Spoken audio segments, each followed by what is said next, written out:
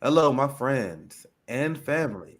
Happy May Day. We are back for the Anti-Imperialist Summit.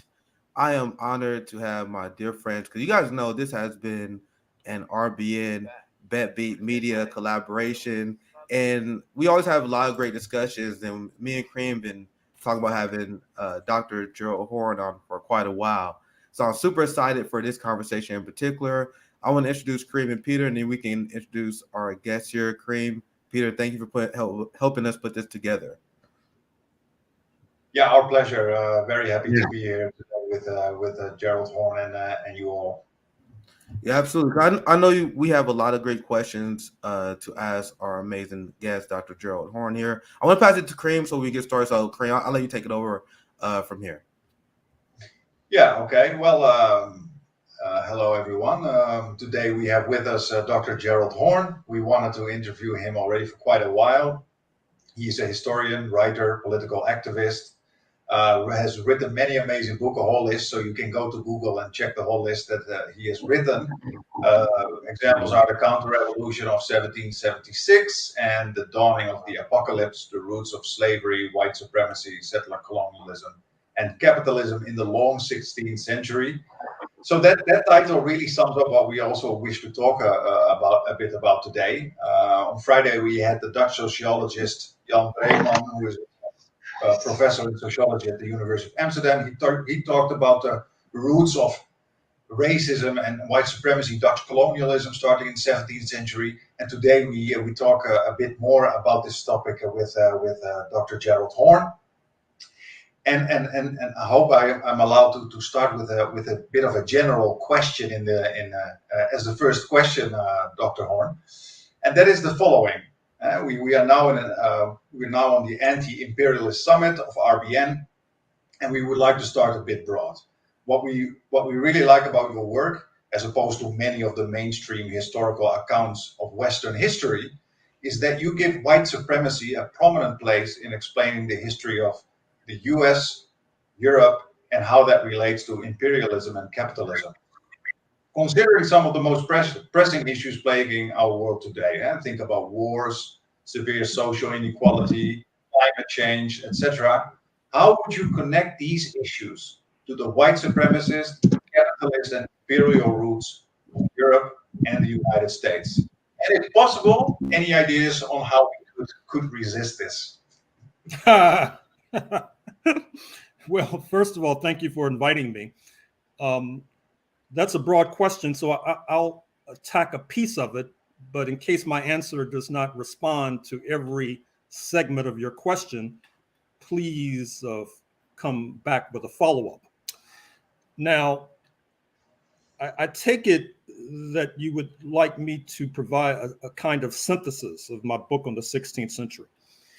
And this book on the 16th century has as a purpose seeking to understand how and why it is that London, which did not have the first mover's advantage post 1492, was able to surge from behind and ultimately overcome the Iberians, the Spanish and the Portuguese. And then, of course, with its revolting spawn, the United States of America, delivering the knockout blow to the tottering Spanish Empire in 1898. And I tackled this question, first of all, by trying to understand religion, which was a major axis of society, and to a certain degree still is, but certainly not to the degree that it was in 1492, that hinge year. Let's start with 1492, because that is the year in which the people we refer to as the Spanish were ultimately able to oust those they called Muslims from ruling the Iberian Peninsula. Of course, that rule had been declining for a number of decades, if not centuries, but the final knockout blow was delivered circa 1492. And of course, as you know, that's the year that Columbus sailed the ocean blue as well. But there are other religious factors leading up to 1492, that is to say, the Inquisition, this process whereby the Catholics, or Catholic leaders, I should say, were fundamentally telling the Jewish population and other non-Catholic populations that you had to become a Catholic or be tortured or die or suffer some sort of penalty. Another factor leading up to 1492 is 1453, when the Islamic forces basically are able to seize what they eventually call Istanbul. Now, as I tell the story, when the monarchs in Iberia began to dispatch Columbus westward, it was in some ways seeking to escape the oncoming Islamic forces.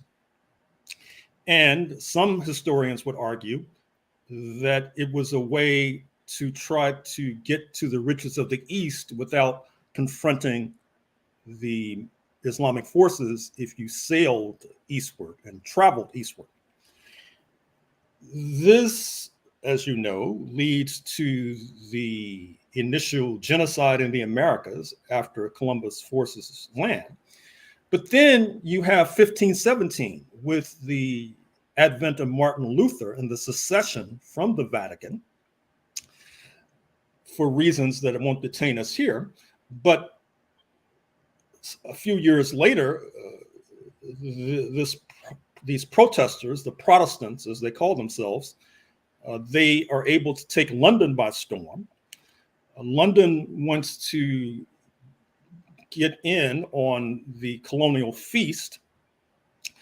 But of course, London is a scrappy underdog vis-a-vis the Catholics, who see the London Protestants as not only a kind of mortal threat, but heretics and blasphemers on top of everything else. So to make a long story short, what happens is that in order to get in on the colonial feast, London diverges from the religious qualifications that the Spanish had imposed with regard to their settlements. That is to say, in the Spanish settlements, one could be an African and be a conquistador if one professed Catholicism. At the same time, of course, there's enslavement of Africans.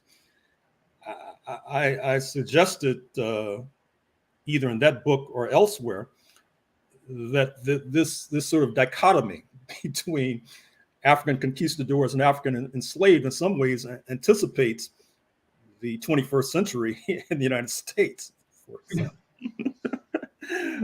with Black conquistadors and Black enslaved, which of course is funny. I don't know why I'm laughing. But in any case, London, the scrappy underdog, is not able to recruit as many Protestants to be settlers, even if they so chose. So like a jazz drummer in a club, they're improvising wildly. And of course, they move towards pan-Europeanism, that is to say, whiteness, then which morphs into white supremacy, which has its undergirding class collaboration. For if you look at settler colonialism in North America, it has been a class collaborationist project and it's been a pan-European project. For example, Maryland, the US state of Maryland, on the border of Washington, D.C., was, quote, settled, unquote, by Catholics almost from the inception in the 17th century. Now, you would not have that sort of deal in the Spanish settlements. You could be a Protestant or a Jewish person in the Spanish settlement only if you passed as a Catholic. And in fact, as I suggest in the book, it is likely that a number of settlers in what is now New Mexico in the late 16th century were probably Jewish, passing as Catholics. And of course, there were examples of Protestants passing as Catholics as well. Whereas London somehow stumbled upon the winning ticket, which is basically pan-Europeanism. And this, of course, has misled many progressive people to this very day. That is to say, so many were taken with this idea of transcending or surpassing religious sectarianism, which admittedly is a step forward. They did not move to the second step, which is you transcended religious sectarianism by helping to devise a system that one could say perhaps is similarly noxious because it basically involves class collaboration, which we have not been able to overcome in North America to this very day. And it involves a white supremacy. And so what's happened over the centuries, of course, is that there has been a fierce fight back against this turn in history towards class collaboration and white supremacy. An initial victory was the Haitian Revolution, 1791 to 1804. A victory in the 20th century was the rise of a socialist camp, which then assists national liberation movements, particularly in Africa and the Caribbean. And Washington in particular, which inherits the mantle of leadership in the North Atlantic community from London in the 20th century, but then is, quote, saddled, unquote, with this large Black population, decides that the better part of wisdom is to make halting steps away from the more egregious aspects of white supremacy. But as a counterpoint to that, it decides to preemptively bash the communist forces, Black communist forces in particular, as a prelude to this halting retreat from the more egregious aspects of white supremacy, which then leaves the Black community in particular disadvantaged in confronting the new world that had been created. I should also make a footnote with regard to the Black community, which I think also has been misread and misinterpreted by many analysts. That is to say that the Black community in the United States is largely a product of a slave experience. It's largely a product of a horrific class experience. You're talking about a community that was enmeshed and immersed in class struggle almost from the time it stepped on these shores. And that did not predispose this Black population to engage in class collaboration, which has been an ethos of settler colonialism. So therefore, even mainstream historians have acknowledged that the Black population was not necessarily favorable to 1776, the overthrow of British rule led by the slave masters, George Washington, Thomas Jefferson, James Madison, in the vanguard. And when you fight a war and lose, as my ancestors did, you can expect to be penalized and pulverized forevermore until and unless you can turn the tables, which we began to do with our solidarity with the Haitian Revolution, and then solidarity with the rising socialist movement in the 20th century. But as noted, there was a kind of a decapitation of the Black left as a prelude into entering this new era of so-called desegregation. And so what's happened in this country, in the United States in particular, the leader of the capitalist world, is that some of the underlying tropes are hardly acknowledged today, although they're still manifested. I mean, for example, before we went live, we were talking about this front page story in the New York Times about Tucker Carlson and Fox News and how he plays upon racist fears in order to gin up an audience and gain popularity. Now, the article, and perhaps understandably, does not deal with how and why it is playing up racist fears strikes such a chord with a mass audience, mostly a mass Euro-American audience, by the way. I think in the article it says that 90% plus of Tucker Carlson's audience is of European descent, or as London used to say, pure European descent. Now, I would argue that this bespeaks the roots of settler colonialism, whereby the European invaders, who were in the process of ousting the indigenous population, liquidating them en masse, had to fear retribution, which then generates racist fear because of the Native Americans striking back. And then fear of an apprehension about the presence of all these Africans who didn't want to work for free, who were not opposed to poisoning the so-called ruling race or strangling them in their beds at night. And so what's happened that's generated this underlying racist fear that it has yet to dissipate, and now has been turbocharged by this question of immigration from the South, particularly from Mexico. And I should mention, as I close out this long statement, that I have a book dropping in a few weeks on Texas, which secedes from Mexico in 1836 on the basis of Mexico moving to abolition under a president of African descent, Vicente Guerrero, by the way. That's part of the difference between settler colonialism in the Spanish-speaking part of this hemisphere and the Anglosphere. The United States had to wait 200 years after the election of Guerrero to welcome a president of African descent, speaking of Obama.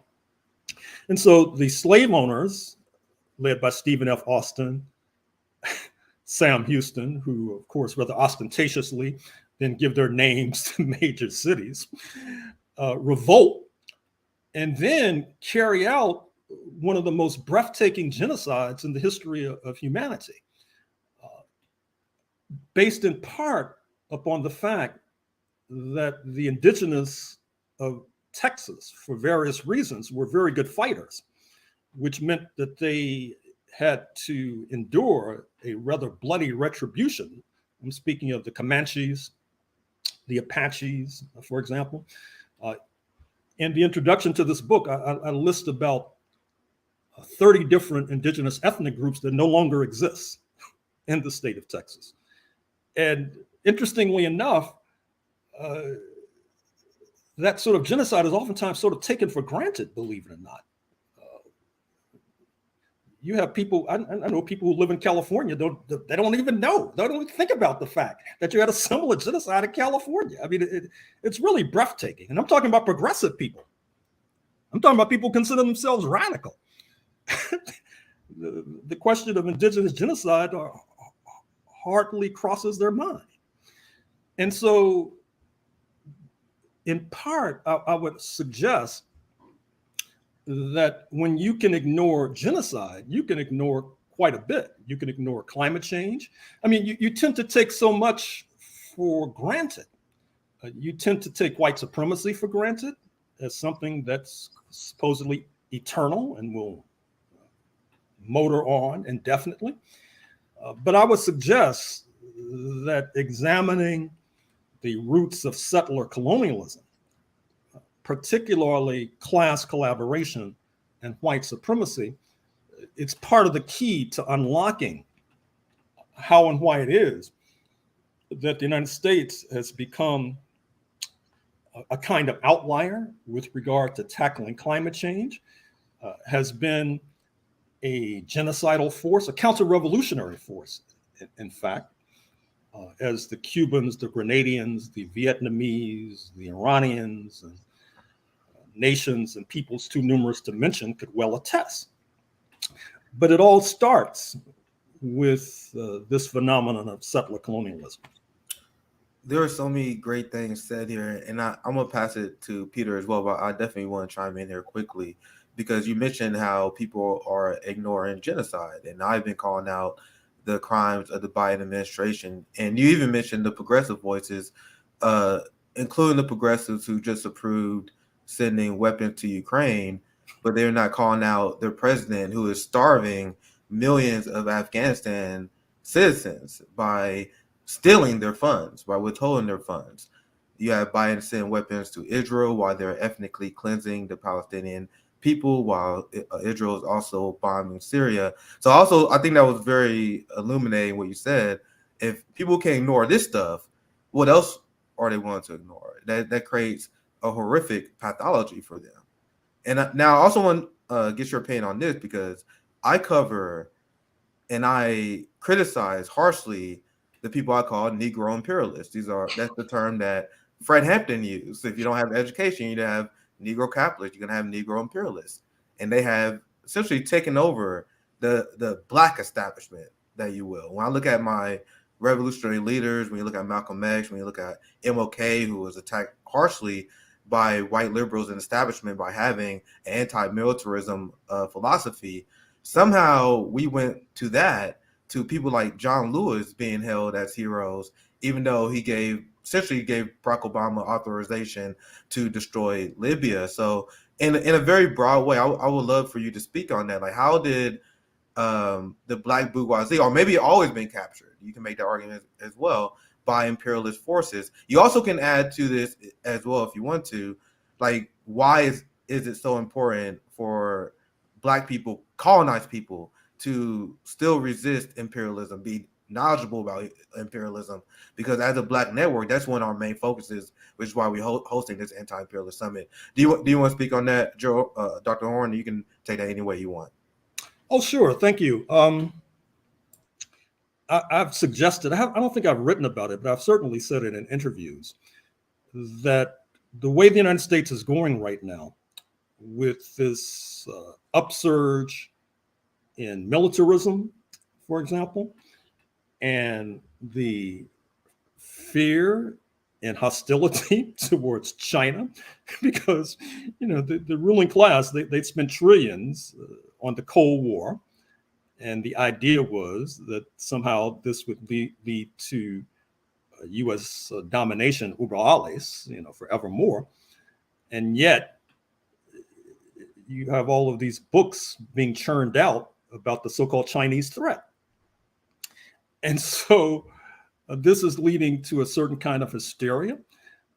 The subtitle of my book on Texas, the title of the book is The Counter-Revolution of 1836, Texas Slavery, Jim Crow, and the Roots of U.S. Fascism.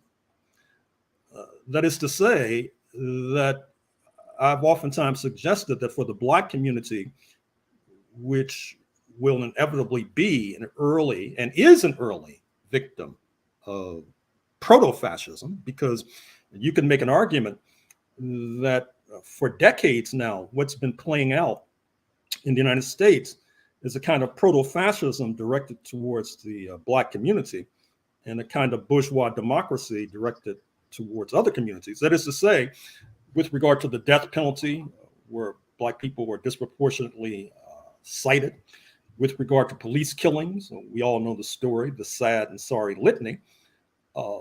This is execution without due process of law. You saw the recent story in Grand Rapids, Michigan, of Patrick Loyoya, the Congolese migrant who shot in the back of the head by a police officer, execution without the process of law.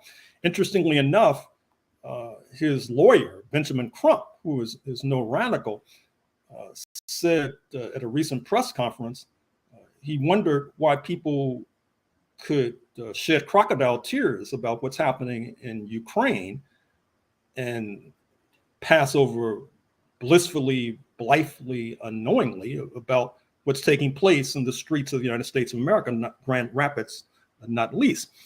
Now, with regard to the Black community, as noted, the community has been handcuffed because US imperialism, as noted, with the move towards desegregation in the 1950s, decided to decapitate the Black radical leadership. And then, of course, like a seesaw, when you decapitate that section of the leadership, another section of the leadership tends to rise.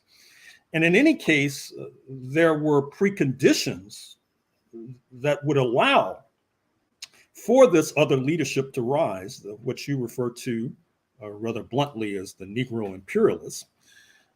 If you look at the current issue of The Nation, the New York-based left-leaning weekly, I have a review essay about W.E.B. Du Bois's Black Reconstruction, which I give the book its props. I mean, it was a step forward with regard to the United States in terms of trying to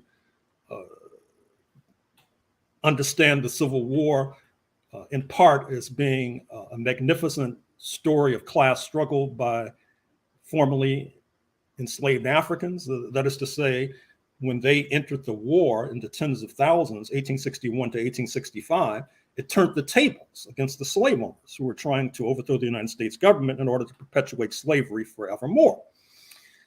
However, Du Bois and most Black leaders since then, including Frederick Douglass, who has received quite a bit of attention as a Black leader, they hardly ever engaged the indigenous question.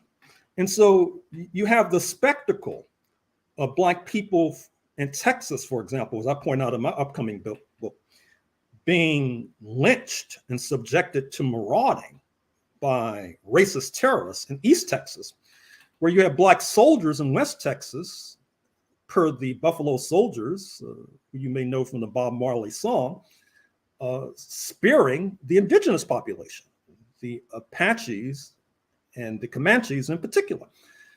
So obviously this is a contradiction. I mean, how do you suffer being lynched in one part of the state and being the lynchers in the other part of the state? And once again, this goes back to this fatal flaw, what I see as a fatal flaw amongst many in the progressive movement who do not really engage the indigenous question. I mean, up to it's almost as if they take a very hard-boiled and cynical look, where they say, well, the liquidation of the indigenous population has led to a great leap forward for capitalism, which then lays the foundation for socialism. So, you know, life is hard, life is tough. Well, I guess that's easy to say if you're not indigenous, to take such a bloodthirsty, hard-boiled look. And I think they did the same thing with regard to Black people as well, which is that, well, you know, slavery advanced the productive forces of society, which then lays the basis for capitalism, which then lays the basis for socialism. So, you know, that's life. Life is hard. Life is tough. And fortunately, that kind of cynicism, and that's probably too euphemistic a term to use, is dissipating as we encounter what might very well be the next stage of US imperialism, which is full-blown fascism across the board, not just a sort of proto-fascism directed against a segment of the population. And this leads me to my other point, which is I think that the right wing is so strong and so formidable in this country because it has a mass base. It has a base, obviously, in the ruling class, but it has a base in the middle class. It has a base in the working class.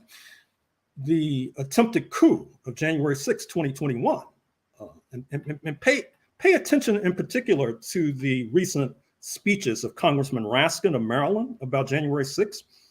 And of course, the hearings will be launched next month.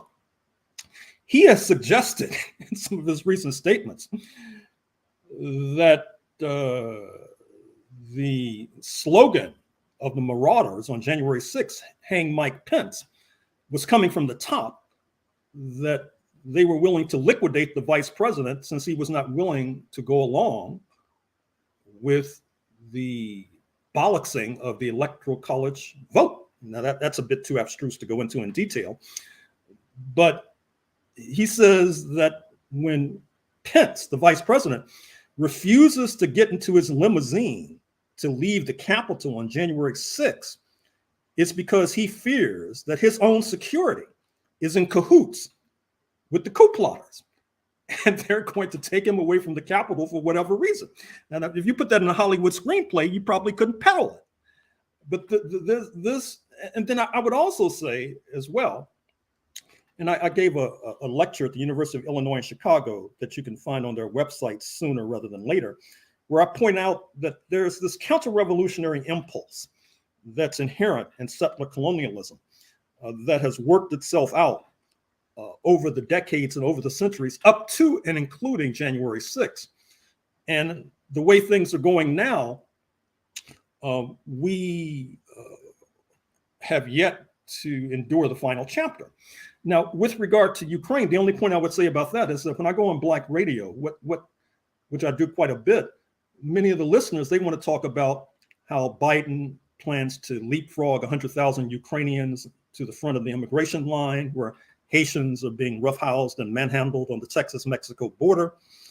They talk about how African students escaping Ukraine are being subjected to bigotry in the US ally, that is Poland.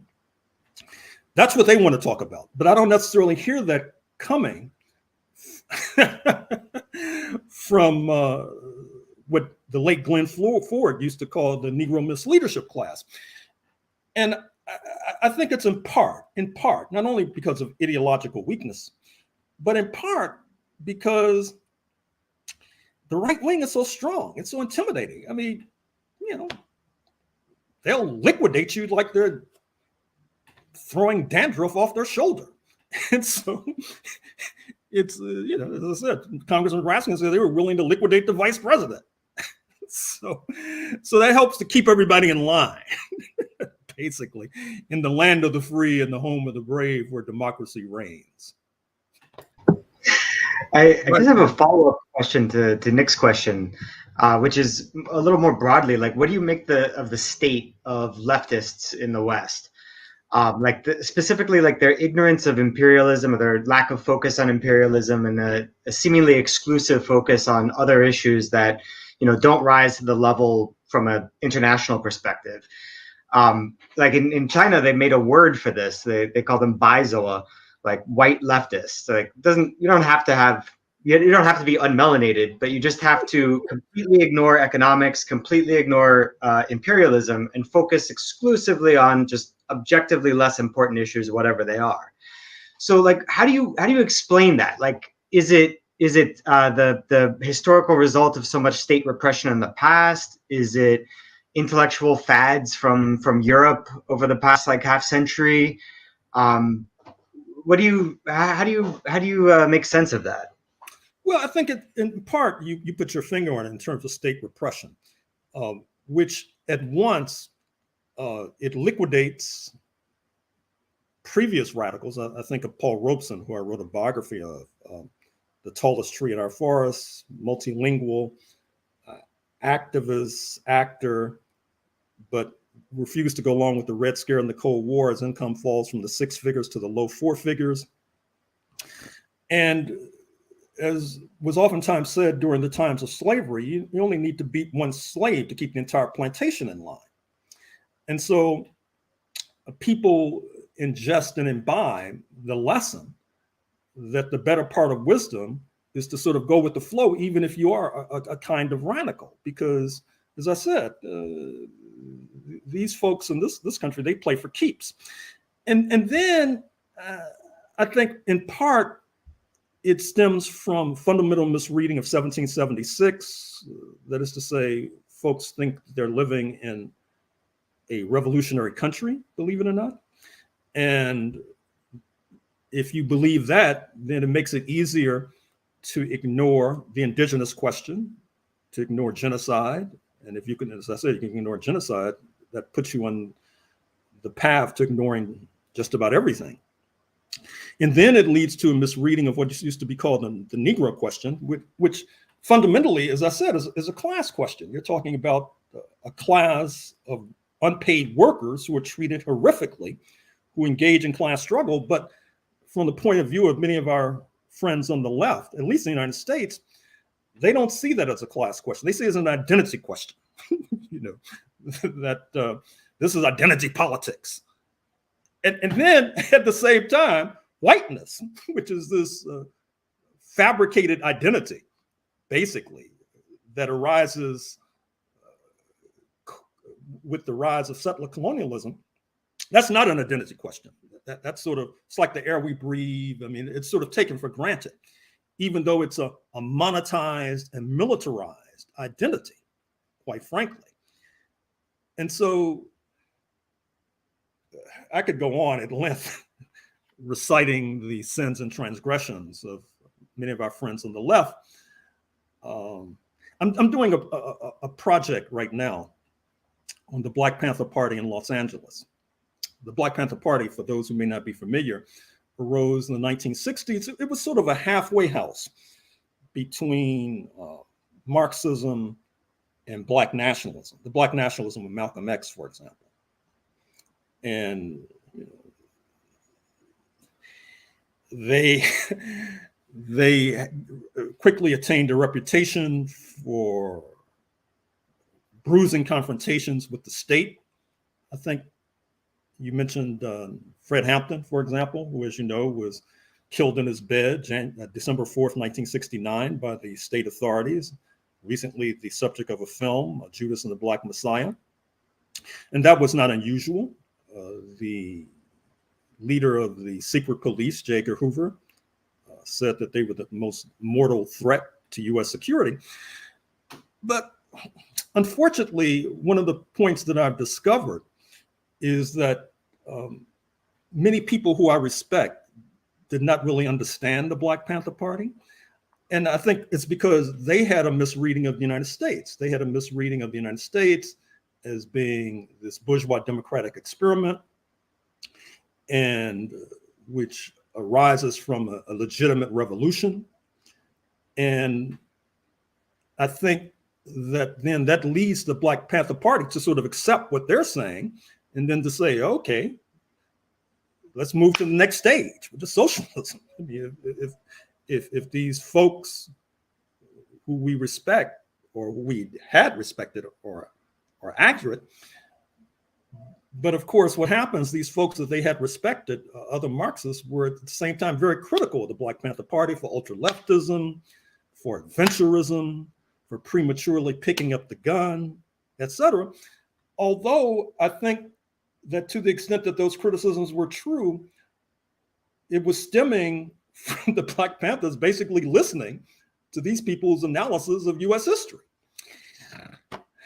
Therein lies a cruel dilemma. Yeah, the problem that we have now, I want to pass it to Kareem next. And we criticize the U.S. left all the time due to what we see as lack of revolutionary discipline. And we're talking about a lot of issues today on the Anti-Imperialist Summit. We're talking about internationalism. And these are things that they seem to have abandoned. They seem to have forget the fact that we are fighting against these giant intelligence communities that infiltrate our movement. And that's something that we had to be aware of, because the Black Panther movement was infiltrated by intelligence communities, as we know. So if we are moving as a left, if we're not discussing these things, we're not discussing imperialism, if we're not discussing how to resist state violence instead of enabling it. Like, once again, I still can't believe I read this morning that the progressives went along with the Democratic Party and they voted to give more weapons to the neo-Nazis in Ukraine. But you see, this is the revolutionary indiscipline that you see out of them, which ultimately leads them to selling out our communities, because a lot of people who are in charge of the white left and the strategies that they use they come from the white bourgeoisie class, or they are captured by Black and brown and colonized people who rather join their oppressors, which has been a trend that many Black writers, W.B. Du Bois, called out. Hell, you even had Colin Powell that said the quiet part out loud, that if you're Black, brown, if you're colonized, the best thing you can do to achieve prosperity and escape racism is joining the military or the police. And what does that say about our society? That if you're black and colonized, the best route that you have is to join the colonizer, right? So I don't want to get on too much of the tangent. You can speak on that. I also want to get Kareem protection here if you have a question as well. Check your audio, Kareem. Check your audio. Oh yeah, no, I was just saying many interesting things and many things I actually wanted to touch on.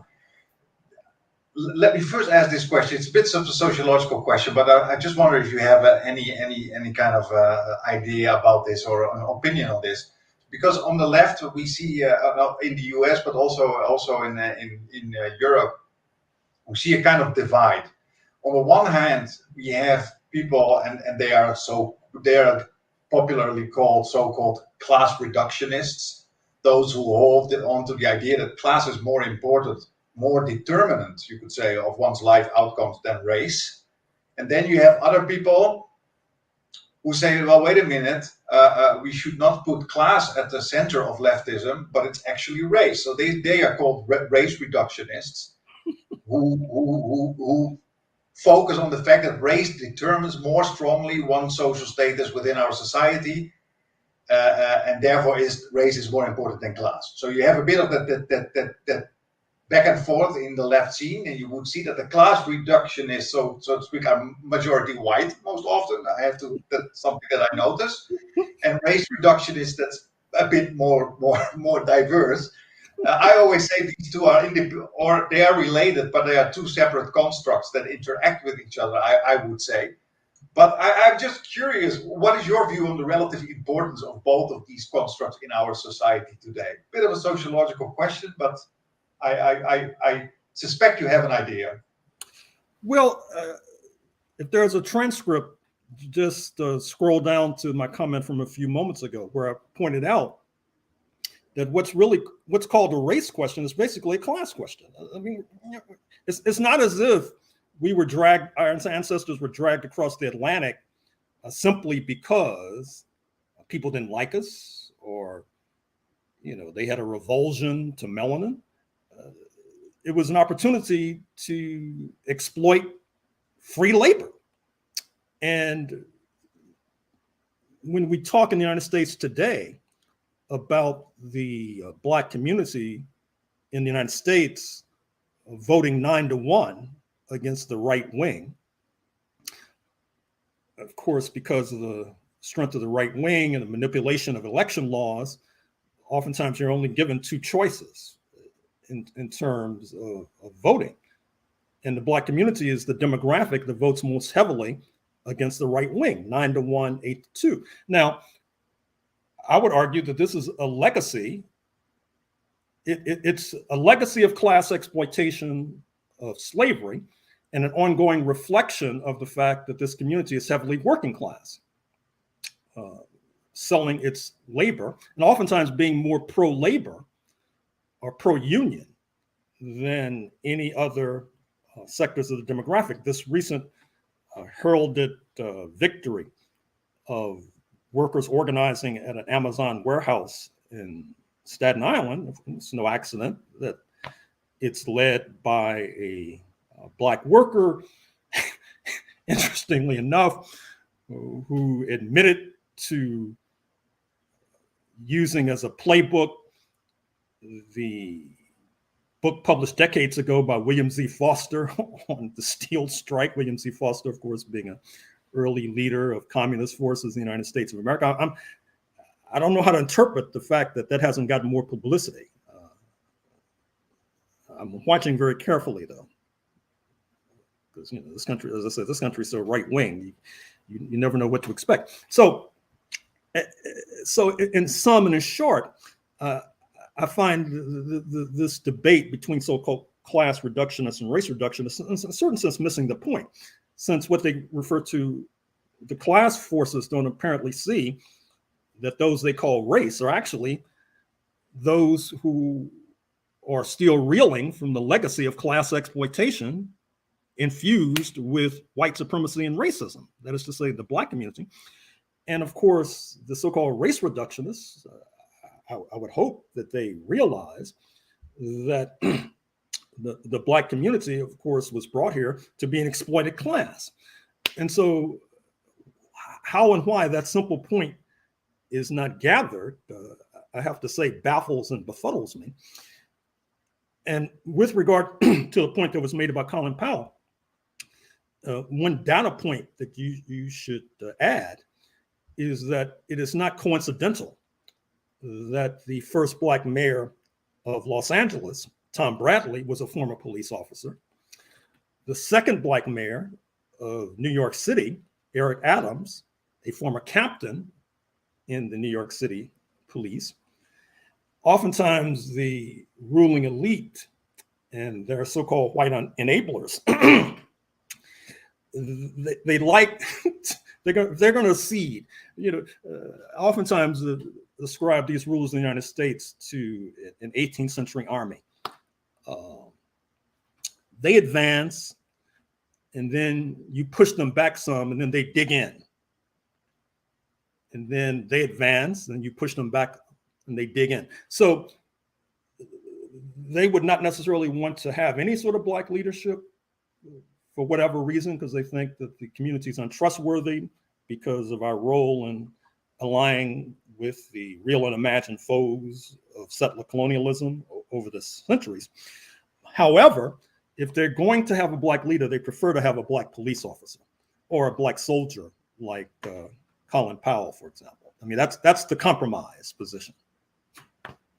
I want to add this because I think it's almost a concerted effort to get people to separate race and class for whatever reason. Obviously, you got white supremacists don't want people to talk about race. You got the capitalists don't want people to talk about class.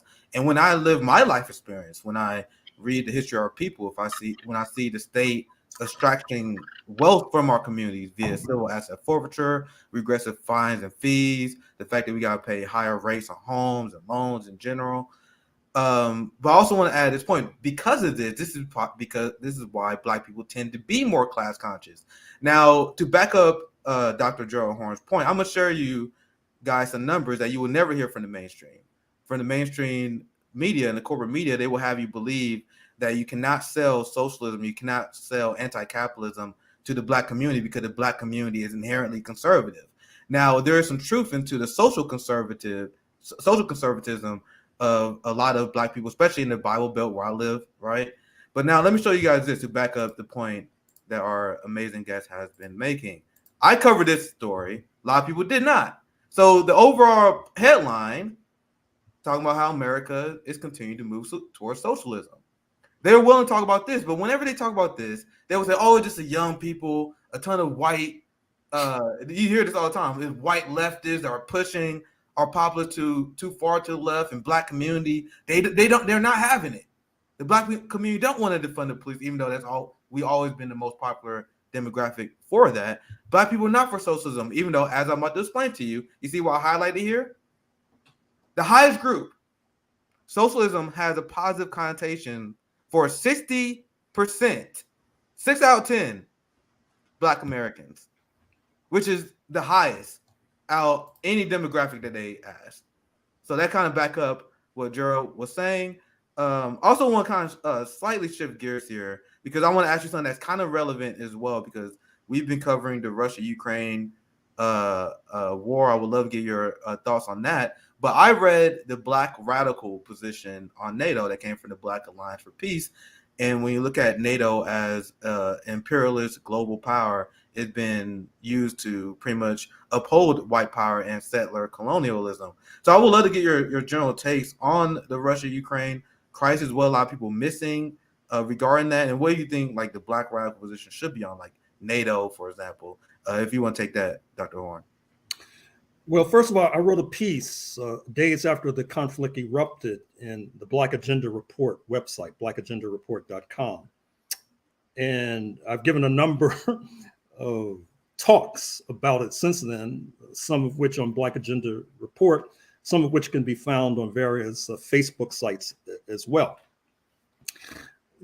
This is a message I would like to see the left this is not my prime message, but this is my latest message that I would like to see the left use. This is my advice in soft voice to the US ruling class, which is that Pentagon Chief Lloyd Austin just announced a few days ago that a purpose of the U.S. Arming Zelensky's forces is to weaken Russia.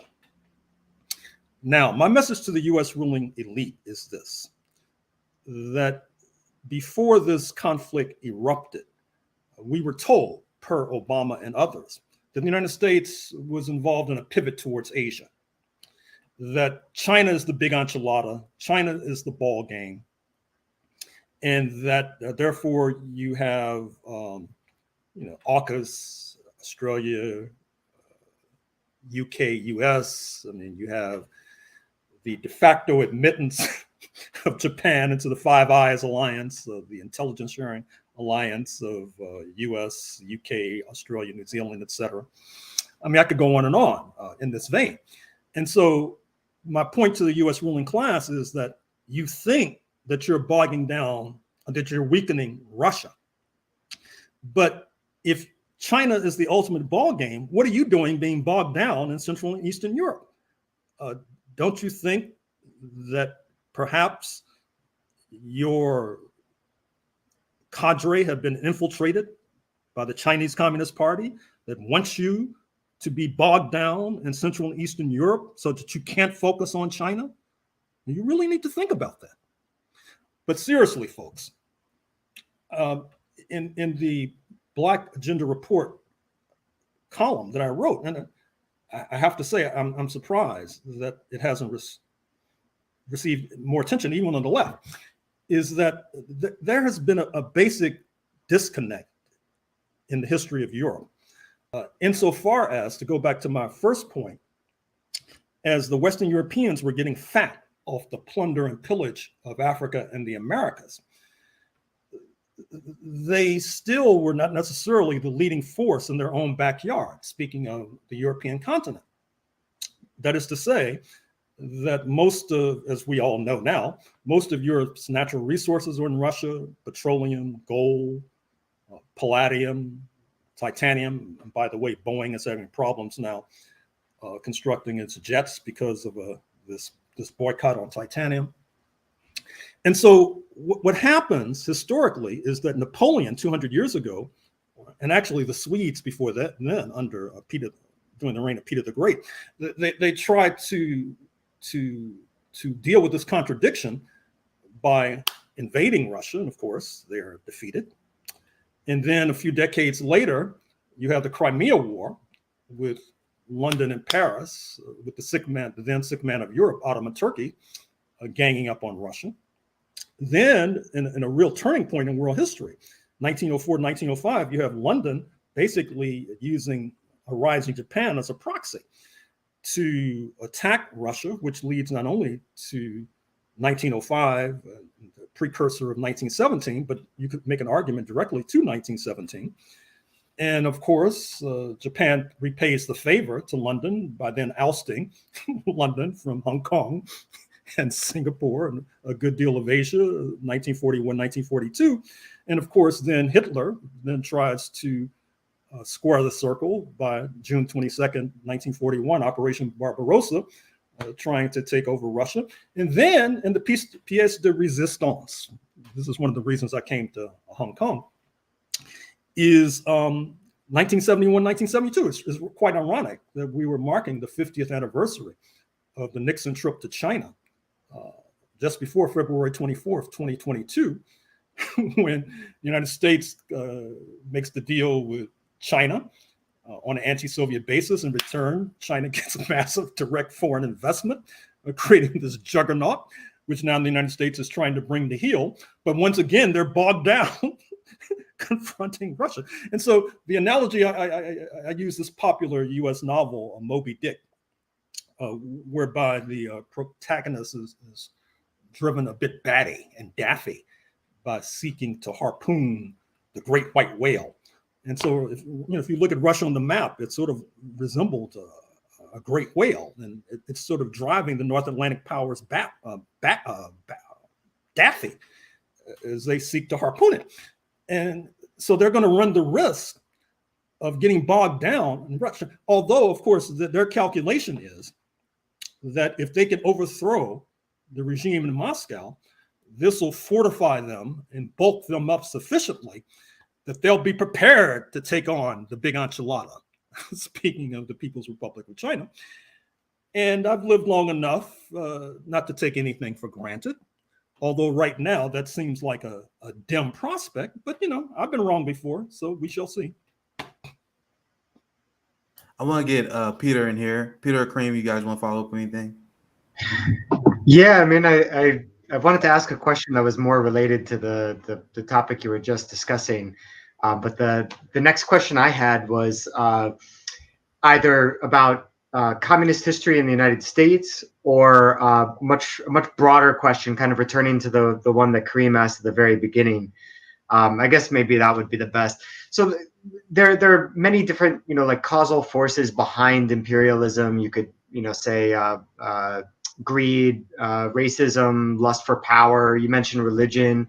What do you think the relative roles of these and like the causal import of these were as European imperialism evolved from the beginning into modern day U.S. imperialism?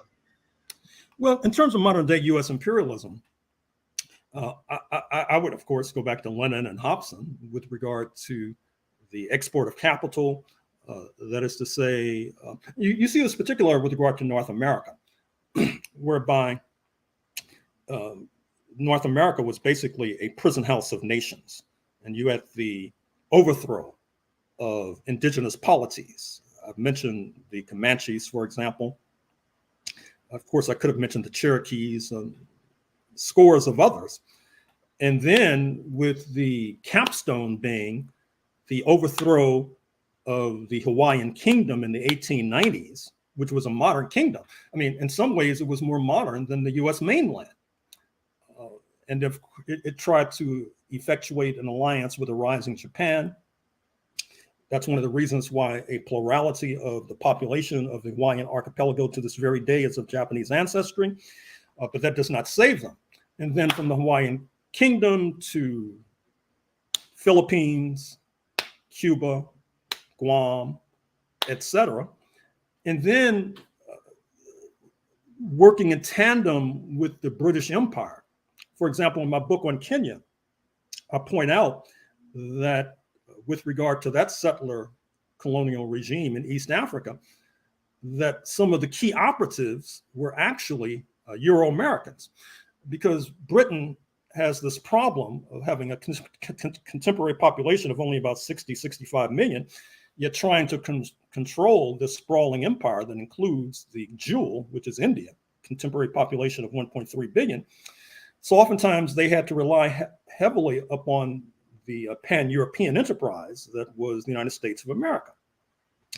And so I would say that return on investment, greed, however you want to characterize it, that's the driving force for imperialism. But of course, there are other aspects as well.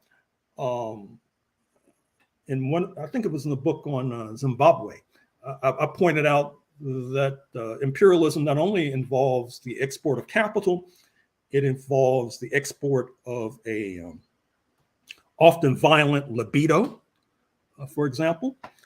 And indeed, after doing this Texas book, one of the points that I should have stressed more, it's probably too, but it's definitely in the pages, but I should have highlighted it more, is that one of the things that struck me was what I call prevaricated marriages. That is to say, the settlers would engage in these phony marriages with indigenous women so they could get a leg up in terms of gaining access to the land, for example. They did the same thing with Mexican women, for example, in the Southwest. We really need more. I mean, the evidence is all over the place. And I should have stressed it more. But in any case, so those are some of my preliminary observations with regard to imperialism. Yeah, so if I can ask you quickly a bit of a question that I had about the ideology of white supremacy, which is a bit of an obsession of mine, and So I come from the Netherlands. I read a lot about Dutch colonialism in the 17th century. And we, like I said, we just interviewed a professor who focused on that and also focused on the idea of white supremacy as a driving force behind Dutch colonialism. And when I listen to you, and also when I read some of your work, I notice that you seem to often see white supremacy as almost a unique kind of United States thing. When the different Europeans came on the shore of the United States, they suddenly threw off their identity and all became white, so to speak. But when you read the old, really old kind of how can I say that, books, writings of Dutch colonialism, 16th, 17th century, there was hyper white supremacists. So that seemed to be divine rights, inferior beings, all that kind of talk. So it seemed to be a serious problem all over Europe, of all the European colonial powers, so to speak. And I see it, and I still see it today. I think white supremacy is a severe problem in my society and other societies like Belgium and France. And so I was wondering, do you see a really a qualitative difference between maybe Anglo-Saxon kind of white supremacy versus the other European colonial powers, or would you say they're all the same? They're just a few little, insignificant differences, so to speak. Difficult question, but I'm just interested what you think about this. Well, I would say the United States has been in the vanguard in terms of incorporating various pan-European groupings into this overarching category of whiteness. You see this from the beginning in the 1580s, when there's the abortive attempt to establish a settlement in what is now North Carolina. There were not just Englishmen, for example. London had this long-term alliance with Portugal, so there were Portuguese, for example.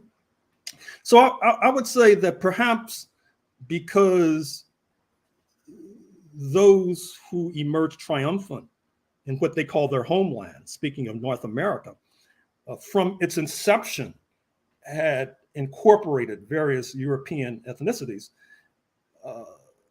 perhaps you could apprise me as to whether or not the Netherlands, for example, on its own homeland from its inception had been incorporating various European ethnicities. Now, I will say this, however, that what has distinguished some of the so-called winners in terms of who is going to prevail at the colonial feast has been their attempt precisely to incorporate other European. I mean, for example, it's well known, as I talk about in my book, that London had expelled its Jewish population in the 13th century, but by the 16th century, being a scrappy underdog and being under the gun, it begins to incorporate the Jewish population fleeing Iberia, ditto for Amsterdam, for example.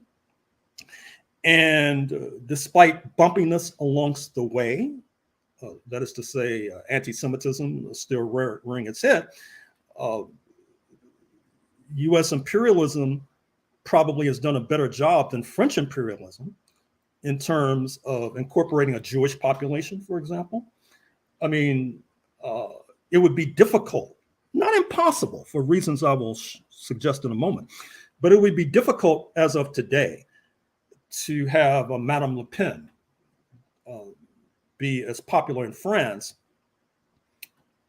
to be as similarly popular in the United States. Now, I think that's about to go through a transition because I think that the United States is going to pay a heavy price for bashing left-wing communists and radical forces, and like a seesaw, that's going to lead to the rise of what you already see is white Christian nationalism, which does not bode well for the Jewish American community. It does not bode well for the Muslim community as well.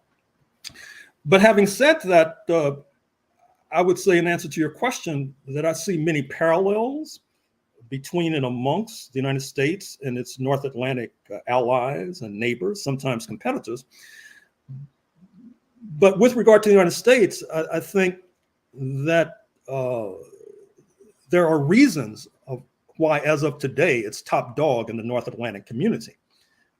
One, in the sense that I think vis-a-vis France, it did a better job, and certainly vis-a-vis Spain, it did a better job in incorporating the Jewish community, for example. And then secondly, I think that in its own so-called homeland, speaking of North America, that it had fierce battles to endure, which necessitated recruiting every warm body you could find, which then makes this whiteness category even more elastic. For example, I mean, in Galveston, Texas, as early as the mid-19th century, you had Jewish leadership. One of the first Jewish senators elected in the United States was David Yulee of Florida in 1845. Of course, he was a slave owner, producing sugar in Florida, had a 5,100 acre plantation, for example. Roots in North Africa, interestingly enough, which ties into another topic I'll be delving into shortly, which is that I mentioned bumpiness along the way in terms of incorporating this Jewish community in the United States.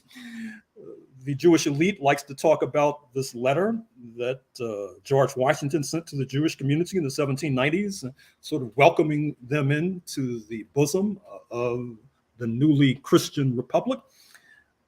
They talk less about the fact that during that same time and shortly thereafter, the US leaders were accusing North African Jewish communities of being complicit in terms of kidnapping US sailors, enslaving them, and even selling them on to the slave markets of Turkey, which then helps to undergird the Marine Hymn, US Marine Hymn, from the halls of Montezuma to the shores of Tripoli, because of course they were battling these forces in North Africa before there was a kind of accommodation, which arises roughly by 1830 with the French takeover of Algeria. So in sum, I see parallels with regard to the United States and its North Atlantic comrades in terms of this whiteness project, but also significant differences based upon the battles in the so-called homeland, fighting which the Europeans, I mean, you know, African slavery was a thing in Western Europe, but certainly not to the same extent that it was in North America, making it less of a fearsome problem, for example, and battling Comanches and Cherokees and Choctaw and Creek and Seminoles and Iroquois and the hundreds of other indigenous polities makes the United States virtually unique and gives this whiteness project a unique character. But in any case, it seems like it's 8 minutes after 10, and I know you all have other guests, so I don't want to hog the microphone. Yeah, absolutely. So we appreciate your time. I want to give you an opportunity to get final thoughts, and also you can promote anything you wish. I think I've done enough of that already. we always want to give one last opportunity to show appreciation. So I want to give you a chance to share any final thoughts. And once again, I do appreciate you coming on, and I learned a lot from your work as well. So it was an honor having this conversation. So any last thoughts, Dr. Horne? Well, you know, moving on. I'm sure after I hang up, I'll think of all sorts of things. But that's the way this usually works. But I can't think of anything right now. I think I've done enough promoting, self-promotion, probably to excess. And only to thank you, and I wish you well. Absolutely. And, keep me posted. Absolutely. Can I ask you a favor before you go? Just a bit of knowledge. Like I don't know if you know, if you follow this, probably nobody knows or cares, but the Washington American football team used to have an ethnic slur as its name. Right. Now it's the Washington Commanders. Right. And so people immediately started joking like, oh, it's the Washington Commies. Right. And that reminded me, I thought, I know so few American communists, like, Paul Robeson, you mentioned before, but could you share just like a really short introduction to American communists or Afro-American communists that most people have not heard of that you think people would benefit from learning about? Yeah, well, some of them I've written books about. Well, this ties into your point, more self-promotion. But I wrote a book about William Patterson, who was trained at the party school in Moscow and spoke Russian, Black American, born in San Francisco circa 1890, dies in New York circa 1980. He leads the Scottsboro campaign in the 1930s, which is an international campaign, not unlike the anti-apartheid movement, international campaign against US Jim Crow, which is a signal factor in pushing back US Jim Crow. And joins hands with Paul Robeson, who he influences to the left when Paul Robeson was sort of wondering ideologically, to join with him to file a petition at the United Nations circa 1950, 1951, charging the United States with genocide against Black people, gets tremendous international publicity. And of course, it leads to a jail term for William Patterson. And then in the latter stages of his life, he's counseling the Black Panthers. That's what I was sort of obliquely referring to a few moments ago. And then is a factor in the Angela Davis campaign when the UCLA professor is charged with being complicit in a shootout in 1970 in Marin County, California, that leads to the death of a judge and a number of others. And that leads to another worldwide campaign. So William Patterson, Paul Robeson, W.B. Du Bois, of course, founder of Pan-Africanism, who I've written about, joins the Communist Party at the age of 93, just before he takes exile in Ghana, West Africa, where he dies in 1963. His spouse, Shirley Graham Du Bois, who is given credit or discredit, depending on your point of view, of helping to influence him to join the Communist Party because she had been a member of the U.S. Communist Party, a novelist, playwright, becomes a big-time Maoist, by the way. She dies in China, indeed, in 1977. Ferdinand Smith, a Black trade union leader with roots in Jamaica, helps to organize the National Maritime Union, one of the most powerful unions of that era. And that leads to his being deported back to his native Jamaica, where he becomes a leader of the independence movement, culminating in independence and sovereignty in 1962 in Jamaica. So I think that the US ruling class had its hands full. I'm just talking about Black communists. I could speak about others if we had the time. It had its hands full. Just like I think that during the heyday of the British Empire, London had its hands full dealing with British communists. I think Rajani Palm Dutt, D-U-T-T, for example. As a matter of fact, when I was in my youth, we used to read the British communists quite a bit. Maurice Cornforth, for example, that used to be the foundation of our study groups.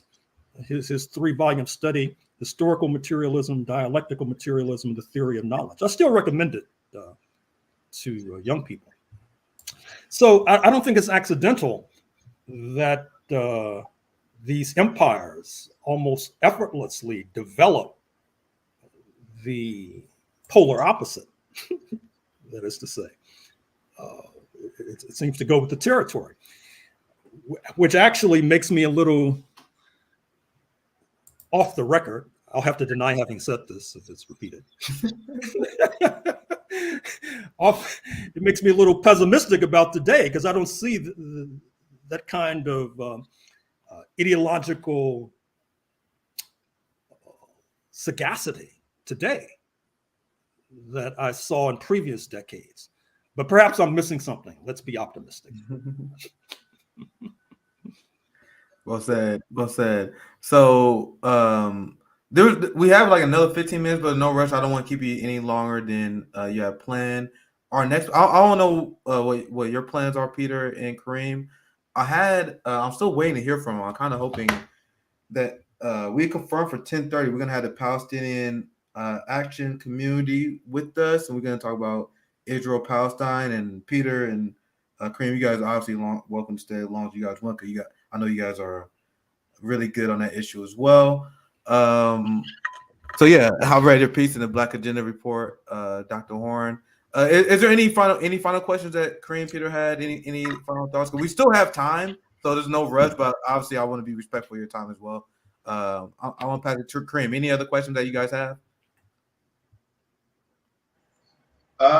Well, my questions are always too broad and too big, and they always ask for very long answers. So I'm going to leave it to Peter, maybe. Actually, since we have the Israel-Palestine panel coming next, and now we're doing a little extra credit, we appreciate you staying a little bit longer with the Dr. Horne. What's your general synopsis of the Israel-Palestine situation? Why is the West able to get away with arming this apartheid state while pretending to support like the freedom fight of the Ukrainian people? And I also want to add, I can add this part too, since I'm coming up with this question on the fly. You see people cheering for Ukrainian people and their right to self-defense, but then they will call Palestinians terrorists for even throwing rocks at them. So any general thoughts on that, Gerald, how we wrap this up? Well, just a few points. One is a cautionary note. I'm sure your audience would not be seduced into believing that the ability to rapidly generate a BDS movement against Russia, boycott, divestment, and sanctions, would serve as a kind of precedent that would give momentum necessarily and unavoidably to a BDS movement against Israel. There's no necessary connection, because we know that the North Atlantic Bloc, their leaders and many of those who they represent are past masters at hypocrisy and double standards and double speak. And so, having said that, however, I do wonder if Washington is playing with fire with regard to broaching the question of international criminal court prosecutions against Russia. Now, we know, per the Hague Invasion Act some years ago, that the United States has actually threatened to invade your homeland, sir, if the International Criminal Court would be so audacious as to open files with regard to U.S. leaders. And we also know that the U.S. Sought to sanction the ICC prosecutor, including her family members, for example. And yet now they're talking about opening the door to ICC prosecutions of Russia. So once again, my message to the U.S. ruling class, if any are tuned in, is to proceed very carefully and cautiously, because you could be opening Pandora's box. I would also say that just as a minor data point, this is in terms of our previous discussion with regard to Black history, that a turning point in the struggle for historic Palestine comes with the ultra-Zionist assassination of Count Folke Bernadotte, the Swedish diplomat dispatched by the United Nations. And of course, after he is killed, his deputy takes over, Ralph Bunche, a Black American, a former leftist, teaching at Howard University, the Black American University in Washington, D.C. But like so many, he puts his finger to the wind and makes a determination that the left is going to be isolated and marginalized. And so then he becomes a key figure in this one-sided deal that leads to the creation of Israel and helps to create what's oftentimes referred to as the Palestine refugee problem. It reminds me of what I was talking about a moment ago in terms of the Buffalo Soldiers. It's one of those chapters in, even though it's just one individual, but still, I mean, he wins the Nobel Prize. He's lauded and lionized, not only by Black Americans, although the late poet Amiri Baraka had as one of his more famous lines, when we were being touted to follow the example of Ralph Bunche, Amiri said, well, you can't eat Ralph Bunche for lunch. And so why should we follow him? So I would also say that with regard to this Israel-Palestine question, there's one more point that I'm trying to think of. Oh yeah, the Security Council, which is that, the hotheads in Washington, they now want to reformulate the United Nations Security Council, somehow get rid of Russia, for example. And I caution them to be careful, because that may open the door to permanent membership for India, Brazil, South Africa. Speaking of which, I would ask many of our friends on the left to stop looking at the Ukraine crisis with tunnel vision. That is to say, Washington, Kiev, Moscow, and to look at the wider implications, for example, India, China, South Africa, Brazil, because you really, I mean, come on, you can't do an accurate and adequate analysis through tunnel vision. I mean, almost by definition. I would also caution the Israeli lobby in the United States, which is quite influential, shall we say, that there are those who are watching these Israeli votes and the Israeli ties to Russia very carefully. For example, there are those who've taken note of the point that Israel, like many countries worldwide, is now hedging, and there have been credible allegations that Israel has leaked sophisticated US military technology to China, for example. We know about Israel's relationship to Moscow. Benjamin Netanyahu used to stand shoulder to shoulder with Vladimir Putin on May 9th, which is coming up soon, the most important day on the Russian military calendar, or Russian calendar, I should say, the Victory in Europe Day. So in certain ruling circles in the United States, there's a certain edginess about Israel is now emerging. And so I would caution the Israeli ruling elite not to overplay its hand, particularly in the light of the rise of this white Christian nationalism, which I've made reference to. You should not assume that what obtained yesterday will obtain tomorrow and forevermore. So I understand that's why you're hedging with regard to China, but you need to realize that there's a downside to that hedge play.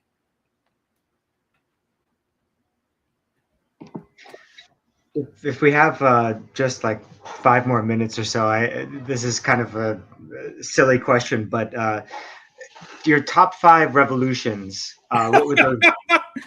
You sound like Chris Rock. Yeah. You see that movie Top 5? Or you could answer top 5 left-wing rappers, but revolution. Well, I have to say I have a soft spot for the Cuban Revolution, and I have a soft spot for the Haitian Revolution. Perhaps because those are our neighbors. Perhaps because they had so much impact on my life and the life of many of my comrades. Of course, Russian Revolution. I would be remiss. Let's say top 3, unless I can think of 2 others. Yeah, Chinese. Well, sure, but I've had a complex relationship. If you go back and look at what I've been writing, it's interesting. Today, 2022, I'm accused of being in the tank for Beijing, which is ironic, since if you look at what I've said over the decades, particularly after the Nixon trip, 1972, I was very critical. If you look at my book on Southern Africa, for example, which I doubt will be translated into Putonghua, I'm very critical of Chinese policy in Southern Africa. However, it looks like we'll see what happens, but it seems as if, China has U.S. imperialism in the North Atlantic countries bogged down in Central and Eastern Europe. So it looks like things are going their way. So we'll see, we'll see. Well said. So we have scheduled another panel in about 5 minutes. Still waiting to hear from them. Hopefully they just kind of pop in last second. So generally, once again, our conversation was going to be about, I guess I'm warming our audience up while we wait from regarding Israel-Palestine. They want to talk about Israel's relationship and their position as a colonial state in power, and they had plenty of criticisms of what they deem as disloyal U.S. leftists. And we talk about this, Kareem and Peter. There's this thing in the West where you're a progressive, accept Palestine. And actually, since we have a little extra time, I planned on covering this. Let's see if I can find this. So maybe I'll go to this part later because I don't got this prepared. But Jamal Bowman has pretty much voted just like Elliot Engel. The most recent example, a lot of people who support the Nina Turner campaign, them going after me because I don't pledge loyalty to politicians. So there's been a criticism I had because Nina Turner recently came out against the BDS movement. So I actually kind of want to ask you about, because you mentioned BDS in your earlier spill, Gerald Horne. Do you want to speak about BDS and other ways that Palestinians and other colonized people have to resist? What is the best strategy that people like Palestine, Palestinians, Afghans, what is their best mechanism of resisting, if not BDS? Do you have any thoughts on that?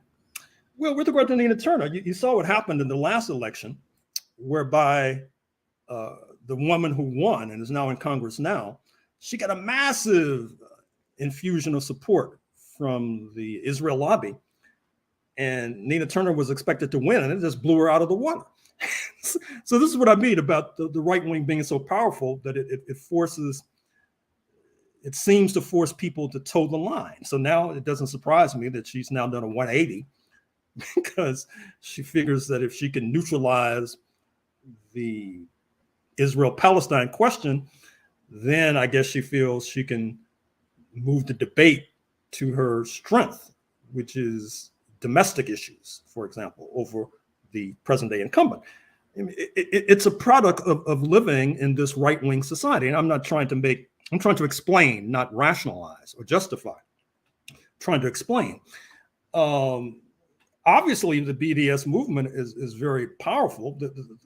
The question is, how can it gain traction in light of the fact that you not only have the Abraham Accords, whereby Morocco was co-opted into some sort of de facto recognition of Israel, and now you have the United Arab Emirates moving in a similar direction. Supposedly the Saudis are next in line.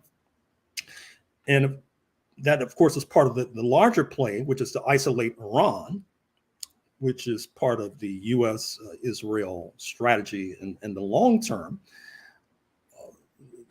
The problem there, from the point of view of the imperialist forces, is that if you look at the balance of forces, the correlation of forces globally, you may come to the conclusion that Iran may have the advantage insofar as it has been co-opted to the Shanghai Cooperation Organization led by Russia and China.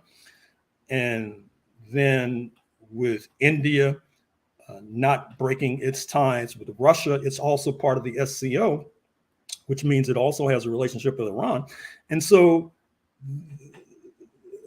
the question once again becomes, these two blocks. Now, I'm old enough to remember when it seemed, in light of the Iranian Revolution, the Sandinista Revolution, the Grenadian Revolution in the 1970s, that it seemed as if we were on a roll. but somehow it didn't turn out that way. So without sounding a note of pessimism, let me sound a note of realism, which is that I think that the BDS movement, its best days are ahead of it. I think it appears, and I underline appears, it appears right now that this attempt to marginalize, isolate, if not destroy Iran will not take flight. But as I say, you know, this gray hair, it's not dye. This was all earned honestly. So here's the receipt, and this is the story. And now this is just us talking about BDS as a movement, and I'm glad that you brought up how effective it is, because politicians wouldn't be forced to do stuff like this if BDS wasn't massively successful. They wouldn't be firing teachers, forcing them to sign pledges saying they won't support BDS. And this has been something that has been done across industries, making people sign these pledges. But this is Nina Turner here because she want to win over the giant Jewish constituency that's in her district. And AIPAC and the Jewish lobby is going after her, and her excuse for losing last time was dark money. So in order to win in her game of electoral politics, in order for her to sell out communities for her career, that is what she wanted to do. And she said she's pledging support for Israel and explained that she is opposed to boycott, sanctions, and divestment movement. So I talked about this the other day. If you are against BDS in any form, my question is, what do you think is the effective resistance for Palestinians? Because Zionists and their supporters, and I would love to get Peter and Cream in here as well, what they would say is Hamas and Palestinians, they are terrorists because they throw rocks at their oppressors who snipe and kill journalists.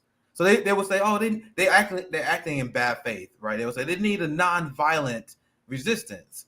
So then they created BDS, which is nonviolent resistance. And then the Israel lobby and Zionists are saying, oh, not like that. We want you to resist nonviolently, but not like that. So this is what make it even more ridiculous. And I want to share this last point, and I will get you guys' thoughts in kind of open panel form. Because Nina's strategy is, I'm going to be weak and sell out Palestinians so I can appease AIPAC. And that's assuming AIPAC is a lobby that is acting in good faith. So you see how this is tweeted 5 days ago. This was like a week after Nina sent that letter to the largest Jewish publication in Ohio. And you see how they're still saying that she's anti-BDS? She's saying that she says they say that she's not pro-Israel, that she has no plan for Israel-U.S. relationship. So there's nothing that you can say to appease these extremists. And even if you do win while appeasing these extremists, what happens when you run again in 2 years? Do that Jewish constituency disappear? Does it go away? So then what they will say, oh, Nina Turner, she had to vote for more weapons to Israel. She has to send them more weapons, vote for the Iron Dome, or she will lose her constituency. So I want to pass it to the panel. Peter, Kareem, and Dr. Horne, do you guys have anything you want to chime in? Any reactions to that? Well, I'm going to have to sign off because... Yeah, absolutely. Thank you for inviting me. I appreciate it. Yeah, absolutely. Thank you for joining us. Great. Thank you for joining. That was great. Thank you. Good luck. You too.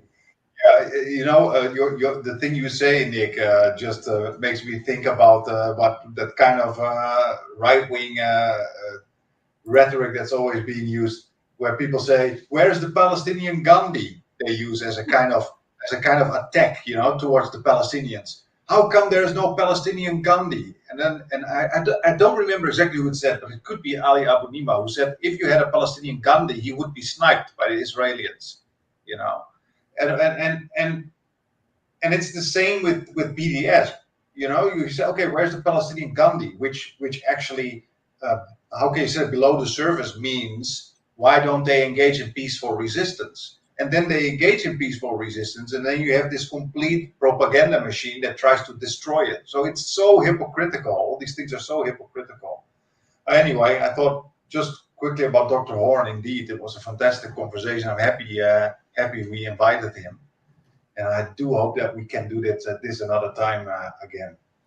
Yeah, I hope, because he was asking for the link earlier. Hope that I send him the link. He will subscribe, and then we can have him back on as a guest. Because there's so much to learn, so much to unpack with him. I'm hoping that I can reschedule this group. I'm have not heard from them today.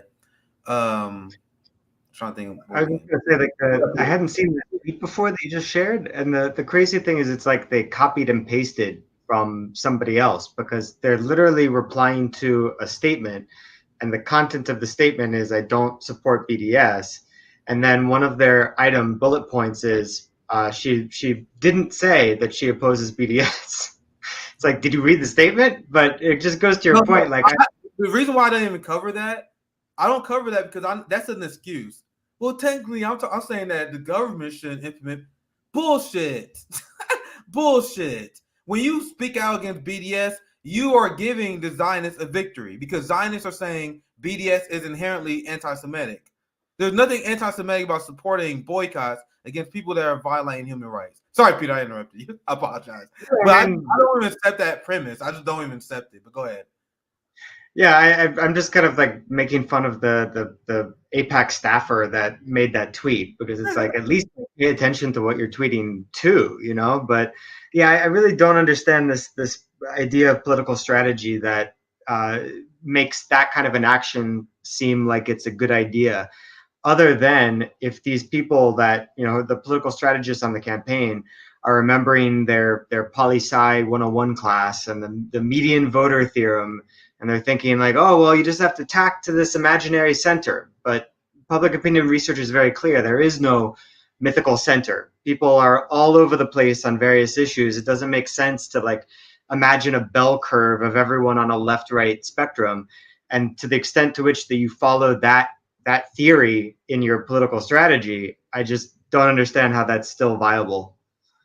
And this is also the power of the right. Hey, what Gerald Horne just talked about is that when you see this from Nina Turner, and it reminds me what we also saw from AOC, you know, when she was interviewed by some Jewish American. I don't remember, but she started to stutter and stumble over her words when she was asked about Israel. It seems like, yeah, it's on the one hand it's so disappointing. On the other hand, you just realize you just cannot rely on these electoral politicians. It's just not going to happen when it comes to situations like Israel, Palestine, and other things that we care about as leftists, as anti-imperialists. It's deeply disappointing, I must say, that even Nina Turner goes that far. It's on the one hand very shocking. On the other hand, you're just like, yeah, it happens to all of them. Yeah, this is why you hear us say this. This is why you see a lot of anti-capitalist, Marxist-minded people say that electoralism in the United States is mostly just bourgeoisie bullshit. Because when I see people doing the strategy for people like Nina Turner, and I've seen people defend her, because I tell you guys, I do the strategy all the time where I want to see what the opposition say. And I see what people defending Nina, they're like, well, she has to make the chess moves, right? You got to sell out the Palestinians just a little bit. You got to sell out black people just a little bit in order. We got to win out white suburbia. And actually, Jimmy made a great point when we talked about this yesterday, when he was saying if you have a district full of white supremacists, do you sell out the white supremacy in order to win? So, and the reason why we say this is bourgeoisie privileged politics is because when you are, when you're white and you're in the upper class and you're talking about these issues, it's all theoretical to you. It's like a chessboard instead of you being impacted by it. So like, oh yeah, Nina, just sell this community out a little bit, adjust your position on this a little bit. But for us, that's unacceptable. I'll talk. I'm gonna reschedule with them because we're gonna wrap the stream up and we probably start part 2 with JB's show. Because I was talking to them, when I talk to a lot of my Palestinian brothers and sisters, hedging on BDS is not something like, oh, I get it, you're trying to win, right? with a lot of black leftists being weak on the issue of criminal justice, it's not like, oh, well, I get it, you got to win. But if you're part of the bourgeoisie class, the white leftist class, it's easy for you just to play electoralism as like some sort of strategy game. We gotta do this so we can win. And then a few years later, you forgot even why you even won, and the sellout was complete. So I'm actually gonna wrap this part. CJ, you can give me your thoughts on the private chart or whatever. But we can always reschedule with them. But since we're doing these panel live, we gotta just keep it moving. So we're gonna. I'm thinking I'm gonna schedule part 2. That'll start with the JB show at 1 p.m. Eastern. And I know you're there producing CJ, so I'm thinking about this on the fly. So let me know what your thoughts are. So I think I'm gonna just end it here. And if they hit me up, we gotta reschedule because during these summits you gotta be on time. I'm usually flexible with guests because there's no reason not to be. But with summits, you really can't come late. It's just that simple. So I'm gonna if you have any thoughts, CJ, if you can let me know. But I'll give you guys last words, Peter and Kareem. What you guys thoughts?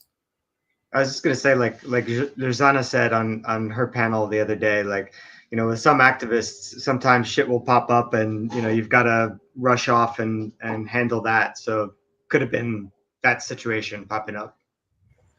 Yeah, I just wanted to jump in on what Nick just said about that whole like, that's such a good and important point where you said like, oh, it's just like a chessboard.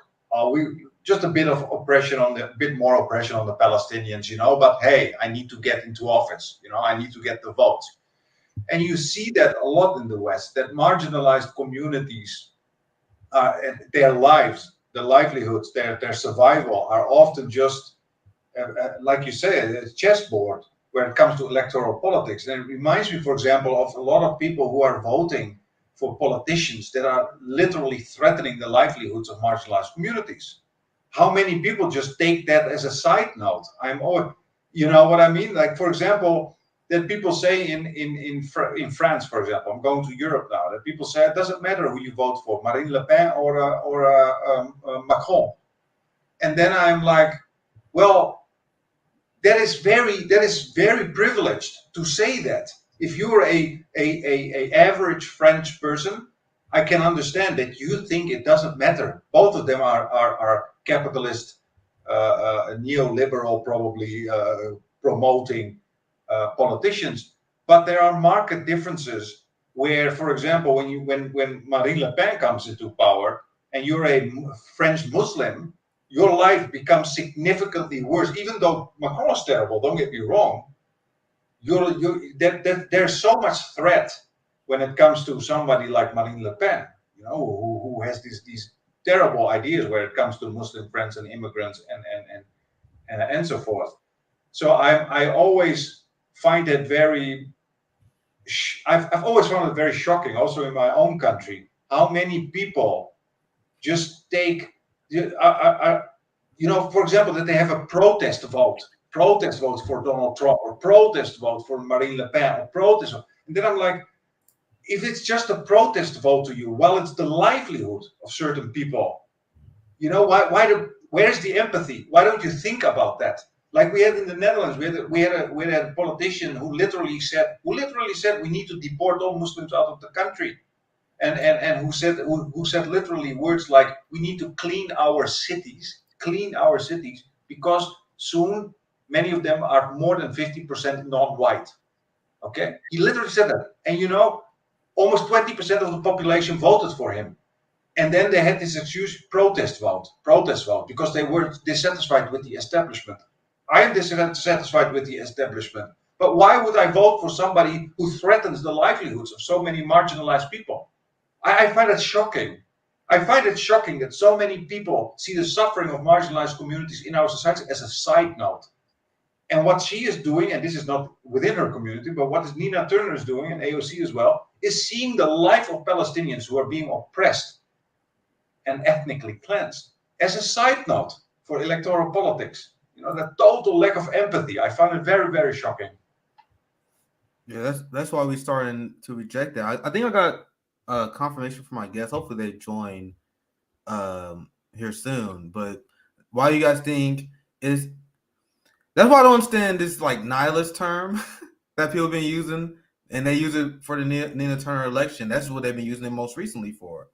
Like, are they going to call the Palestinians who refuse to vote for Nina Turner nihilists? because you guys sell out our needs through electoral politics, and the class divide on the left is something that we've been bringing up, something a lot of people forget about.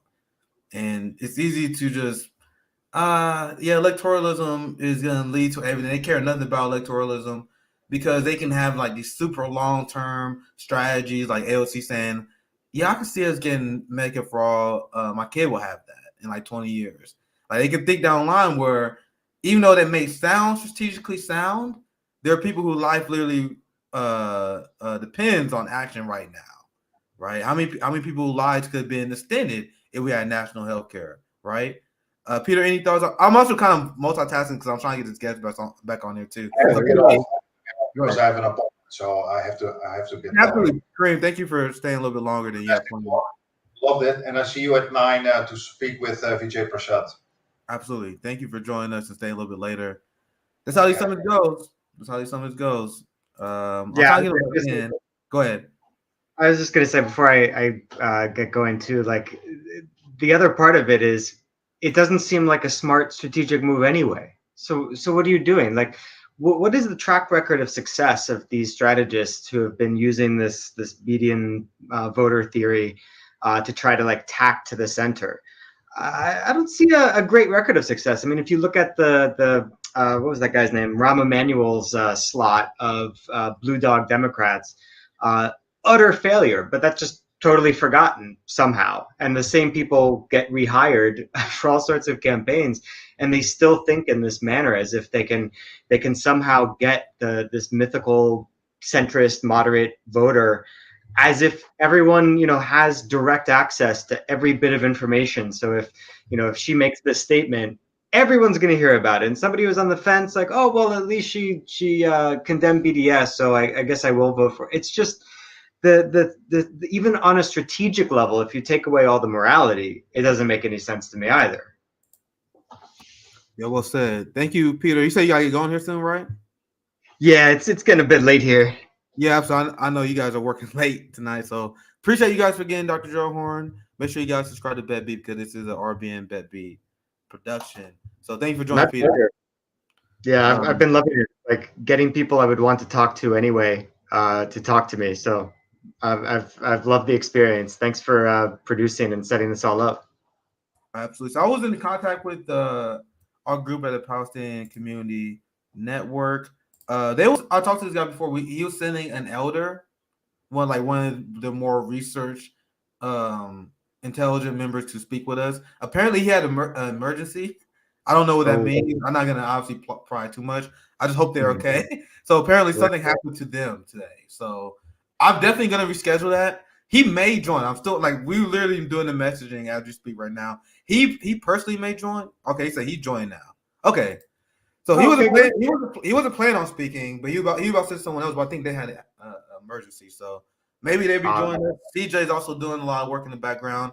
I appreciate everyone for watching, for sticking in with us. But you guys know how live shows can work. Hope you guys have enjoying the conversation either way. Always good to talk to you, Peter. And I don't want to keep you too much longer. Talking to you, Nick. Hey, CJ, and see you guys tomorrow. Absolutely. It'll be in the morning time for Peter. We'd be up late at night. That's why I'm like, man, because I got another 2 hours to do later this evening. 3 hours that we have planned, because we were about to do 90 minutes with the Palestinian Action Network until the JB show. Actually, let me go through the schedule. Sorry. I meant to do this a few times, and I keep forgetting. So while we wait, see, CJ calling the crew here. We got a nice community. So I'm going to show the schedule here. This is what we had expected for today, because I think CJ probably posted the schedule. I forgot to do it before we went live. It's super early in the morning for me. So here's the schedule for today. We just finished our conversation with Dr. Gerald Horne. It was scheduled for an hour, but he gave us a lot of extra time, which we definitely appreciate. We look at that time slot now. We're gonna have someone join us. They're trying to scramble send someone here, which I appreciate. I appreciate that because they had someone who couldn't make it, so they're trying to send someone else to speak to us as we speak now. So I appreciate that a lot. And then we got the JB show, the Anti-Imperialist Summit edition. That's why I would have named it, but I guess we got a lot of we don't have enough space on there. So Josana and JB will be talking about imperialism in the LGBTQ community. Josana did a lot of great panels yesterday. She also will be doing a Pan-African panel at 3 p.m. Eastern time. And then she also will be doing a panel with Wyatt Reed and the Global South. My friend Awkward, who also co-founded 10 Demands with me and Zoya, we will be doing a panel on the war on drugs and imperialism as well. And then the last 2 hours, we're going to have like a 2 super panels. Like you guys know Dr. Our professor, Carlos Gallego. He was on the show before. He's going to join us with Isha K. So, and then the next hour, we're going to have Dr. Vijay Prashad, Q Anthony Amene, and Carla Z. A friend from Zoya, she's really good on imperialism as well. So we have a few. We got Rome here. So I was looking at the screen. And I also have my guest here. I appreciate Hussam for quickly jumping in here. Give me a thumbs up. You ready to go? Bye, Nick. Bye, Zoya. I'll see you guys later. All right, have a good time, Peter. Bye, Peter.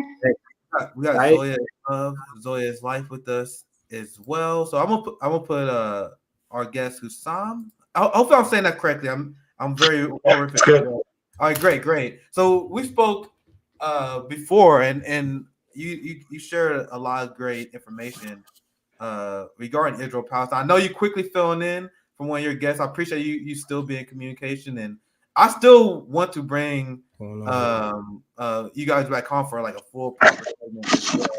But because I know you're like doing this on the fly, and I appreciate that. Yeah. I kind of want to set you up with a very broad question to set up. First, introductions to yourself, your Palestinian Community Network. Here's the Twitter. I'm gonna share this. So just to get started as a warm up, tell us a little bit about. Here's the page. Tell us a little bit about your organization, the kind of work you do. I've been following your organization for a little bit. You guys do a lot of great mutual aid and activism. So please share us about some information about your organization to start off with. Yeah. First, I want to apologize about the us joining a little bit late. The person who originally was supposed to present on our behalf had a little bit of emergency, so I'm filling in on the spot here. So the U.S. Palestinian Community Network is a grassroots, it's a Palestinian Arab grassroots national organization. We do have chapters in 6 different states.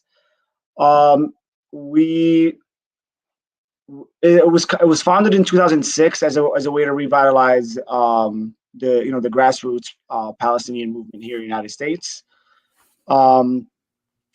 And our main work is political prisoners work, but we also do a lot of like cultural resistance work, where we bring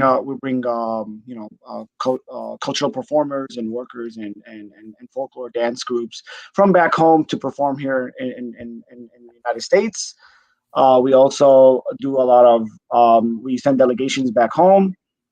We did have a few BDS campaigns, grassroots BDS campaigns in Palestinian neighborhoods here in the United States, more specifically Chicago.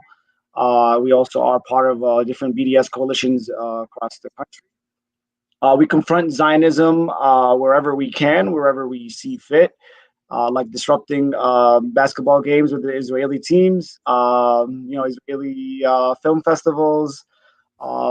Whenever there's Israeli apologists that go around the country and spreading propaganda and Zionism, we try to disrupt those events as much as possible. And we do a lot of Black Palestinian work. So we do sit on the steering committee of the National Alliance Against Racism and Political Repression as well. So that's kind of our main areas of work. Absolutely.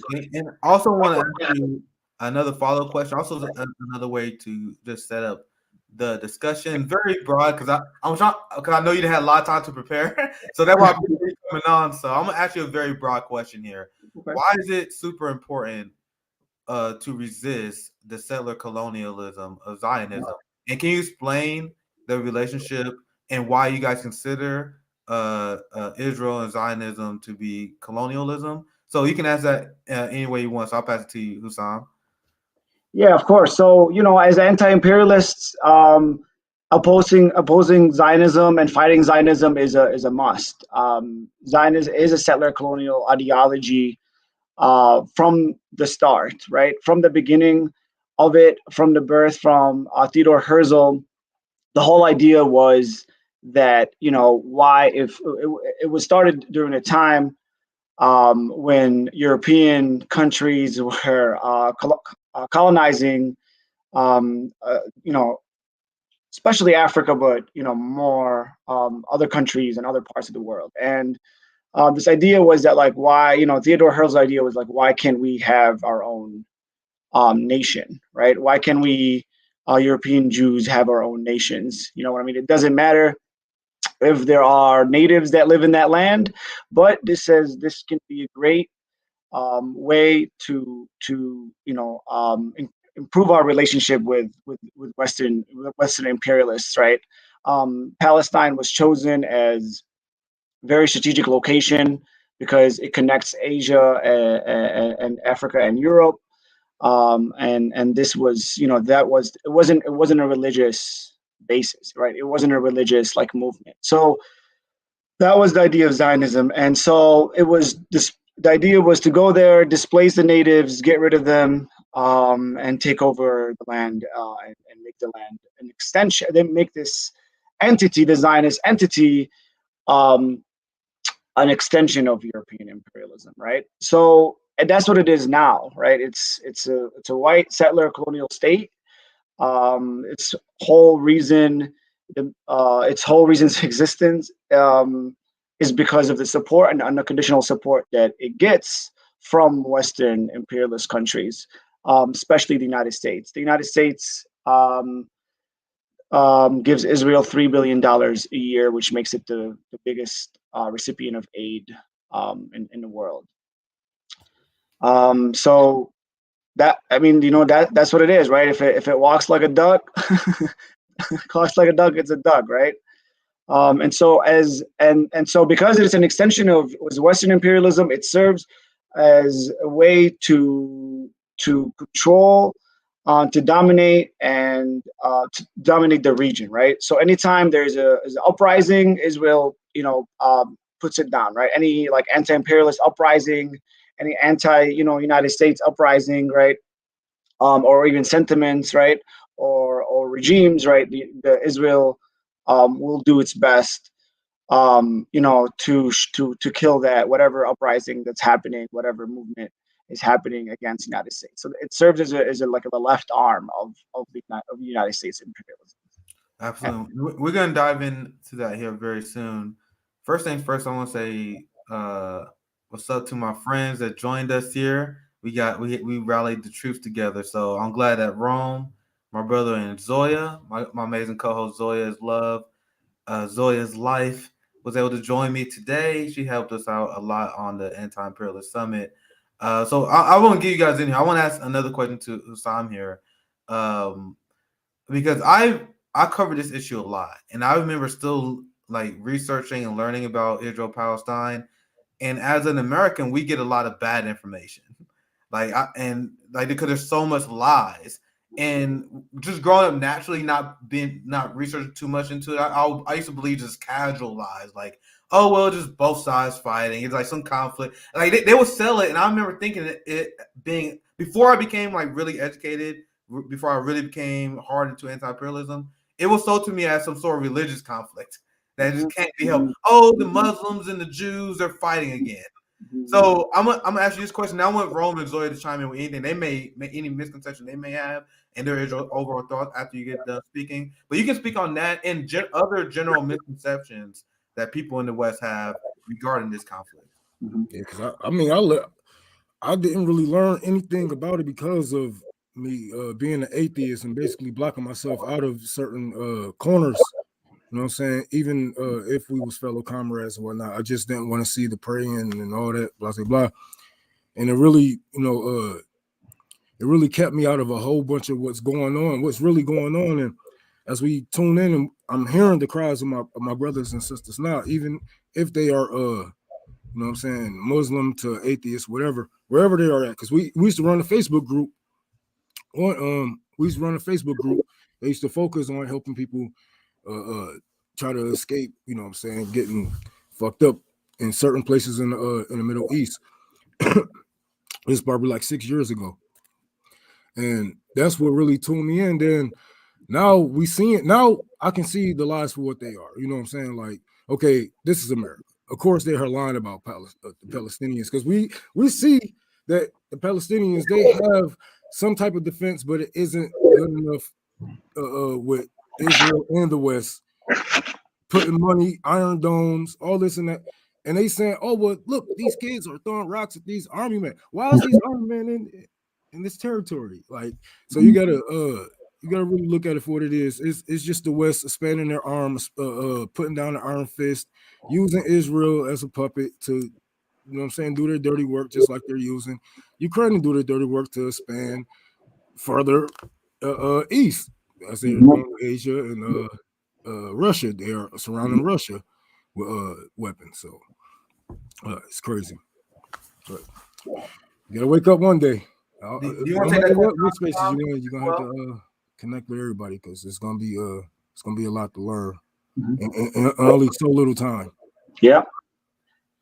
Yeah, I mean, you know, the West just kind of placed this brutal, occupying regime in the middle of this region that they want to expand to, and they want to control, and they want to make sure that, there's no resistance. I mean, the Arab nationalist movement that grew out of the 60s was one of the the most dangerous movements to the United States, and because it had this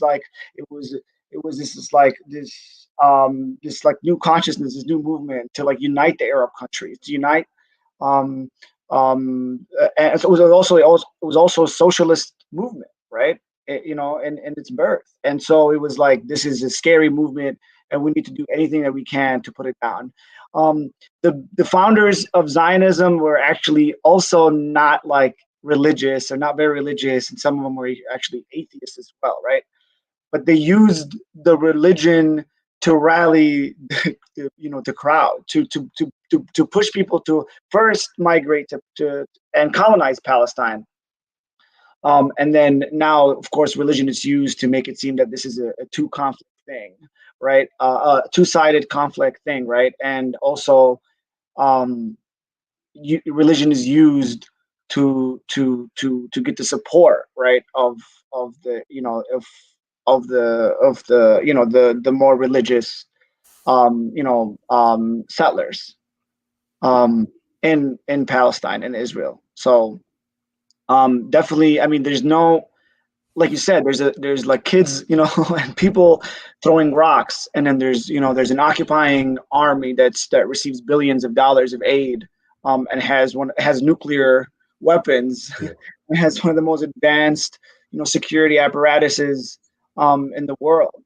So how do you feel about Iran? How do you feel about Iran basically threatening Israel? Like this couple of days ago, Iran had sent some pictures to Israel of their bases, their military strongholds, where they kept their nuclear weapons, and basically was like, if you want to come get it, you know what I'm saying? Like we know where y'all shit at, so start if you want. How do you feel about Iran trying to step into? But I know they have their own agenda, and this is what scares me. You know what I'm saying, with the Palestinians. Yeah, I mean, the case of Iran is that it's being threatened. It's been being threatened by the West and Israel for a long time. And what Iran is doing is actually, defending itself, and it's saying, you know what, we've been invaded before, and no one has done anything about it. And we've had our democratically elected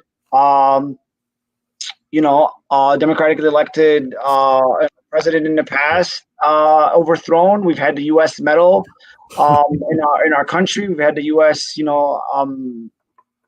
support and fund our people who invaded us and occupied us. And you know what? We're just gonna stand up for ourselves here, and we're not gonna let anybody come in our country and destroy it, right? And Iran is considered one of the axes of resistance in the region, right, with Syria and Hezbollah. And and that's why Israel and the United States have problems with all these three countries, right? Sorry, 2 countries and Hezbollah, right? And it's very interesting because Israel has been bombing northern Syria because of Hezbollah, and because they've been saying now I've been calling it the hypocrisy. You can speak on this as well. So I look into their reasoning that they give, and we all know it's bullshit. But they was like, well, the reason why we bombing this country illegally is because we feel uncomfortable with Hezbollah and Iranian militants being near our border, because Iran has the long-standing position that Israel is not real. It's a state that is encroaching on Muslim land, and we all know that it's essentially a client state of the United States. Now, the hypocrisy and the hilarious part of this is, isn't that the same reason that they criticize Putin? His argument is he don't want Nazis near his border, and they say, "Oh, how dare you do that?" But then Israel, like, we can bomb Hezbollah and Iranians in northern Syria, and that's 100% okay. Now, I got so many hypocrisies like that, but do you want to speak on that, Hussam? And then after that, I want to get you in there, Zoya. Go ahead, Hussam. Yeah, no, of course. I mean, this is something that we've been talking about and we've been seeing, and it's disgusting to see the response and the hypocrisy of like NATO and the United States and the West, the response to Russia and Ukraine and the war, and then and the hypocrisy towards Palestine and Yemen and Syria, right? The United States will only condemn. And NATO, of course, will only condemn wars and violence when it serves them. You know what I mean? The United States does not care about Ukraine. It does not care about Ukrainians. Right? They're using Ukrainians to further its agenda in Eastern Europe, right? And we saw the propaganda war against Russia pop up in hours, right? And something I've never seen, in my short political life. But then you have this illegal, settler colonial state of Israel that's been, bombing, occupying, stealing, Palestinians and Palestinian land, right? For decades. I mean, for 74 years, 75 years. And of course, the United States pours more money into that. That's because, United States, benefits from the existence of Israel and from Israel's continuing to colonize and occupy Palestine. And, the hypocrisy about sovereignty, like Israel, like you said, I mean, it's violating Palestinian sovereignty every day by illegally colonizing it and occupying it, but also regularly bombs Lebanon and regularly bombs Syria and regularly interferes in other countries and violates their sovereignty on a regular basis. So, but there's zero condemnation there. And that was Cuba. Cuba actually said, "I'll get you right in here, Rome," and then we can go Zoya. But that was Cuba actually said at the UN Human Rights Council when they were trying to kick Russia off the UN Human Rights Council. They said, well, for one, the United States is the biggest purveyor of human rights violation. Right. Secondly, the fact that they're not punishing the United States, it will all come back to haunt us, because that means they're using human rights as a political weapon. And Cuba acknowledges it. They were like, bro, they put a blockade that stole billions from us, right? So how are you going to condemn other countries while you guys are criminals? And then it becomes political. And you want to know what I noticed since? Well, it's been going on for quite a while, right? But there's a reason why, as anti-imperialists, as leftists, we must call this out. Because when you have this blatant hypocrisy that is withheld by the giant Western hegemony that is ruled by the United States, that means there's like this shield for the allies. So, and you think the allies don't know that this shield doesn't exist? So Saudi Arabia has doubled down on their war against journalists as well. The same way Israel started bombing way more countries. They escalated their bombing campaign in Syria. You see how they escalated their attack on Palestinians, and they now encroaching and kicking and assaulting Palestinians in East Jerusalem. Like, the reason why they escalating this stuff, because they know they have this Western shield that was established by the UN and their allies. So if you're one of the people that watch this and you're like, why are you guys always calling out Russia and Putin? Calling out the West. Why are you guys not criticizing Russia and Putin? I'm like, because this is the global empire that I live under, and we have the right to call them. We have, no, not the right, but we have an obligation to call them out, so that hypocrisy doesn't exist in the first place. Because if you live in a place and you allow this hypocrisy to exist, that's on you. You're a coward if you spend all your time criticizing Putin, criticizing leaders of China, for example. Focus on your state and stand for the communities that need it. But I want to get Roman here, and then I want to pass it to Zoya with a question about you. No, I was just gonna say these people would never live comfortably. You know what I'm saying? These people will never live comfortably because it isn't their land. You know what I'm saying? It's just like how the white people here is afraid of black revenge. You know what I'm saying? Through liberation or whatever they want to say. Or if black people come up, how you know that they won't kill us? You know, but we can see this because it was just a bomb threat at the airport in Palestine, and everybody was losing their mind. Everybody was trampling over each other, and it was just a bag. Somebody just left a bag, you know. But this is, you know what I'm saying, this is going to be their mindset once they, like, you will never be able to live comfortably. And this shows, you know what I'm saying, it really shows with their actions of what happened then, because, you know, people are going to, you know, you're doing wrong. You know you're doing wrong. I mean, you know that this isn't. Yep. Yeah. So somebody's gonna come for you. You don't know when, you don't know how, you just know. And you know, you will never live comfortably on that land. So free Palestine all day. Yeah, I mean, if they were, you know, if first of all, if they were right, if they knew they were right, they wouldn't spend so much money spreading, you know, Zionist and Israeli propaganda all over the world. They wouldn't spend, you know, so much money trying to, you know, block and censor Palestinian voices from different, you know, different social media outlets. But also the fact that they repress Palestinians, you know, so hard and constantly, and try to make Palestinian lives miserable, because they know that if they don't constantly repress Palestinians, the Palestinians will organize, will, you know, the resistance will grow, and eventually will grow into something that they can't control. I mean, you know, Palestinians do still, like, are able to achieve a lot, right, in their lives, in their social lives, but also in their resistance with the limited resources they have, and despite all the repression that they face from the Israelis. So imagine if they let go some of this repression on Palestinians. The Palestinians are, you know what I mean, they will become you know, even more powerful resistance, and will you know, will cause a lot of damage to the you know, the Israeli Zionist project. I want to give my friend, thank you for jumping on here on the panel with us. But I want to get Zoya. Do you have any thoughts? And I know we dabble a little bit into Ukraine, so you can speak on any hypocrisies on that if you wish. But I just want to get you in here because obviously we love hearing your opinions. How you doing, Zoya? Awesome. Happy to be here. Thank you for hosting this incredible summit. I wanted to pose some questions to Hussam.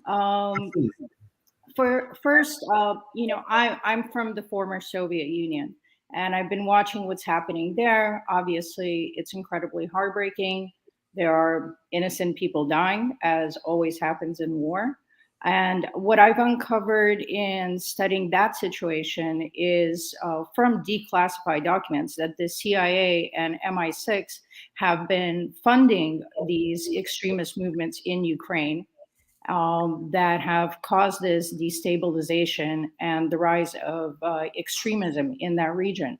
So, and now you have a generation of people raised on this kind of propaganda there that now are fighting with basically Nazis under the guise of nationalism, because they successfully created this boogeyman of Putin, where people are like, well, you know, we know they're Nazis, but Putin is such an evil threat that for now it's okay for us to work with Nazis. So looking at the Israel and Palestine situation, I know there's also a lot of propaganda in that region. And I know I have Palestinian and Israeli friends. And I have friends who tell me that in Israel, it's basically mandatory to enlist in the army at the age of 18, even if you're a girl. And a lot of people living there do not want that war. But just like in a lot of countries, it's the people in power who decide the lives of everyone. And I've known friends who went to jail because they refused to serve in the Israeli army. So my question to you, and I've posed this, and I'm not sure what the answer really is. And I think all our liberation worldwide is connected, and that imperialism impacts everything globally.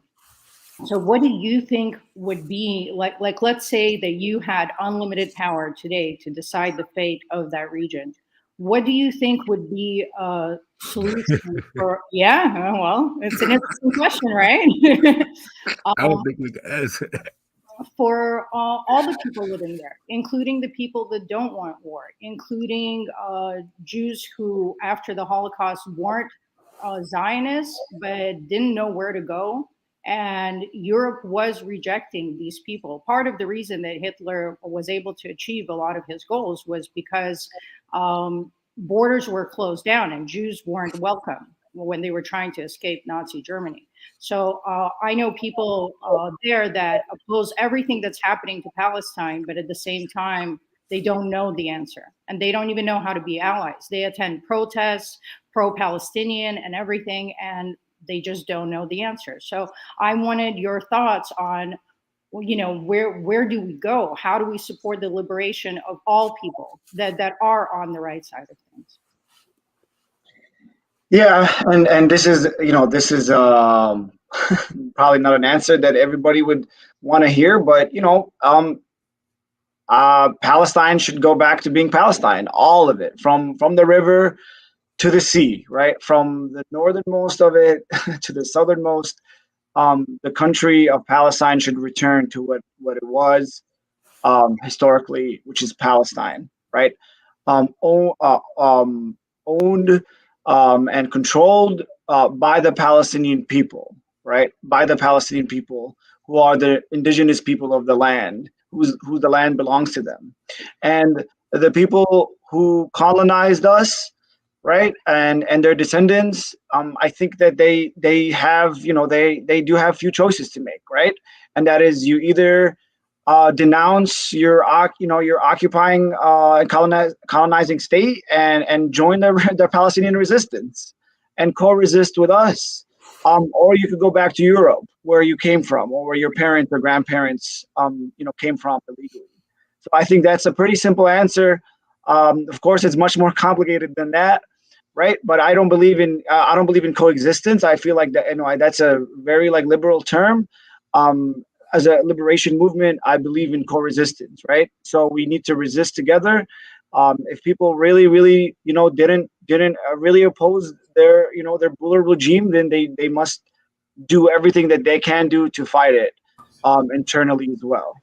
And I think that is the solution. And I think the Palestinians will never ever give up on our right of return. All the refugees and their descendants that were forced out of Palestine in 1948, 1967, and all the times between those and after, have the right to return by international law and must return to their stolen homes and stolen land. And we also, as people, we have the right, to self-determination. And we have the right to decide what our country, should look like and what we want our country to be like. And we have the right to democratically rule the country. And I think that's what we need to aim for, and that's what we need to get back to, with the elimination of all Zionism and all any Zionist influence in the region. I know hard times make strong people. So, I'm not religious, but I know seeing what's going on in the times of Ramadan, and they are sending forces in to fuck with these people, not letting them pray and stuff like that. If I know one thing about religion, it brings people together. And I just hope that this really creates some type of force, not only, you know what I'm saying, on the ground, but international, you know what I'm saying? People seeing the truth of what's going on. This is why they censoring the shit. They not just censoring shit for Russia and Ukraine. They censoring shit for everything that we are doing around the world. They don't want people to see the truth, but you can only hide so much in the 21st century when everything is on camera. People just, come on, man. From Iraq, they was taking pictures and all that shit. So it's hard to hide something like that. It's hard to hide the war crimes nowadays. And I just hope that this brings a real resistance. It's gonna light a fire that they never be able to put out, you know. So Yeah, and when I heard everything Hussam said, and my reaction to that is based, right? That's based as hell. That's exactly what we want for our Palestinian allies. Because there are a lot. Once again, I use the term a lot. The progressives accept Palestine. They are supporters of the two-state solution. And I told you, it took me a while to educate myself. And once you understand this issue, to me, it only makes sense for a one-state solution. It's Palestine. That's your guys' land. You guys were kicked off. It's not a hard concept to understand. Like if you're American and if you're watching this right now and you're clutching your pearls, listen to this. Imagine if your worst enemy, like think of Russia, China, fill in the blank, wherever the ones you're most afraid of, right? Imagine they just kick in your door, wave in the fofo, and kick you out of your house. Then they're like, "Oh, we're sorry. I take the living room, you take the kitchen. I had a big bedroom, you take the smaller bedroom. You're like, no, get the fuck out of my house." That's the situation. Is that an accurate analogy? Pretty much. I think you kind of nailed it. Yeah, you know, I mean, that's what colonization is, right? You're there, and then some people, you know, from Europe, mostly Europe, right, come in and just steal your land and force you out. You know, commit massacres, multiple massacres. You know, threaten you that if you don't leave, you will be killed, or you know, you will be raped, or you will be put in jail, or you know, you don't have a choice, right? And then you know what? Tell me, like, what do you do in that case, right? And by the way, international law, right, gives any people under occupation the right to resist. And we have a popular chant when we go out there. That's a great point. Right. When we're out there at the streets, you know, protesting, we always chant, right? The resistance is justified when people are occupied, right? And I think that's something that's important for people in the West to understand, right? When Palestinians go out and fight for the liberation, it is because they have the right to, and it's because they're fighting, you know, to get their land back, and they're fighting. You Americans, like y'all, I don't listen to Americans when it comes to foreign policy. Only a handful of them, because none of them, even if they do know it, they don't have the balls to even fight these type of people. Like these people are not only fighting Israel, which y'all don't understand. They're fighting us. You know what I'm saying? They're fighting many other countries around that's putting their little money in and want to get some money out of this war and send some drones over or whatnot. And we're fighting our sellout leadership too. Yeah. So.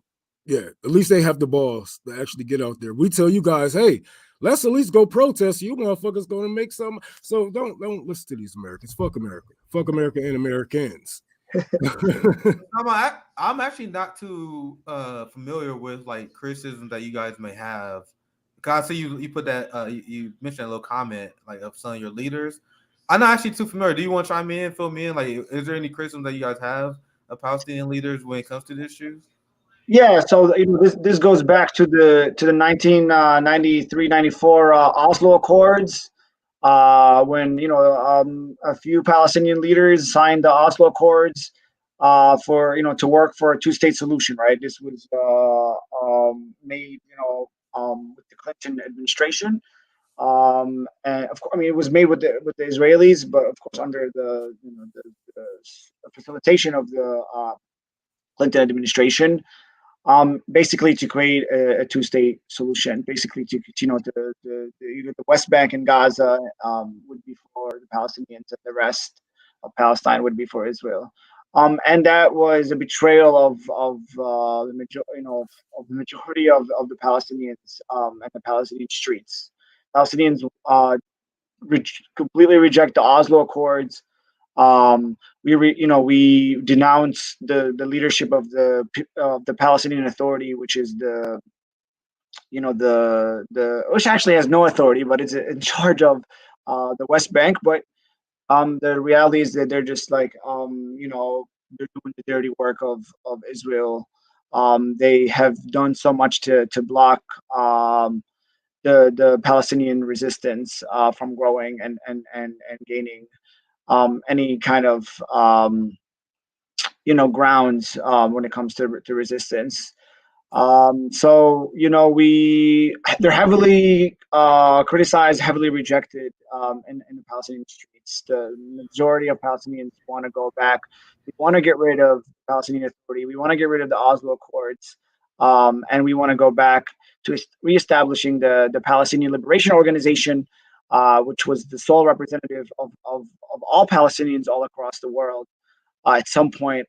But the Palestinian Authority, with the leadership of Mahmoud Abbas, has done so much to delegitimize the PLO and make it as undemocratic as possible, and doesn't and not including all Palestinians. And the PLO is what makes sure that that our voices are heard, and our voice all across the world. Right, every Palestinian. We believe that every Palestinian has a voice and has a role to play in the development of our liberation movement, regardless of where they resided and where they live, whether it be in Palestine, in the refugee camps, or in the diaspora all across the world. So the Palestinian Authority also coordinates with Israel a lot. So when Israel goes into the West Bank, the Palestinian Authority are either aware or just don't do anything, right? And sometimes what they do is they arrest Palestinians and Palestinian activists and organizers who are mainly of opposition parties, and hand them to Israel. And Israel, will put them in jail, in prison, or kill them. And the reason why this is super interesting, because Rome, what does this remind you of? We connect the issue between Black Americans and Palestinians all the time. Yeah. And Hassan was just talking about how we feel like a lot of leadership in Palestine is continuing to work on behalf of the colonizers and oppressors, and selling out the real activists that are fighting the real fight, that making the true demands. So I'm asking again, Rome, what does that sound like? Sound like a lot of the Democratic leadership here and the Black Caucus. I mean, we got so many people that get black faces in high places, man. That's all they are, right? Because we know as black Americans, even as activists, we're not some of the smartest guys that you probably gonna run into, right? But we are smart enough to know that if you are a true activist, if you are a true black leader, you are either on the streets or under the streets, you know what I'm saying, or under the dirt. There is no black leadership inside of the American government. So when you got these people speaking for you, now we got what's his face? What I try to put this name out of my brain, man. You know what the fuck I'm talking about. There's a lot of people, like Ketanji Brown Jackson is one of them. Like, the reason why they would even put her there, because she is willing to interpret the laws written by colonizers, written by capitalists and white supremacy without complaining. That's why they're there. That's why black leadership is 100% okay with John Lewis, because John Lewis is willing to sell out the Libyans, and he allowed Barack Obama to destroy Libya by giving up his congressional approval. So that's why I want to ask you a little bit more about that, because we actually spoke about this before. The long-standing history of solidarity between Black Americans and Palestinians.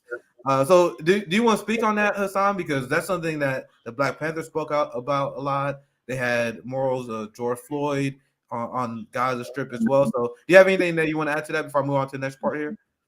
Yeah. Just I forgot the term, but I just remembered it. Agent Comprador, right? That's what the Palestinian Authority is. Or they're just like they're petty bourgeois, or bourgeois Palestinians who benefit a lot from the occupation, from Israel being there in existence. They actually benefit materially from it. And so, speaking of solidarity, I mean, is what the solidarity between Palestinians and Black folks in the States and across the world is nothing new, right? It existed for decades. It was there for a long time. But I'm going to talk about the experience I have in my short political life.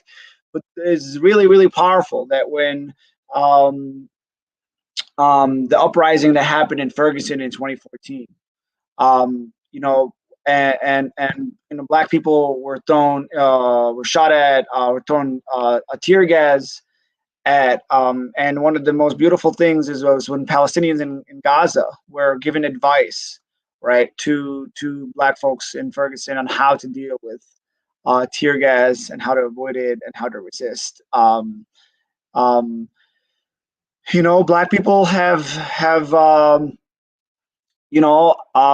struggled to form their own nation here in this country, and so as we Palestinians, we say we believe in the self-determination of our own people. We also believe that Black people in this country have the right to their self-determination. They didn't choose to come to this country, and so they have the right to establish their own nation here, and have democratic rule, and rule themselves without the racism and the white supremacy and the repression that they face by the U.S. White settler colonial state. Yeah, we basically looking in the mirror. You know what I'm saying? We just got different skin tones. Right. We definitely looking in the mirror, because I was just talking about how Black people do need to make our own nation, have our own government in America if we was to stay here. If we didn't want to move to our homelands and figure out where we are normally actually from or whatnot, if we wanted to stay here and make something, we should have the right to do that. And Palestine should be free of every fucking racist motherfucker, of every bomb. But it's not gonna happen without a fight. Right. Our fight or your fight. And this is why it's important for us to have these conversations, because we know that we're going to have to come together in order for these things to stop, right? The people on the ground, we're going to have an international army, so to say, you know what I'm saying, to give out certain, like you just explained how people was teaching us how to, how to deal with being gassed by the police and whatnot. But yes, we're definitely going to have to get the shit going and keep in contact with one another. And no matter where you are, everybody has to fight in this revolution, man. Right. I mean, especially our enemies also organized, and our enemies won, right? Like they fund the same the money that goes to fund the U.S. military also goes to the Israeli military, but also militarizes and funds the police here in the United States, right? And the Israeli occupation forces, and police departments and sheriff departments, and military and the U.S. military here, right? Always exchange weapons, resources, tactics. You know what I mean? Like there's always a U.S. police department that goes to like Israel to like learn how, the NYPD and Israeli forces often exchange tactics, and it's very open. They train together, so that's why you see they do the same tactics. They beat up batons. I saw footage of them attacking Palestinians with batons. Ones who's not even resisting. Like not even, I can't even say they're being violent. Even that's too much. They're not even resisting. Like they just try and get out of the way. There was a footage of some Israeli forces that was hitting this pregnant woman with a baton, and I'm like, man, they're like, well, I saw in Ferguson, they tear gas y'all, which is a war crime. They tear gas us. It's the same thing, and that's what you guys are mentioning when you look at the relationship between Israel and the United States. Look at the relationship between the United States and the UK. Do you think they're just looking at one country? Mm-hmm. Why do you guys think I said we need to form an international leftist coalition? So if the United States is teaming up with Israel, my mindset is like, why don't we team up with Palestinians? We form an international resistance. And I'm not even the first one who thought about this either. Think about our revolutionary leaders we learned from. The Black Panthers, who wrote about this in detail, how the Palestinians gave material support to the civil rights movement, and they gave material support to Africa, to apartheid in South Africa. There was a tight connection between South Africans, African Americans that were going through Jim Crow Joe laws here. Sorry, Jim Crow Joe. Jim Crow laws here, and then the Palestinians that is going through occupation. So to me, it only makes sense. Like, how are we going to have a movement from California to New York and say we're going to end imperialism? Like, no, they're everywhere. Like, how are we going to only do it in one country? So it's a crazy ambition. I don't know how we can do it. I really don't. I'm hoping that someone wise can help put this together. But I said we need international leftist movement and one thing. Oh, my bad. No, I'm saying that's how we do it. We organize, man. Yeah, because one thing I learned, is you never know who got what up their sleeve. Like I'd have met some people who got so much stuff, and they're ready, and I'll be like, damn, I thought I was ready. No, they're ready. And you never know who got what up their sleeve. Just talk your shit and be about it. I swear people are going to be like, hey, you really about it? Like, yeah, you really about it. Okay, well, come with me. And they show you. And they got plans, the blueprints. And people out here is really ready.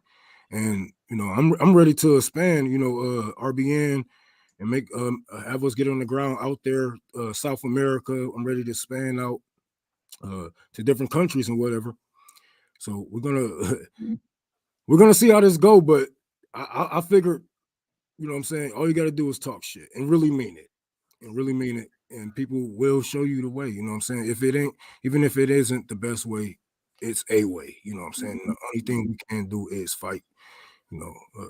Fight what we can and fight how we can. The capitalists and the imperialists want us to do nothing more than have like oppression Olympics and to divide ourselves. Like, oh, we're just the black community. We got our struggle. There's Palestinians. They got the struggle over there, and that's by design. They try to pit communities against each other all the time. Like whenever you see, like, I talk to like some of these like black nationalists who like, well, we shouldn't be advocating for immigration, man. They're taking away the energy that we need to find for our liberation. And I'm like, you idiot, it's the same fucking thing. Like when we stand for Palestinians, while standing for my Latino brothers and sisters that have been harassed by ICE, when we stand against the police here, we're fighting the same struggle. The military industrial complex, the prison industrial complex, it's one unified front. It's one unified tool of colonialism, of imperialism, of capitalism. So that's why a lot of people are like, what do you mean by leftist coalition? So when I define left, when I say left, everyone got a different definition. I mean anti-capitalist, I mean anti-imperialist.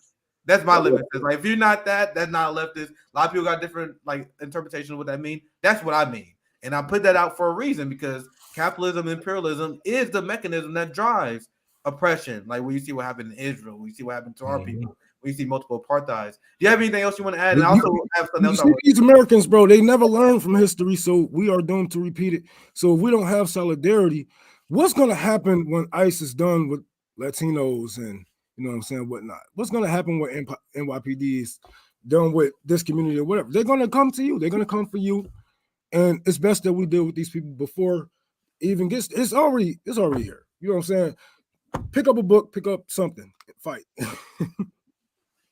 Yeah, and not only is the struggle universal for everybody and everyone's liberation is connected, but the oppressors everywhere are being armed by the same weapons manufacturers.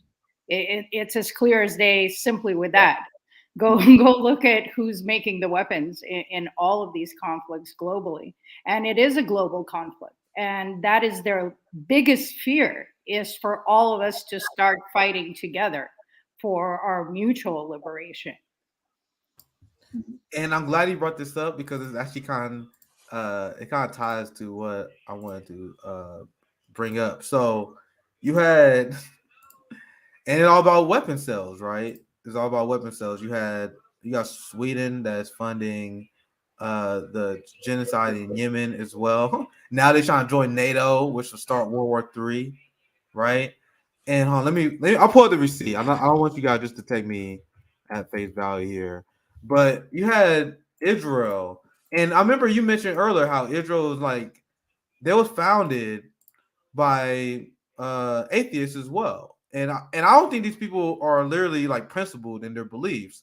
And that's why you ask people like how do the Jewish people who was oppressed by Nazis become the same thing that they're supposed to be fighting against? Because a lot of Jewish people I know are against apartheid. Like there's a large amount of Jewish people that are against the state of Israel. despite what a lot of people would have you believe, because they actually understand what their principles are. The people who are supporting this apartheid, especially after considering what the Jewish people have been through, I don't think you are living your values. And I'm not just talking shit. Look at this. Israeli weapons are being sold and used by neo-Nazis, Nazis in Ukraine. Yeah, I mean, they had former army personnel and soldiers, former soldiers, Israeli soldiers, or current that are on reserve, who went to Ukraine to fight as well. So not surprising, or not surprised at all. Wow. Well, I think this is a good time to get Zoe here because we all know what the goal is, and you can correct me if I'm wrong. And I was looking up, I googled like the distinction between a neo-Nazi and a Nazi, and they even said there's not much of a distinction. The only thing is like you had the Nazis that were talking about the Aryan race, and then neo-Nazis may talk about other people, like they may talk about like people like Caucasians or other white-skinned people. But they said it's not really that much of a difference. You're a Nazi if you believe in one nation, one people, one state, and that's their ideology. And you want to enforce that through violent authoritarian means. That's the distinction. So you have the Azov Battalion who been bombing and shelling and attacking ethnic Russians with the goal in mind, which was repeated by Stefan Banderas, of having a one people, one state, one nation. So how can Zionists be principled and they call people anti-Semites if you support BDS? Meanwhile, they're sending arms to Nazis in Ukraine. I want to pass it to Zoya, and I want to get Hassan in. I'll pass it to Zoya first because did I get that right? Because Zoya is amazing on this topic. Do you have anything you want to add to that, Zoya? Well, just the power of propaganda. You really, it's amazing what you can do in a generation to a people. As I say, Ukrainians and Russians were countrymen and they lived side by side peacefully. But Ukraine is a massive region. I actually sent you the map a couple of days ago. I'll do it again right now. And now it's conflated all to being one people. But Western Ukrainians and Eastern Ukrainians are really different people. Eastern Ukrainians lived side by side with Russians, and everything was peaceful and there were no issues. Western Ukrainians always saw themselves as more European. They aligned themselves with Baltic countries, and they really wanted to be a part of that movement. When the Nazis came, they welcomed them with open arms. They were Nazis, not even neo-Nazis, Nazis.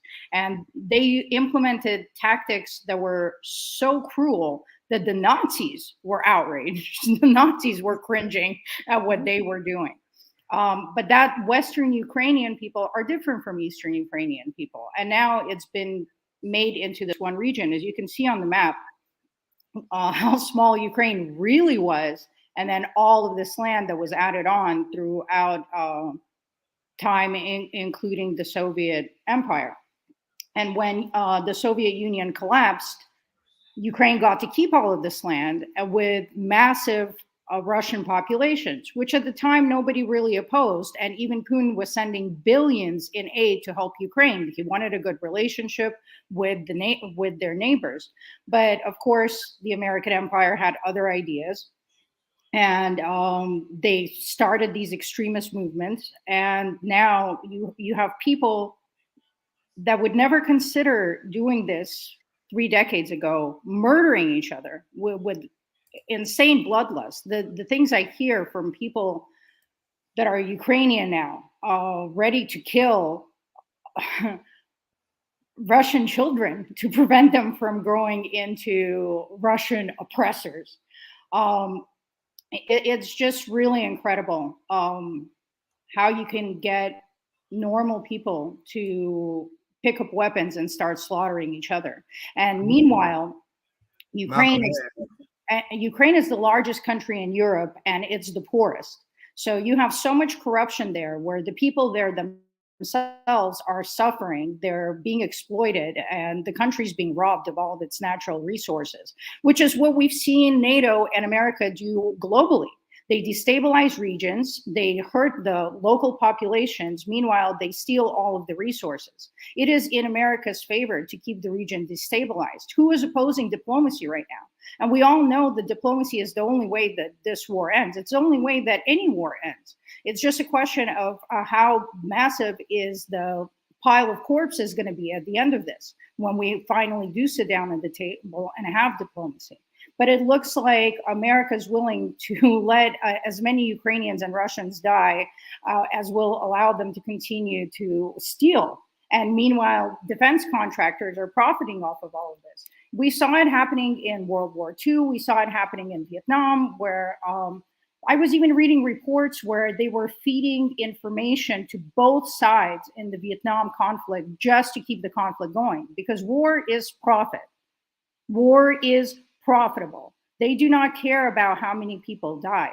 And unfortunately, I think in any country we look at, that most people just want basic human rights and stability and freedom, but the people in power determine how things go.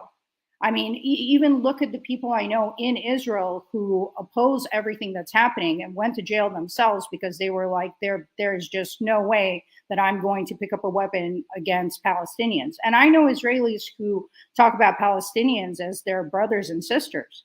But ultimately, they just don't have that power. Because in every country, like, look at what's happening in America. Look at how many people opposed the Iraq War, and we still went in.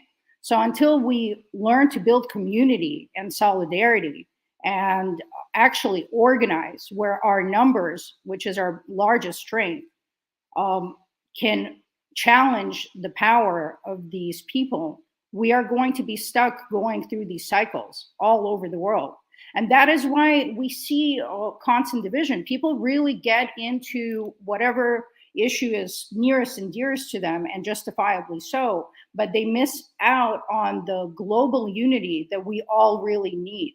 With struggles in Africa, Latin America, under Soviet Union, we understood this.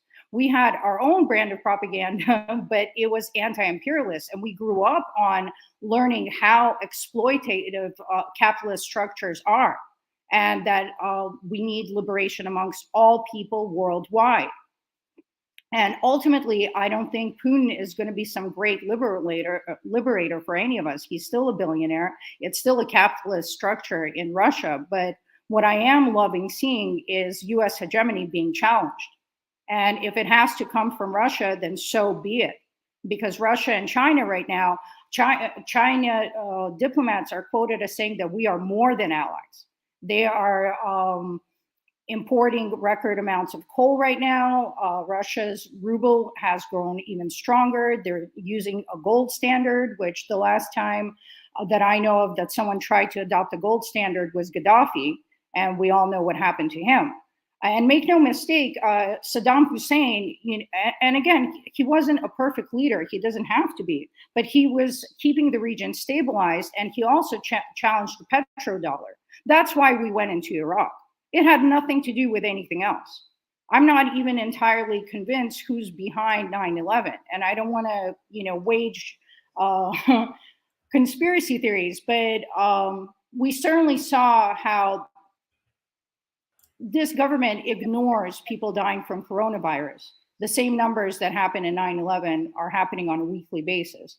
But 9/11 was weaponized for this country to go into illegally into countries it had no business going into, and preemptively.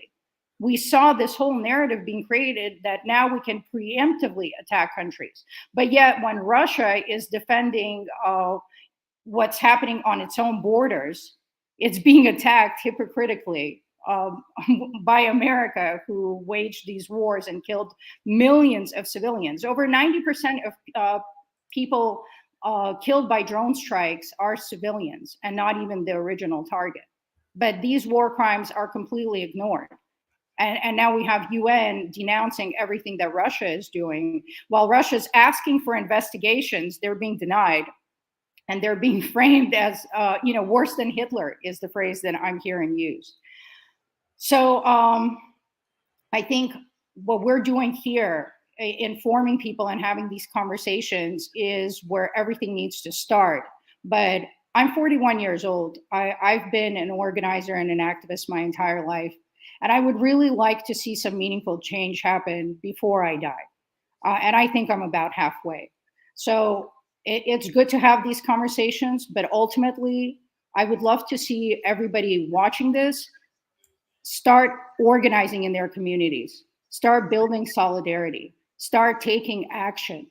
We can't just be angry online or in our communities. Until we're ready to make some sacrifices and get uncomfortable and build solidarity with people, this is never going to change. And it will get worse. From what I'm seeing, it's getting progressively worse. And I'm just waiting for especially the American population to get fed up enough and angry enough to rise up, to get into the streets. The biggest problem I see with the George Floyd protests, when we had that energy, is that we went home before any of our demands were met. Why did we go home? Why did we stop? It is not enough to just burn down a police station and cause ruckus in the street for a week.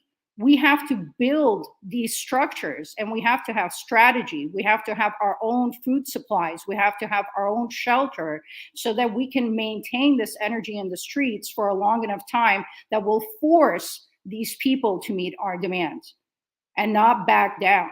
And I love having these conversations, but we got to turn our anger into action. And that is what I would love to see from everybody watching this.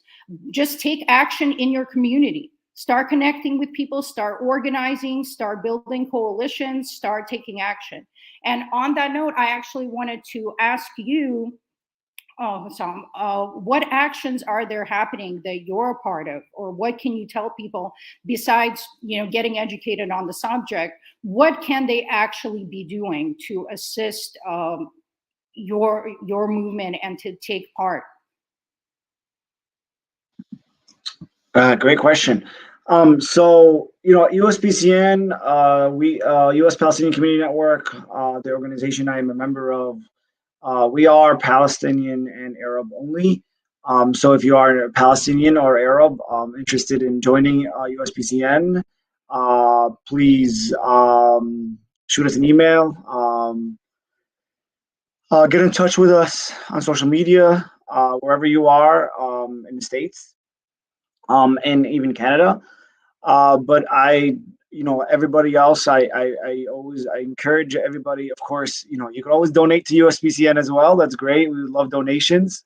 But I think what everybody could also do is join an organization. If you're not a member of an organization, you should join one. And there is an organization I always also recommend people to join and to follow, which I think are doing amazing work, and we are steering members of the National Alliance Against Racism and Political Repression, which has several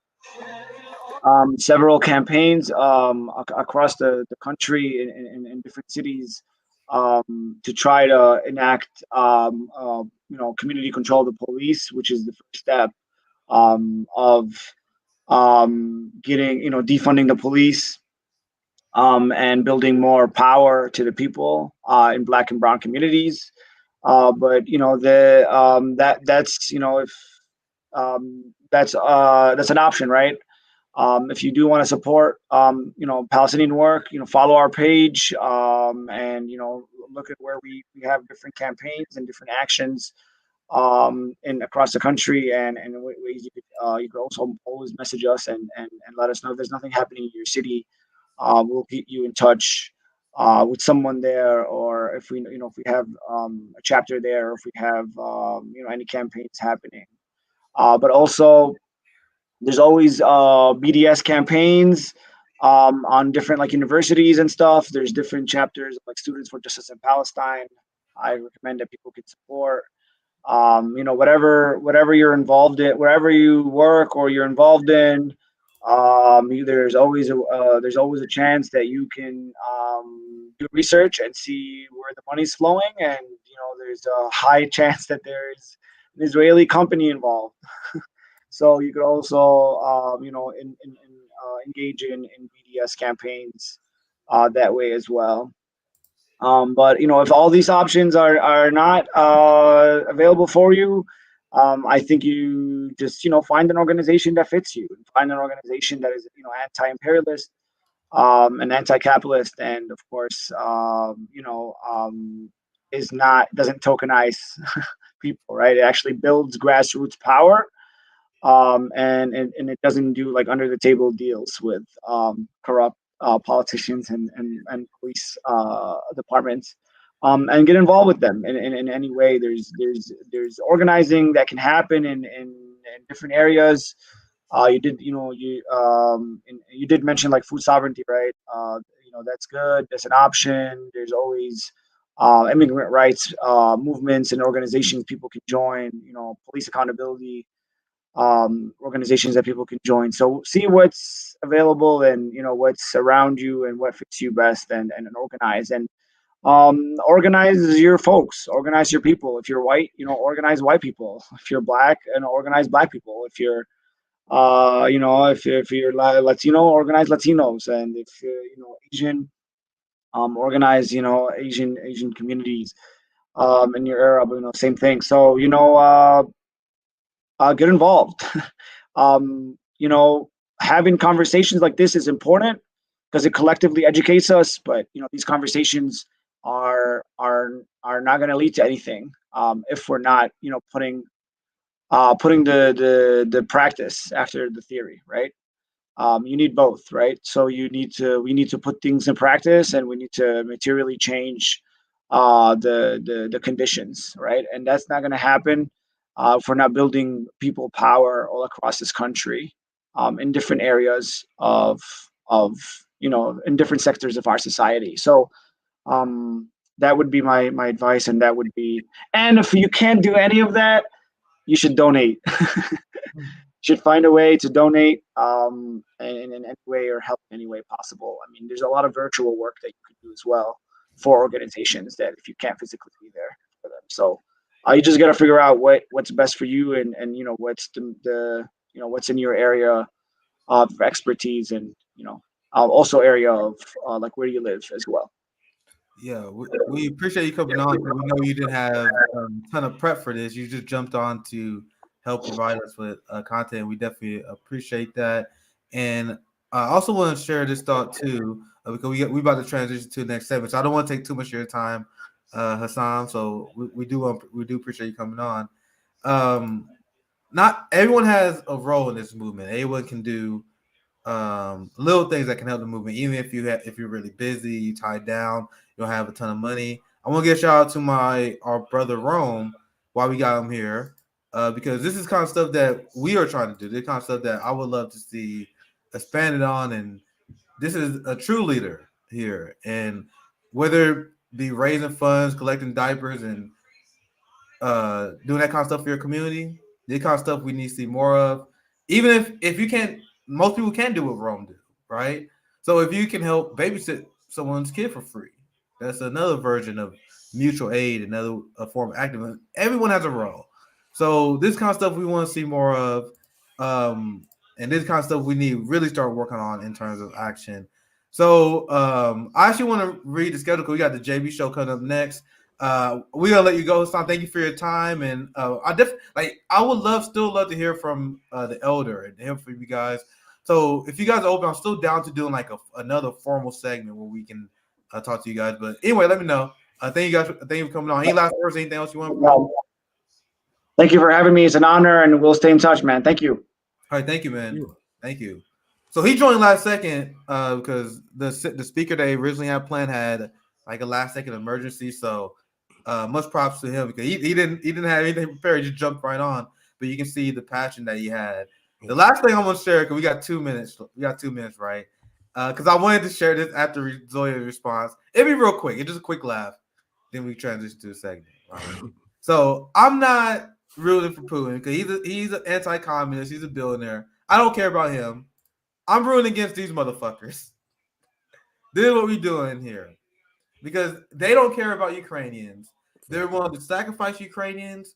They're willing to completely destabilize the world with the possibility of nuclear war and World War III. Even if it's not nuclear war, World War III alone, think about the destabilization that will cause. But they're willing to sacrifice this in order to expand NATO so they can smuggle more weapons. Why?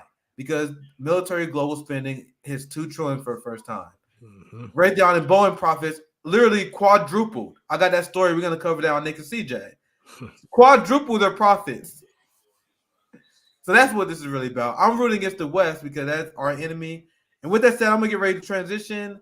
JB, give thumbs up. Are you ready to go? Good to go? All right, cool. I'm gonna pop JB and get out of here. Thank you, Thomas, for the $20. All right, y'all. I got to get up out of here. Thank you.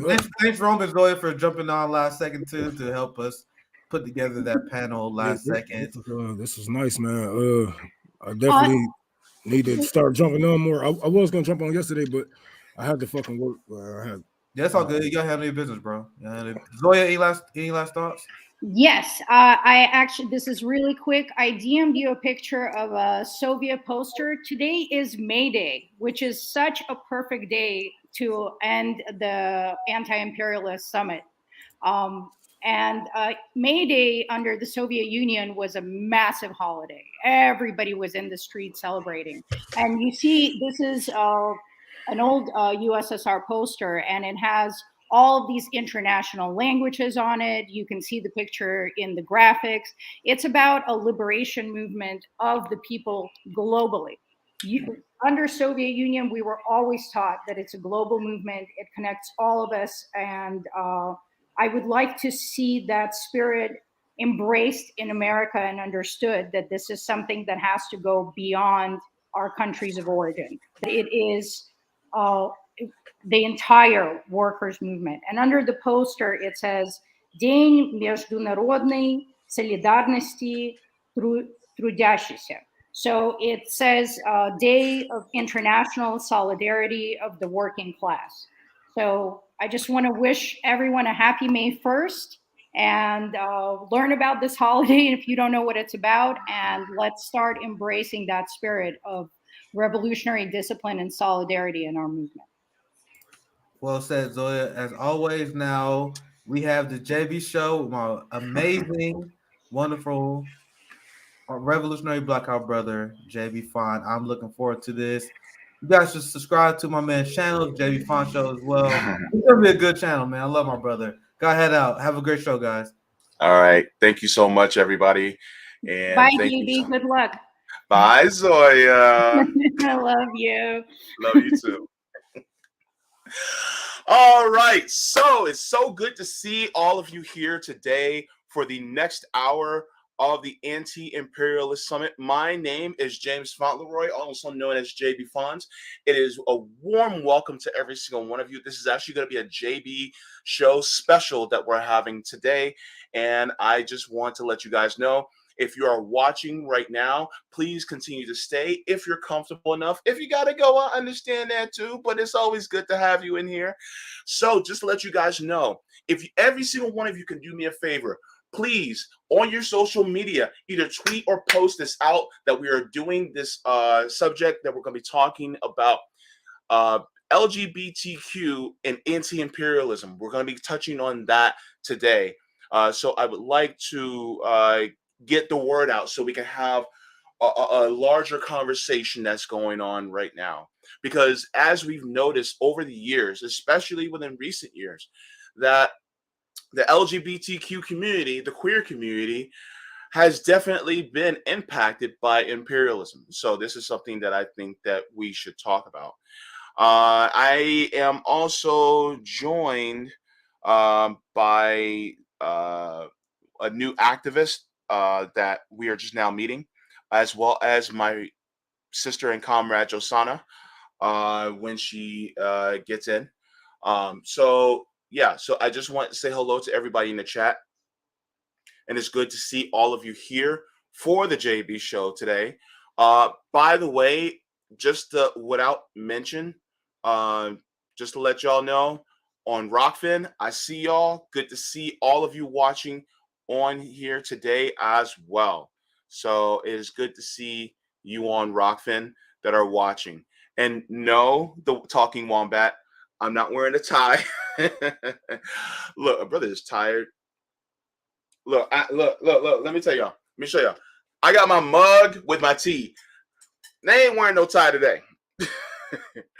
We're gonna make it a little bit informal, but this is gonna be something that we're gonna end up talking about.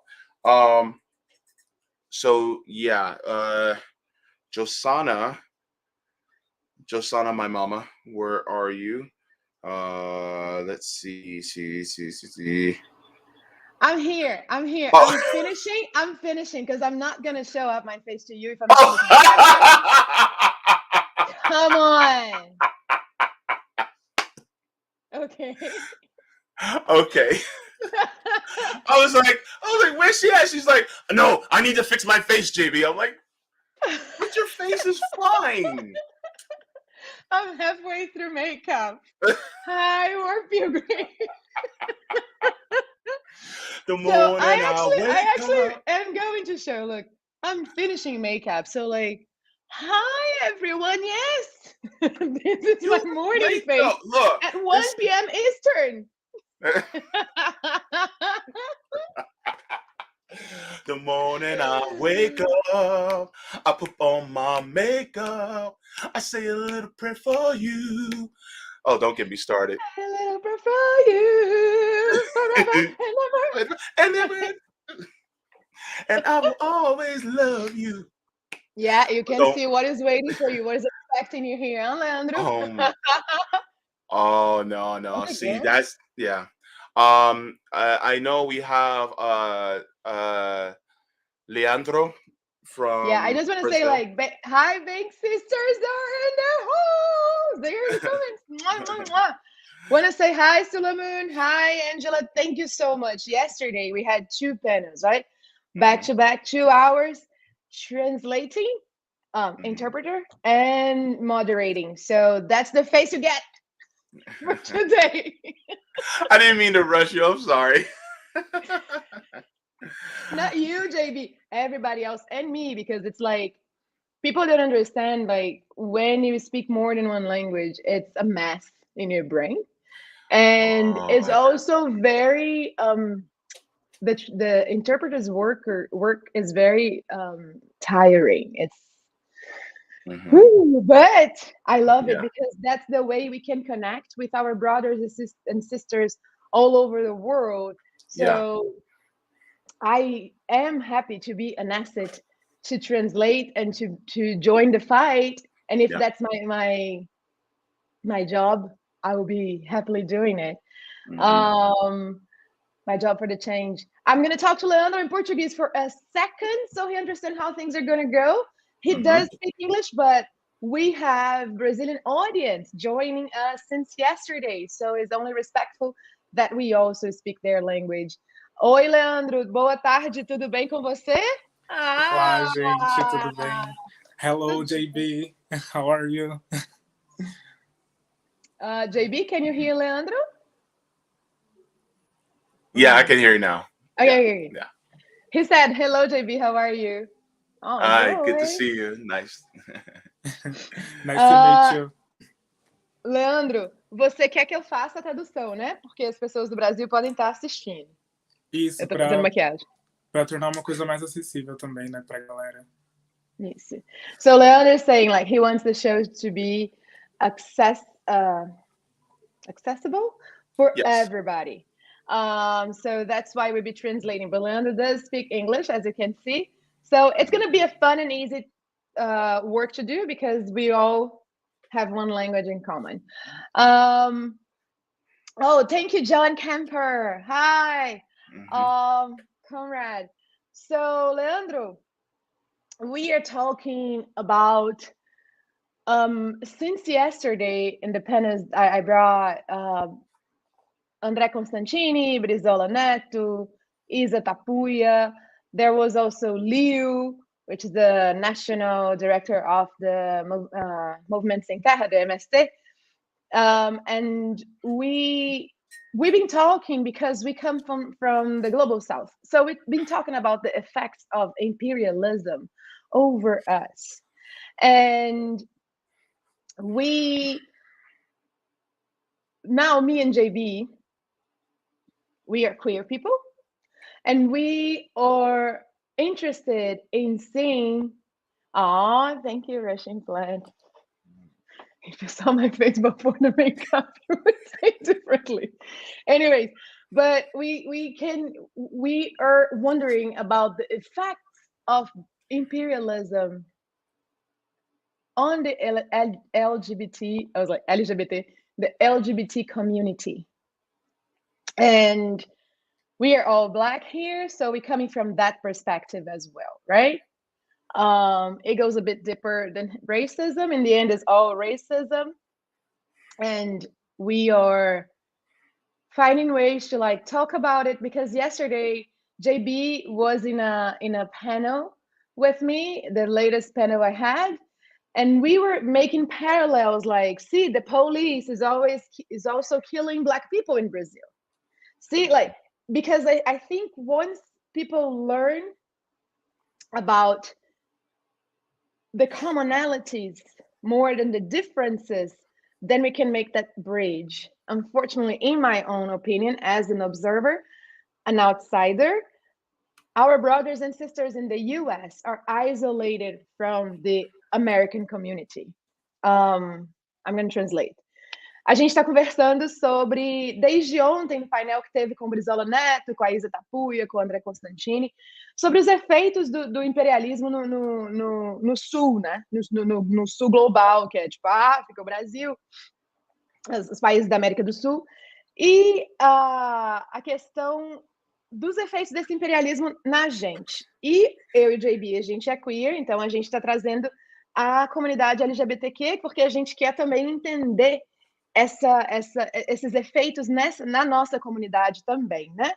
A gente também é preto, a gente fala dessa perspectiva da pessoa preta no mundo, mas eu acho que quando se trata de imperialismo, que é, na minha opinião, o estágio mais cruel da supremacia branca, ele vem um pouco ainda mais profundo, assim, não mais profundo ou menos profundo, não tem como comparar, que o racismo, mas ele tem mais camadas, né?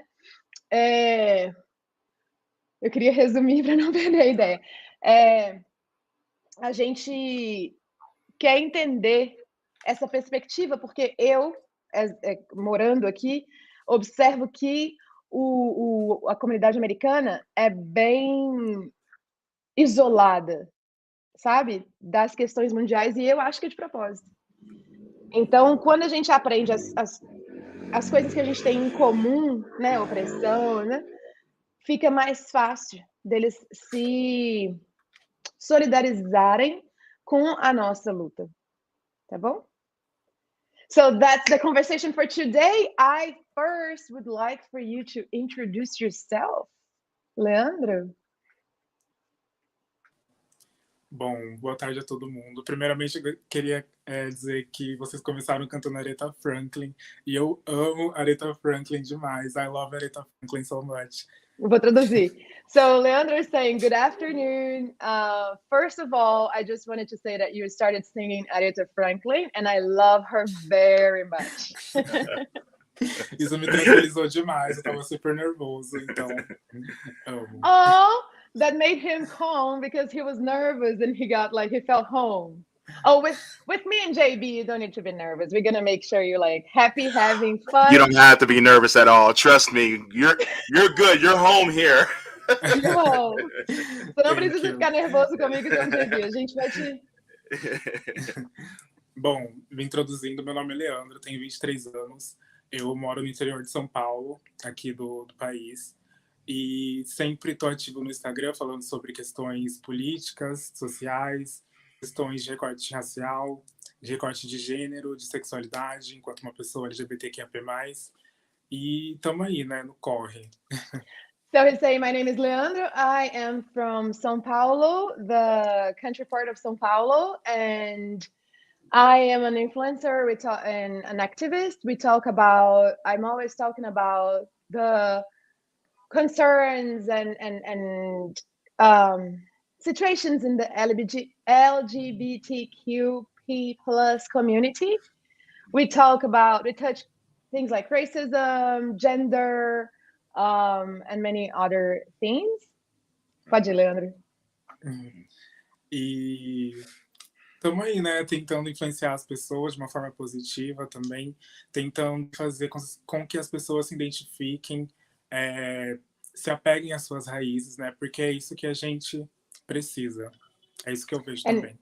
And we are here to get to do this work so we can learn about our roots and move forward. And I think that's what is needed. These are his words. Leandro, what are your pronouns? Quais são seus pronomes? Ele, dele, ela, dela, elo, delo. Awesome. So elo, dela is they, their. They, them. Thank you. So they, them. He, his, and ela, dela, right?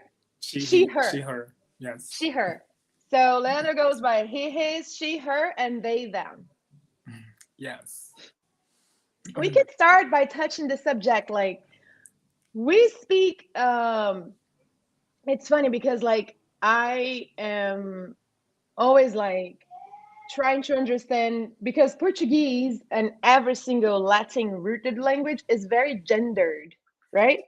Like you say you have an object that is it's either a female or a male. Even if it's an object, you have to use a árvore, which is like the tree. In Portuguese sounds like it's like always a female tree, just as an example. And how is it working with, because English is very, I know y'all not gonna agree with me, English speakers, but I have to tell you that English is very gender neutral compared to all the Latin rooted languages.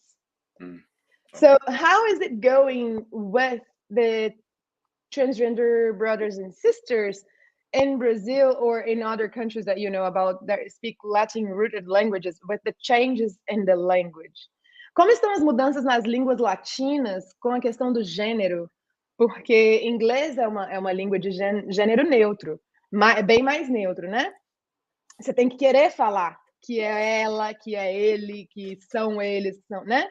E, na verdade, o eles e elas não soa como ninguém tá ganhando aí de maioria, né? They, não tá falando de ser mulher, ser homem, tá falando they.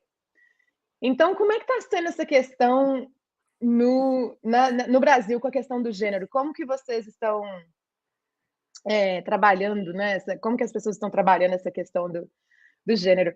Eu quero pegar alguma coisa para anotar, então vai respondendo que eu vou anotando. Bom, tá sendo uma luta, na verdade, porque tem um pessoal que acredita nisso, tem um pessoal que não acredita e fica essa briga assim, né? Eu vejo bem mais esse lado para o lado virtual, na verdade, onde as pessoas se posicionam mesmo, elas utilizam os pronomes, né? Tanto neutros quanto ele, dele, ela, dela, mas ainda é uma luta diária para conseguir as pessoas se adaptarem, né, com esse formato, com essa configuração no dia a dia. Se a gente fala, eu vejo muitos amigos, né, que são não binários ou transgêneros, que não se identificam com os gêneros ele, dele, ela, dela, e é sempre uma luta, assim, uma violência constante. As pessoas não conseguem aceitar, né, tudo isso, e é bem difícil essa cena, mas a gente está na luta, né, tentando fazer com que as pessoas entendam que são como as pessoas querem se identificar e pronto, não tem o que você fazer enquanto a isso, né, porque é uma identificação e tem que ser respeitada do mesmo jeito. So Leandro is saying that it's been a fight. I see people, my comrades, trans and non-binary comrades, fighting to position themselves and to be called the way they want to be called, and suffering violence every day because they are positioning themselves and saying like, these are my pronouns, because they have to find a way to make, they don't have they, you know what I mean? Because I was telling Leandro, they is very gender neutral. In Latin rooted languages, it's it has to be or for female or for, like, it's super binary. It's super binary. And then the trans and non-binary communities suffering violence every day because of like, they have to position themselves and fight for that. But Leandro is saying they won't give up, and Leandro won't give up as well. JB, do you have any questions that you want to jump in with? Not at the moment, but okay, I put you on the spot. I was like, I'm gonna put JB on this spot now. No, but no. I just want to thank you for being here, because a lot of times we get what's going on here in the United States about, you know, queer issues. I'm going to say that instead of LGBTQ every single time because it's a little easier. So we get that perspective here a lot, but we don't get the perspectives throughout the world and how it's linked to our own liberation, as well. For instance, when has anybody talked to anyone from Saudi Arabia who is queer and what they're going through as far as that's concerned? A lot of times, a lot of these countries that are now oppressing queer people, if you trace it back, a lot of times it's from imperialism by introducing, the different religions and different types of thought that basically is anti-queer into that people. Like, for instance, in Ghana, they have, an anti-gay bill, anti-gay law in Ghana. And it's like, well, where do they get that from? Where do they get those values of oppressing queer people from? And sometimes they get it from the people who basically colonized them. Because if you look at all the African nations, they're basically colonies for European nations. And so because of that, then you get this type of mindset where, and a lot of them tend to, believe Judeo-Christian religions, and they want to be oppressive towards queer people. And so this is something I've noticed around the world, and it's actually had a major impact on those of us who, like, we just, here in the United States, those of us who are queer, we just got the right to marry a few years ago. So it's very interesting to see. O JB tá falando, tá te agradecendo por estar aqui com a gente e tá falando da questão da opressão contra pessoas queers, e ele falou que ele vai continuar usando o termo queer, porque I think I'm gonna sneeze. Ok. Ele vai continuar usando o termo queer porque é mais fácil do que ficar falando LGBTQ+. E ele falou também, tá falando da questão da opressão de pessoas queers no mundo. De onde vem isso? E esse pensamento que ele tem de que tá vindo das raízes do colonialismo, né? Tanto, isso aí é uma nota pessoal. Você tem traços que vão bem atrás na civilização americana, que as pessoas transgenders, elas eram consideradas deuses andando, então elas tinham aquele respeito na tribo, não tinham um instinto natural de oprimir, na verdade tinha um instinto natural de adorar, né? Então, como que isso influencia, né? E de onde está vindo essa violência? Qual que é a sua opinião nisso? E eu vou anotar para traduzir, e às vezes te interromper só para falar assim, fez uma frase, eu traduzo, só para não ficar perdido, para não ficar... Certo. Eu vejo também, partindo desse ponto da colonização, né? Também tem muita influência da religião, principalmente aqui no Brasil, né? Sobre isso. E tratando de religião e questões sociais, a gente sempre vai ter um impasse nisso tudo, porque tem muita influência também. E por ser um país, né, considerado como laico, mas a gente sabe que não é isso, na verdade, que acontece. Mas a gente está sempre em constante luta, tentando mudar esse quadro, né? A gente vê também nas religiões de matrizes africanas um certo respeito em relação a isso, muito mais respeito do que a Igreja Católica ou qualquer outra religião que venha da colonização. E várias pessoas queers aqui do Brasil fazem parte, né, dessas religiões de matrizes africanas, justamente por esse respeito, né, que eles encontram dentro da religião, mais do que na igreja ou qualquer outra religião assim fora disso. Okay. So Leandro is saying that he sees the roots of this violence through colonialism. When I was translating to him, we were talking about the fact that you trace back to African populations before colonialism. They actually considered transgender people gods walking on earth. Mm-hmm. There was no natural instinct to oppress. There was actually a natural instinct to adore, right? As you do with a god, like you adore a god. Mm-hmm. And he sees that too, like it's traced back to colonialism, mm-hmm. and especially rooted in religion and also class, mm-hmm. right? Mm-hmm. Because that here too, right? In that intersectionality, the white gay man has way, white transgender woman has way less. So like, not to compare the pain, but like also to be aware that if you are a white queer person, please fight and support your brothers and sisters that are not white, right? Mm-hmm. And then he says, like, we live in a country, he's talking about Brazil, where it's said it's neutral about religion. But we learned here yesterday that the evangelical church created by CIA are actually created to spread propaganda as a form of a cult, and it's switching and changing the culture. So he says the queer community in Brazil, they find way more freedom to be who they are in religions that come from African roots, the Yoruba religions. When we say that in Brazil, we're talking about the Yoruba ones.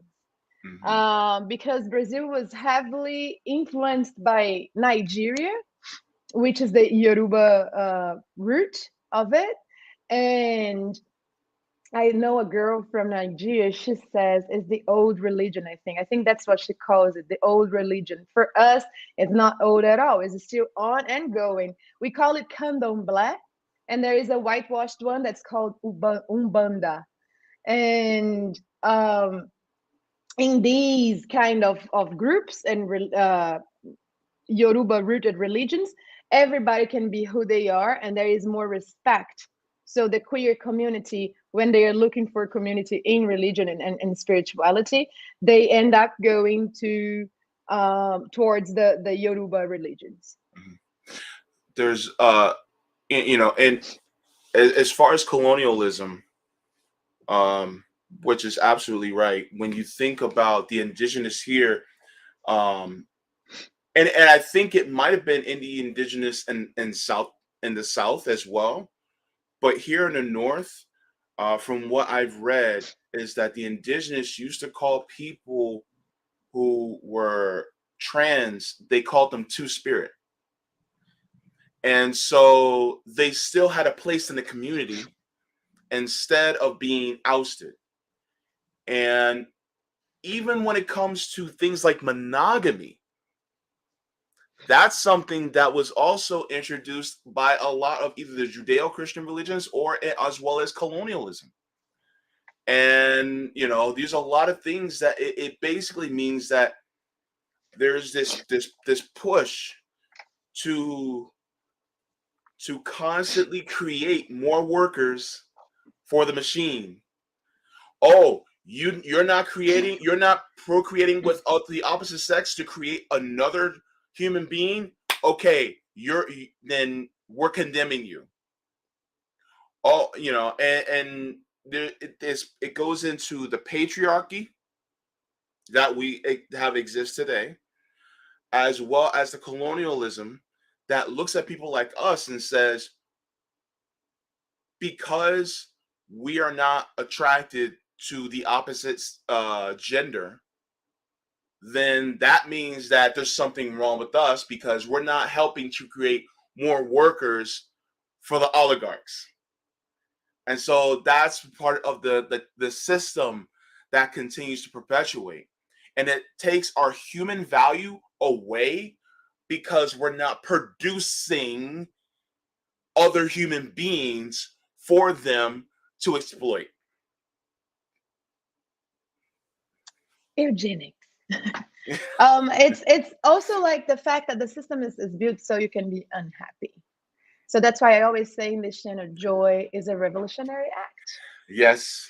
Yeah. Because if you were happy, you were going against the system. Yeah. But no toxic positivity, please. This is for the white women in yoga pants. Anyways, Leandro, o JB tá falando sobre a experiência dos povos indígenas americanos. Ontem eu aprendi com a MST que a gente fala dos povos indígenas estadunidenses, né? Que na verdade eles são americanos, porque eles estavam aqui antes dos Estados Unidos acontecer. Que quando eles viam uma pessoa, em português é transgênero? Que quando eles viam uma pessoa transgênera na tribo, eles chamavam aquela pessoa de dois espíritos. Aquela pessoa tem dois espíritos. Então aquela pessoa tem o lugar dela na tribo, ainda tem o lugar dela na tribo, e é uma pessoa que é chamada de dois espíritos, que é lindo, né? E que também conceitos como a monogamia, né, e o casal binário, isso também é imposto por colonialismo, né? Ele fala que é um sistema que obriga a gente a trabalhar para poder produzir dinheiro para os oligarcos. Tem essa palavra em português? Oligarcos? Não. Para os bilionários. Isso, oligarquia. Para as oligarquias, obrigada. Desculpa. Aquelas perdidas, né? Eu não lembro mais uma língua. Tem essa questão para a gente ficar produzindo dinheiro para as oligarquias, e aí o JB faz uma conclusão que é muito interessante, que é a questão do sistema meio que impor o casal binário para que você case e tenha filhos, né? Quantas pessoas homossexuais já não fizeram isso na vida? Case e tenha filhos para que você continue produzindo pessoas para o sistema, para trabalhar para o sistema. Aí eu fiz complemento e falei, porque, na verdade, a alegria é a prova dos 9, né? A alegria é um ato revolucionário. Se a gente mantém a nossa alegria na alma, a nossa alegria preta,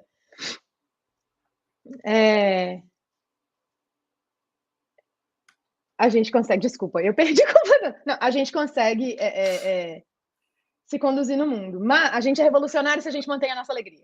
Mas eu queria saber a sua opinião sobre essa coisa que ele falou, dos casais binários serem impostos como uma questão social, meio que até para puxar, né, para empurrar essa coisa de continua trabalhando naquele círculo vicioso de, né? Bom, é complicado a gente seguir essa linhagem, né, com pessoas LGBTQIA+, porque pessoas queer, né, porque as pessoas não esperam isso, né, sempre estão jogando a gente para marginalidade, para o espaço público, né, que é a rua. Muitas pessoas transgênero aqui no Brasil, transexuais, principalmente mulheres trans, são jogadas para marginalidade automaticamente, né, para as ruas. Então, a gente não vê muita perspectiva de trabalho, e se você não tem trabalho, você não tem dinheiro. Se não tem dinheiro, você não vive. É basicamente isso, né? Tudo gira pelo capital, tudo gira pelo trabalho, pelo emprego. Então, se você não tem isso, que é a base, né, você não tem nada. Então, não tem como a gente falar disso sem ter uma vida saudável, né? Ter gerar renda para essas pessoas também, porque senão a engrenagem não gira. E eu vejo essa cena muito forte, porque várias pessoas que eu conheço, amigos meus, eu mesmo, né, fiquei desempregado por muito tempo.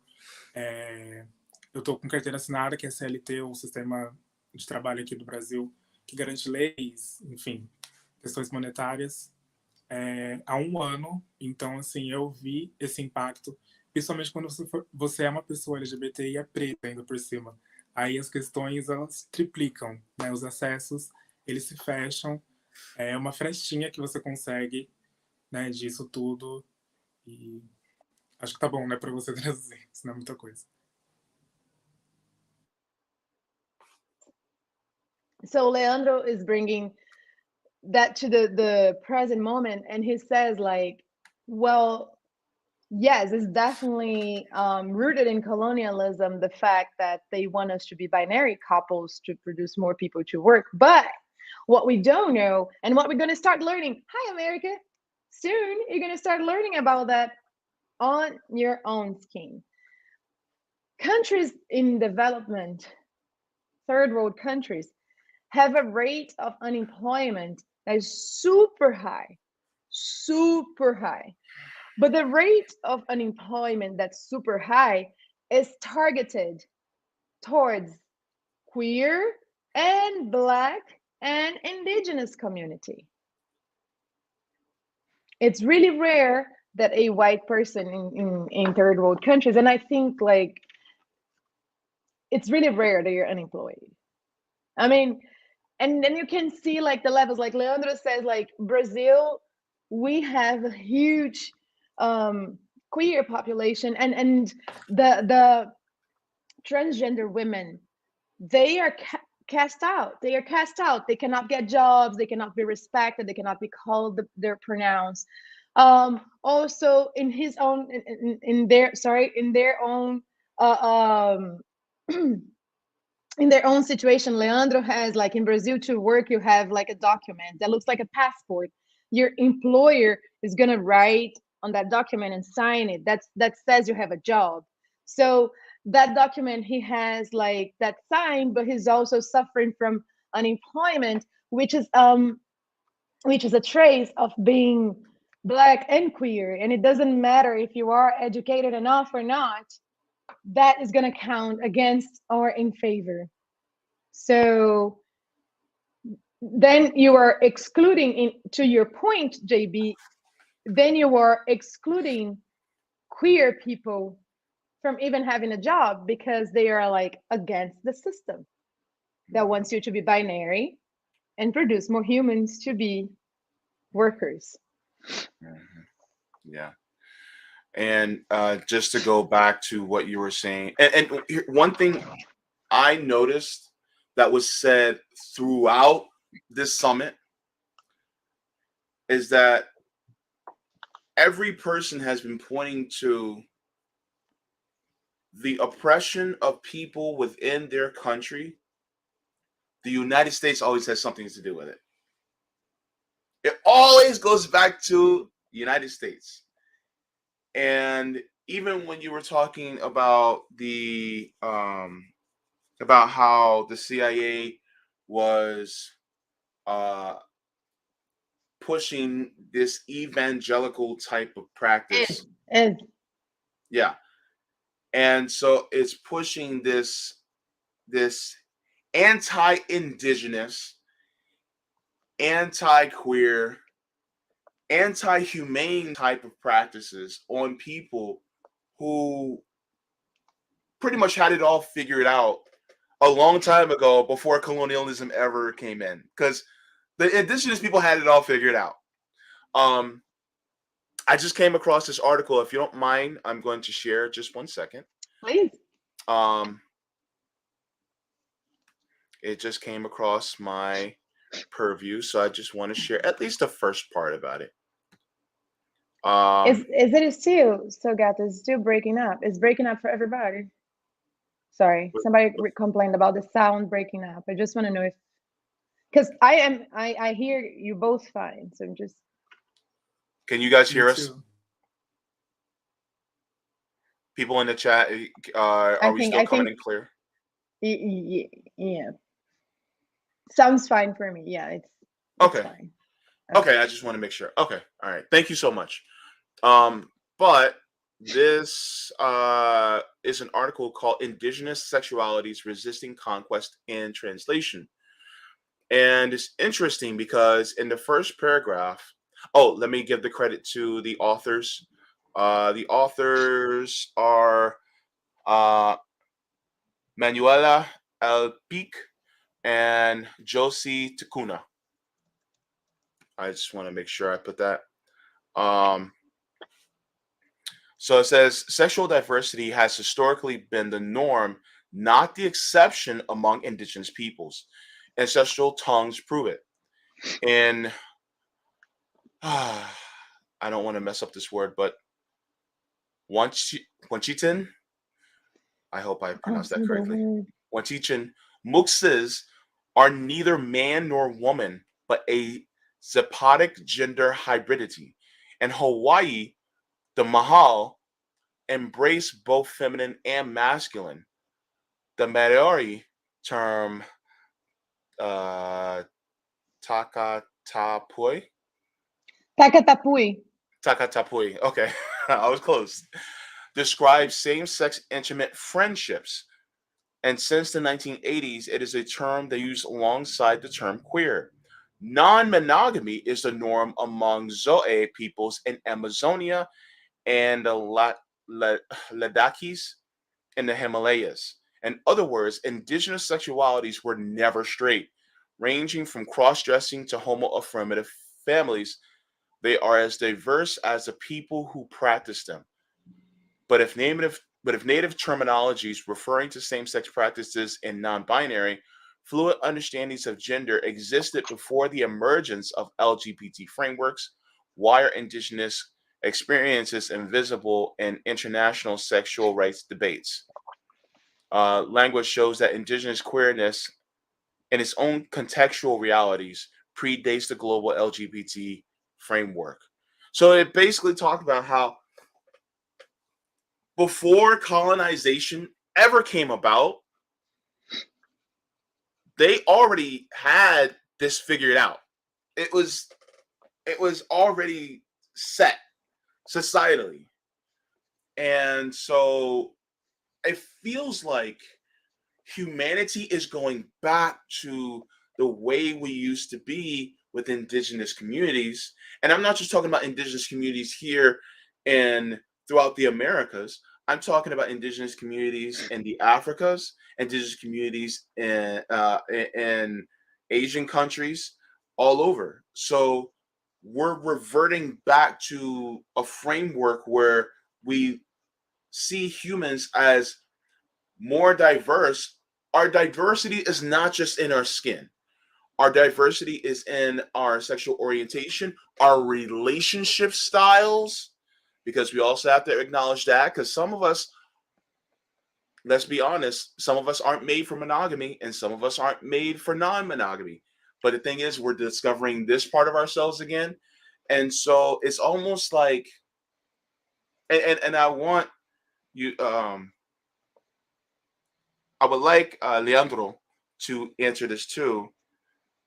Does it feel like colonialism is losing its grip when it comes to us going back to our original state before colonialism? Yeah. The freer the human being, the bigger the threat. Vamos lá, Leandro.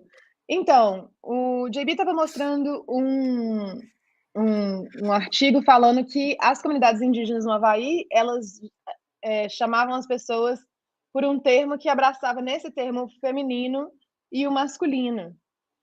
Que essa coisa de binarismo, o Brasil vai me odiar. Gente, não fica com raiva de mim. Eu tô fazendo o melhor que eu posso. Chega uma hora que a língua fica doida na minha cabeça. Estamos aprendendo todo Brasil junto. Estamos aprendendo junto, amiga. Amém. Não, axé, porque amém é coisa de colonizador. Anyways, Guys, I don't want to just do like internal jokes. I'm laughing because as I try to speak to Leandro in Portuguese, I'm messing everything up. And it's like I've never spoke Portuguese before, and I'm asking, Brazil, please don't hate me. Oh. But like, ok. O JB tá perguntando, aí ele mostra esse artigo e aí ele fala, tipo, a nossa diversidade não está só na cor da nossa pele, ela está na forma que a gente se relaciona com os outros, ela está na nossa orientação sexual, ela está na forma que a gente se organiza socialmente. E que algumas pessoas, por exemplo, são feitas para serem monogâmicas e outras não. E que isso está tudo bem. Né? Que esse sistema que quer colocar todo mundo na mesma caixinha e oprimir, né? Isso é tudo isso é opressão. Quanto mais te tira a liberdade, mais é opressão. Não tem como chamar de outra coisa. E aí ele pergunta, porque você falou no começo que você está voltando, sua luta também é voltar para as suas raízes, né? Então a pergunta que fica você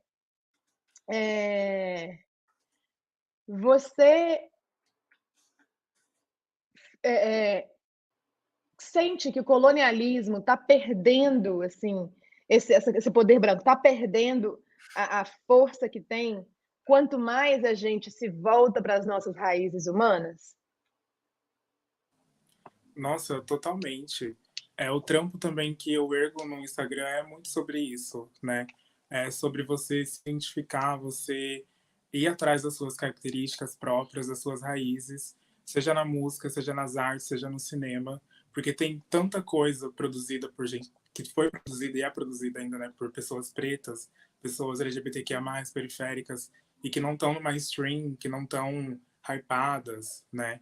Que estão lá no popular só as produções de pessoas brancas e, né, padrões, enfim. E é muito importante, sim, a gente ir atrás disso, para a gente quebrar com isso, né, esse sistema. Por mais que o que esteja hypado são produções que a gente não se identifica, a gente sabe para onde voltar, a gente sabe o que nos pertence, né, onde a gente pertence também. É super importante tudo isso. So Leandro is saying that, yes, that 100% of the more you go back to your roots, the less power white supremacy has to keep your mind colonized. And that, because like, to be quite honest, Vikings have no roots. That's my personal opinion on that. Fight me. And that's like, and he says like his work as an digital influencer is to like push the young Black queer community to go back to their roots. Even non-white community, the more you get, the closer you are to your roots, the freer you will be. And he touches like about even religion and especially art. Like art, music is a form of connection with your soul, with your roots. And he says like in Brazil, like we have 54% of the population of African descendants. And still people in mainstream media, they're famous, they're like big pop singers. Anitta, everybody in the US knows Anitta now. Anitta in Brazil is white. You know what I'm saying? Like people that are in the mainstream with chances of succeeding, they're always white and feeling that binary kind of white supremacist dreams coming true, right? And pode ir, fala, meu amor. E ainda assim, né, o que a gente consegue resgatar disso tudo, seja no funk, seja no samba, no rap, que são música, gêneros, né, criado por pessoas pretas, vindo de pessoas pretas, as pessoas brancas ainda conseguem tomar de assalto essas coisas, né? Conseguem se apropriar disso tudo, seja da cultura, da estética. Então, quanto mais a gente se firmar nessas raízes, né, nesse solo, né, da nossa identidade, mais a gente consegue derrubar o homem branco, a louca. Isso aí. Pode soltar o fogo, aqui não tem censura, não. A gente tem um canal até ele ser fechado, depois tudo bem. Ah, eu Appro- amo. So he's saying like, and he interrupted to say, because when I say Anita, it's because, yeah, it's very touching, because like you have Ludmilla there. Ludmilla is a queer Black singer from Brazil. So everybody's now getting in touch with Brazilian funk music, right? The one that they are dancing the passinho and like shaking the booty, that's the Brazilian funk music. This is coming from favela. This is coming from Black people. This is Black rooted music. But the ones that we know in the US, they look very white. They look like the Latino figure, Latine figure in the US, which is that white woman like Sofia Vergara. That no, she's not white, she's Latina. Uh-huh. In my country, she's very white.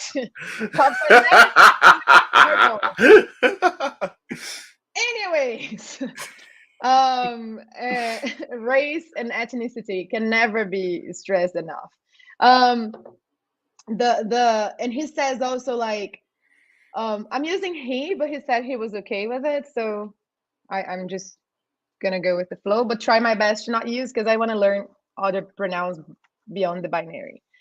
And he says like, and we see like whenever we go back to our roots, especially in music and art, like you have in Brazil, you have samba is African, funk music is African.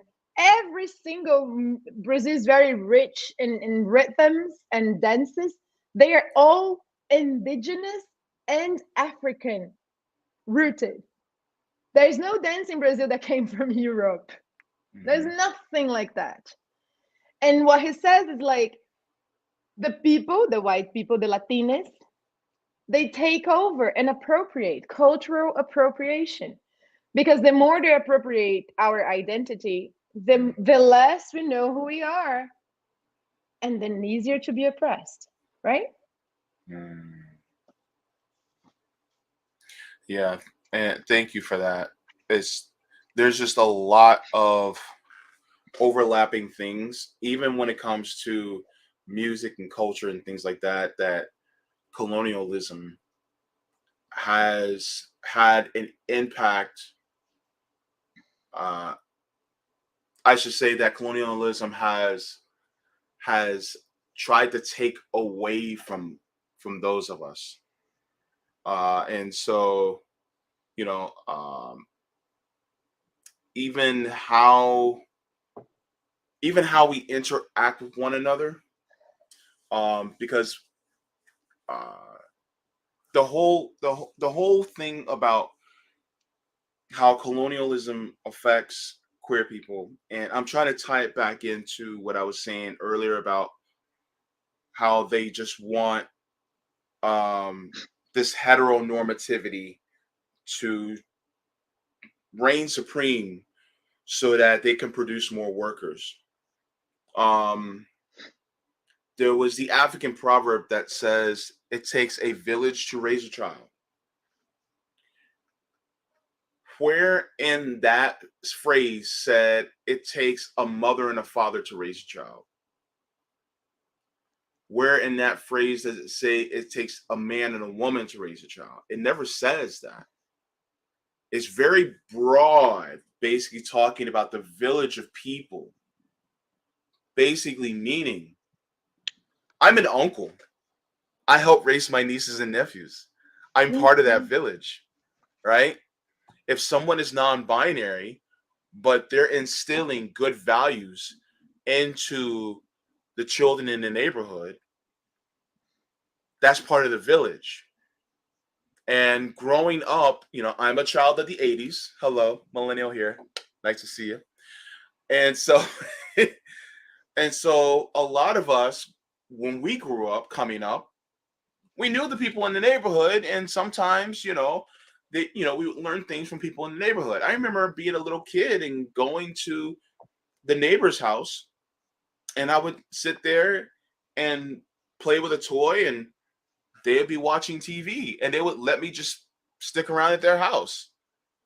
And I could have been playing outside, but I just gravitated towards this older couple, and they were an older white couple, and they were like, "Oh, okay, yeah, you can come in." And she had a cat, and I played with the toy in a car, and that was that.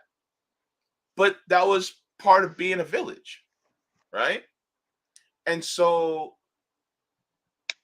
I think that as we get closer towards our roots, we'll realize that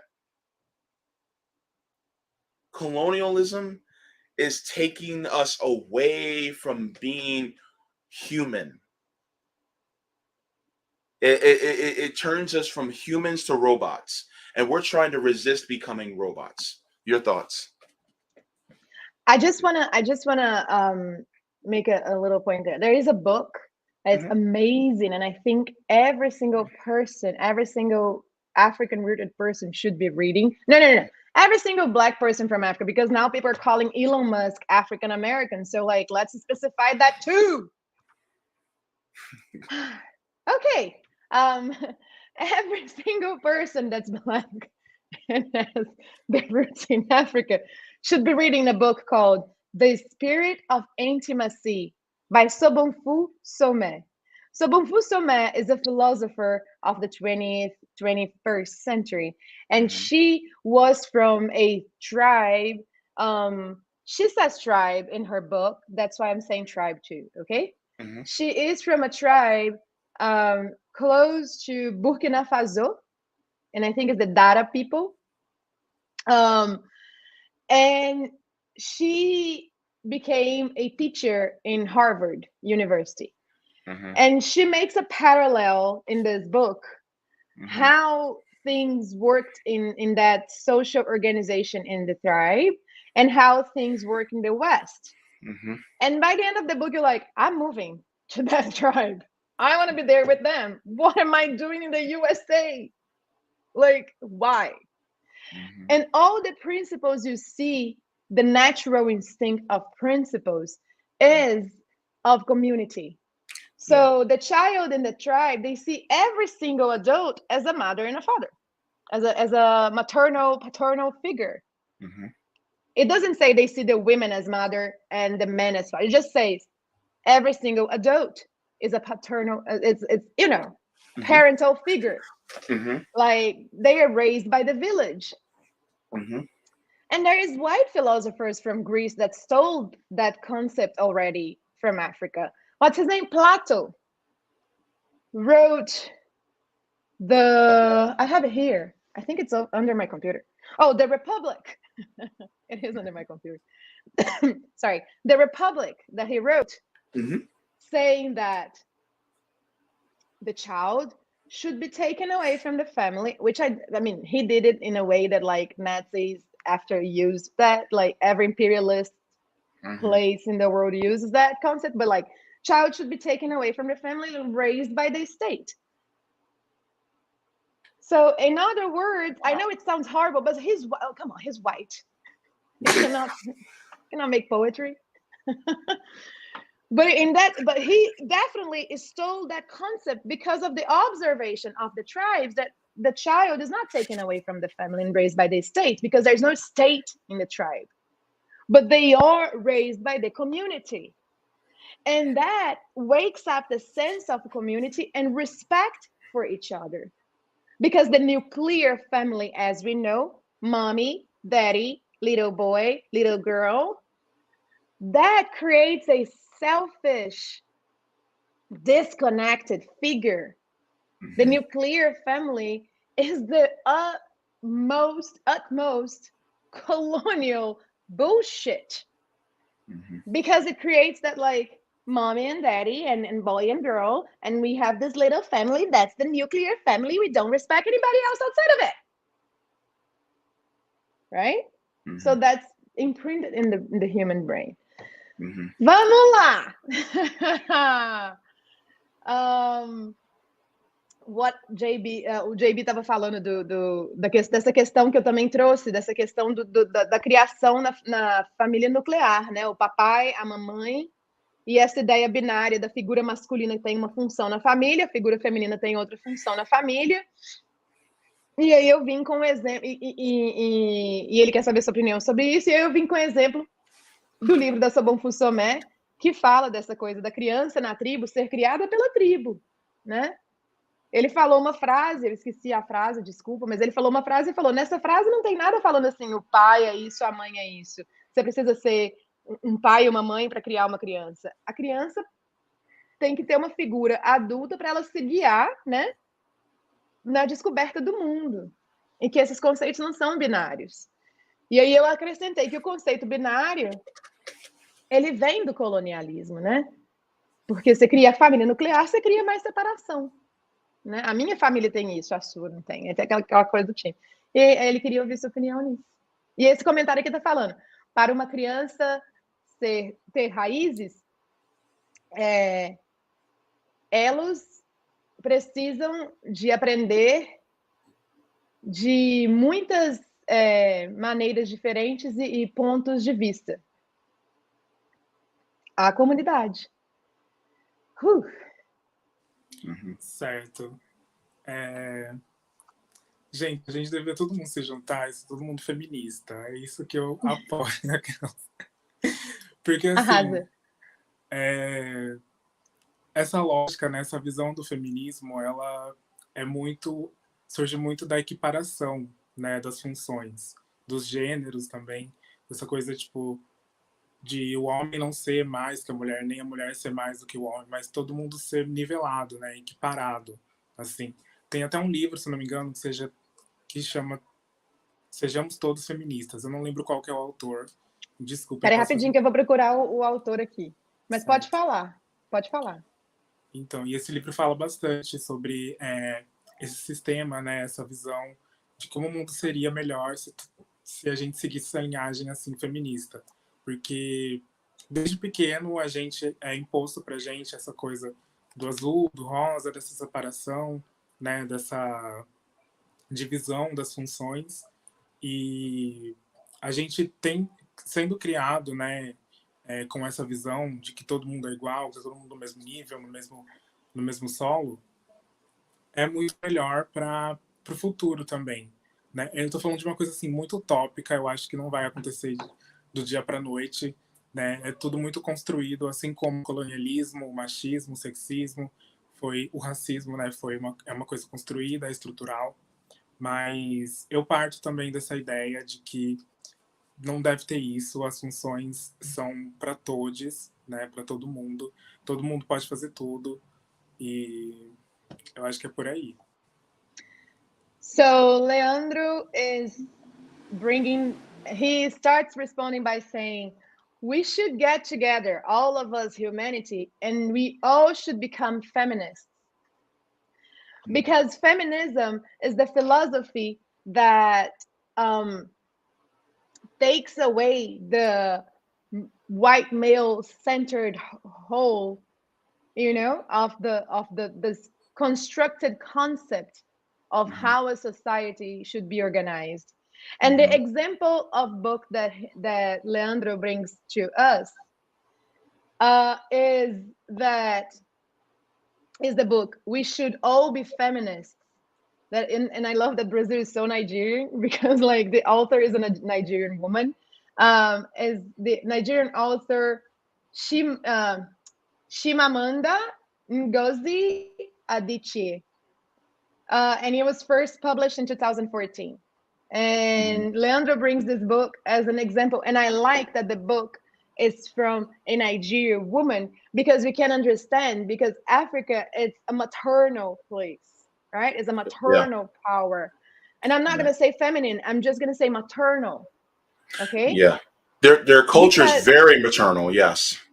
Because that's the concept that Leandro wants to bring.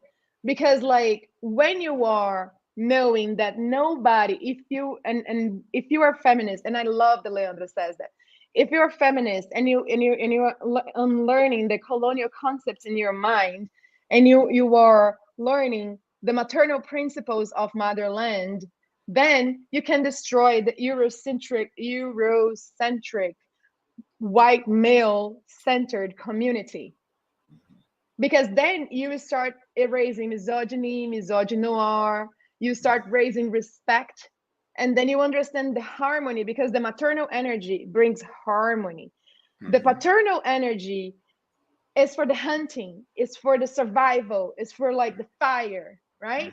The maternal energy, but the paternal energy, without the maternal energy to bring harmony, is the world we have here now in the present moment, 2021. Mhm. It's 22. imbalanced. Sorry, yeah. Ooh. Whatever. I think the world ended in 2002, and we are living in a weird hell that puts us Yeah. through this shit. Yeah. Anyways, and then like Leandro also brings the fact that it is hard. It is a hard fight to decolonize your own mind, to destroy these concepts that were constructed for so long, because until 2022, we still live by these concepts that were brought to us how many thousands of years ago. Mhm. And they were brought. We didn't have them. They were brought and imposed by violence.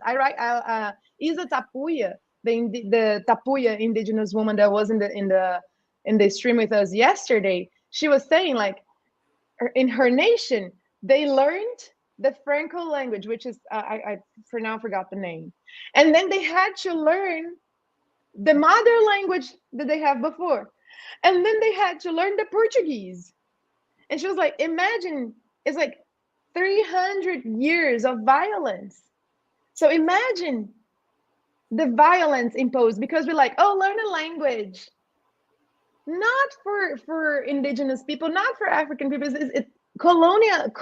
Colonialism is imposed with violence. Mhm. So like these concepts, we learn them out of violence. So to unlearn them is difficult. It's difficult because we have to go through our own traumas, and it hurts. Yeah. There's a point that I want to make, and yes, I've been reading the chat, is that when and I think you can agree with me, Josana, when we were talking about the nuclear family, we're saying that it can't just be just the nuclear family to help raise a child. It has to be more than that. It has to be the nuclear family, and then also the village as well, helping to not only raise a child, but to also help take care of each other. Because as we noticed through colonialism and capitalism, is that there's been a separating taking place, and it's been breaking apart tribes. And so a tribe is basically multiple different families, right? A tribe or a village. But if you start breaking that up, then you start to separate people. And the thing is that what we're talking about is bringing people back together. So much so that the village and the tribe are basically like one big family. And that's basically what we're talking about. And so much so, I'm going to get religious on you for a second. Be prepared. Sing.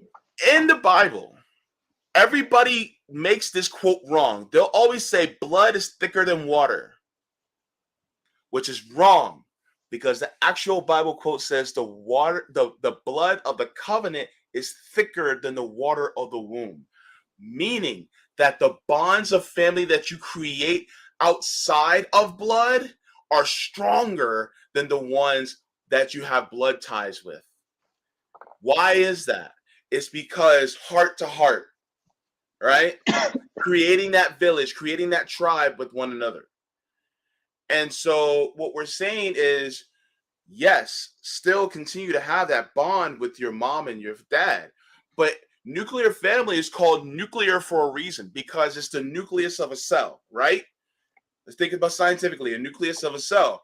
But what is also outside that nucleus? Everything else that helps that cell to operate. And so it's the same thing with families, and villages and tribes, because you just can't expect the parents to just help raise a child. You also need the village to also help with that as well, because that is what it's all about. So that's what the point is. And the thing is that what we're saying is that capitalism and colonialism has been breaking apart villages and tribes, even to the point where now it's considered abnormal to not have a tribe. It's so individualistic, and it puts people in these little boxes. So that's what we're trying to say, is that we need to go back to the way it used to be, because that's when we had these bonds. And so with these bonds, we start to have fellow feeling. I love that phrase, fellow feeling. And then once we have that, then guess what? When that person hurts, you hurt. When that person has joy, you have joy. Remember what you said, Josana? Ubuntu, right? See, I learned. You taught me, I learned. So through that, then we practice that. That's what the oppressors, that's what white supremacy, that's what colonialism does not want. It does not want a unified humanity. And this is the thing that we're coming to. And the thing is, part of unifying with humanity also means accepting people who may be a different type of human than you.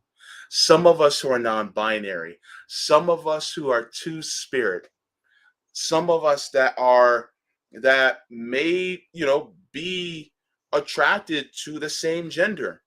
And that's okay. But the thing is that we're all still living through the human experience. And so that's one of the reasons why we're having this conversation, because imperialism has been breaking humanity apart for the means of self-aggrandizement. Wow. Yeah. Ooh. Have you been to church today, people? This is your church right here. If you were not touched by these words, if you don't feel holy and divine right now, please wake up, because I do feel like that. O JB tá falando daquela questão na Bíblia que Jesus fala assim: quem é minha mãe, quem são meus irmãos? Né? Que ele dá aquela povo, Jesus, tua mãe tá te procurando. Ele estava falando com o povo, quem é minha mãe, quem são meus irmãos? Minha mãe e meus irmãos são essas pessoas que estão aqui. E aí ele explica esse conceito de não família nuclear, né? Que nós todos, né, somos a família.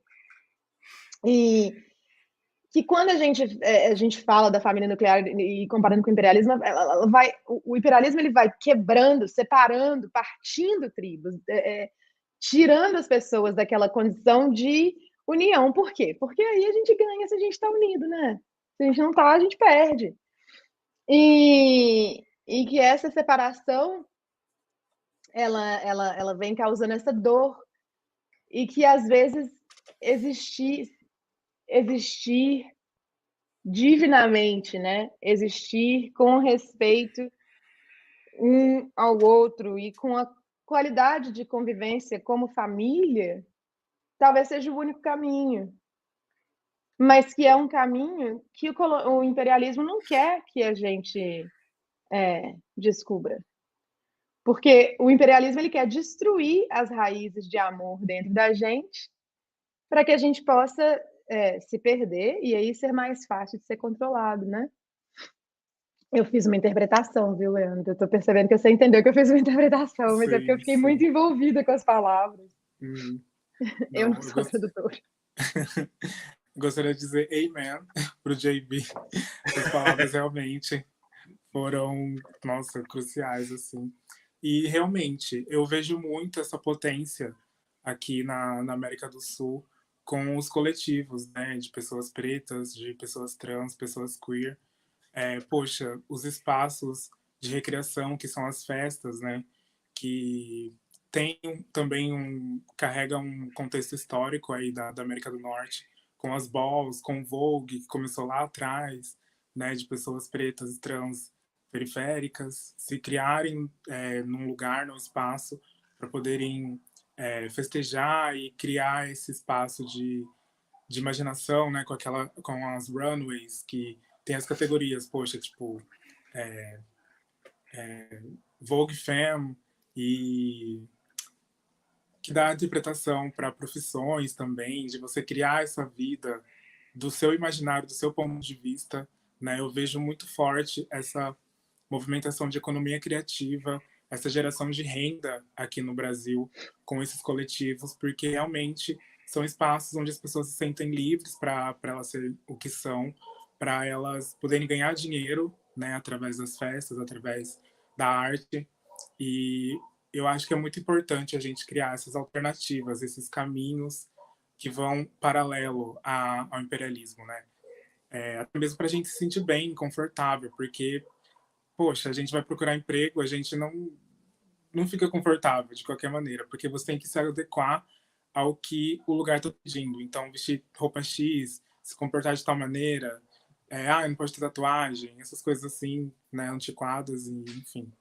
Então, a gente criar esses espaços alternativos, né, é muito importante para a gente se reconhecer enquanto comunidade, a gente se juntar, a gente, enfim, ir gerando renda e gerando lucro, né, para conseguir derrubar tudo isso. Yes. So Leandro is saying that the alternatives that the queer community found in Brazil, based on that, like getting together as community and like outside of society, nuclear family, is that they created collectives. There is one that's called Vogue Femme, and others. And these collectives, they generate jobs, they support the queer community with psychological support, and then they make parties. And then they make parties because that's what we were saying before. Joy is revolutionary. So they are dancing together, they are getting together, they are getting contact, and they are telling the young queer community, it's okay to be who you are. You are accepted here. Here you are welcomed to be who you are. We will respect you. So they are trying to create what I think the queer movement here in the 70s did a little bit, where like you will hire in your company if they are from this community. You will like, they're trying to fight with their own, because transgender women in Brazil cannot find a job. So they are creating all these alternatives to the queer community, and then that they feel like they are in a family. So it doesn't need to be my family, because many times the family won't accept the queer person, right? So the nuclear family will say no, but then there is this collectives, the Vogue Femme and others, they're being the family for that person. So they get together, they do parties, they find jobs for them. They like, if you sell products, they will buy from you. Like, they are doing this kind of work in order to push the community. And that's just what you said. Like, there's no daddy and mommy, it's everybody together. Mm-hmm. Yeah. The community is bringing up the raising the people, right? Yeah. Rising with the people. Yeah. And the thing is that you can still do it. Like, if I have a child, will I still be the parent of that child? Yes, but I'm also getting help and assistance through my community, right? What, like, okay, let's put this out here. Let's go scientific. Every single human being on this planet is related. I don't care if you go the religious route, we're all related. If you go the atheist route, we're all related. We are all cousins, okay? Leandro is my cousin. Josana is my cousin. Yeah. So with that being said, okay, when we talk about tribes and villages, they're just localized portions of family that are helping to raise someone. So I'm depending on my cousins, my aunties, my uncles, my grandparents, my big brothers and sisters and other siblings. I'm depending on them to also help, right? With that being said, then yes, it takes a village, right? It doesn't stop me from being their father, right? But at the same time, I also get help from the village. And that's the thing. Look at how many parents today are so swamped with just the responsibilities of taking care of their child that they need to get help from people. What is a babysitter? What is asking your mom or your father? So that's the whole thing. I mean, I don't want to stay too much on that point, but yes, you know, I think that imperialism really did a number on us as far as those of us in the queer community and how we interact with one another. And I love that. What was the name of it again? The when their nuclear family, when they reject them and they go into this new family. What Foster was the child? name? No. What? I'm sorry. No, foster child? Sorry. No. You were talking about how Oh, they the were, collectives, the yeah, the community. collective, yeah, yeah. Yeah. And so that's really creating a new family, another village, you know. And so I think that's wonderful because that's still going back to your roots, because we get to a point where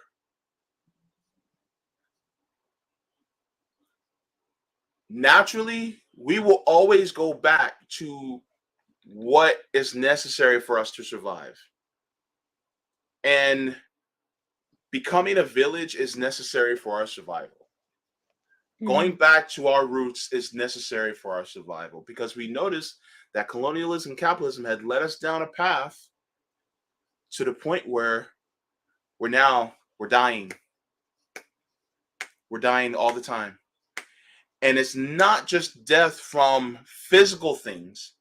We're dying from not being able to interact with people as much as we used to. We're dying of diseases like depression. And this isolation is killing us. So, yeah. Before we go to War Pilgrim's comment, because I want to understand, because I don't understand the phrasing. I want to translate an idea of what you just said to Leandro, the people from Brazil that will see this or watching it. Então, a ideia que o JB está falando é, tipo, ele toca nos coletivos que você já acabou de falar sobre eles, e ele também fala dessa frase que tem em inglês que fala: precisa de uma vila inteira para criar uma criança, né? E que essa frase não fala assim, precisa do pai, precisa da mãe, precisa da irmã, precisa de uma vila inteira para criar uma criança.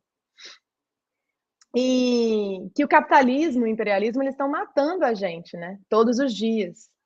E que quanto mais a gente volta para as nossas raízes, a gente precisa de voltar, porque essa é a única oportunidade que a gente tem. A gente precisa ser uma comunidade. Porque como os coletivos que você citou, a família nuclear muitas vezes fala: você é queer, você é transgênero, sai daqui, né? E aí essas comunidades, esses coletivos estão falando: não, aqui você é bem-vindo, aqui você tem família. E aí vão ter esse momento de aceitação. Aí essa pessoa fez esse comentário que eu vou ler para você em português, né, para as pessoas que estão assistindo a gente, porque eu preciso entender o que é, porque eu não entendi direito a frase dele. Ele fala: não estou certo de que eu concordo com essa análise. Mantendo as crianças na comunidade, é preferível que ter eles caindo no sistema de adoção, ou adotados numa forma que... Ou adotados numa forma que tenha laços com a comunidade. Eu acho que é isso. Eu perguntei para o JB para me ajudar a entender. Você quer falar alguma coisa antes da gente explorar o comentário? A respeito do comentário?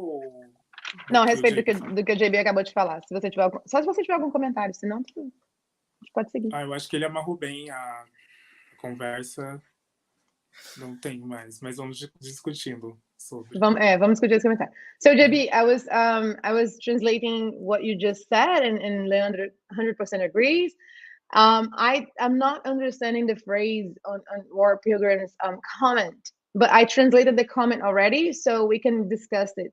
I want to understand what they are saying there.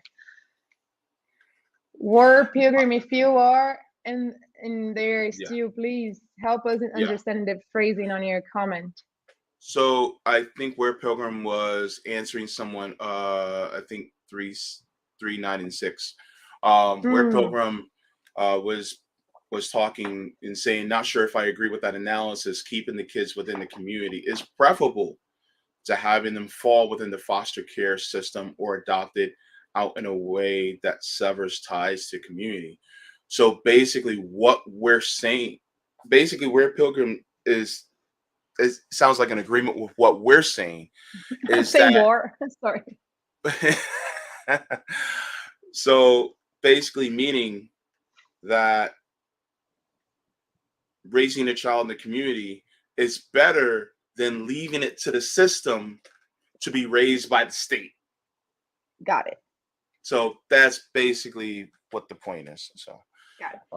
Yeah. Então, okay. Okay. Because I was not understanding where Pilgrim, because my brain is 5, 4, 3, 2. Me too. Look, I finished all my tea. I'm all out. I'm gone. Me too. I'm like, please help me. Yeah. Então ele estava concordando, o comentário estava concordando com a gente e falando que é melhor que a criança esteja na comunidade do que ser retirado pelo sistema. Porque aí eu vou falar uma coisa em português que eu vou traduzir para o inglês e a gente vai para as respostas. Você sabia que aqui tem campo de concentração para criança latina, né? Que vem na fronteira com o México? Não sabia. Então, existe um campo de concentração na fronteira com o México, no Texas, que as crianças, porque tem uma lenda, né, para as pessoas que estão atravessando pela fronteira ilegalmente, que se eles trouxerem criança, é mais fácil eles serem aceitos. O sistema de imigração aqui fala, se você está vindo como refugiado pela fronteira, tem que se entregar para ser preso, para depois você ser aceito para salvo. Não é. Você vai ser preso, deportado, blá, blá, blá. O Obama... eu adoro desmascarar o Obama para pessoa preta. O Obama foi o criador dessas jaulas. Eles separam as crianças dos pais e as crianças nunca voltam para casa, porque pela lei americana elas só podem receber julgamento quando elas têm 18 anos. São crianças indígenas que às vezes não falam nem espanhol, tá? Que estão numa jaula com um policial que não tem nenhum supervisor, que provavelmente está abusando, porque tem gente dentro das jaulas me falando isso, está abusando ela todos os dias. E ela está aprendendo inglês dessa pessoa. São crianças pretas também que sofrem racismo das outras crianças latinas que não são pretas, que estão isoladas nas jaulas, e são crianças latinas em geral, que vão ficar, às vezes, de bebê de colo até 18 anos esperando julgamento. E mais de 2.500 crianças desapareceram porque foram no sistema ilegal de adoção para as famílias ricas, e são sempre as crianças brancas latinas. Agora eu vou falar para eles o que eu te falei em inglês para a gente depois discutir isso. So since we're bringing up I'm telling Leandro a story because people from Brazil don't get the news from here. Guys, you have no idea how imperialism works. Propaganda works so well.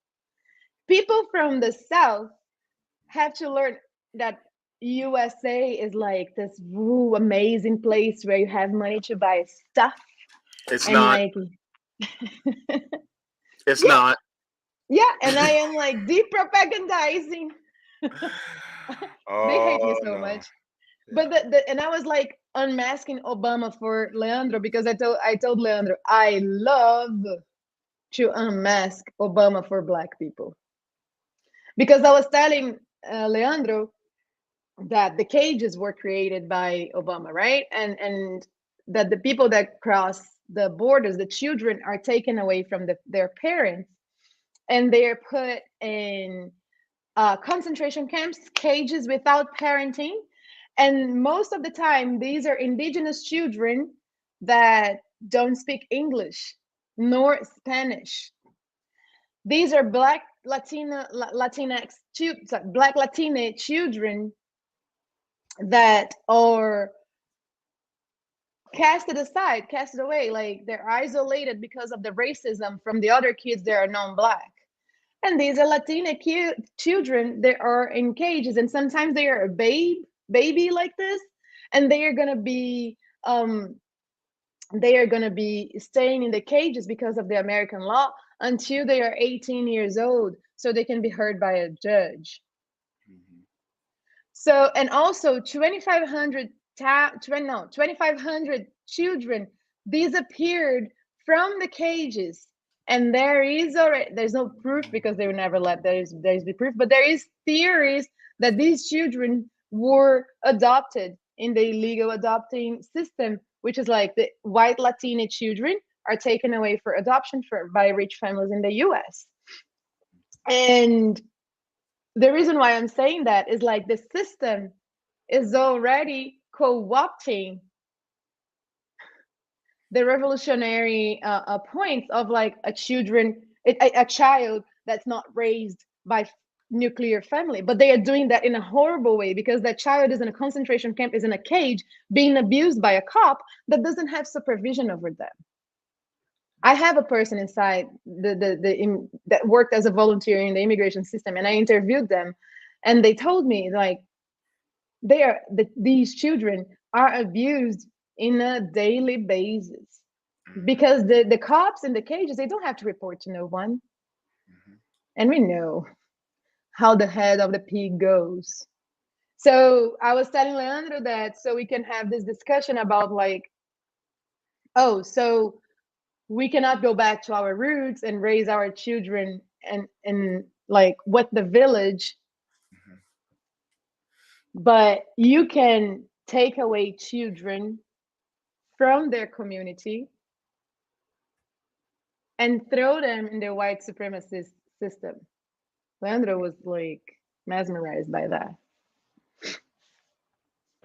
But let me understand. This happens in like now. Right Like now, we're today. talking here, and the children are being tortured. Yeah, I had the I'm same gagged. reaction in 2019 when I discovered. I had the same reaction, and I got a little bit cuckoo because people in my work, they were working and they were like, "Oh, are you gonna go to this party in the weekend?" And they were all white American. "Oh, are you gonna go to this party?" And I was like, "Which party? There's children in cages. You wanna party?" Because like when I discovered that children that look like me are in a concentration camp, since that day, my biggest dream is to go there with my bare hands and open them cages. And they should fear me because when I get there, I will do that. I will do that. So the cruelty of the USA, my love, is it has no limit. It knows no limits. Well, they bomb children all around the world. They are right now bombing Palestinian children while we talk. In the last day of Ramadan, the Ramadan Mubarak for my Muslim family, like they don't care. They are starving Yemeni children to death. They starve our children to death. The reason why we have Bolsonaro now is because the USA sponsored the coup d'etat against Dilma Rousseff. I am like, what can nobody tell us in Brazil about this? You know, the media, the newspaper, like the TV. We are living our life without knowing this happened in here. You know, it's like terrible, terrible. I'm really That's gagged. terrible. I'm so sorry that I was the one to break the bad news. Yeah. Like, but it's the same thing here in the United States. We don't know what's going on in Brazil. And when we find out about the coup d'etat that happened, we're like, that happened? How many people from the United States didn't know about the OAS and the coup d'etat that they tried to do in Bolivia against Evo Morales? They don't know. The people here in the United States don't know because we're brainwashed. We're all that's all of us. We're constantly brainwashed into thinking the United States is the greatest country in the world. And it's not. And guess what? you know, people like Yuto Sana, you like Leandro, people all over the world are taught the United States is the greatest country in the world, so that you'll come here and be a worker and be do slave labor, wage slavery, because that's basically what they want. They just want you to come in and work, but they don't want you to work to create a better life. They just want you part of the machine, and so they lie to you too. Mm-hmm. So that is the United States, and that's how it operates. And it's so crazy to see, like, sorry, it's so crazy. It's lack of vocabulary, guys. I'm sorry. I'm like, rah. Usually I am already, but like, but it is mesmerizing to see like how the impact of that on you, Leandro, right now. Like your expression, you're like, And I'm not criticizing you. I'm just like letting people know. I'm pointing it out so people that are watching can see the effects of this country in a person. The effects of the foreign policies in this country in an actual person. Because we talk about the wars, but we're not there. We don't feel the bombs that are falling in Palestine. We don't feel the bombs that are falling in Yemen. They're not falling here. We don't feel the famine. We don't feel the pain of the children. But like, look at Leandro right now. And you can see the effect of the USA, this creation of the devil in people. E assim, aqui no Brasil ainda a gente está passando por um cenário tenebroso, né, na política.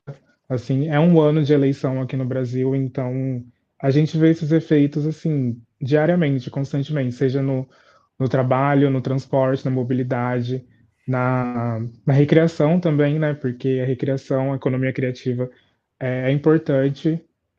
O lazer é um direito que é constitucional, que está na lei, isso para as pessoas. E a gente vê os efeitos do mundo todo, né? A gente está aqui no Brasil, a gente às vezes fica um pouco cego do que está acontecendo no resto do mundo, mas realmente, igual coisas que você falou, estão acontecendo e que são de urgência, assim, né? Calamidade pública. É bem complicado. Yeah, Leandro is saying like, because in Brazil we are also going through a very horrible moment right now in the politics, with the politics that we have. I'm going to call dog a dog, Bolsonaro, right? And we also like, because we try to bring our joy up, because aims in the Brazilian constitution that the moments of leisure are a right. One day we're going to talk. Let's make a show, JB, where we compare both constitutions. You're going to see the differences. Yeah, you're going to see the difference of the constitution of the third world country. And anyways, and then he's saying like, we live our right because it's in the law that we can have leisure and pleasure, but we are going through a scenario, also a war scenario with Bolsonaro, and we also are going through that, all that, without knowing about the things that go on here. And then I will add that that's the importance of this summit. Why I was pushing so much. No, I'm gonna translate. Let's do this. Let's bring people. Let's talk to them. Like Karim and Peter brought this guy from China yesterday, and he was awesome. Like, we need to talk to each other, because that's what they fear. Mm-hmm. What the system fears is that we sit and have a conversation. Why do you think there is YouTube channels being taken down? Mm-hmm. It's because we're having a conversation. And now I know what Leandro is going through, and now Leandro knows what I am going through. And then we see the commonalities. And we start by understanding that the only solution for the revolution is to be worldwide. Mm-hmm. And our relatives in the north can know that we are ready to fight alongside you, but please, you've got to decolonize your own minds, because that internal work belongs just to you. And I would like to, like, we going a little bit over time with Leandro. I told them 90 minutes, but like I would like to bring up the Leandro has in their profile. He says he's a Pan-African American, but he's using. I'm translating because there's no translation in Portuguese in English for that term, because they say Pan-América Franis América. Como você fala do Pan-América? Pan-América. Nossa, deu branco agora. Pan-Africanismo, não? Isso. Pan-Americanismo. Pan-Americanism, which is like that Pan-American Union amongst African people in Americas. I'm saying Americas, so we know that's North, Center, and South. And because that's my perception as an outsider, right? I'm in the US and I'm like, these people have no clue. These people have no clue that we need a Pan-American Union if we want to defeat this monster, which is the empire. Because the more I want to fight and know only about the perks of being in the US, then I'm still imperialist. Then I'm still colonized because I'm only worried about myself. But our actions reverberate on everybody. It's like you throw the rock in the water and the little waves go. Right? Yeah. Actually, that's butterfly effect. Yes, Sorry. definitely. And this actually kind of leads into what you were talking about yesterday. And this is a question that I have for both you and Leandro. So as far as the unity, the Pan-African unity, right? In the context of being queer, do you think unity is possible, and how do we go about it? Ok. Leandro, você já entendeu a pergunta, mas eu vou traduzir para a galera. No conceito de panafricanismo, né, dessa união pan-África, de todas as pessoas da África se unirem. Você acha que é possível, não, com os olhos da comunidade queer, né? Você acha que é possível? E se sim, como que a gente pode começar a construir essa união? Bom, na comunidade queer não tem como a gente falar dela sem fazer esse recorte racial, né? Porque existe ainda a comunidade queer, mas ainda a gente tem pessoas pretas dentro da comunidade queer. E quando a gente delimita, né, esses campos, faz esses recortes, as coisas ficam muito mais complicadas, né? Então, assim, até mesmo para ir em alguns espaços de festas, enfim, dos meus amigos mesmo, eu fui me conhecendo enquanto pessoa queer, né? Mas ainda assim é um trabalho me conhecer enquanto pessoa queer e preta dentro desse recorte. Então, as suas relações mudam, o seu jeito muda, o seu estilo, tudo é um pouco mais complicado, né? Quando você é uma pessoa preta.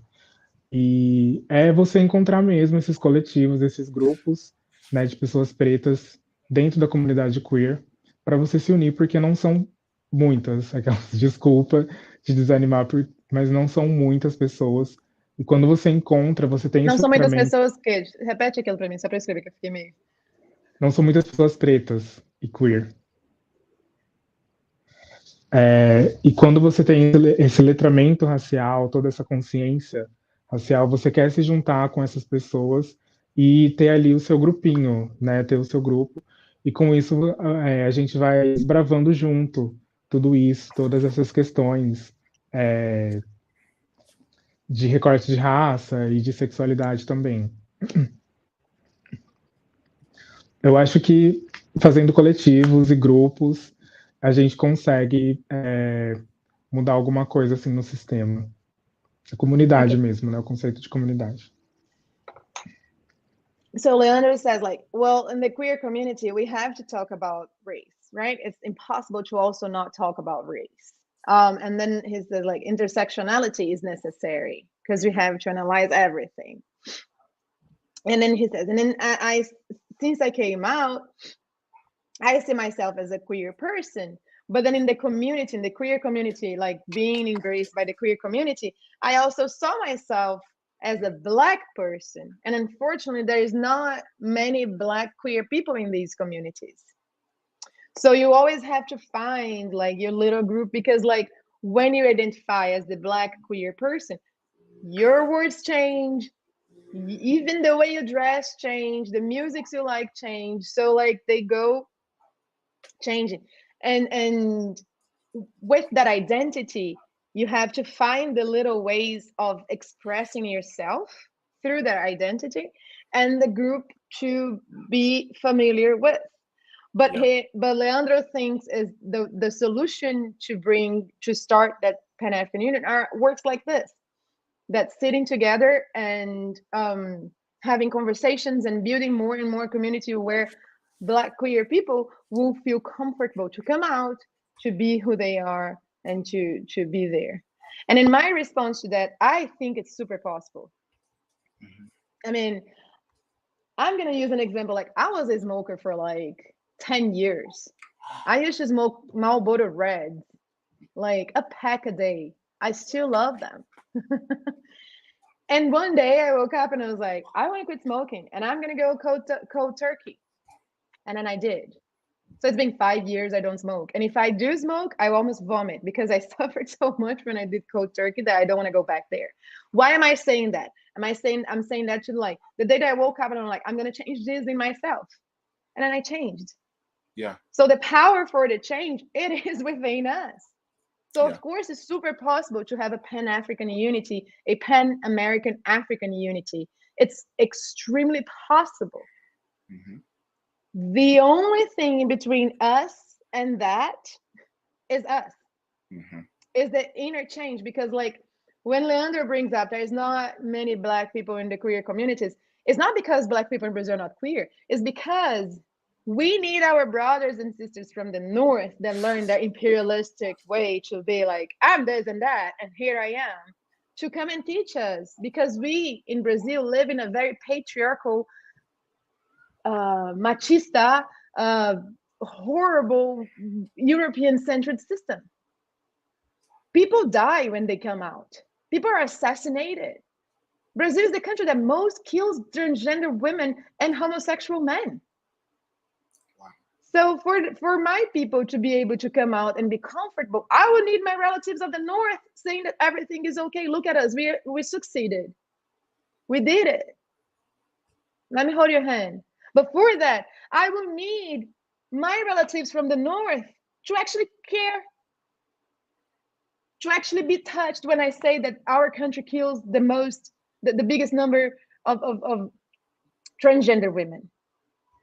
I would need our northern relatives to care when I say their kids in cage instead of going to a party. Can we go break that shit down? We need people from the US to develop empathy. We cannot develop that for you guys. We need you to develop that in you. And I know it's possible because I quit smoking. It's the hardest thing ever. So like, yeah, Danny's like, man up, yeah, woman up. It's like, it's we need you guys to like open your hearts and develop, JB, of course, and people that are empathetic. I know so many people in America there are, but like I'm saying in the sense that we need the USA people to develop empathy. Yeah. Because the system here is always like putting you down and telling you if you don't have these or that stuff, you are nothing. So you enter that hamster wheel where you have to be working, and only taking care and caring for your own self. That's not the solution. That's individualistic. And I am a fan of the individual. I think the individual has to know who they are, has to know how they feel about everything around This is philosophy. It's how I am impressed and printed by the world I live in, and how that manifests outside of me. That's human being. But that's not individualism in the sense of like, I'm going to care for mine and me, and the rest can follow through. So we need the US people to hold our hands, because there are things that the Black community in the US that they conquered that we do not have. You know, that the queer community in the US conquered that we do not have. Our last queer in the House of Representatives had to flee the country. I tried to get him in a table. He would not come. Because he saw his life threatened. He saw his best friend assassinated. Like a freaking blockbuster movie, and no one ever revealed her assassin. We all know it's Bolsonaro, but like Marielle Franco, right, Leandro? A Black queer congresswoman that spoke, I get emotional talking about, spoke truth to power. There is a video that if anybody here knows how to put subtitles, please put for me. It's her speech to her assassin. It's the speech she made in the house the day she was assassinated. She looked him in the eyes. You can see, because in Brazil, you can, because you pay for their salaries, you can go inside the house and watch them vote stuff. It's not like here. He was there threatening her. And she looked into his eyes and she said, I will not be silenced. This was a Black queer woman. And we lost her. And no one will never arrest her assassins. So we need you guys to develop more empathy for our pains. Because for Bolsonaro to be able to kill Marielle and still be the president of Brazil, CIA has to be giving the okay sign, right? So I think the solution for the Pan-American Union and Pan-African Union is in opening our hearts to other people's pains and making that our own. That's decolonizing our minds. That it is decolonizing our minds. It's caring for the other as I care for myself. I guess there is a religious man that said that before me, and he's not white European, he's a Palestinian man, a Black Palestinian man. Thank you so much, Josana. That was beautiful. That's revolutionary, right? Love is revolutionary. Yeah. Love outside of your bounds of yourself. So we're taking empathy of people who we don't know, right? Remember when everyone was fighting for Bernie a couple years ago and everybody kept saying, are you willing to fight for somebody you don't know? What happened to that? And is that person that you don't know, do you only reserve that for people who are citizens of the United States, or do you reserve that also for people in other countries as well? That's what's revolutionary. Having empathy and fellow feeling for people who aren't like you. You know, and I know we're about to finish up, but think about what the police are doing to our queer family members in places like Brazil. Like, what are they going through in dealing with the police? What are people in other countries, in different African countries, like in Rwanda and Congo and Madagascar and all these other countries, what are they going through in dealing with their governments? What about Palestinians, you know, that are dealing with the Israeli government? What about those, of our brothers and sisters in many countries that maybe in Japan or in Indonesia or in Bangladesh that are going through, that may be queer, that are going through these things against their governments. And it's all due to colonialism and imperialism.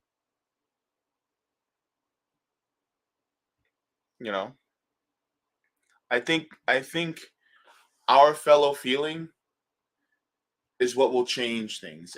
But we have to be able to say to imperialism, no, we choose to feel again. Right? We have to tell imperialism and white supremacy and patriarchy and things like this, we have to tell them, no, I choose to be human.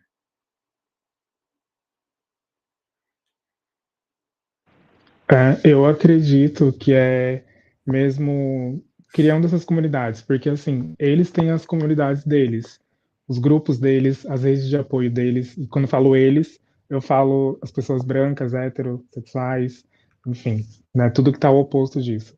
Eles têm as redes de afeto. Leandro is saying they have their communities, they have their access, they have their collectives, they have their groups. And he says, when I say they, I'm saying white people. Go ahead, Leandro. Então, eles têm as tecnologias deles, né, todas as ferramentas, os aparatos, para poder sobreviverem também, da mesma forma que a gente faz, né?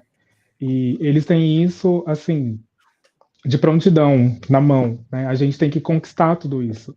Então, é muito diferente uma pessoa queer conquistar a sua comunidade, uma pessoa queer e preta conquistar a sua também, né? It's really different from like a queer white person to find their community in the queer community than to be a queer black person to find my community, to find my people.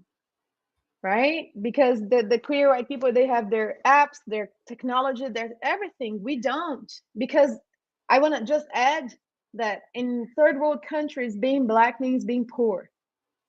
Being non-white means being poor. And uneducated, by the way. Go ahead, Leandro. E do mesmo jeito que eles têm as deles, a gente tem que ter as nossas também para sobrevivência, né? Então, eu acredito que seja com a comunidade, com os grupos, com a gente estando bem, né? Estando com, enfim, com todos os recursos necessários para a gente poder enfrentar tudo isso. E o que a gente encontra na comunidade também, que é o que a gente encontra. We need to get together to be in community and to be able to fight these controlling assets together, right? As in community. Qual foi a última frase que você falou, Leandro? Se você puder repetir, desculpa. Que é em comunidade que a gente consegue todos esses aparatos. It's by being in community that we can have the tools to fight our fight. Definitely. Yeah. Yeah. I just want to give some, Leandro to say his final words, so that to educate us, so that about what's going on, and also to know where we can find them, where we can follow them. Okay. Leandro, suas últimas impressões, suas últimas palavras e onde que a gente pode te encontrar, passa o seu conhecimento.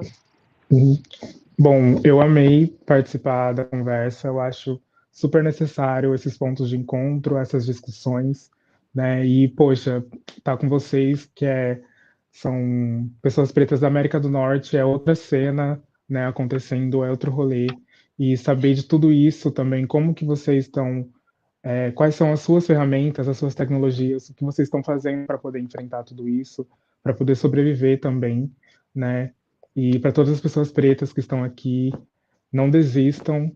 É isso que eles querem, na verdade, né? Que a gente desista, que a gente ceda o espaço.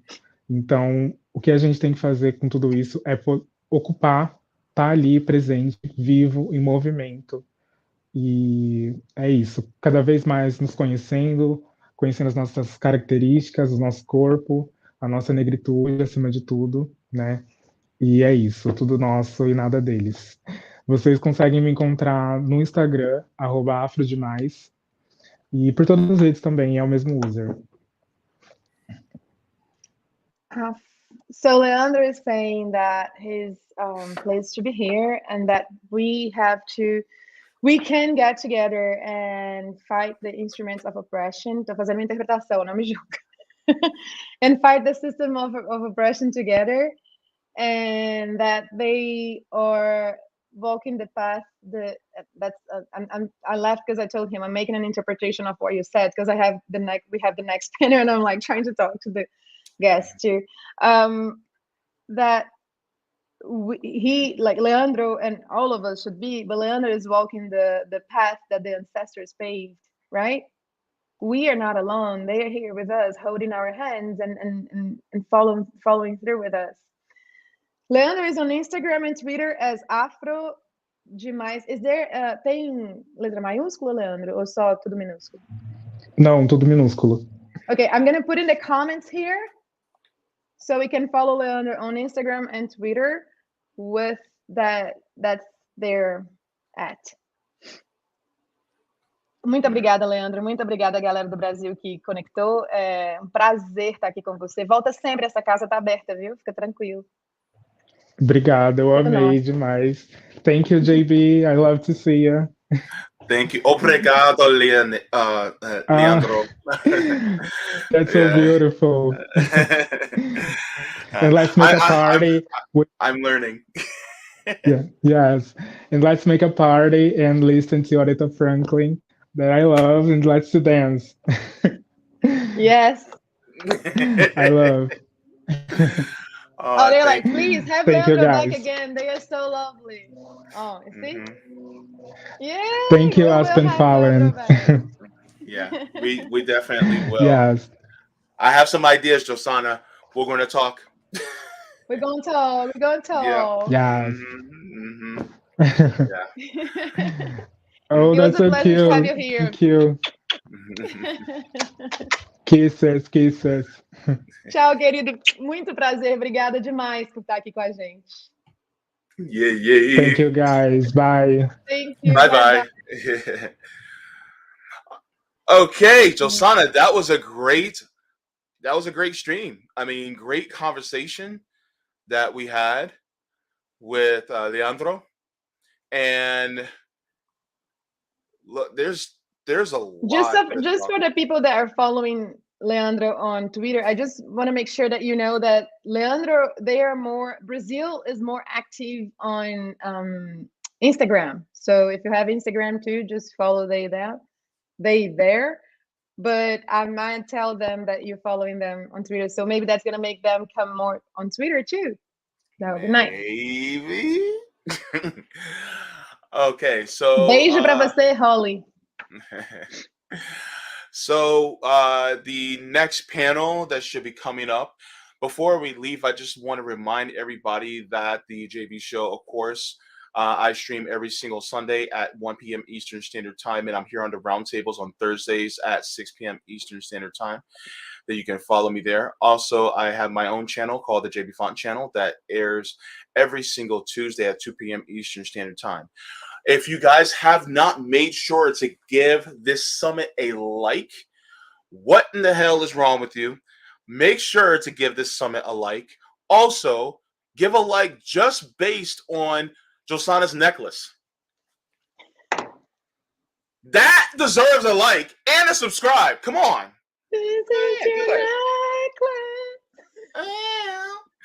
So, and I just want to say thank you to everyone who has been, a part of this conversation, and for asking some of the tough questions that need to be asked, because we actually need to have this discussion. So this was what it's all about. This is what being a village is all about. It's all about talking and educating and getting different perspectives, right? So that we do that with each other. So I think who's on the next panel? I am. You have no idea. I'm living on RBN and I have my guest here. I'm just missing Kim Brown. She'll be here with us too. Kim Brown. Yes. Burn it down, Kim Brown. And you're more than welcome to be here with us, JB. It's always great, but I know that if you want to take a break, please don't be like me. Take a break. And we already have Malik Ducouré. Am I saying it right? Hi. Yeah, you are. Good job.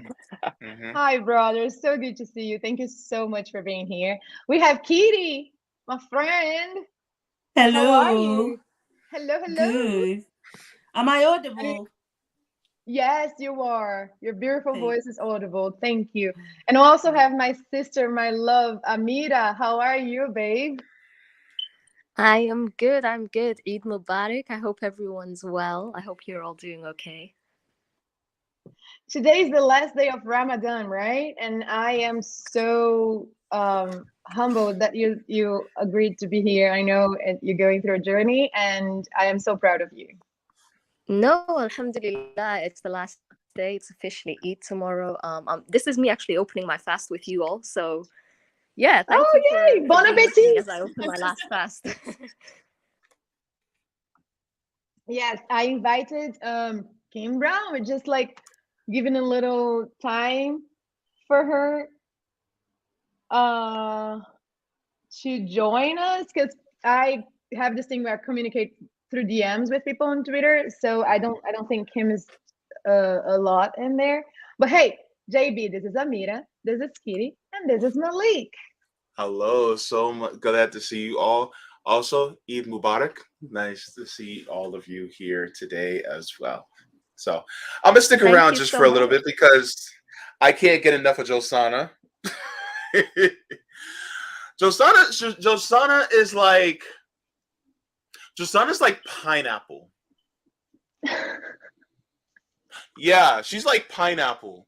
Like fresh cut pineapple that is still she just popped in. Oh, she saved me to be compared to. Oh no! By the way, hang on. Before you say any words out of your gorgeous voice, Miss Kim Brown. Number one, I want to say this to you. I have always been a fan of women and femmes wearing hoop earrings. Hey, and girl. Thank you so much. On behalf of Gen X Black women and brown women, we thank you for your appreciation of the hoop earrings, Brother JB. What's going on with y'all? I'm sorry I'm late, but you know, I was justified because it's Brazilian. We say Brazilian gap. But I was telling them that like I have this thing where I'm like sending the links and communicating on Twitter, and I know that you're not much in social media. So I was like, please somebody text Kim the thing. I got to give you my phone number because it's like people have to poke me in a variety of ways to get me to notice things, because I turn off notifications on social media kind of on purpose just because, you know, I like my peace. So sometimes it takes me a while before I notice some stuff. But thank you guys for understanding. My pleasure. This is our Pan-African School of Pan-African Unity. Malik, this title for this panel actually came from Malik and Amira's. They used to organize a space. It's called that every Tuesday at 2 p.m. Eastern time. And I used to sit and listen, and I learned so much. They're so knowledgeable. Our friends, they are from other land. Amira is Somalia. Kitty, I'm missing. Oh no, Kitty is Ghana, and Malik is Malik. Sorry, Senegal. No, guys, I'm so sorry. I've been translating back to back. So I said like my brain's about to shut down. It's like 5, 4, 3, 2. So, like, no, I'm don't sorry worry. By the way, also Josana, your necklace is incredible. Absolutely beautiful. Right? Yeah, I wish I had, sister, the buttons from the Tita, IamTita.org. We all together here, the four of us, we have this campaign. We're gonna post the links and everything in the comments. Maybe Amira can text Oni so they can come and give that support in the comments, showing the links. Absolutely. Thank you so much, sister. See, like if you're my family, you're working with me. So like we can get to let you know about that too. But this discussion is coming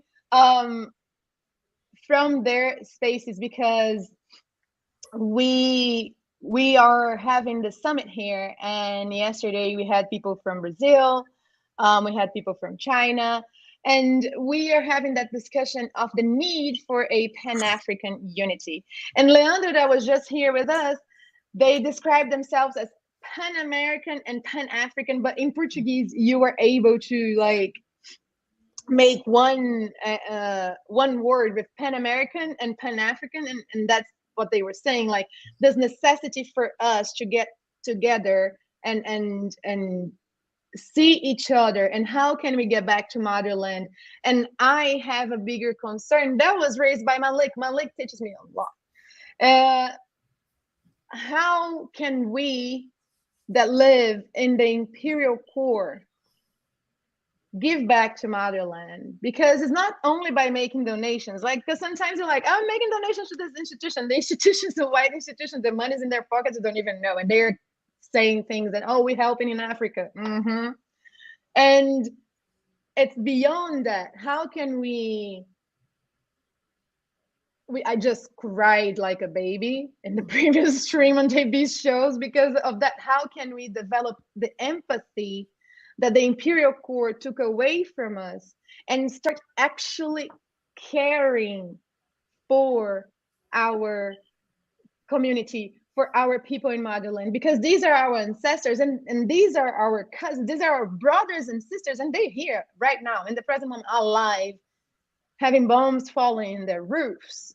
So like, how can we actually care for that? And I could not have this conversation without people from the motherland that I know and admire so much, and without you, Kim, with all your fire. I'm so honored for your presence.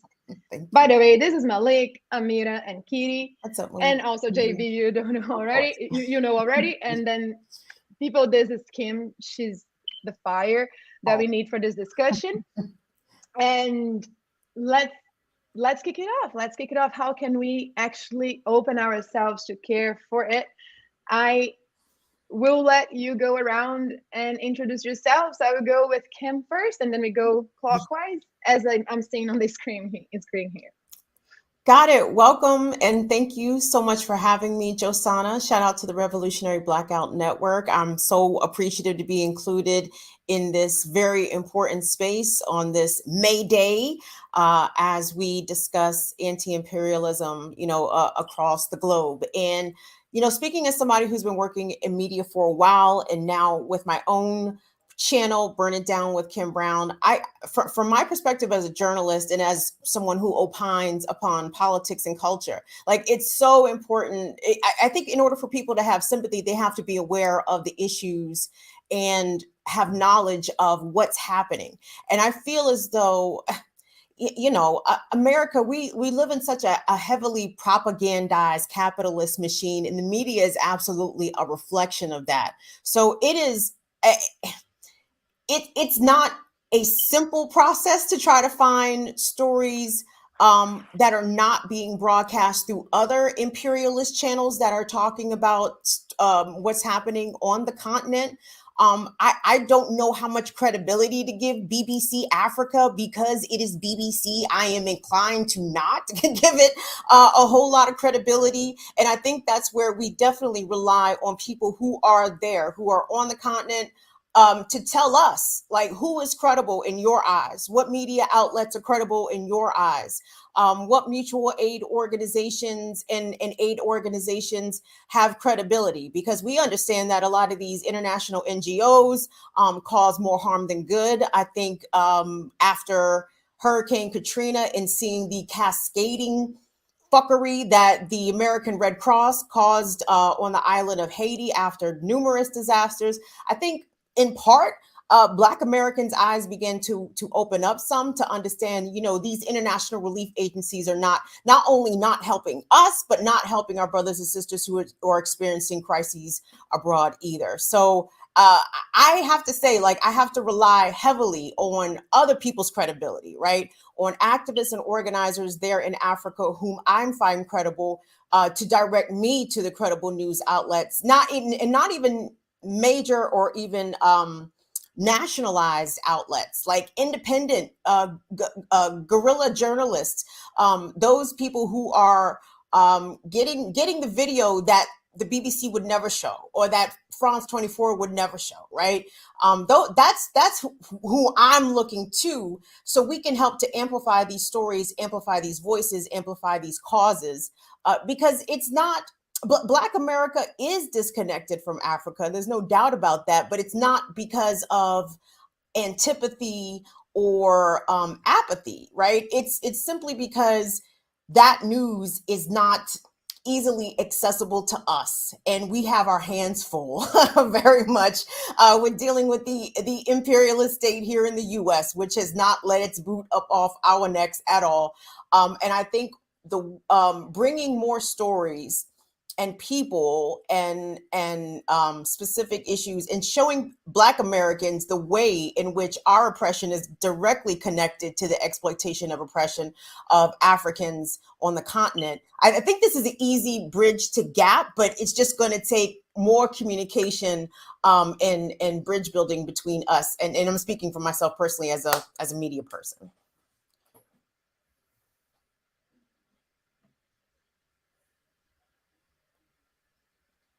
Amira, please.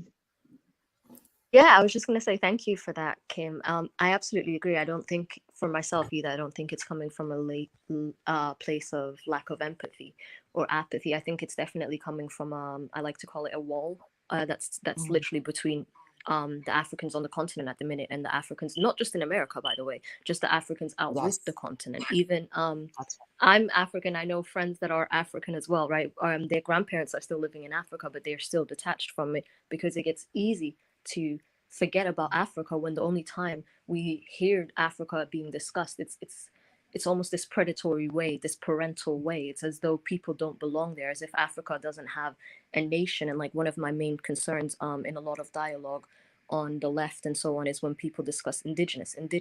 It's to say, what are Africans then? What are Africans? They're indigenous too. So to me, it's like it's troubling. It's things like that help further Africa into this corner where it's almost like Africa, it's easier for everyone to pretend Africa doesn't have people that belong to it, because then it's easier to take from it and it's easier to continue killing them, because nobody's saying indigenous. We're saying Africans. We're saying things like this. We're saying all of these roundabout ways to avoid actually saying, hey, no, we are killing Africans. We have been killing Africans. We have been importing Africans. We're still doing it. We're doing it all over. And in fact, 92% of Africans are in Africa, and we're going to keep doing it there. Why should we tell them that they're indigenous? Why should we even allow them to accept that they are the first people of this world? There's just layers. And I think the first thing that we have to do, even myself included, as I was born in Africa, but I had to move because of, imperialism. Lovely, that is. So yeah, I like to call imperialism white terrorism. So that's why I had to leave my home. That's why I'm stateless. That's why I'm homeless. I'm not a refugee because I want to be here. I'm a refugee because I'm being held hostage, and my land is still being held hostage in this moment too. So I think the first thing we have to do as a collective people is we have to contact not just the journalists. We have to follow and contact and keep up with those voiceless people, because as much as we're struggling and as much as pain and suffering we are going through, none of us would trade places with them. We know that. So we also know that they are voiceless. It's up to us to speak to them and actually treat them as if they have a voice, as if they have an agency, because a lot of times agency is taken from Africans. Everybody thinks that they know what's best for their land and their continent and their people and their tribes, but nobody actually speaks to them. What is it do you need? How can we support you? And I would say that one of the main things that I would say, if anybody wants to learn a bit more about Africa and what's happening in the suffering, there's currently a crisis in Africa called the Anglophone crisis, in which 3 million Africans have been suffering from it and have been directly affected by it. And you haven't heard it on the BBC. So I would absolutely say never trust the BBC. BBC Africa is just It's the same as the African Union. It's just a black face on a white institution. What I would say is look into the Anglophone crisis. Look into our hashtag I am Tita campaign on Twitter. Just type in hashtag I am Tita.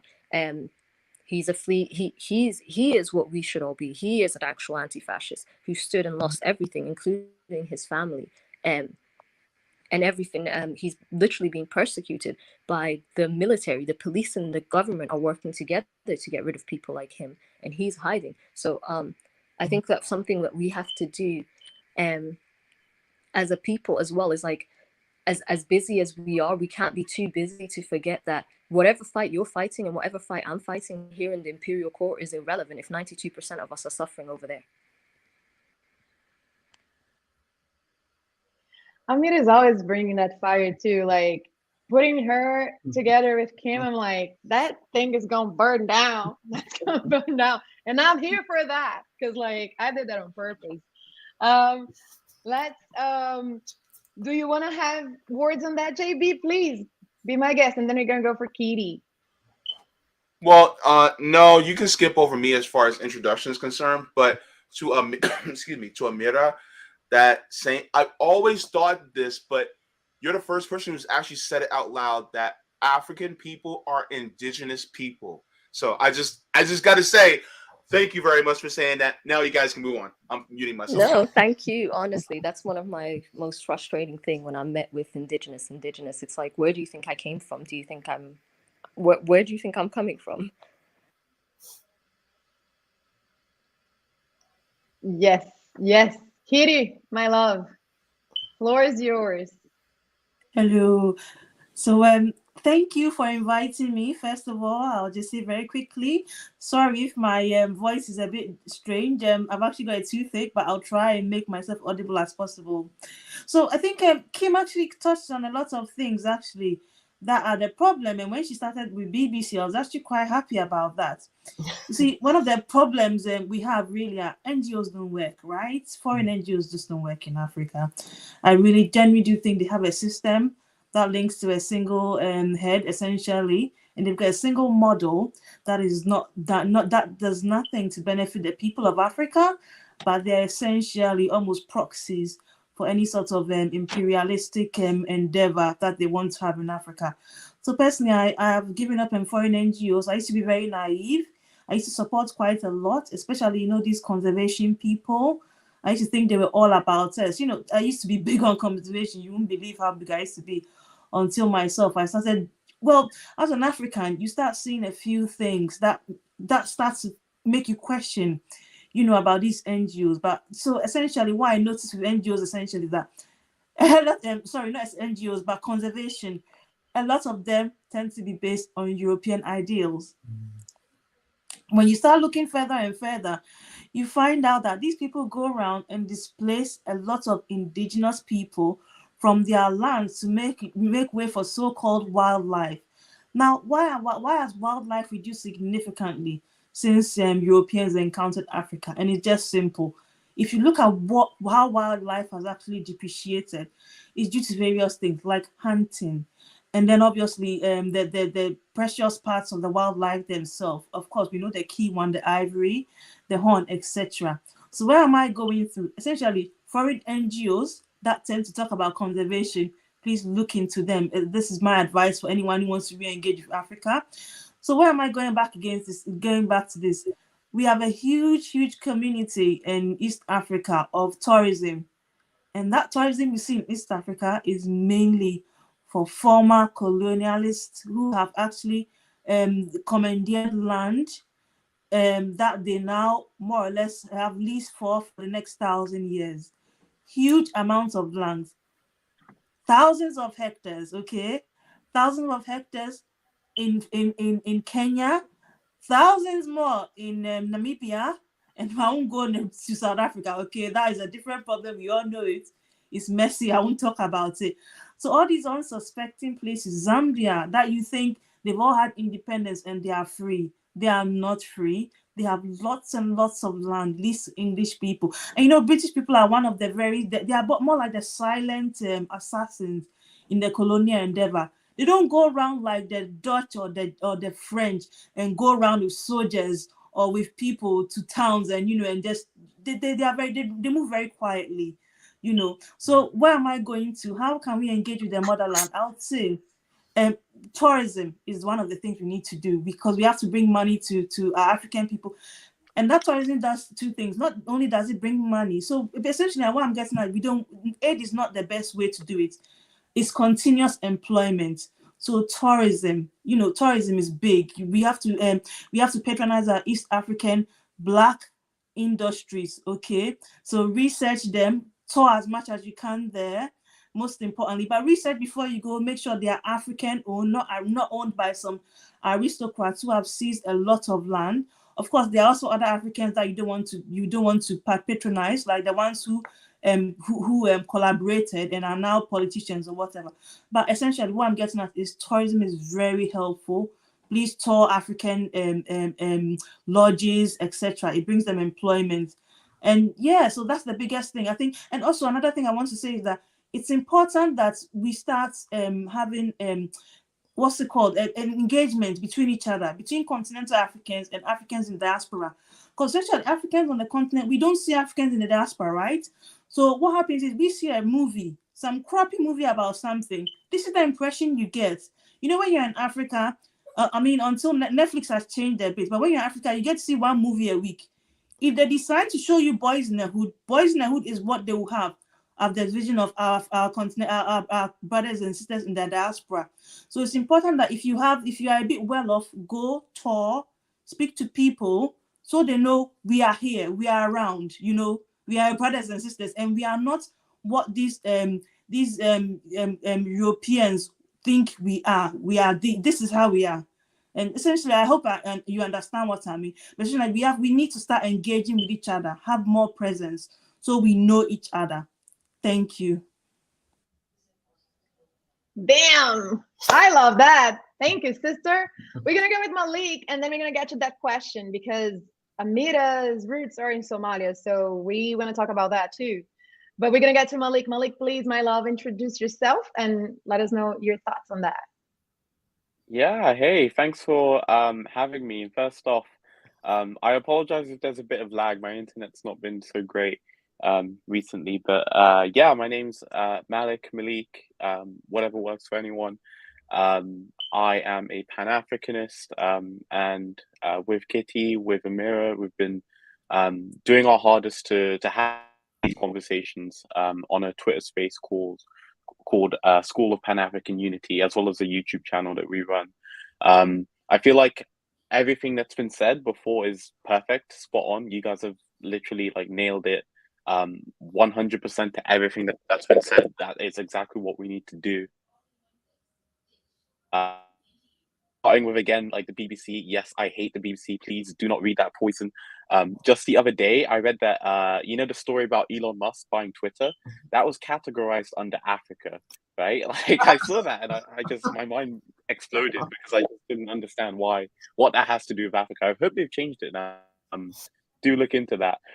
This is why you should stay away from BBC, and as Kim said, speak to or read the stories of local independent journalists and other media outlets, people who are actually there on the ground, and as was said, people who will give you the videos that you won't see on BBC, people who will give you the stories that you won't hear about or you won't read about. So the I Am Tita campaign, that's imtita.org. That's got a very unfortunate witness statement from someone who's actually experienced the Anglophone crisis in Cameroon. I would definitely implore everyone to take a look at that very quickly, and do what you can to get involved. Get involved with stuff like that, right? Don't go the conventional routes, as has already been said. Speak to people there, speak to people who are on the ground, and you'll connect with the situation a lot better, right? I feel like when we read mainstream news outlets, we're kind of disconnected. You know what I mean? We're kind of divorced from the news story. It is just a news story to us, isn't it? We just open an app or newspaper or whatever people use these days, and you just read it and you move on to the next story, right? But if you actually connect on the ground to the people who are there, it's not just a news story to you. It's not just something that you read about casually, but rather something that you are involved in, you are invested in, and you want to see resolved. So yeah, I 100% echo everything that's already been said in terms of that. The only point that I would add, because again, you guys have literally nailed it. The only point that I would add is, as people in the diaspora, we need to be careful that when we decolonize people, we need to be careful not to recolonize them. And the reason why I say that, because decolonization starts with ourselves, right? It starts at home. It starts with us. We need to be constantly decolonizing our own minds, and we need to realize that it's a lifelong process, isn't it? Right? We never really end, unfortunately. But I know that in a lot of Western anti-racist movements, there isn't any awareness of that, or any like desire or initiative to start decolonization with ourselves, right? Because we learn a lot of things from the societies that we live in that that make sure that we stay disconnected and we stay divorced away from people on the continent. So yeah, that's the only thing that I'd add: decolonizing ourselves in order to avoid recolonizing others. That was wonderful, Malik. Thank you. I want to go with Kid's question. Hi, Jazana, JB, and RBN. Hi. Would kindly ask the reasons for the continual food crisis and violence in Somalia. How can this be solved? Thanks. I have a guess. Imperialism. But I'm going to let our guest go on. And Amira, if you want to start now, because why not? Yeah, thank you. And thank you for the question as well to add, Kid. But yeah, okay, so the food crisis in Somalia is basically being caused by droughts and flooding, as well as just the general violence that has been left over by imperialism. How to tackle the droughts and the flooding? The easiest way to say it is we tackle the climate change, because despite Africa being responsible for like less than 3% of the global whole world's climate issues and stuff, it's going to be the one that suffers the most due to its location and so on. And that's what's happening in Somalia. Somalia, Djibouti, where I'm from, it's like a very desert kind of place. Like 90% of the land where I'm from, the country Djibouti, is basically desert land, right? So it's like inhabitable to the people practically. And with that being said, that's on top of the imperialistic violence that has been caused. It's not giving the people the chance to farm. The weapons that have been left behind from the imperial war have landed into the hands of militias and militants and so on. And so that's also stopping farmers from being able to continue harvesting their crops and so on properly. So realistically, I would say, sorry, one other huge issue I just missed out is the water part. So the droughts. So the best way that you can aid Somalia in this, number one, is donating directly. Actually, I'll send Josana the link. It's actually, I just tweeted the link out today to local Somali GoFundMes and so on. Because I don't know if you all know, but Somalia is a very interesting country in the sense that if you look at Google images of what Somalia was left with after America had its way with its imperialistic violence, and where Somalia is now in just like the space of 10 years is a drastic change. We have rebuilt it as a community ourselves, as the diaspora, going back home and sending money there and funneling our money from here back home and so on. So it's like the pictures are immensely different. It looks like it's back basically almost. So we are building it. It's not something that we have forgotten about. We are actively building it. The pictures are there for themselves.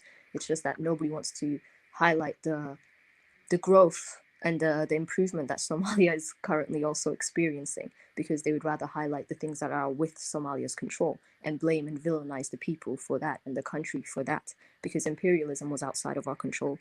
Climate change is outside of our control, but we are doing our best to tackle it. So I would urge everyone to donate to GoFundMes that are being hosted and organized by actual Somalis, and who are going to go back home and fund that money back there. There's one up for a well right now for an orphanage back in Somalia, and so that the children back home can have clean drinking water, and that should essentially also be able to help them fight the diseases, which is also another huge problem because of the chloride in the water and so on. So yeah, I would definitely say invest in the water systems and invest in the actual diaspora of the Somalis. And Phony's just sent the link in for the GoFundMe, so Josana will be able to post that up. So yeah, I would highly, highly, highly focus on that, the water crisis. Is Phony in the comments? Because I don't see it here. But sister, if we have a private chat, if you can write it, type it there, and we're gonna copy to the awesome. Thank you so much. Kitty, Malik, Kim, JB, any thoughts on that? This is where we need y'all's help, right? Because as the pandemic has raged over here, and I can imagine this is probably the case across the globe, the scams are on 1,000, right? And there have been some very notable scams here in the U.S. With BLM Global Network Foundation, right? And a lot of people are feeling taken, I guess we could say, by some of the misleadership. So this is what I mean by credibility. Like we need y'all to tell us who is credible, because I totally think that people would be down to support with resources, because basically, I mean, most, as you guys know, I mean, majority of Americans, period, don't have passport, right? 70% of the country has never left the country, right? And I don't know how that extrapolates into Black Americans specifically, but there are very, very, very few Black Americans who travel abroad. And that is for a variety of reasons. Some people do not have access to all of their paperwork. So obtaining a passport is very cost prohibitive in a lot of ways. And like I said, people are very focused on survival, or if they are able to take any kind of holiday, usually they don't leave the country, right? So it is incumbent, because I'm sorry, just you're not going to see a whole lot of Black folks coming back to Africa, and that's no disrespect to Africa at all. It has everything to do with it is a very paperwork intensive process to get a legal U.S. passport, and most people are not going to go through that process, and that's unfortunately just the situation. So we are really dependent on those voices, those people who are involved in the causes, those people who have proximity to the organizations and who know the people on the ground. Like, y'all are going to have to tell us who is credible. So if Josana posts a link, a GoFundMe link, or, you know, trying to crowdsource some funds, okay, I trust Josana. I'm going to, if Josana says it's cool, then it's cool with me, and I'm going to share that with my audience, and hopefully my credibility can extend outward and outward and outward. But that's why it is so important for us to build these relationships and have these dialogues, so that way y'all can tell us who is cool. Because, and I'm not going to even sit here and act like scamming ain't a thing. Scamming's a big thing. Scamming's a huge thing. And people will totally scam on the basis of your goodwill, right? Or on your good heart, trying to do good for others in a worse situation than you. So that's why we need y'all to tell us who is cool. And I'm sorry, I just wanted to piggyback off of Kim's point.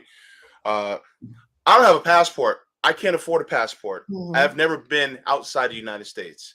And so for a lot of us, we just can't afford to even do it. Even to go within the United States costs money that we don't have.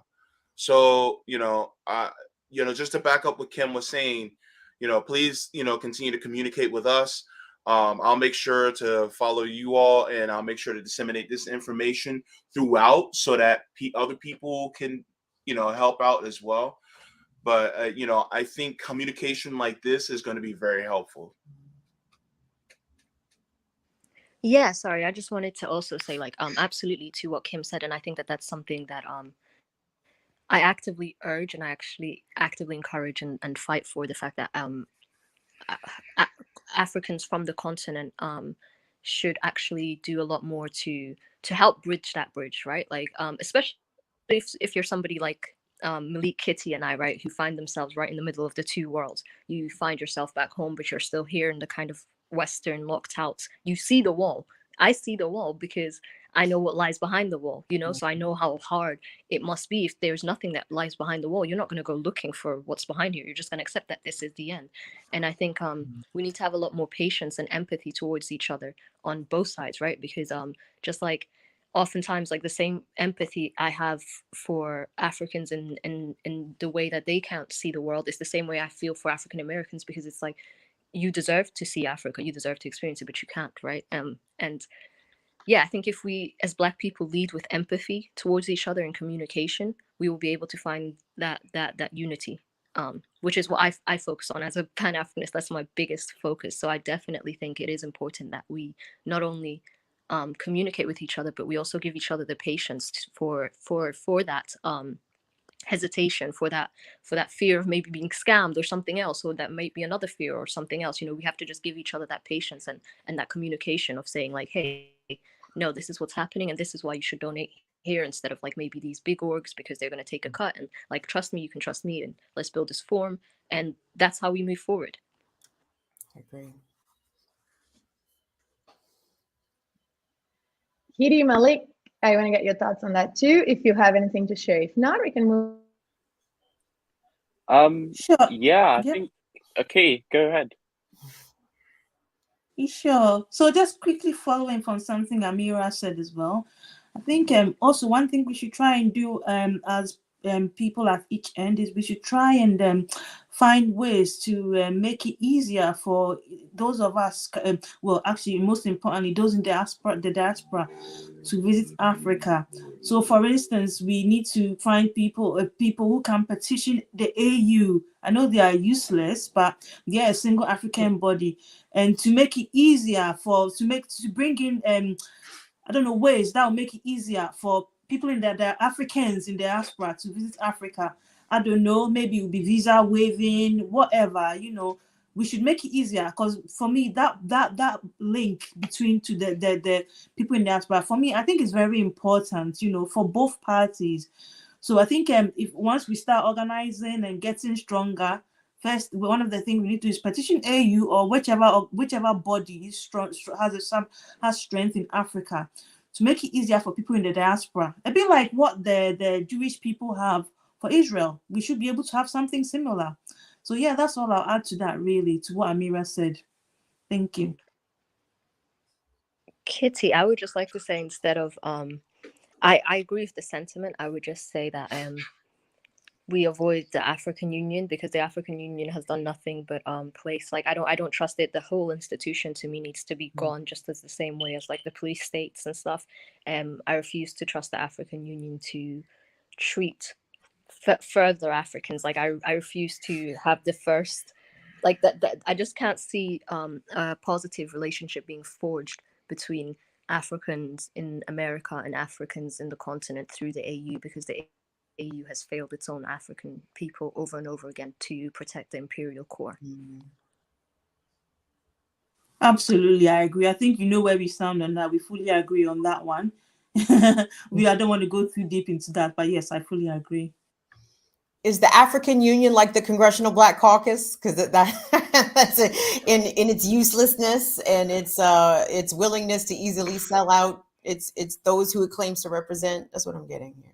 Oh yeah, easily. African Union's interest is where the money's coming from, which is still from its colonial powers.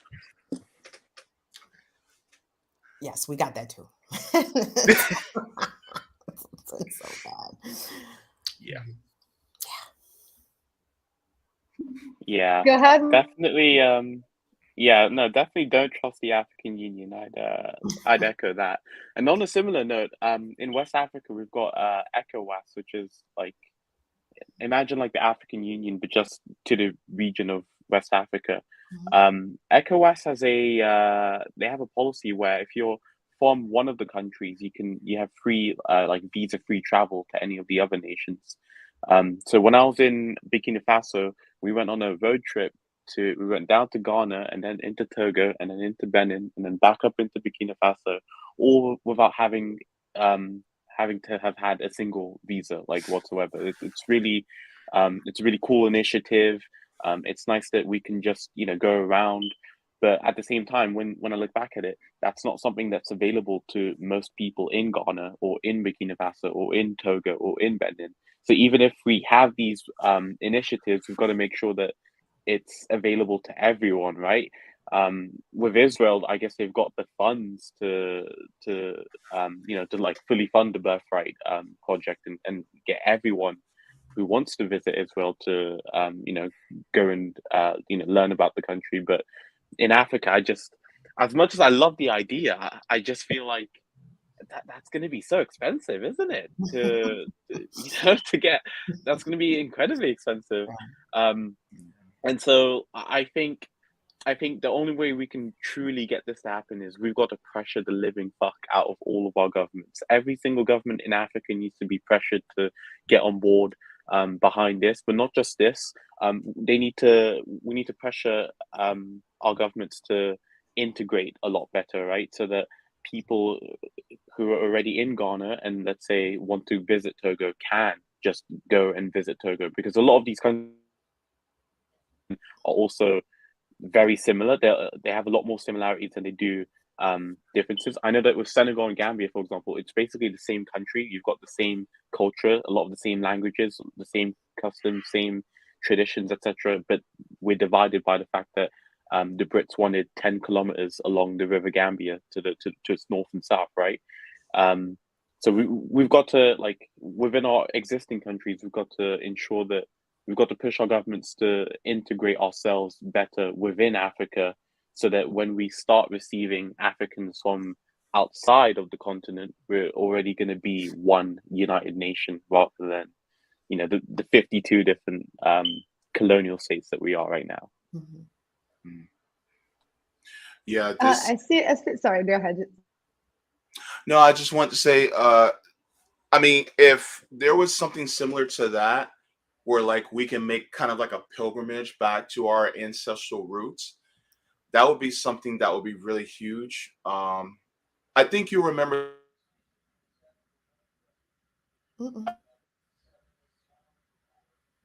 my aunt decided to send me one of those ancestry kits, and I found out that I'm mostly Nigerian, Cameroonian, in Togo.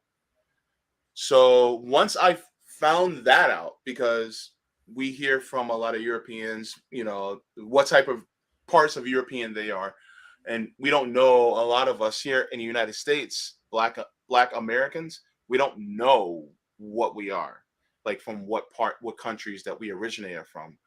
And so to be able to do that is something I think would be something that it is the reversal. It kind of almost like a little bit of a reversal from colonialism, where we're getting back to our roots and it's allowing us to do so. I think the displacement of part of the African family to the West, the prevention of allowing us from tracing back our roots truly and going back to our roots, is really to just push this colonial type of rule, so that you'll never know where you really came from, so you can't go back to your original roots. You cannot learn from that to reverse colonialism. I hope I explained that correctly. My brain's not working very well, but that's just something I think would be great. No, yeah, you explained that perfectly. Like, perfect. Yep, that's exactly what we need to do. It's sad that divide's there, and it's and the one path that is a great path back to it, and that should be free. Like, ancestry tests for everyone. That's what I want. If these companies didn't, do weird stuff with like storing the data, but like, yeah, we need to, like, get everyone connected in that way as well. The only thing I'd add, like, I'm sorry, I'm very negative, but the only thing I'd add is that even when I did my own ancestry test, I already knew my ancestry, so I was just confirming what I already knew. But one thing I found weird as well is stuff like when you get these countries, like, for example, mine says Senegambian, or it referred to the country of Senegal. But then I looked into that country, and that did not exist until the French arrived on its shores, right? And this is the same with all of Africa's countries. This is the same with Nigeria, with Cameroon and Togo, as you mentioned, same with South Africa. So part of me just thinks as well, like, even if we get people in the diaspora to know which, let's say, country they're from. We got to question that. Is that country real? Should we still have that? Like, how do we go about challenging those countries, right? Like changing the borders. We can't really just change it. And I guess it's kind of weird for us in the diaspora to say that we should change it, especially for those of us who are also from the continent. Like we know the communities there, they don't want to change it either, right? Because they've been in these or we've rather been in these colonial states for what, 60 years now. So how do we go about doing that, right? How do we go about getting rid of the vestiges of colonization from these states, from our states?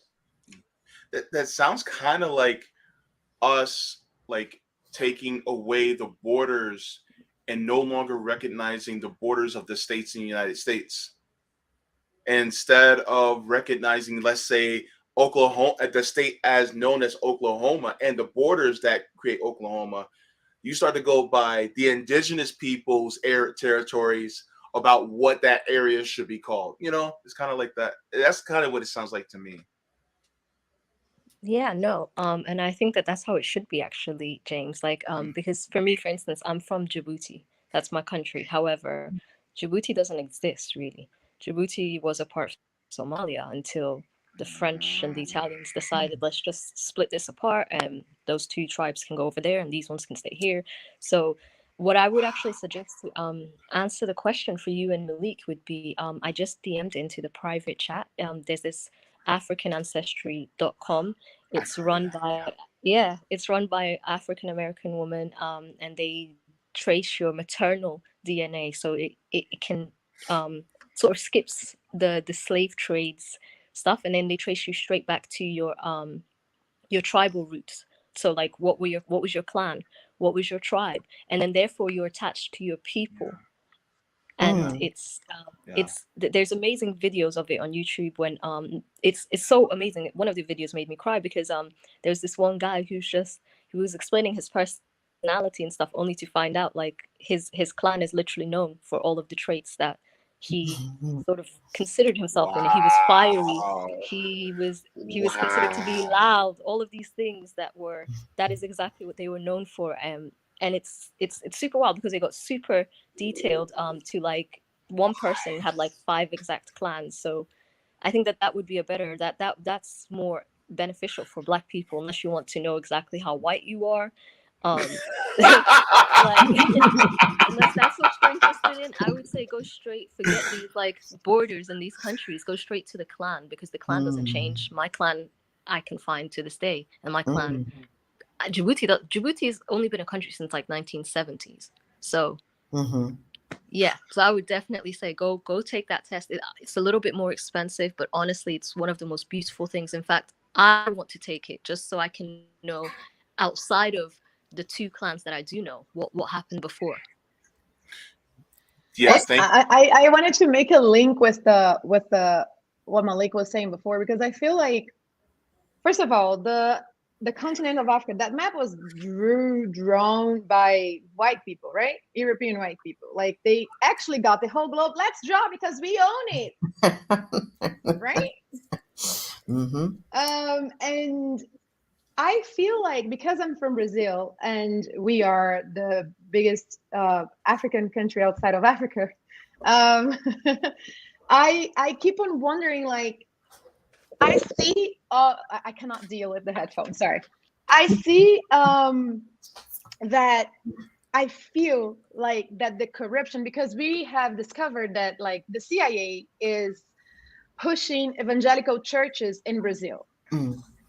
And they're called neo-Pentecostal. I'm never going to be able to translate Pentecostal, whatever, in English.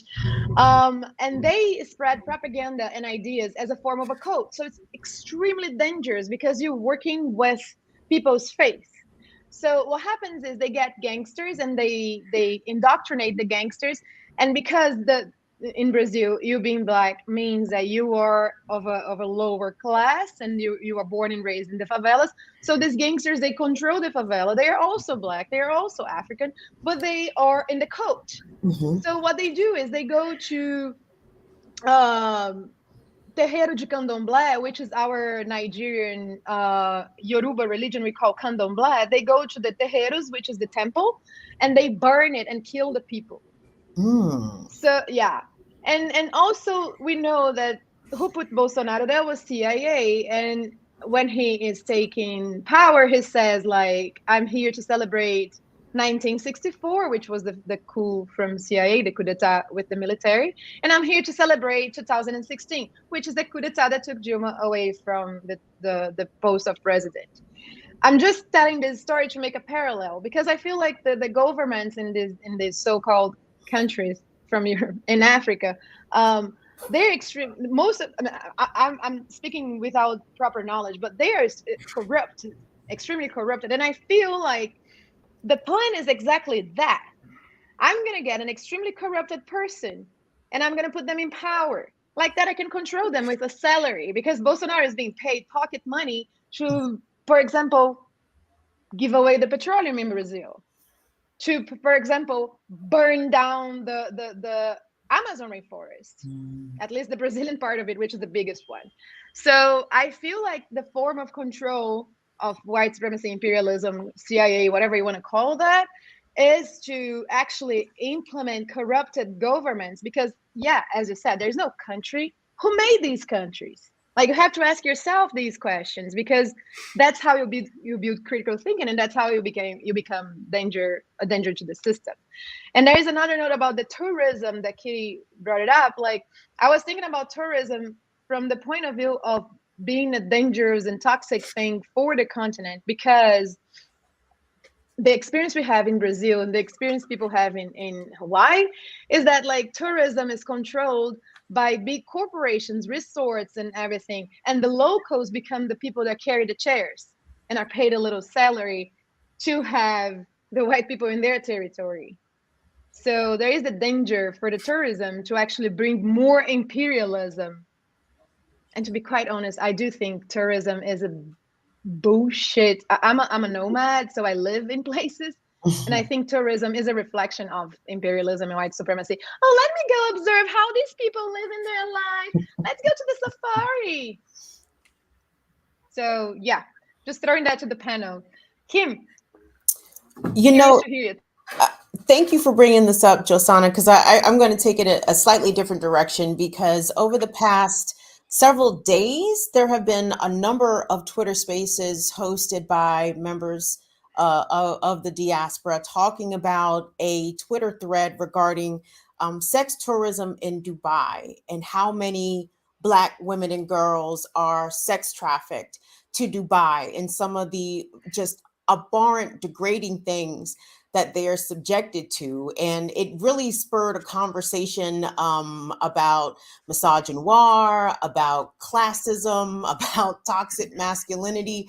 It's been very educational to listen in on some of these Twitter spaces talking about this, and not just in Dubai, Dominican Republic, you know, different countries in South America, on the continent itself, Asia, obviously, people who live who unfortunately are sex trafficked are experiencing this issue of quote unquote sex tourism, where it's basically Western men going to these places for the purposes of either having sex with underage people, or just this, I guess, exoticness of sleeping with those who live abroad, which is a disgusting form of colonialism even within itself. And I think it's so important that we try to amplify these conversations where we are, because obviously this is happening to Black women, girls, and boys, and femmes, and trans people across the globe. And it's important also that if we know people, even within our communities, who are partaking, and I don't mean the people who are the sex workers, obviously, I mean the customers, right? The Johns, as they were, the rapists, even, as they could be called, depending on what scenario they are traveling to and for what purpose. We have to call attention to the contradictions even within our own communities, within our own spaces, and not be afraid to call out those who are perpetuating these very fucked up industries where consent is always not on the table. Exploitation is almost always on the table.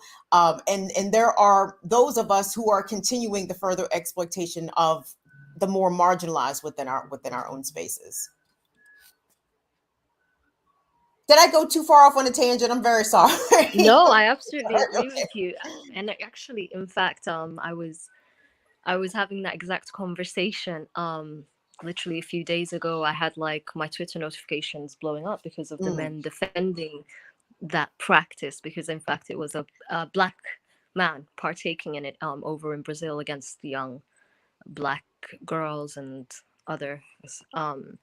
And to me, it sat very uncomfortably. It was clear some of those girls were visibly young. A lot of them were hiding their faces as he was trying to record them.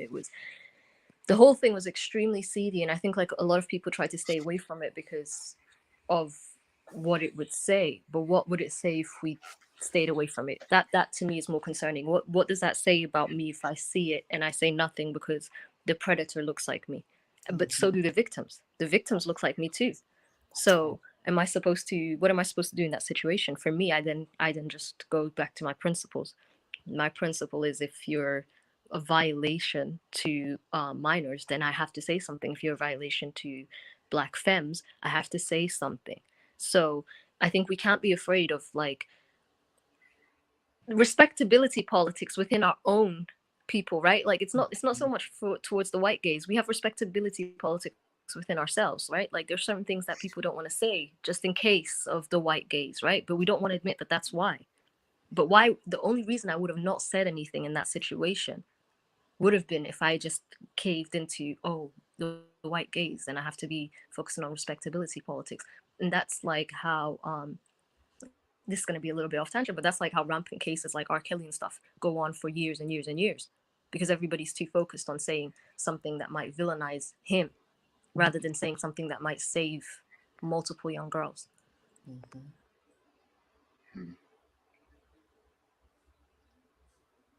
And the male gaze. Can I sorry. Also, the male gaze also.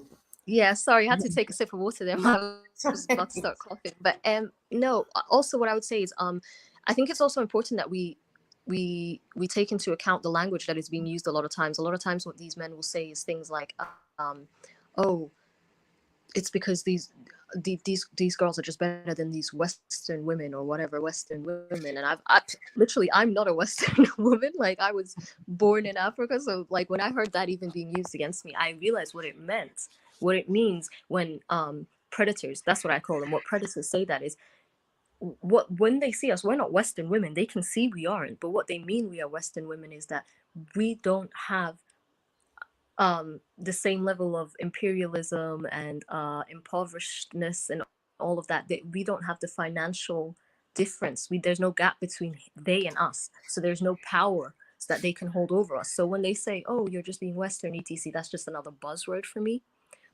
Especially when it comes to men looking for partners, because oftentimes what they're associating with Western is outspoken, etc., which is again racially stigmatizing to all of those women in the global majority. Because they do speak out for themselves too. They're not even partaking, and I don't believe that consent can be manufactured. And what I mean by that is, in order for somebody to sleep with you, knowing that it's for the benefit of their life or their family's life, that to me is not consent. That to me is survival. That is necessity, and you can't consent out of necessity. If somebody's holding something that you need, and you have what they want, that is hardly consent. That is, you just can't manufacture consent. That's coercion. Yeah, I have like a illustration for an example. Like in Brazil, there is a place that's called Ilha do Marajó. When you see the Brazilian map, there is like a little island, kind of detached. It's actually not an island. It's like a bunch of little islands with the rivers in the middle, and then they become the Amazon River. That island, like Brazilians, we have a soil that everything grows. Like we have, but the extreme poverty that's caused by imperialism makes it impossible for people to have access to tools, clean water. Same thing. We're like reflecting mom land, just like right. And like you have 9 years old child prostituting herself or himself for a piece of meat. And you know, the indigenous nations in Brazil are being invaded and people are being killed. And like we talked about this yesterday, Yanomami nation is under danger. 24 Yanomami people they disappeared. And a 12 years old girl, trigger warning, but yeah, we're working on opening empathy. So a 12 years old girl was raped and murdered. A 3 years old child was thrown in the river by legal miners in the Amazon rainforest because they are being allowed by big corporations in Bolsonaro to go explore minerals in Amazon. So like, yes, tourism is terrible.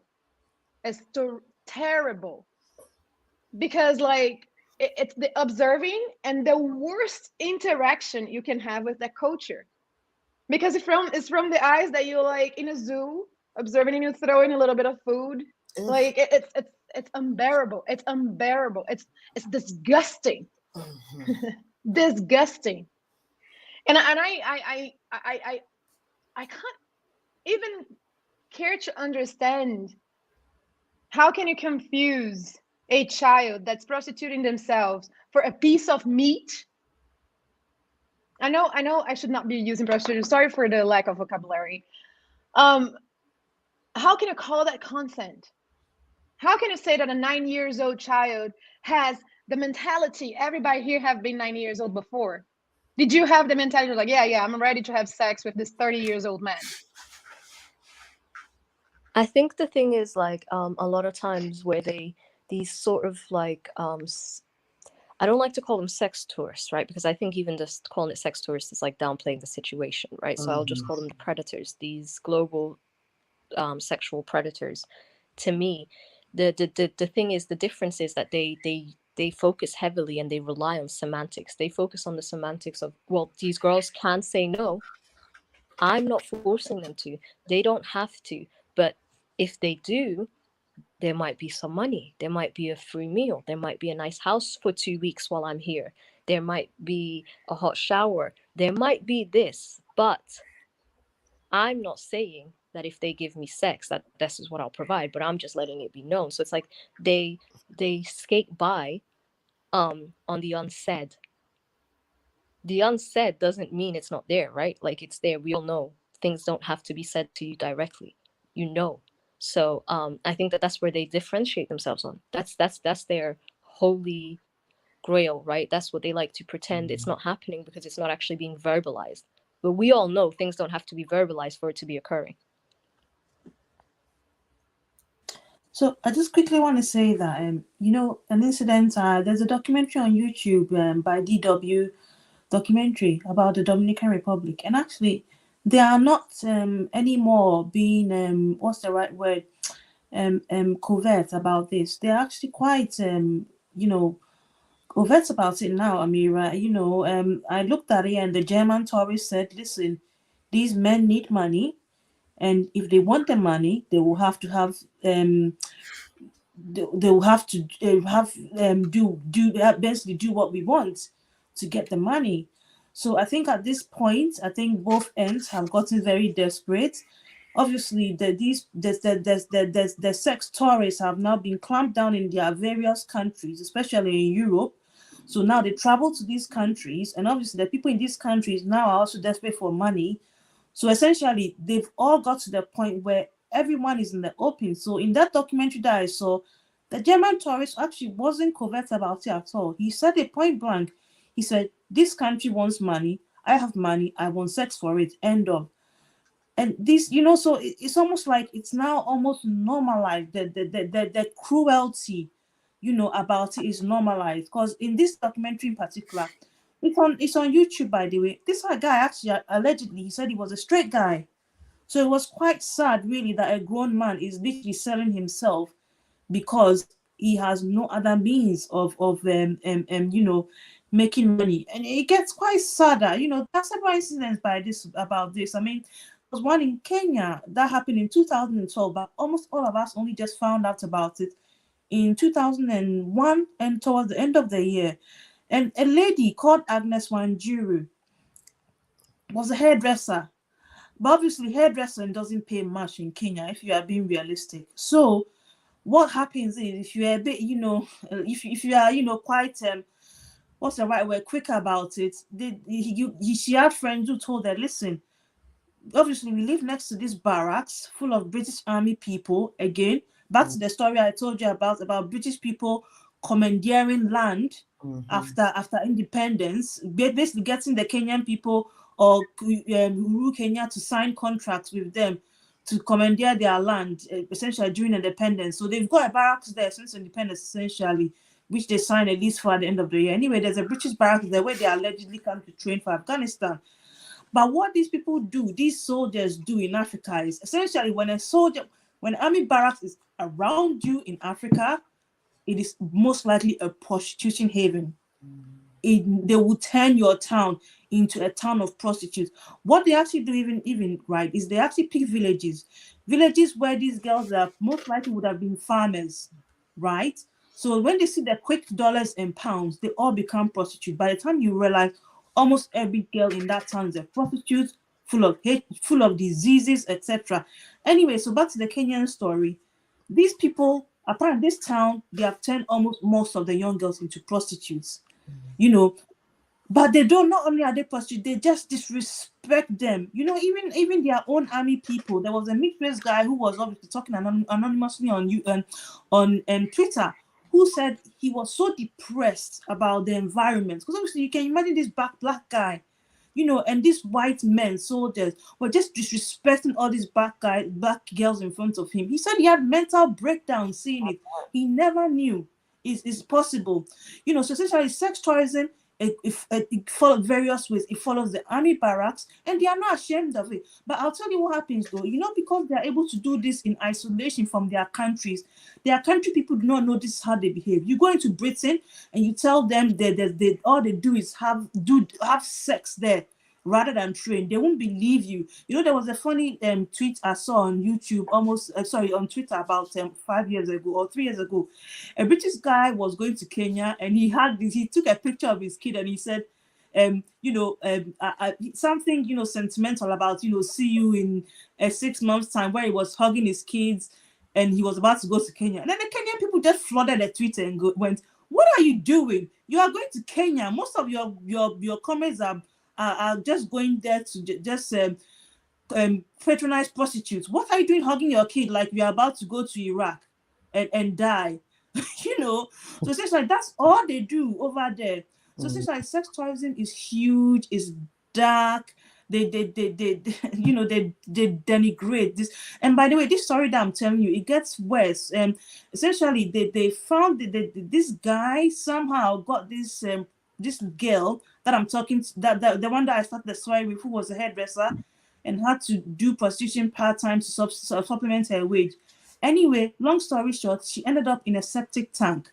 A septic tank is very common in Africa. The septic tank, she was buried in there upside down. They found her 3 months after she was dead. Most of her body had decayed. Anyway, these guys, the soldiers she went with that night, was on Facebook joking about it. They literally were joking about it. Yes, this is a popular. It's a story that happened that actually got exposed last year. Her name is Agnes Wanjiru. It's not that difficult to search. No lies, Agnes Wanjiru. Just type it in. Very bad story. So these people, not only are they doing this thing, they are brazen about it. They are not hiding about it anymore. The only problem is there's the disconnect. Like I said in the beginning, there's a disconnect between continents, where British people think their soldiers are coming to help us. Piss off, sorry guys. They are not coming to help us. By the way, when they are there, another story we may come to, they go there and they actually scorched, I think about 1,000 acres of land. They burnt wildlife, apparently killed elephants, and joked about it on Instagram. So that's another story anyway. But since the sex tourism is huge in all over the world, that's what I'm getting to. I think the issue is also though the governments. That's something that we have to discuss, and it's what the governments allow. Like for instance, my country has its own faults. I don't like the current government. I don't like the current president. I think he's a dictator at this point. It's like he's literally been there since I was a kid. So yeah, but what I will say, it does depend on them, because despite that, Djibouti has a very strict rule in terms of how tourists can act and what they can do and what they can't do and what they can get away with. And therefore, sex tourism is essentially not a problem at all in Djibouti. It pretty much doesn't exist due to it. But I think that that's the issue with the governments, right? They have they don't care, because they would rather continue to collect the money than to they would rather continue to collect the money than they would to actually stand up for their people. They would rather the continued practice of degrading Africans continue, as long as, because a lot of these leaders, like Dosana said, have been put into these positions of power for a reason. Like, for instance, the president of Djibouti, he's basically France's bitch, which is extremely funny right now, because they are currently getting him done for embezzlement, because he just recently, for one of the first times in a long time, disagreed with them on the Ethiopia issue. And now all of a sudden he's getting done for embezzlement, and his child's apartment in Paris got raided. They're saying it was a break-in. All of this happening all at once. Like, it's a joke, right? So I think it's definitely the governments that play a big part in it. The governments for instance, in Ghana, right? Like, that's one of my main concerns for Ghana right now, is the amount of white men I'm seeing in there. And purely because I know that now the tourism industry in Ghana has opened itself up. And when I say opened itself up, I mean because tourism doesn't actually benefit us as much. Tourism is actually a hindrance to the native people, to the indigenous people on the land. It's hurtful. It actually causes a lot more problems for us. So when I'm seeing Ghana opening its doors, I mean, a lot of people are celebrating it's becoming a first world country, etc., whatever they want to call it. It's great, but it's scary, because now I know how lax the tourism laws are. And it's like, there's this huge practice now as well, where older white women will come to Africa to violate young boys and so on as well. So it's not just a one-way street. This is like a full-way street. It's actually very common in one specific country that I can find a short documentary by an independent filmmaker on, in which she interviews a lot of men. And all of these, and this is just not in Africa, this is in the Caribbean too. All of these men essentially had been molested by tourists at least before they were 16 at some point, because they looked older and they're black, and they would be promised like a future in America or in the UK or in Germany, and essentially these ladies would just never come back. And the ones that did get taken away, they had a success story, so that would drag more of these boys who have to find a way to provide for their families into this trade. So I would definitely say that tourism is an enemy to the native people when its governments aren't there to protect them from the exploitation, because we're inviting these people in without education. So we're inviting people who already think of us as something to exploit into our homes, so that they can continue their exploitation that they're already doing over there to our brothers and sisters. So it's not like, it's a big mess. And I definitely think the governments are to blame. I know a person that went to Malaysia, I think, for work. They were assistant of a very powerful man in corporation.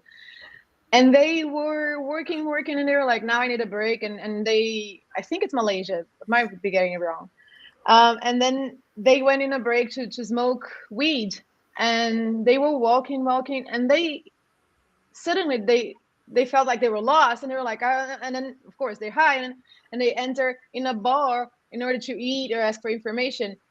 But they say they had the worst experience ever, because they were like in a nightmare scene where they saw all these European white men, white French men, right, with the little children, 9 years old little children, dressing up in heels, with like transgender children, boys and girls, like prostituting themselves, and this disgusting old white men there, like for their convenience. And they were like, after that, I had to stop smoking weed for a while, but like, it was not the weed's fault. It's like the thing I opened up myself, and I went in a walk, and suddenly I was in a nightmare. I was like, good for you, because you were able to be in a third world experience, a real one. That's not tourism. You were into the experience. You could see yourself in that child, because that's what happened to us. As Amira said, we have no possibility of survival. You're telling me you're going to give me food? If I do that horrible thing with you, yeah, I will. Because I'm hungry. People that don't know hunger, they don't know struggle. They do not know. And I think a lot of times when we think about hunger, we think about it in very immaterialistic way when we're speaking from this side of the world. Because when we think about hunger, we think about like going a day without food. When they think about hunger, they think about going days without water, you know? And it's not just hunger in that sense, it's you're freezing. You can't sleep. There's nowhere to, even if you want to sleep, how are you going to sleep on concrete? And then the rain, and then you have to watch out. So like maybe if a man sees you in the street and he's got a nice hotel for 2 weeks, you can eat, you can shower, you can sleep. That's what they see. They don't, it's not the same hunger. It's not like 1 or 2 days. So it's really sad. And actually that the numbers in the Philippines and in Malaysia for sex tourism with white men and children is actually so far high. In fact, that there was a huge bust, I believe like 8 years ago. There's also a documentary on that. I'll find it for you, Josana, but you have to brace yourself for it, because in that documentary, you actually see the mothers selling their own children to these men. And they're explaining it. There's mothers, in fact, encouraging these children to engage in incest rather than selling them, and posting that child porn clips on the internet, because they feel like this is the only way we can feed our family, right? Like I don't agree with it at all, but yeah. So there's these children a lot of times have already been oftentimes can sometimes also be indoctrinated into things like that. So by the time that they do have the right mindset to make their own choice, their mind isn't actually there anymore. In that sense, they've been co-opted, and it was really one of the most tragic things I've seen. But yeah, it was multiple mothers forcing their children to engage in incest, because it's either sell your child to the actual man or violate your children yourself on camera. And there was one who actually did end up selling her child, and she basically lived with the man and everything, like until the bust happened. The child was basically like, yeah, my mother gave me to him and I have a nice life now. So the child didn't know any better.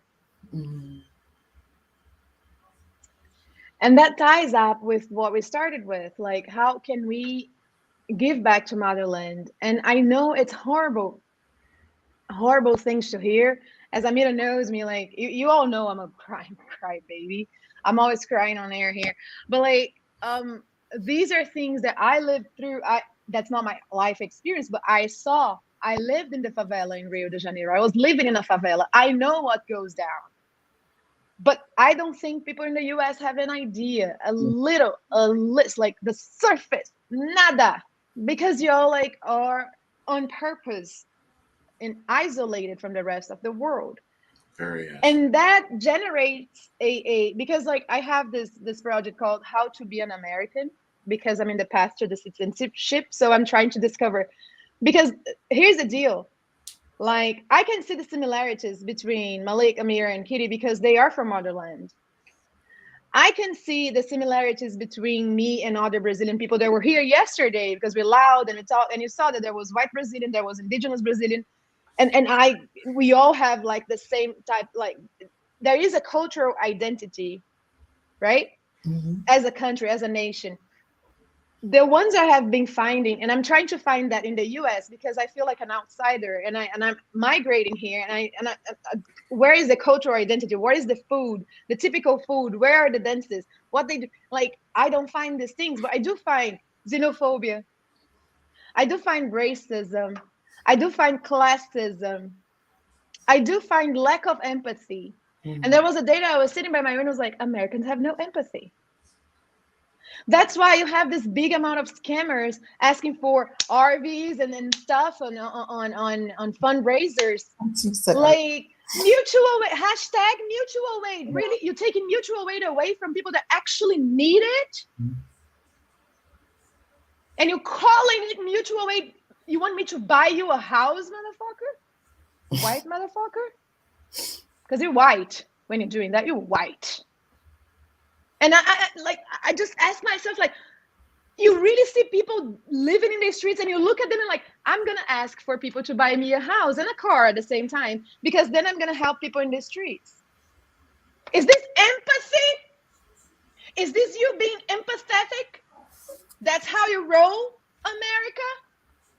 So like these things that we ask every day, you know, like, and I feel like for our people, for the Black people, it's even worse, because they were looking at this place like, I need to survive. And you can make a parallel of like, oh, I'm in survival mode when I'm trying to be just like the white man. Mm. So in a philosophical, metaphorical way, I'm prostituting my principles.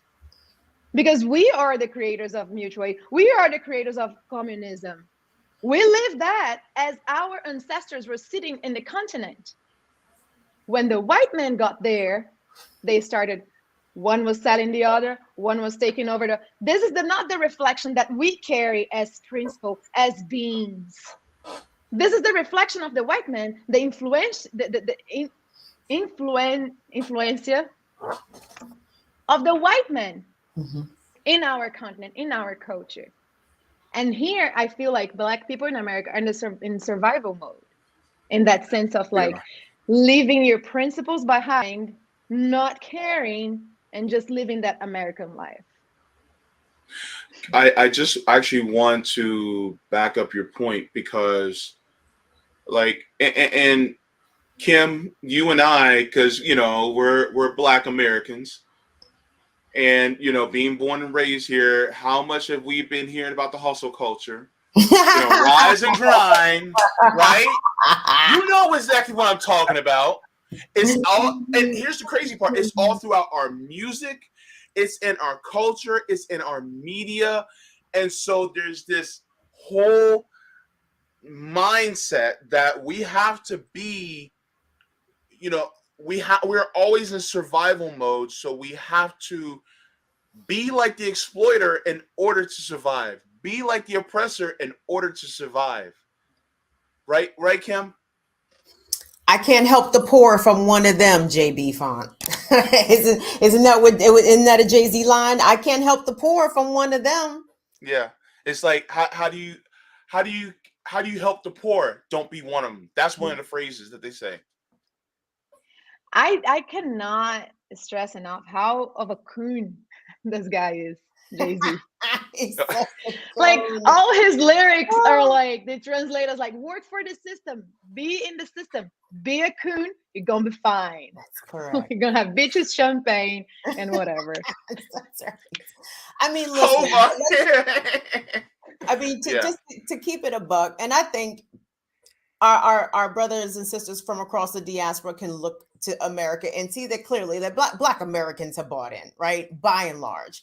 I mean, you know, through hundreds of years of slavery, colonialism, Jim Crow, you know, U.S. apartheid here, like it's taken a toll. It's taken a toll, and I think the emergence of leftist spaces, of leftist dialogue, of understanding that the system can be changed, I'm encouraged by that. I think these seeds are starting to take root. I think it's going to be a process, because as the sister said, we have to continue, and sisters and brothers have said today on this panel, that we have to continue to decolonize ourselves, our minds, the way we view the world, the way we view ourselves, and that is a continual, ongoing process.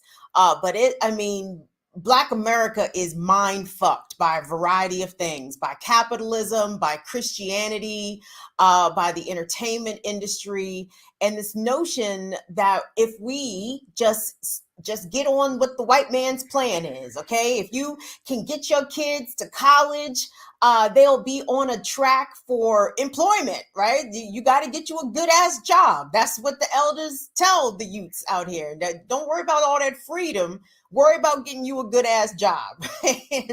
and people believe that from receiving those messages in the imagery, especially I think social media has helped to exacerbate these things. And people just want to be rich white Americans. Like that is the goal. And they lack the political education. Even if they are so-called politically attuned, usually they don't see beyond the Democrat-Republican binary. They don't recognize the ways in which capitalism as a system continues to exploit us, exploit our labor, exploit the resources of the land. They, and I hate to say they, and I'm not trying to generalize, but I think, I don't know, Josana as a recent observer, and JB as somebody, and everybody else, basically, y'all tell me, because I think most Black folks are not with the liberation.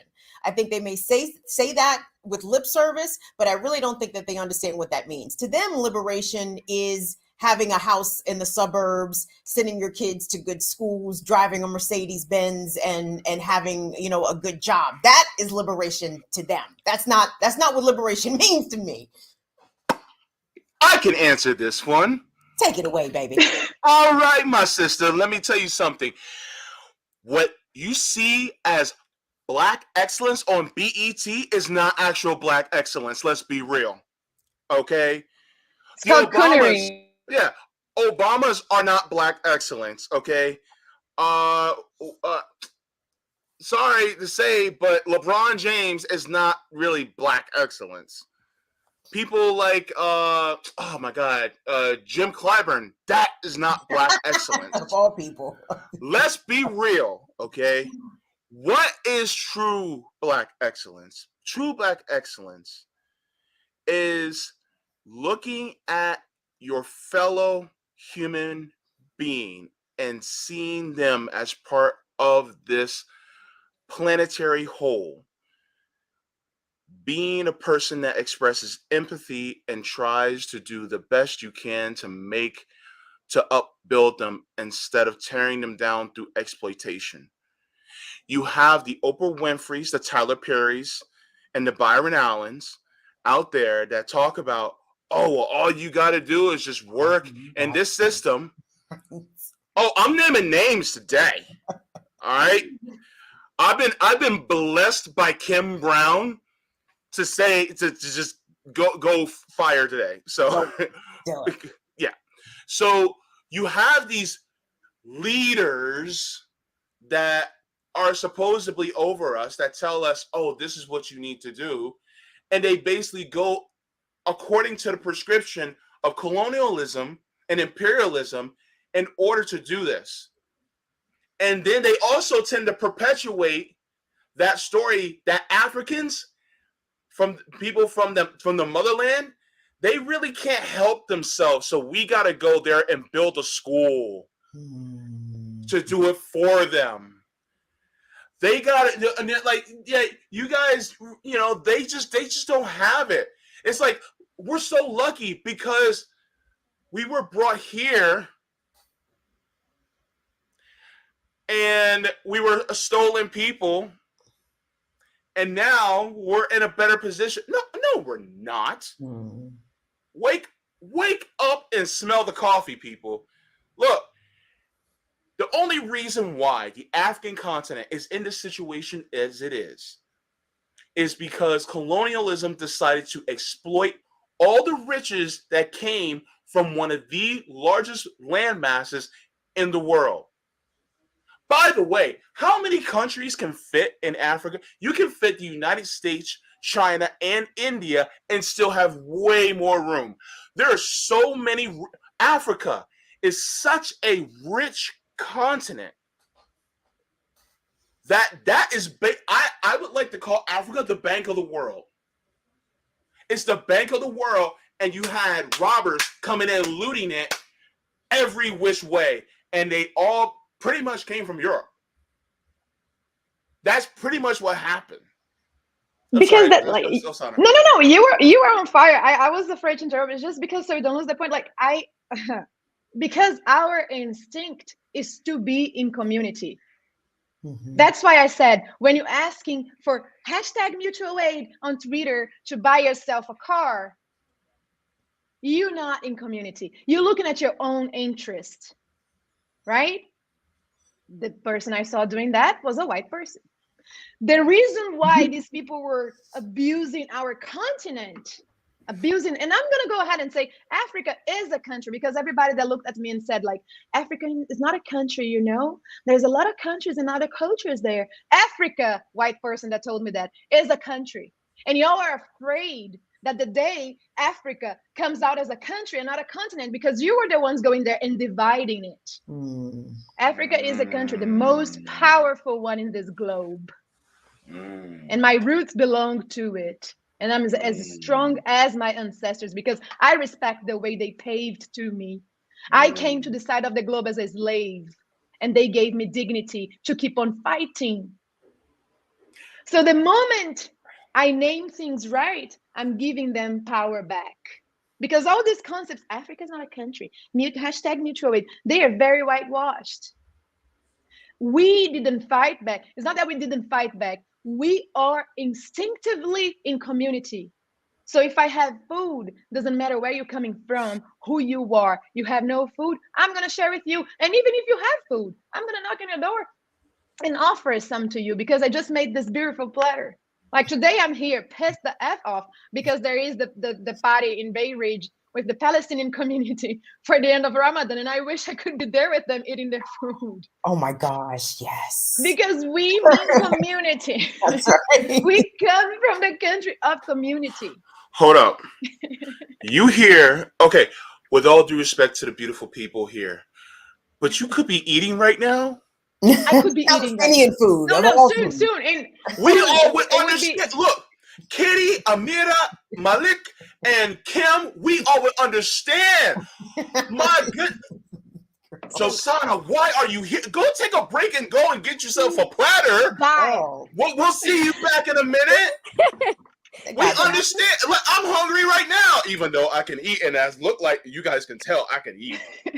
All I hear is lamb kebabs and falafel. That's all I'm hearing. I'm like, I want to try that too. I want to try. There's so many different foods I want to try. Oh, Malik, Amira, and Kitty, please, if you can recommend some good recipes from me from your homelands too. I want to try some stuff.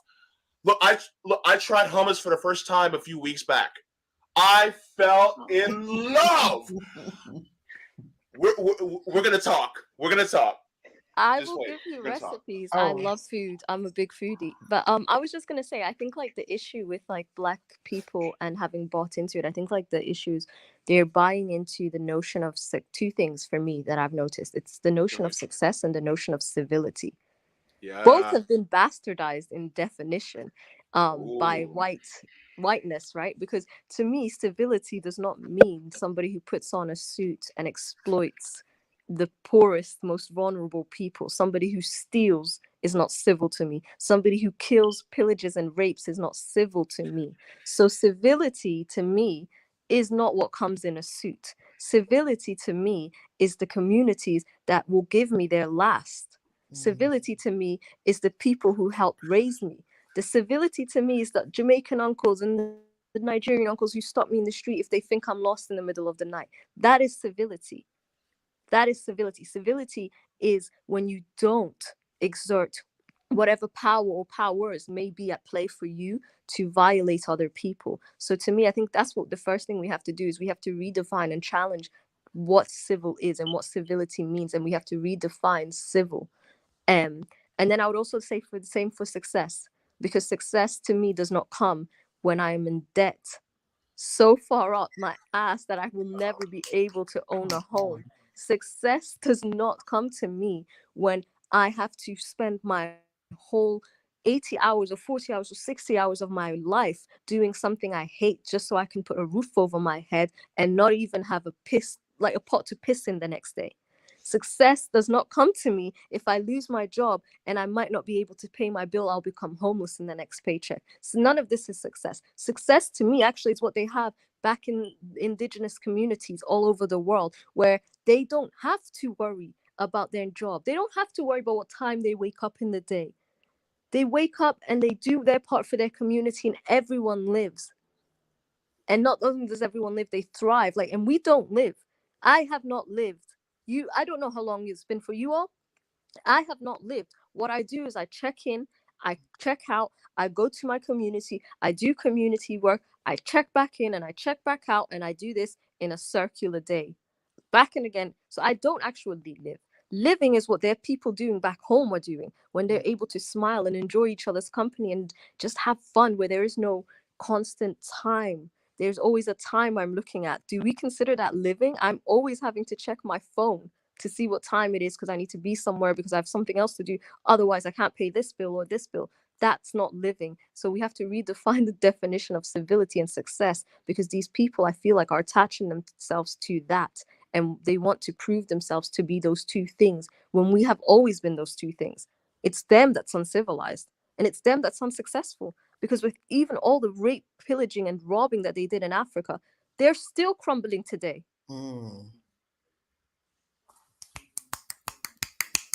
Yep. Malik, good luck. But I want to get your thoughts on this too. And then Katie, because you've been quiet. Yeah, like spot on, 100%.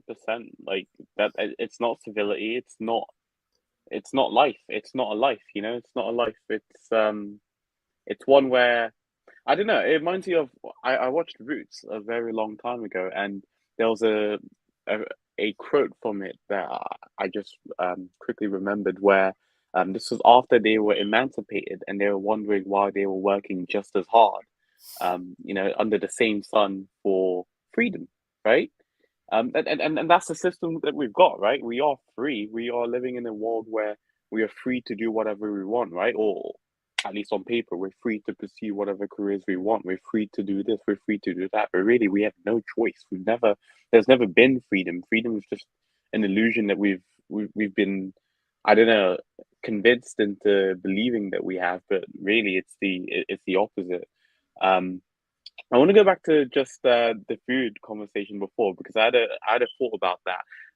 In Africa, and I'm pretty sure this is true of Djibouti as well as Senegal and Ghana, but in Senegal, we eat from the same bowl. Everyone like gathers around and we all eat together with your hand from the same bowl, right? And love it because you really feel like, I don't know, it's like you're just extra connected to the food. I never really realized it until when I was in the UK, and this is true of all of Europe and North America. It's normal to, like, the norm is to eat on separate plates, right? Like individual plates. Everyone has their own plate. And it's small stuff like that that I feel like we need to encourage Africans in the diaspora to reconsider. You know, if you can eat together in a massive bowl, do that, because that brings you together. That teaches you that you are one. You're not individuals looking out for your own plate, right? Looking out for your own food, but rather your family, you're together, your community. So if there's one thing that I can suggest to people to do to change from today onwards, it is to do that, to incorporate that change of lifestyle, that cultural element of Africa into your lives. Eat together, and show and live that African way of life, right? Like, show yourselves and show your friends and your families that you are together, you are one, you eat from the same bowl, because that's just who you are. You are your community, you are the people who you eat with. You're not individuals who look out for your own plates, but rather one big collective family. You know what? It also means you wash less dishes. Yeah, absolutely. But also on the dishes topic, we actually eat with our hands as well, which I think is another thing. Like, the cutlery, this whole, like, this constant distancing oneself from nature that Western culture does is bizarre. Like, the food is going in your mouth, but you don't trust your hands that you wash. I would hope your hands are clean, right? But you trust the cutlery that you've used thousands of times, and however many restaurants you go to, however many mouths have been on it too, you trust that, but you don't trust your own hands because it's uncivilized again. But it's really weird as a concept. But I would also say, like, go a step further, I would actually say, because in Djibouti, what we do as well, because of the famine, yeah, phony to his auntie, but yeah, because of, like, the famine, and there's a lot of people that, like, are hungry and stuff, and what we do is we make more than we actually need. And we initially, when you move in, you go out and you let your community know, hey, like, we've got more food, and you do that once in a while until it becomes a notion. Like now in my house back home, it was normal for us to sit down for a meal, and we also sat down on the ground on one big plate because it's just easier for everybody to grab whatever part of the plate they want. We would just wait, and then about 20 minutes each time after dinner was done, the doorbell would ring or knock, and there would be a couple of kids waiting for their food, and that would happen for at least like the first 20 minutes before we could start eating, and then we would start eating. So I would actually encourage everyone, like one thing I do know is like everyone, and this has been my critique on Twitter that everyone kind of agreed with, but nobody actually got back to me on, which is a challenge I actually offered. So this is a challenge I'll offer you guys. Like, knock on your neighbor's door, right? We talk about being in community, but if your neighbor was hungry right now, do you know? No. Would they feel comfortable to tell you? No. If your neighbor right now needs a glass of water, if they're in medical need, if they need something, you don't even have a community next door to you, but we talk about it, right? So for me, the first thing I like to do anywhere I move into is knock, introduce myself, invite them around inside my house so that they know, like, okay, do you have a community here? Introduce myself, what I do, the fact that I do care about my community, I am here for them. And honestly, now my neighbors, I've only moved in here for a week. I consider my neighbor downstairs one of my friends, right? Already. I'm sure we'll get a better relationship as we get to know each other, but we've already shared our first iftar meal here, which is when I can open my fast. So we've already did that purely because it's all mouth talk if we keep talking about community, and we don't actually build it right there in our doorsteps. So I would suggest invite your neighbor for a meal. Just get to know them. If they let them know if they need you, you're right next door. My neighbors downstairs are feds. Maybe next door. Maybe next door. My neighbor is literally blood related to me, so so yeah. But like, I feel like these things are like, my mom, God bless her so used to say, the devil lives in the details. I'm translating directly, so it may not make much sense. And I would change the devil to imperialism lives in the details. Sometimes we think really what we're saying, oh, because they use forks and that, but what are you talking about? Because we eat with our hands sitting together. And that's when we talk, and that's where we get to know each other. And that's where we get to be like, why are you talking to my friend like that? Why are you abusing my community like this? And that's how we get strength. And like, food is deeply related to culture. What you eat, how you eat is deeply related to culture. The way we make the fish in Minas Gerais, which is my state, is different the way that people make the fish in Bahia. And Bahia and Minas Gerais are the biggest Black states in Brazil. And we like have so many similarities, but we also have so many differences. And it's so enriching to know that culture. But then we get it all together and we make our own culture. And then you have a Brazilian culture. Like when Amira was saying, like, my people in Africa are having, like, they're together, they are dancing together. Like, that's the same thing. That's why I'm so proud of saying, like, I'm Brazilian, because like we have that from motherland too. That joy that irritates the enemy. Yeah, we carry that. I remember working with people that lived in a they live in a wasteland. It used to be a wasteland. We were able to get connected with a nonprofit called Teto from Chile, and Teto in Spanish means roof. But the place was a wasteland. So these people, they were eating garbage. They were living in houses made out of garbage. They were working, separating the recycles from what is just garbage. If you want to know what is that, there is a documentary called Estamira. Is a woman that lived in this place, and she was like a philosopher, and she passed away. And this guy made this documentary about her. I'm gonna put the name in the comments. And I used to work with them, right? I used to go to the community and like I would get all the rich kids from Rio de Janeiro, all the white rich kids from Ipanema, Leblon, and I would bring them, Zona Sul, for people that know about Rio, and I would bring their cars filled with like toys and diapers and clothing, and I would bring them there, and I'm like, do not behave like you in a safari. I'm gonna beat you up. They were afraid of me. I lived in Vidigal, which is the favela right above. They're like, okay. And then we would go there, and there was not a day that I got to that place that these people didn't have a smile from here to here. They live in extreme poverty. There was no like, I don't have an iPhone, I cannot go to Jay-Z's concert, or I don't have that sneakers from Nike. They were smiling, smiling. The women had their hair like getting ready for the night, for the dance at night. They had like they put henna in the in the eyebrows. It was so funny to see like the thick eyebrows with henna. They're like, "Hi, girl, hi, come here," and I was like, "Wow." They literally find their food in the stinky garbage from the whole city of Rio de Janeiro. This is a city that's as big as, I don't know, like it has like, I think 2.5 million people. Wow. Is their waste that is your food. And they are smiling. They like, and we were able to transform that place in a neighborhood, because there is a Petrobras, which is a national agency for petroleum.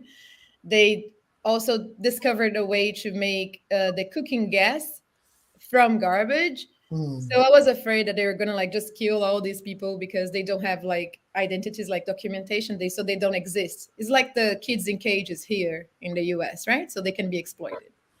So we made that a neighborhood before they got in danger. I was so happy.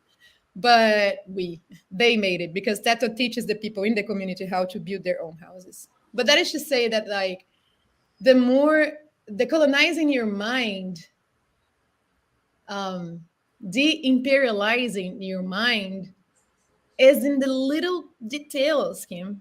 What do you think about that? And then I want to get Kitty in because she's being quiet. Go ahead, Kim.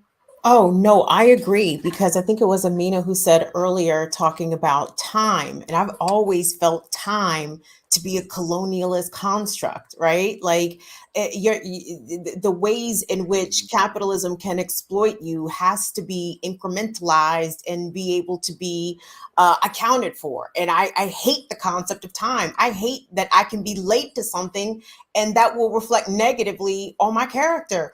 Shit was happening. I'm sorry. I can't say if I can get to the thing on time. My bad. That does not necessarily make me a bad person, but in the eyes of colonialism, you were not abiding by the master's schedule, so demerit for you. I am with decolonizing everything about us, but it is a lifelong process. It is very tough. And I think, for example, like I was saying earlier, I've been ear hustling in some of these Black British Twitter spaces, and they're not just Black British Twitter spaces, because really it's people from the diaspora having these conversations, but they're led by Black British women. And it has been like galvanizing and at the same time very disappointing, because I understand that the issues of colorism, of anti-Blackness, of misogynoir, my sisters are experiencing this everywhere. Like, and listening to them get on their men about being anti-Black and having, colorism issues towards dark-skinned women, I'm like, damn, that's the same thing happening here. You know what I mean? And so I think, as I think Amina also said, about breaking down these walls to understand, that as much as we may think ourselves to be different, no, actually we are very much more the same than we are different. And the same sort of issues of colonialism and the ways that our minds are colonized is something that Black people literally are dealing with from around the globe. So if we can sort of demystify ourselves and wonder,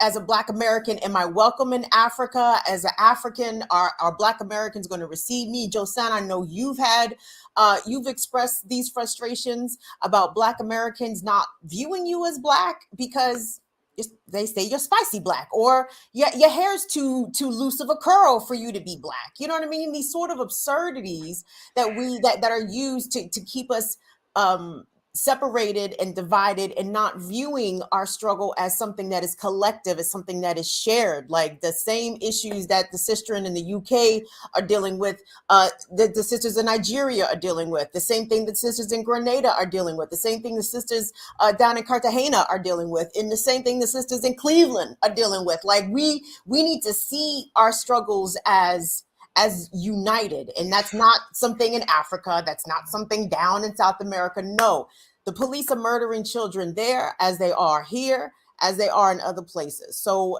as soon as we understand that our shit is the same. I'm sorry for saying that, inartfully, but our shit is the same. Okay. And it's the quicker that we understand that, the faster I think that we can build these coalitions and these bridges and these relationships, so that we can start to figure out, okay, this is what we have in terms of resources and ability. Here's what we can send you in return. Can you send us some culture and some education and some I guess grounding, some foundational Africanness that that we are truly disconnected from. Like, it's time for these exchanges to begin. I don't want to say time, because to be quite honest, the elders and the ancestors did this, and they were doing this. This is not new ground that we're breaking here. But as soon as we understand what that looks like for us, how do we take the baton and move that along in the 21st century? That is what I think is important. We need to figure out what our roles are. It's important. Like I remember, like Friday night, I was having a conversation with my boss. She is from Eritrea, but she the family was in Italy because they were in politics, and they had to flee. And then she was like, and her hair is actually we're very similar. Like people come to me like, oh, your restaurant's so beautiful. I was like, okay, thank you. But like, right, the racism that doesn't see the difference in between. But we look alike. But and her family, the lineage is like 200,000 years, only in the mother's side. So I consider her royalty, right? When I see her, I was like, woof, that's a person that knows where they're coming from. Whereas here in this continent, we are lost. Like, I don't know, like the ants, like going in a little line, if you they get all lost because like they lose that put water, they lose the hormone that's keeping them together. And that, to me, is our roots to Africa, to the country of Africa, because that was also on purpose taken away from us. And as long as we want to walk the white supremacist way, we will be lost. We will be Obama. We will be Jay-Z, right? We will be Beyonce. I'm sorry, I love Beyonce. She's beautiful, she's gorgeous, she's fabulous. But like, I look at that woman, I think, free that woman. My mind is, I see so much pain and depression. I'm like, somebody has to go there. Like, I mean, I don't know her. Like, I'm talking, but like, I look in her eyes and I see sadness, and I'm like, So imperialism is not the answer. We are 5 minutes away from our time, and I will get Kitty to start saying her conclusion words, goodbyes, and where people can find you, and then we're going to go around. Sure. So I'll just quickly carry on a few things that people have said already. And the first thing I'll say is a lot of what we said here is about the disconnect between the diaspora and the continent. I will keep saying that. A good example is, I think Amira highlighted to it that she saw a lot of white men in Ghana. You know the premise at which they are going to Ghana, it's actually something that was opened up for Black Americans, right? But then they started taking advantage of this whole scheme as well. So a lot of these white American men, you see, by the way, we almost actually unintentionally almost rented a house from a white American man in my country, Ghana, for 1 month. And then luckily we saw his picture. And I said, no, we are not renting an apartment from a white American man, okay? This is my country. But we almost did that. But essentially, the premise at which all these people are going there are because Ghana opened a scheme for Black Americans who they wanted to come back and visit Ghana in particular. And they took advantage of this. What am I getting to? We have to really try as a community, right? Both sides of the community, and arrange a way that will be visa-free So easy, and also not just visa free. Obviously, we can't do anything about the tickets, right? It is capitalism, but a way we can enable each. Well, actually, to be honest, I want more of the flow to our end, right? So we know you. The fact that someone saw Dosana's hair and thought, "Oh, she's an Ada." I mean, you just have to look at Amira. And obviously, you haven't seen Amira before, but you know that if you see Amira's hair, you understand that, you know, there are a variety of Africans, you know, and you would never ask that question. So I think we have to bridge the disconnect. That's very important. Otherwise, most importantly, people will take advantage of it. We have a lot of white people in Ghana at the moment, Dutch people. You know, of all people, you would think Dutch would be ashamed to come back to Africa. But they have come in, they are taking advantage of the scheme. And they almost know us more than you know us. You know, I just don't think it doesn't sit right with me ever. So we need more African American. We need to work together, petition our governments, and let's find ways to bridge this gap and make it easier for just even visits. You don't have to come and sponsor anything. Visits, even by the way, even visiting Africa, right? It's actually I don't like using the word aid, but you create employment just visiting, not donating. Visiting, staying in a black hotel, you are creating employment, right? And for me, those are the kind of things we need. I generally don't believe in aid, you know, but obviously it is needed in some parts, like the one Amira highlighted too. So that's why I'll end up saying, let's bridge the gap, guys. You know, let's bridge the gap. It's important. Thank you.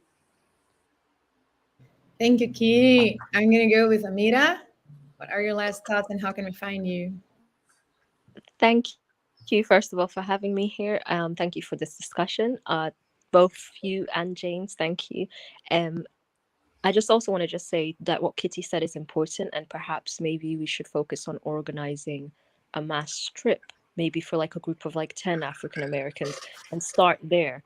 And once we go from there, we can perhaps start dealing with the because it's going to be a harder task to get the visas and stuff, because that actually requires diplomacy and stuff like that. But what we can at least do is organize some sort of homecoming for at least a group of African Americans, and we can try and crowd sponsor that. And yeah, I think that might be something that we could all try and do together. So if you guys are interested in that at all, please feel free to hit me up. And please follow at I am Tita Jr. and you can find me at umpteenth time with the Y in time instead of and there's no E. On Twitter. So thank you all again. Thank you, Sister Malik. Where can we find? No, I'm gonna go. You know what? I'm gonna go ladies first, and then I'm gonna go back to Kim. Kim, my dear, where can we find you and your last words? Of course, where can we find you? You can find me on social media at BIDWKB, most places, Facebook, Instagram, TikTok, at Burn It Down KB on Twitter, Burn It Down with Kim Brown on YouTube. Listen, folks, I am interested. I want to know stories about Black folks, particularly Black women, stories about Black LGBTQ folks and trans folks, the most marginalized amongst us. If you have stories from any corner of the globe that centers Black people, especially on emphasis on Black women and femmes, please hit me up. Go to the About section of my channel. You can find all the different ways to communicate. I'm interested in these stories. I want to raise up voices, causes, people's organizations, mutual aid groups, and this is across the globe and here in the States. It's time, guys. Like the shit is crumbling, right? I can see the cracks in the foundation, right? That's the whole purpose of this summit, because we can see that the enemy is ready to be defeated. Shit, they are trying to beat themselves, right? and you know, to use this sort of analogy, I talk about Joe Biden. I always root for the stairs to please fell Joe Biden. We need the stairs to take Joe Biden down. Okay, but so let's say Joe Biden is the empire in this allegory. Okay, well, all it needs is a little push, a little nudge, right on down them stairs, and that's it. It's over. It's a done deal.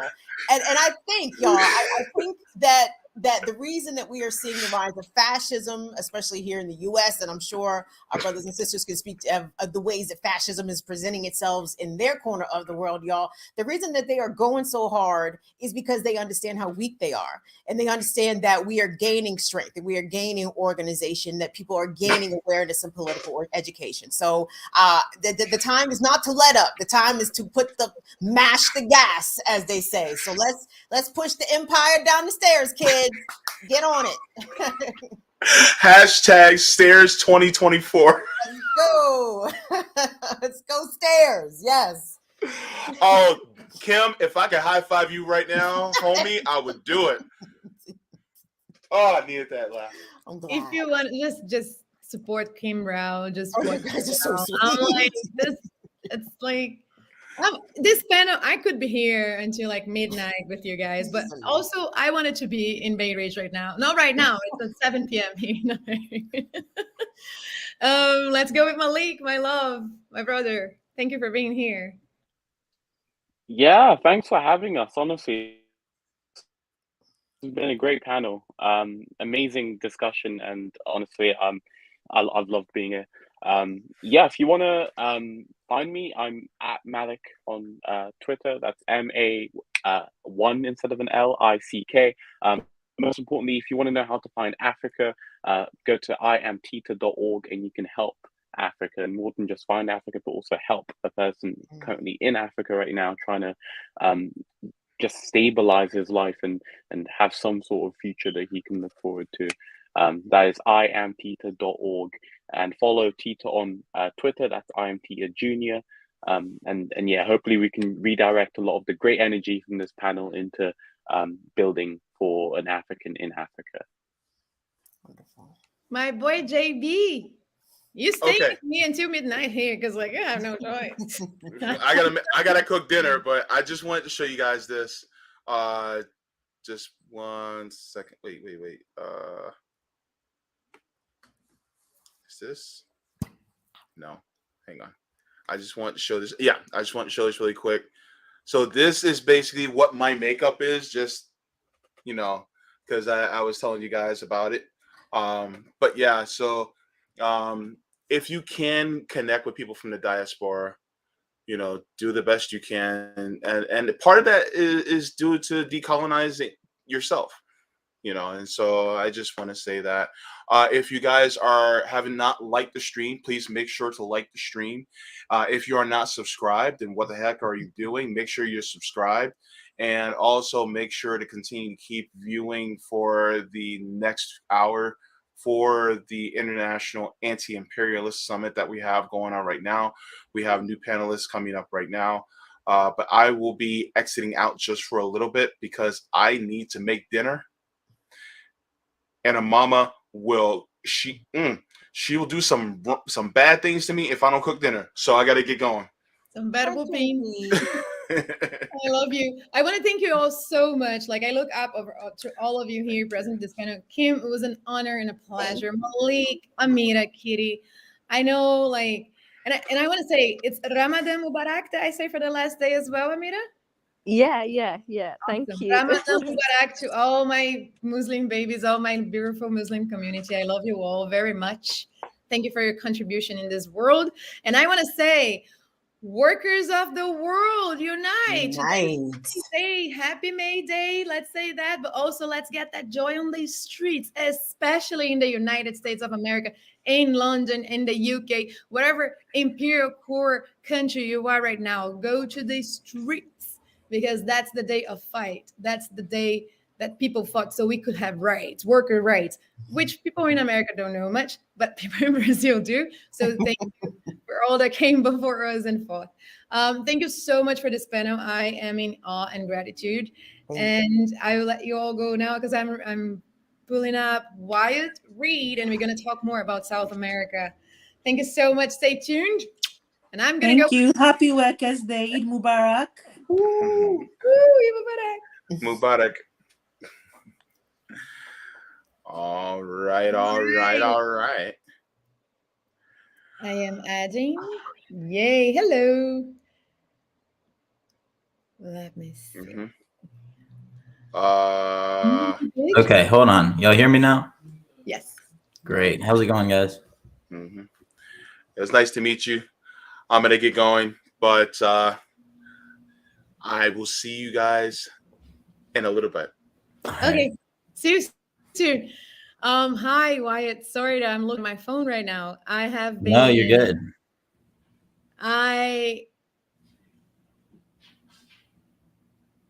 have been doing this back and forth. Oh, I'm sorry. Let's make it about myself. That's the classic Mayday, right? That's what Mayday is all about. And I think it's like Nick might be laughing at me like you had the idea now. Have Rome in the house, so I have support. Yay! Woohoo! Hi. No. No. No. I was doing some research about. Okay. Sorry. You want to stay? Okay. Yeah, I gotta be on in an hour or so anyway, so might as well warm up.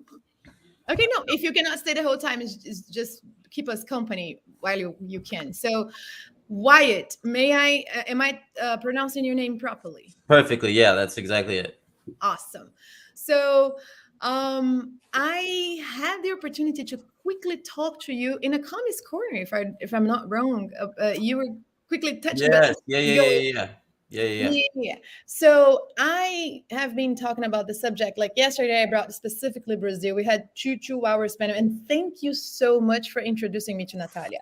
Oh yeah, my pleasure. I'm in love with her. It's like my sister from another mister. It was so good to meet her and know that there are other Brazilians.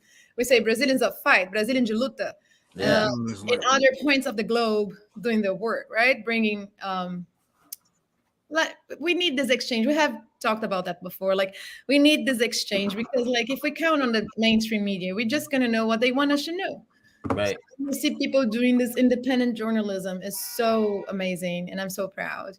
Yeah, Natalia's great. I'm so glad that y'all were able to connect and be put in contact and continue to work together. It is like you're right. I mean, it's an international struggle, and it's on so many different continents, and it's always really empowering, I think, to be able to make these kind of connections. So I'm really happy to be able to help.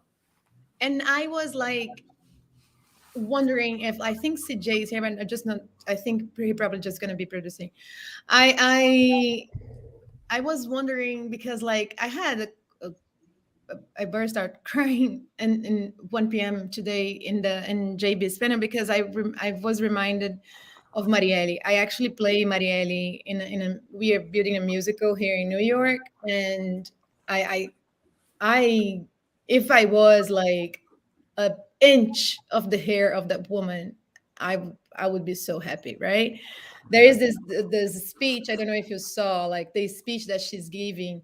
And I want to explain the structure because people usually don't know. So the House of Representatives in states and in the capital of the country in Brazil, you can actually go and watch people and watch the representatives voting and because you were paying their salary, like it comes out of your taxes. So you have the right to go in and see, let me watch their work, right?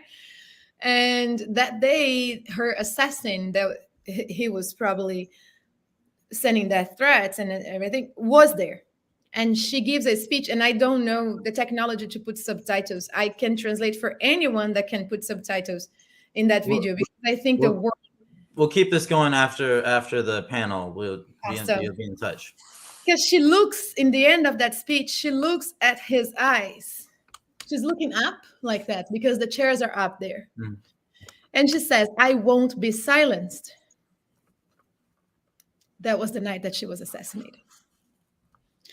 Whew. And I won't make a fool of myself and cry again.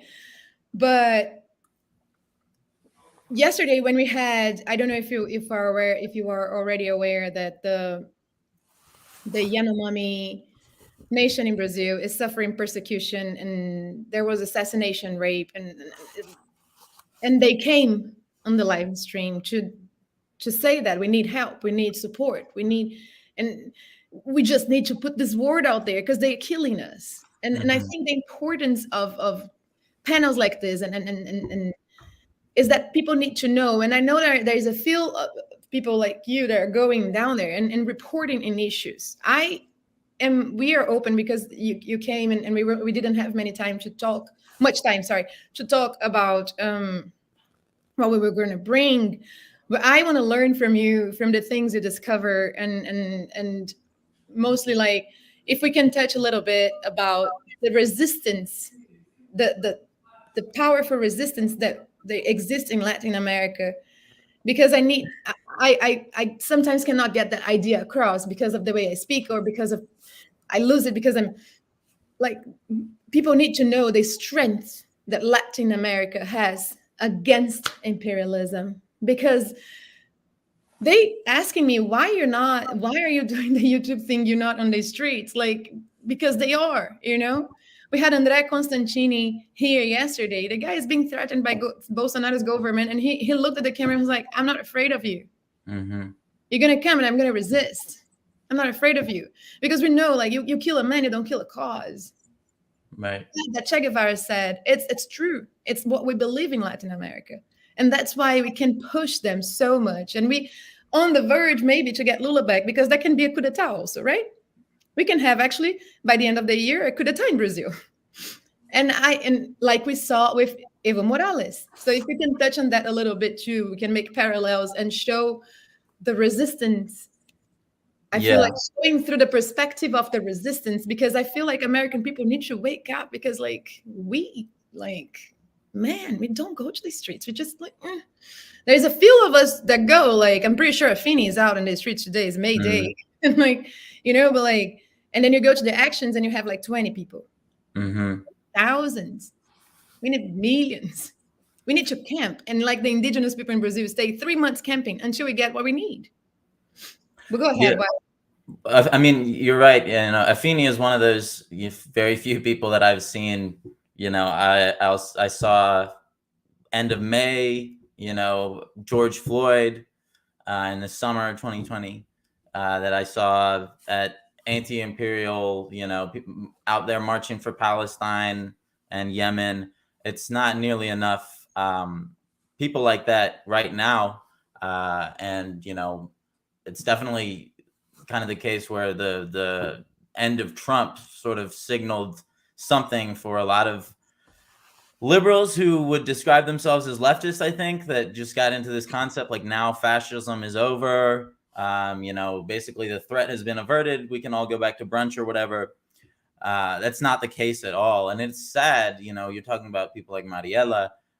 It's sad that, or in the case of, for example, Berta Cáceres in Honduras, right? It's very sad that it seems like it takes someone being executed and assassinated for them to kind of become imprinted in the public memory in that way, up here, at least in the US. But, I guess people can take some sort of solace in the fact that, obviously it wasn't all in vain. We do have these popular movements in these countries that are continuing to manifest these ideas. As you said, the famous Che quote, you can kill a man, or, shoot coward, you will only kill a man, or however, that sentiment was expressed. It is heartening, for me to be able to go to a place like Honduras, for example, and cover these elections and cover these overt attempts to commit, electoral fraud, and basically just, remove people from ballots, basically sabotage the whole electronic system so that people don't even know where they're necessarily supposed to go vote. There were these outrageous efforts to restrict the vote in an effort to prevent the ascension of the Libre Party. They failed, right? And that mostly has to do with the fact that you had a coordinated, sort of all hands on deck style effort coming from all sectors of Honduran society, who all had grievances, including significant chunks of the ruling class, including the entire middle class, practically. And I will say, you also had the factor too of not having to swim upstream against like constant CIA harassment. I do get the sense that with countries like Honduras and Chile, especially, that there are some kind of conversations being had behind the scenes that are maybe not what extreme anti-imperialists, the most radical among us, would like to see, but it is something that they feel that they need to do to be able to survive in an environment when they know, imperialism is in decline. The U.S. At this moment in time is probably it's maybe never have been in a more dangerous moment in human history in terms of what the people in charge are capable of doing to maintain complete global hegemony. That's kind of a long, rambly answer, non-answer, but I'd be happy to explore any of that, or talk more about Bolivia too. I don't know what y'all's thoughts were. No. Keep on going. I just want to make 2 points to your point. Like in the previous panel, we just said we were talking about another theme, but we said survival mode has nothing to do with consent. So what they're doing is to survive. Like, I am a person that I'm extreme in the eyes of whatever people. I'm extremely radical, right? I am as radical as you can be, because you're talking about morals. When you talk about politics, you're talking about human beings expressing themselves socially. So I'm radical, and I have several critiques of Lula, several, but that's not the moment right now for me to do them, because I first need him to remove Bolsonaro, because I remember being in opposition to his government, took only in my university 5 buses to Brasilia to protest because the IMF wanted to come and wanted Brazil to privatize the public universities, because it's where we develop technology, right? And they said, the sentence that Rodrigo Rato said was countries like Brazil should not have this type of education, research, discovery, technologies for places like UK, USA. We want this to be he clearly said we should be serving the master. And and I received, because I was in the board of the director of the university representing the students. So I received the freaking document in the mailbox, and I was wow. In the morning, I was like, no! I was calling, 5 buses to Brazil to protest, and all the other universities sent. So we had thousands of people. The landless workers movement was there. And to be quite honest, the police couldn't even touch us. Why? Because it was Lula's government. So then he is a comrade, right? So he's going to tell them to beat us up. Whereas Bolsonaro, Fernando Henrique Cardoso, every single order, you go in the street to say hi, you guest. Right. Right? You have guests just for your breakfast. And we still go. But what I'm saying is that I want to have, I disagree with him. I have several critiques, but I do want to have the right to have them. I do not want to walk in my hometown, the city I was born, and people saying we know you, we after you. You know what I mean? I want to have the right to exist and express my opinions. And that happened. And this is a point I've been making with regards to Bolivia a lot, right? Because there were a lot of criticisms at the moment of the coup in November 2019. There was this whole surge of supposedly leftist criticism. Even Jacobin posted this thing calling him an extractivist. And I mean, they later took it down after everyone, was kind of incredulous. Really? This is the time that you were picking to voice this particular criticism? But it wasn't a mistake. It wasn't an accident. It was a deliberate campaign that was launched by a woman named Janice Bacadasa, who was trained at the Harvard Kennedy School, and basically was the tip of the spear for this information warfare campaign and the hashtag SOS Bolivia, right? So you'll see anytime there's an a counter revolution or a coup attempt in be it Venezuela or Nicaragua or Cuba, you'll see this hashtag pop up. It says SOS, insert country here, right? And it's just it's a part of the little media landscape now. It's just you know it's going to be there, and of course it pops up in advance of the coup in Bolivia, in a couple months in advance, when there were these fires in the Amazon basin, and they were very correctly being blamed on Bolsonaro, right, and on these deforestation policies that have just wreaked havoc on the Amazon, which is its own separate issue. But there was this effort in the media to get in on the act and to throw Evo Morales into this and to lump him into it too, because Evo Morales is indigenous. He is an indigenous person. He's All of these land forest. How can they say they? And all of these land, well, then becomes this whole. This is this whole other thing that you'll see in Bolivia. You'll see in other countries too, where like a whole bunch of like white writers from the U.S. get to determine like who's real indigenous, and Evo Morales was like fake indigenous, and so you'll see like the Aguas Tipnis. You'll see like, oh, they wanted to have some development project, and one particular indigenous group was opposed. And they won't tell you all the other indigenous, groups were in support of it. But then they'll say, oh, now you have the authoritarian Evo Morales coming in, and he's trying to like take over, and just do away with the real Indians. This is their language basically, right? And so this whole strategy.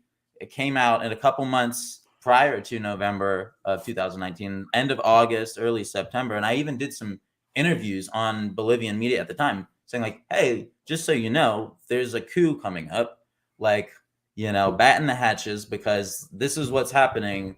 This is what they do in advance of a coup, right? They set up this entire media operation. They had all these supposed leftists basically tarring Evo Morales as like, some villain from like a Disney movie. Just he's like out to just for personal power, and he just like really just wants to cut down the whole rainforest. And he can you believe it?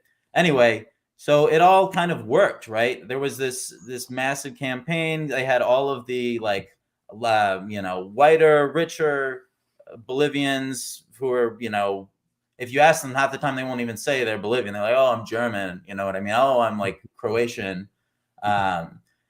Those people, right, in Santa Cruz, they all came out, they all mobilized, and they had these massive marches to say, basically, get rid of Evo Morales. These were taken in the mainstream media to be reflective of the entirety of Bolivian society. The Dilma coup d'etat, bro, there's a CIA. Sorry, Yeah. but it is. And it was the FBI, the FBI's hands are all over Lava Jato. It's their fingerprints are. Moro says like, I was trained by the CIA. He's actually proud of saying that. Yeah. We need to take some. We need to take some notes, because, the soft coup. It happened to us. It happened out of nowhere because we can't get that information to you guys quick enough, because it don't come to us that fast anymore, especially with all this censorship on what's actually going on, not only in Russia or Ukraine, but all over the world. They don't want us to see the truth of what we are actually doing. So, when we seen 50 million people protesting in Pakistan, that was like, oh, it was heartwarming, and we gotta have stuff. We gotta have each other set aside, and you know what I'm saying, just in case protest, and be ready, because once we are ready to strike a blow to the American government as citizens, or whatever the fuck you want to call yourself, communists, anarchists, whatever. Once we strike our blow here, we're gonna lose leaders. We're gonna lose people with voices, or who can reach across to set to make bridges from here to Cuba, et cetera, et cetera. We're gonna lose people like that. So we gotta have solidarity, and we gotta be ready to come out at any time, no matter, even if it is, somebody getting locked up to somebody dying. We have to be there every fucking time, because, and I mean, not just a handful, every last one of us, because if we are anti-imperialist, if we are against, the government or America and what they are doing, and we have to say it, we have to set an example that we're going to bring out enough of us to where it will actually hurt this city or this town if he was to turn, turn us against turn us against the government for real, because what happens is these things has trickle down effects. So your cousin or your mother, you know what I'm saying, et cetera, they might not be into it like you. But once you end up in the hospital, once you come back home gassed and beat up from the police and stuff like that, then that thin blue line starts to become invisible. You know, they start to see it for what it is. So, you know, this is how we're going to actually bring more people in. Yes, it's a sacrifice is what I'm saying. But if you are going to put your body on the line, then put your whole body on the line. Give us all of you so we can get this shit done. Because if we don't put all of what we have into this, then it will never get done. We're always going to half-ass. We're always going to question our steps and our motives. And, you know, we can just do the damn thing. It might be an uphill battle, of course, but once we win, we will actually feel like we did something, you know, instead of just going out, because we could be like America and just join in with them and pick on these smaller countries that have nothing to do with anybody, you know, but we can't punch up and get this shit done here as Americans, because you niggas lazy.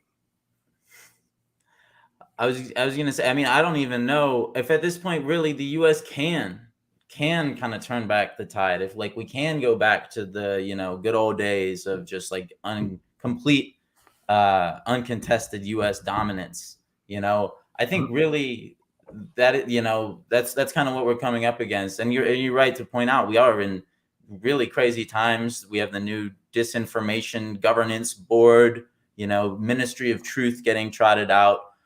Meanwhile, you know, you're referencing these incredible protests of the people of Pakistan demanding that their rightfully elected prime minister be restored to power, be able to complete the term to which he was elected. You see millions of people going out and rejecting this US-backed parliamentary coup, or you don't. You know, if you're just a normal media consumer in this country, you don't see that at all. No. You have no idea that that's taking place. We know about it because we you know, we're out in this particular sort of information ecosystem, but you know, they're constantly trying to figure out how to stifle us, how to censor us, how to prevent us from sharing more information. I was just locked out of my Twitter account for 2 days because I published some video of this British mercenary who ended up in Ukraine.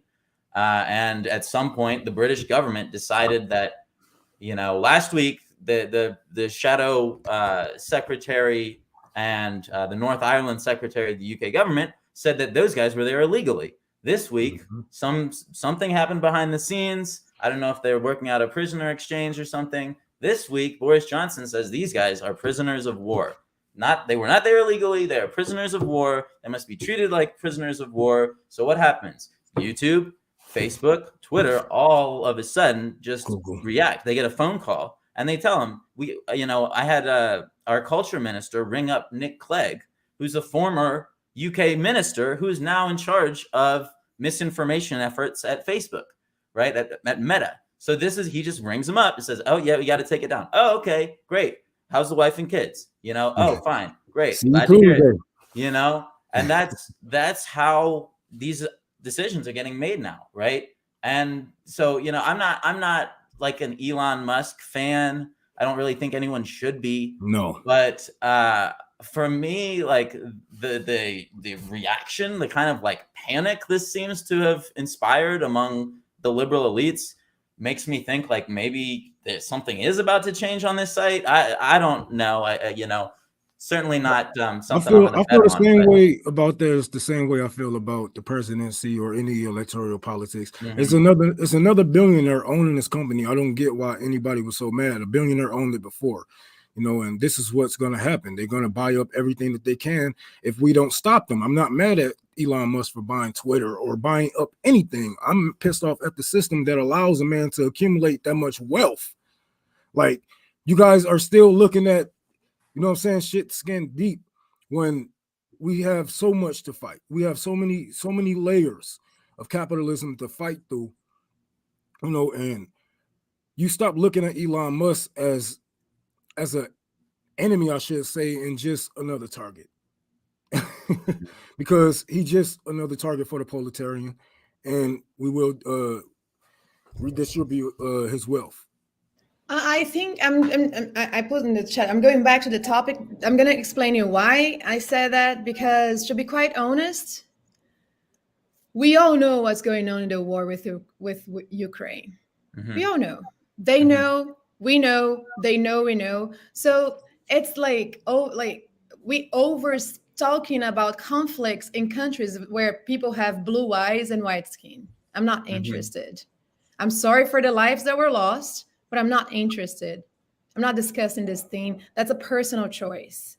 And also to say that the only thing I want to discuss about Ukraine and Russia crisis is my people not being able to leave the conflict and being made by white people to stay there to die. So that's the only thing I can talk about that conflict. But I still am really sorry for the lives that are lost, because we are infantile and we cannot coexist. But we are talking about this side of the globe and the South. Yep. And just to be quite honest, like Pakistan, and like, so we can work, because decolonizing and de-imperializing our lives is by learning even the way people pronounce their own names. Otherwise, we're just like being the rolling machine over the world all over again with the Anglo language. But like, I just wanted to make a parallel, Wyatt, because like this ministry of disinformation that's going on here, it smells to me just like Brazil in late 1963, early 1964, where people when they hear about the military government, or they think like the US just goes and invades it. It's not that. Like, it's little by little, because they don't want you to perceive, because the moment you perceive why they are going after independent media now, because the moment that you realize that you're being attacked, you prepare to defend yourself. You will prepare, right? They are coming for us. We have to prepare to defend ourselves. And then I remember the elderly in Brazil having that discussion. Like, they tell us until nowadays that it felt weird. They were watching TV and suddenly there was like a comedy, like a parody of the government, and boom, taken down. The thing would go out of air. They would say, oh, that was a technical issue. We're going to go with another thing. Or you will be like, you say some funny stuff, and there is a critique of the government, and then the joke, and then suddenly the cops are asking you questions. Until the day that they woke up, it was 1st of April, because the military in Brazil says it was 31st of March. No, it was 1st of April, April Fools, where people woke up and then there were tanks in the streets. And then that was over, because after that it was just like death and destruction. They even doing this to their white people, and damn it, where is they fucking up them people with coronavirus, man? I'm so stuck in the Middle East right now. It's like the whole side of the world. What's that? I'm stupid. Well, I know they got it's basically the police is coming to everybody's houses. You can't make any, you know what I'm saying, critique about the government. Oh my God. I'm not talking about Ukraine. No. Australia. Oh, So, yeah, right. They fucking them up with that. I'm sorry, y'all. I got a brain fart. I need to smoke. But yeah, they fucking up their own people with these laws. They practice it and they expand it. They practice it and expand it. It's why I was going to talk about MK Ultra in about an hour or so on pushing black people, pushing crack and, you know what I'm saying, drugs into black communities. Like, they try it on their people and they push it out to others, because this is how they, you know what I'm saying, search and destroy, you know what I'm saying. And they try to put in certain things in your neighborhood, and try to control it, you know, money to drugs to guns to whatever. They will come at you as a preacher. They will come at you as a gangbanger. They will come at you at any way, because these people are calculated, and all the shit is open. It's open for us to read, you know what I'm saying? But people just like, oh, well, you know, well, what do we do against the government that's like this? Like, okay, well, you fight back. Like, how do you understand? Like, you understand violence, but, you know what I'm saying, you don't think that that's the only language that these people is speaking. So yes, we're going to need a peaceful general strike, et cetera. But what's going to happen when they come and try to throw you guys out of your home or try to force you guys on their plantations and just stop fucking with you? They like, fuck it. You don't want to come to work, we're going to make you come to work. And don't think that they aren't above it. Like, we see what they do in Cuba. We see what they do all over this fucking world. And if we don't if Americans don't strike a blow to this government, I see a lot of my brothers and sisters in the South, in the Middle East, I see them fighting endless wars, and we have to recognize how much destruction that we have put, even if we don't agree with wars, even if we don't, our taxes still go to it, et cetera, et cetera. Everything that we do, it's a butterfly effect on the other side of the world as Americans, because our outreach, you know what I'm saying, is just so strong, and it's so long, and it shouldn't be that long. We shouldn't have connections, or we shouldn't be dealing with NATO over in another continent. We shouldn't be dealing with none of this, but here we are. So we have to be the ones to strike the blow, because if we don't, then it's going to be this fucking we're gonna set our brothers and sisters on this hamster wheel, and they're gonna continue to fight, continue to protest. We're gonna raise our people up and small militias and raise them up to protest and whatnot. And one thing I always told you motherfuckers is that I'm not trying to be here 50-something years old protesting with my son about something that we should have done, about something we should have changed. So with my time that I have, I only have like 20-something years of fighting as a black man anyway. I'm going to do whatever the fuck I can, you know what I'm saying? Even if it does take me out, because I'm not here for me. I'm here for the next generation. And this is how you got to look at it. We're not fighting just for us. We're fighting for people on the East. We're fighting for people on the South. We're fighting for everybody, the world. This life isn't about you. You know what I'm saying? It's about what we leave behind. And all we're going to leave behind as American citizens, if we are going in this space that we are at right now, all we're going to leave behind is capitalism. Racism, you know what I'm saying? The rape of Africa, the rape of South America. That's all we're going to leave behind if we don't get a fucking grip on this, or at least show the government that we will die, you know what I'm saying, for a better life. It's good to protest. It's good to strike. But I'm pretty sure they heard you. So what happens when somebody don't hear you? I mean, when somebody acting like they don't hear you, you get in their face, right? You start to shake them. Then you like, all right, man, you doing this shit purposely. You doing this shit on purpose. So I'm just gonna take it from you, And that's what we should be doing, for not only for us, but for everybody around the world. We got to take our power back. We got to take this land back, give it back to the natives of this country, the Mexicans, the Latinos, and the motherfucking American indigenous Americans. I don't know what was it? What's it called? America? Well, whatever. We got to do what we got to do. Stop thinking that this fight is about you. It isn't, because I can walk away from this computer and just die. You know what I'm saying? So fuck, you know what I'm saying? What I can do for the revolution is what you taught. What you leave behind. Did you leave behind enough to teach the next generation? I feel like I have.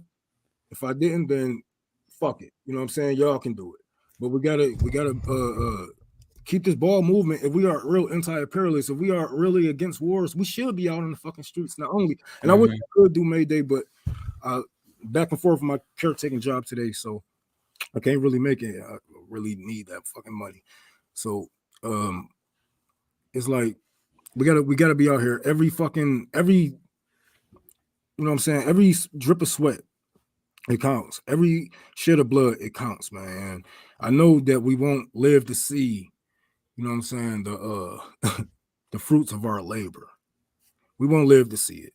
I'm just Wyatt, I wanted to highlight this question from CJ. Thank you, CJ, for your question. Because since yesterday we've been having this discussion back and forth. As I said in the beginning, I think the US has so much to learn about the movements of resistance, and that's why you were introducing. So CJ is asking, how would you contrast the left movement in Latin America versus the left movement in the United States? The left movements in Latin America are based on economic issues.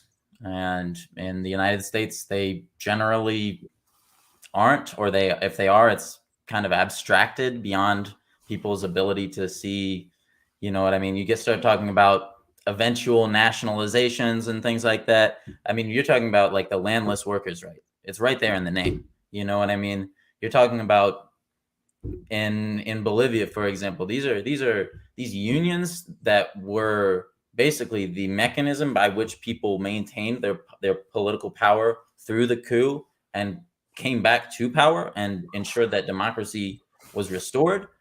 That was through the unions. You know what I mean? You go to El Alto, which is the sister city of La Paz, the same population. They both have about 1 million people, but El Alto is much more darker skinned, indigenous, poorer. La Paz is this sort of capital of colonization and has been for 500 years.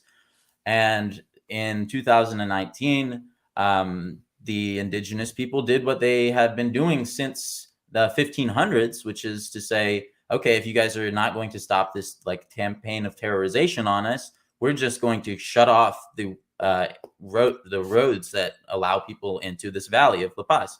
And it's the same roads. It hasn't changed. The same way that people come and go, deliver goods. It's the same thing, the same dynamic, just different actors for 500 years. And so how do they maintain these community bonds during this time of incredible terror, of persecution? I'm wrapping up a documentary called Justicia that hopefully will be out by the end of the year, and it's regarding this search for justice. And we spoke recently with Alejandro. I'm blanking on his last name. He was a student at La UMSA, which is probably the premier university in Bolivia, film student. And this video of him simply recording people getting arrested by the cops. And he's saying, why are you doing what? What are you arresting them for? And he himself is snatched up just instantaneously and thrown into a police compound. So we got to, interview him about that. I was down there. My first interview that I was set up with my friend Oscar, who is part of this independent sort of media group called La Resistencia Bolivia, not to be confused with La Resistencia that were like these paramilitary far-right groups.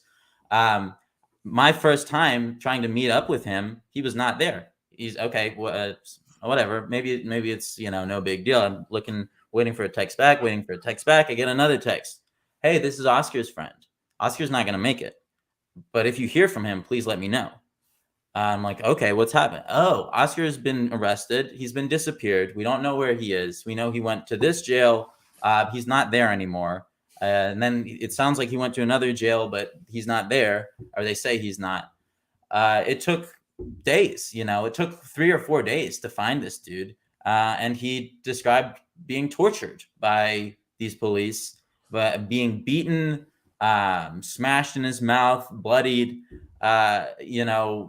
threatened.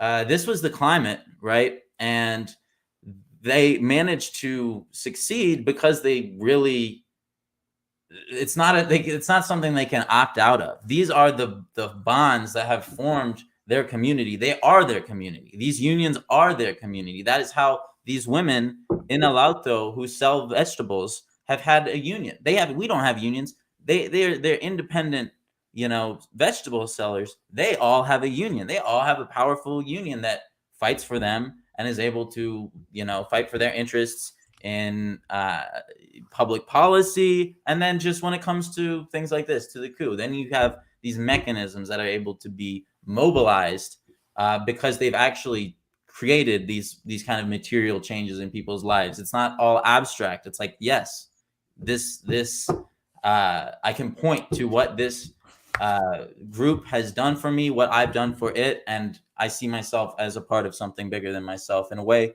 I mean, that's a cultural issue there too. Getting people in the United States to look beyond the individualism, which is constant, and it starts from birth. That is another big challenge too. I don't have the answers for it necessarily, but it's definitely something we got to think about. Because it's like, it's so curious because I'm an observer. I don't call myself a journalist. I respect y'all. Like, I respect y'all's profession. I'm born and raised an artist, but like, I have, thank you, Raw, Monique, and CJ, and Sabi, and JB. I have a platform, and I can talk about my crazy thoughts, but like, as an observer, because I am an outsider in the USA, right? As an observer, it's kind of like, to think and compare like the African culture. Like, we had this Pan-African panel right before this one, where I hear from people from Africa, and I'm like, this is just like Brazil. Like, we are so freaking Africa that I sometimes risk to say that we are indigenous and African. We've never been Portuguese. We just were imposed the language by violence. And yes, it's a trace of the colonization of the South, which was not to build country, right? It was to just exploitation. So Portugal came to Brazil, stole everything, and then they left. And then they're like, yeah, do your independency, right? That was what happened. So we never stood a chance as a sovereign nation, right? Before the governments of the left. Just for the sake of education, before the Lula government, we never stood a chance. And I feel like, in what it takes to resistance, like to the resistencia, and the movements of left, with the courage to be and to do, and like, as you said, the guy was snatched, but it didn't stop him, right? He was tortured. It didn't stop him from coming back on. And I see here, people seem so lost and afraid, and also very individualistic, because they are just caring for their own. They're just like, I'm gonna work, make ends meet, and maybe try to be rich like Jay-Z, right? So that's all the time where I see, and I keep on like trying to understand how meticulous was the European man when he got in the head of all these African, and told them to sit down, and they did,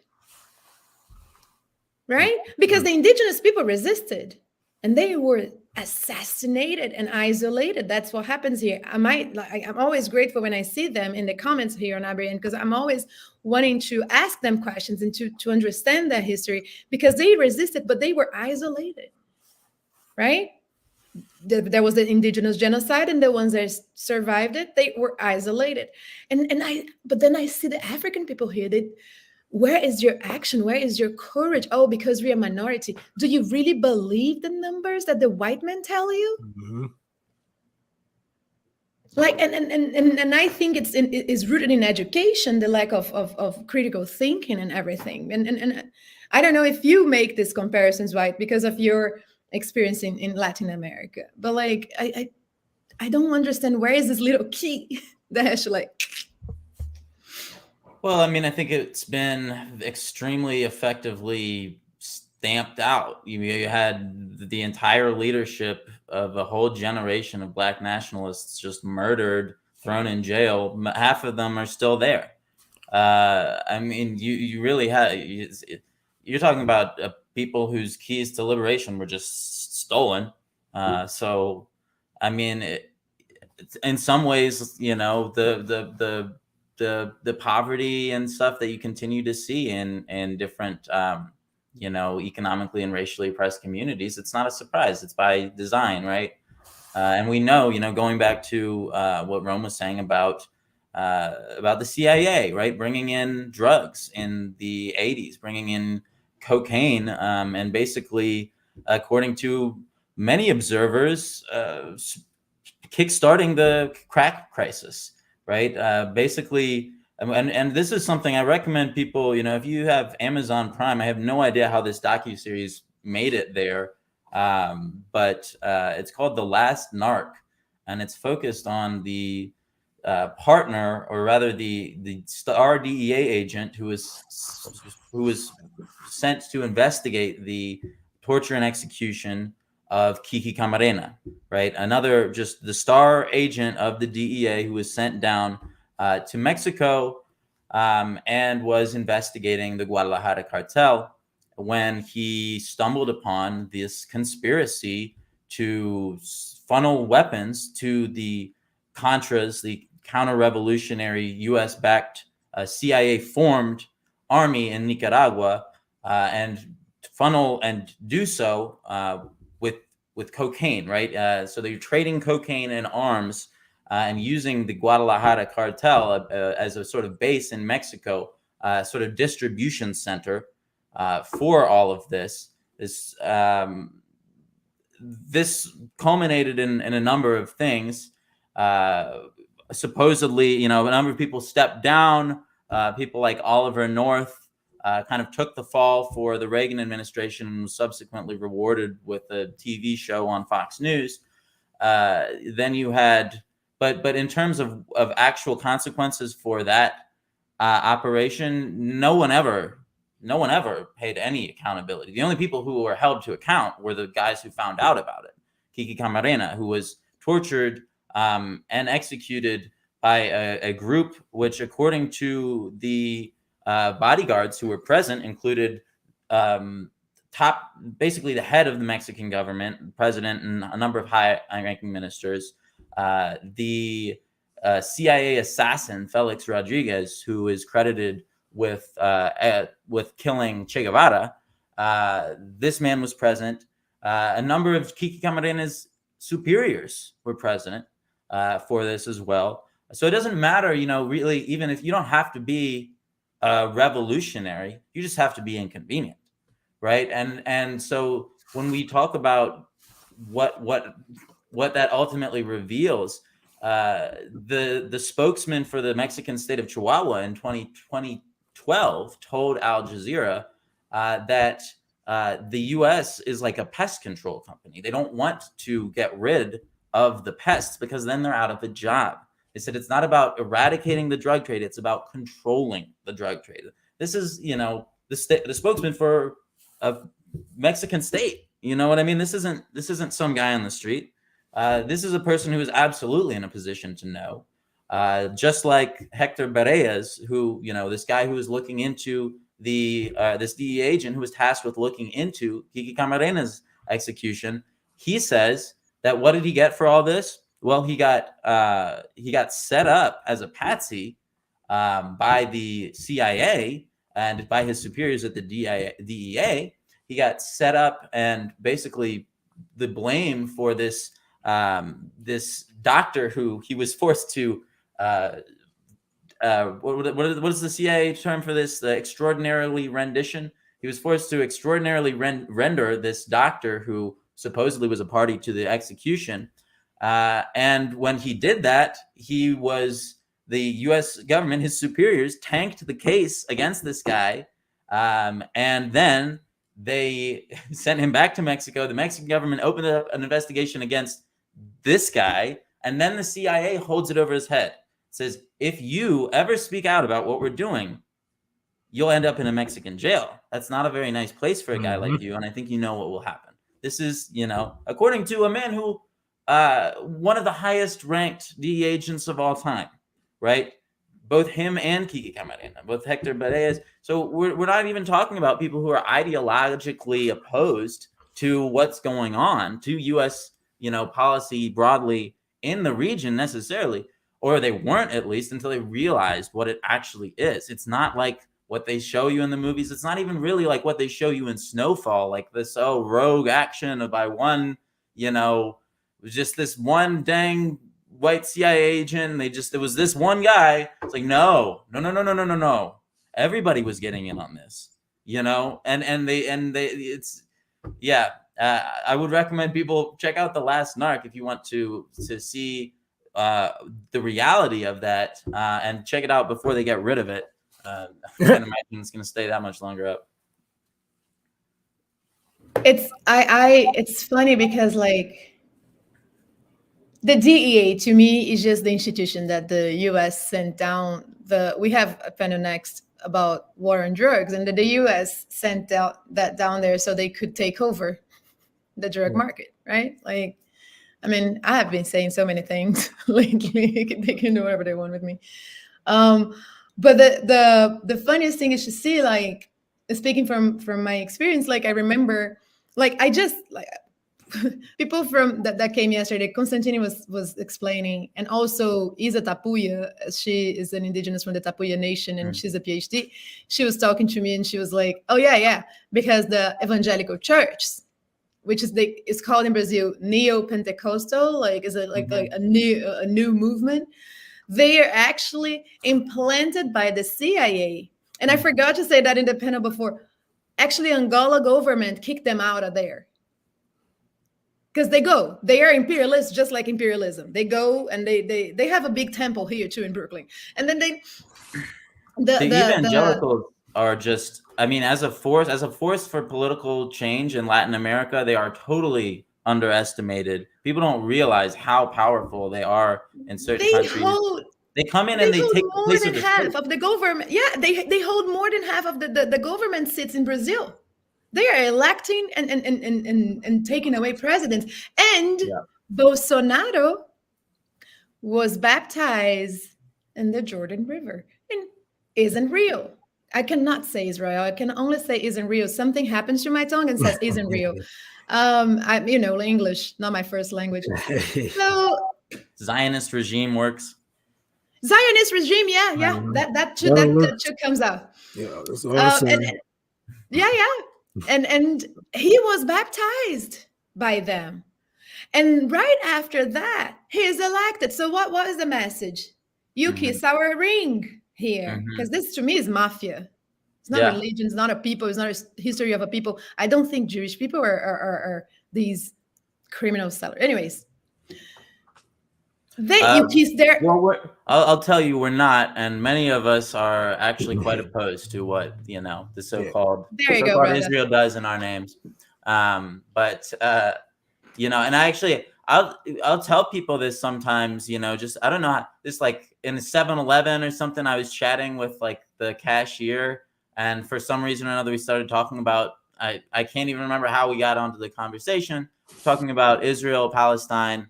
And he was just like blown away that there are Jewish people in the U.S. And he's like, man, we got to come take a picture. I got to send this like to like all my friends, like, because, they just have no idea. They do a very effective job at preventing people from realizing that Jewish people aren't a monolith and they don't all think and do the same things.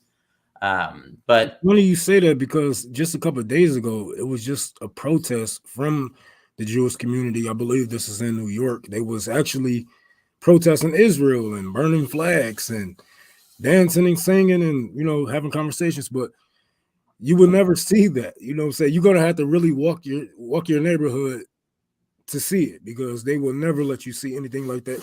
Like somebody had brought up, we don't know about the African resistance. It's because why the fuck would they tell you that any Africans resisted? They don't want you guys to even get that type of idea.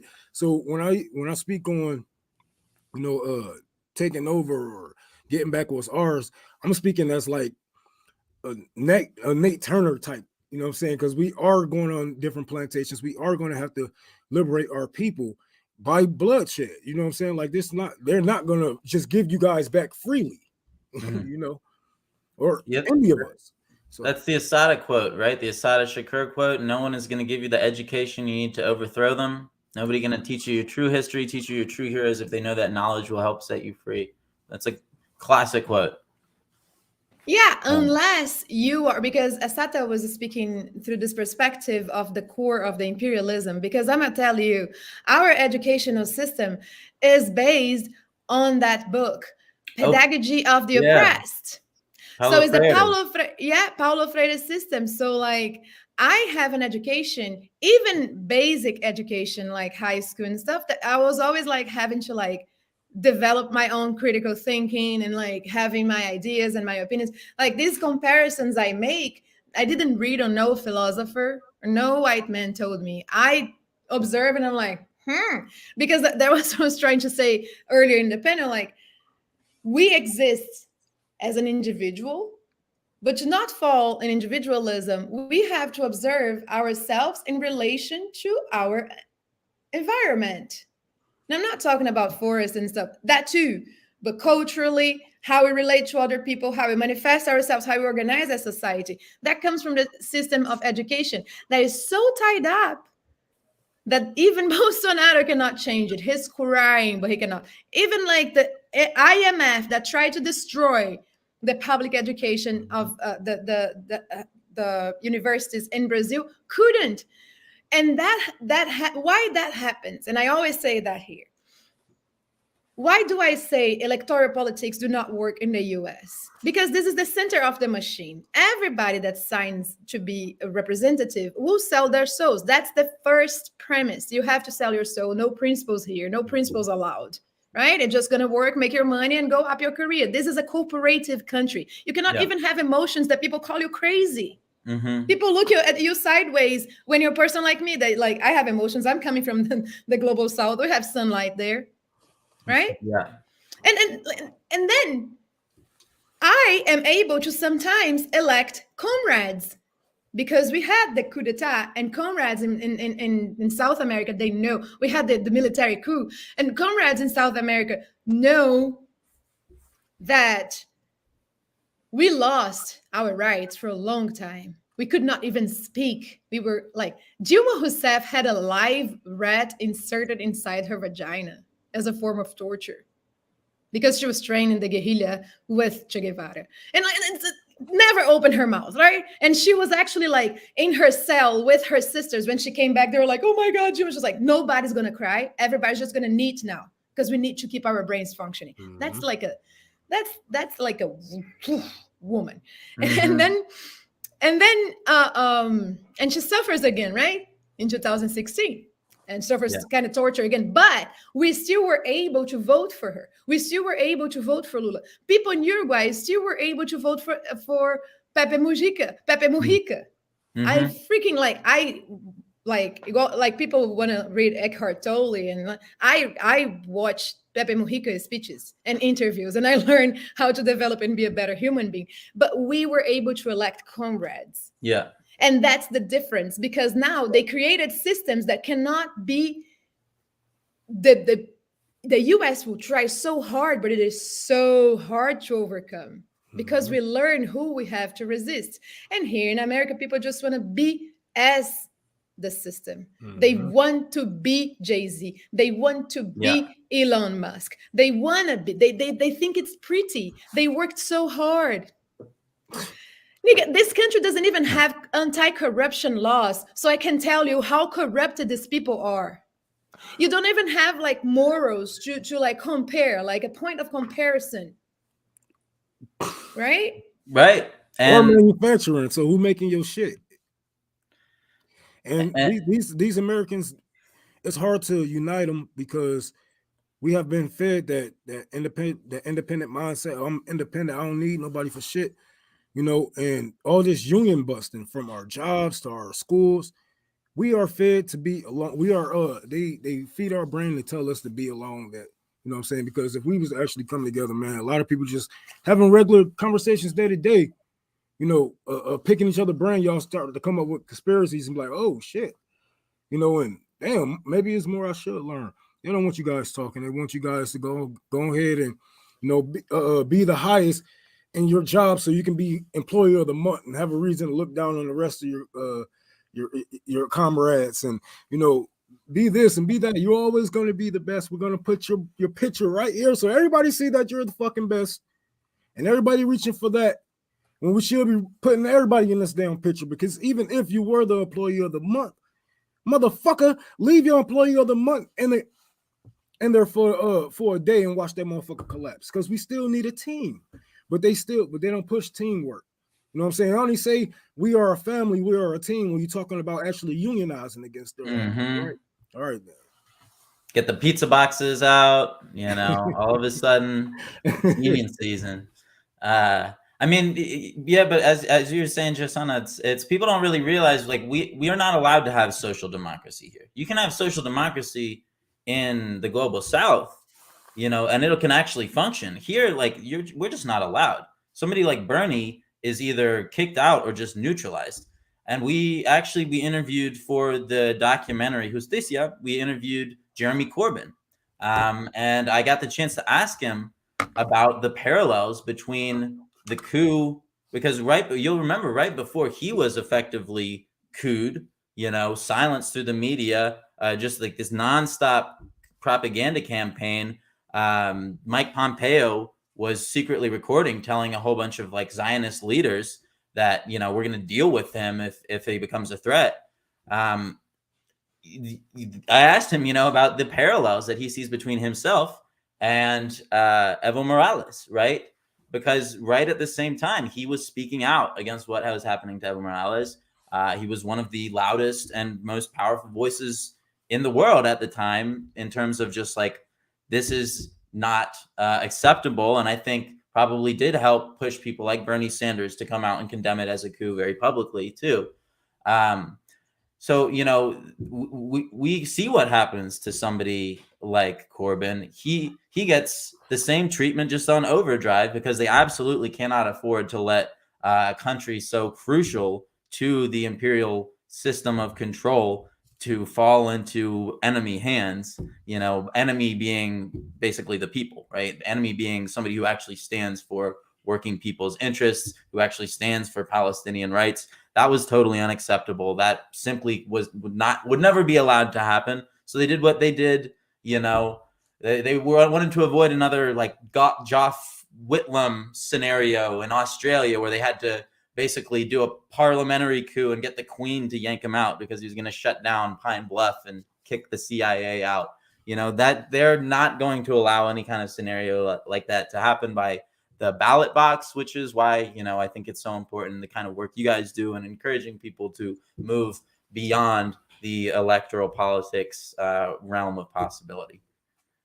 It's an infinite loop. I'm telling you guys, once you realize it's an infinite loop, you only got like so little time to actually find a way off of this motherfucker, because in a minute you're gonna realize like, okay, this is just bullshit. Now so and so calling you to come on your show and endorse them and do this or canvas for me, and you only got so little. So once you know this strategy isn't working, we have been doing this strategy for a long time, and you guys just don't want to admit it. You want to act like everything's all new. It isn't new, and one time is too much. We need better strategies. We're not going to conquer anything just by putting corporate or Bernie in. Like, we have corporations, and like I said, layers of capitalism that we have to go through, and that's going to take from the root up. You guys are looking down at trickle-down economics. Once again, what we have been taught as Americans, trickle-down economics and that individual mindset. So now you're thinking that somebody's going to get in at the top and just come down with all the solutions. No, it's not going to happen that way. It never happened that way. It never will. Because if the people aren't in control of it, then you have a dictatorship. If you don't have dictatorship or the proletarian, then yeah, you in for the same shit. You know what I'm saying? And even if Bernie would have got in, it would have still been the same thing with Kristen Sinema and Joe Manchin and et cetera, et cetera. Oh, they won't pass my bill. I'm gonna go, hey, these people won't blah, blah, blah, give me money and bullshit. You know what I'm saying? Like, man, it's so many corporations, Rockefellers, and you know what I'm saying, all these brothers and sisters, the Waltons, and so many people that we have to actually take down in order to get to the core of capitalism, in order to strike an actual blow, to actually put a leader up against them, build parties and organizations that they can't overthrow. You know what I'm saying? And even if they do come with the heat, we come back with it. But as far as that, until that happened, you know, a lot of this electoral politics shit is just bullshit. It's just there to make you feel good, and you know it. You know, all it does is make you feel good in the end, because okay, we got your black person in office. Oh shit, they just voted to give Israel money. Yeah. So you just undid everything that you was fighting for. Congratulations. But she cried about it at least. I don't know. We're trying our best, you know. They had no choice. She had to vote for this, because if she didn't, then she wouldn't have got reelected. Like, who elected her? I thought she was a progressive. Why was we worried about these people not having the power and the power of the progressive people on the left if you just doing things that the left wants?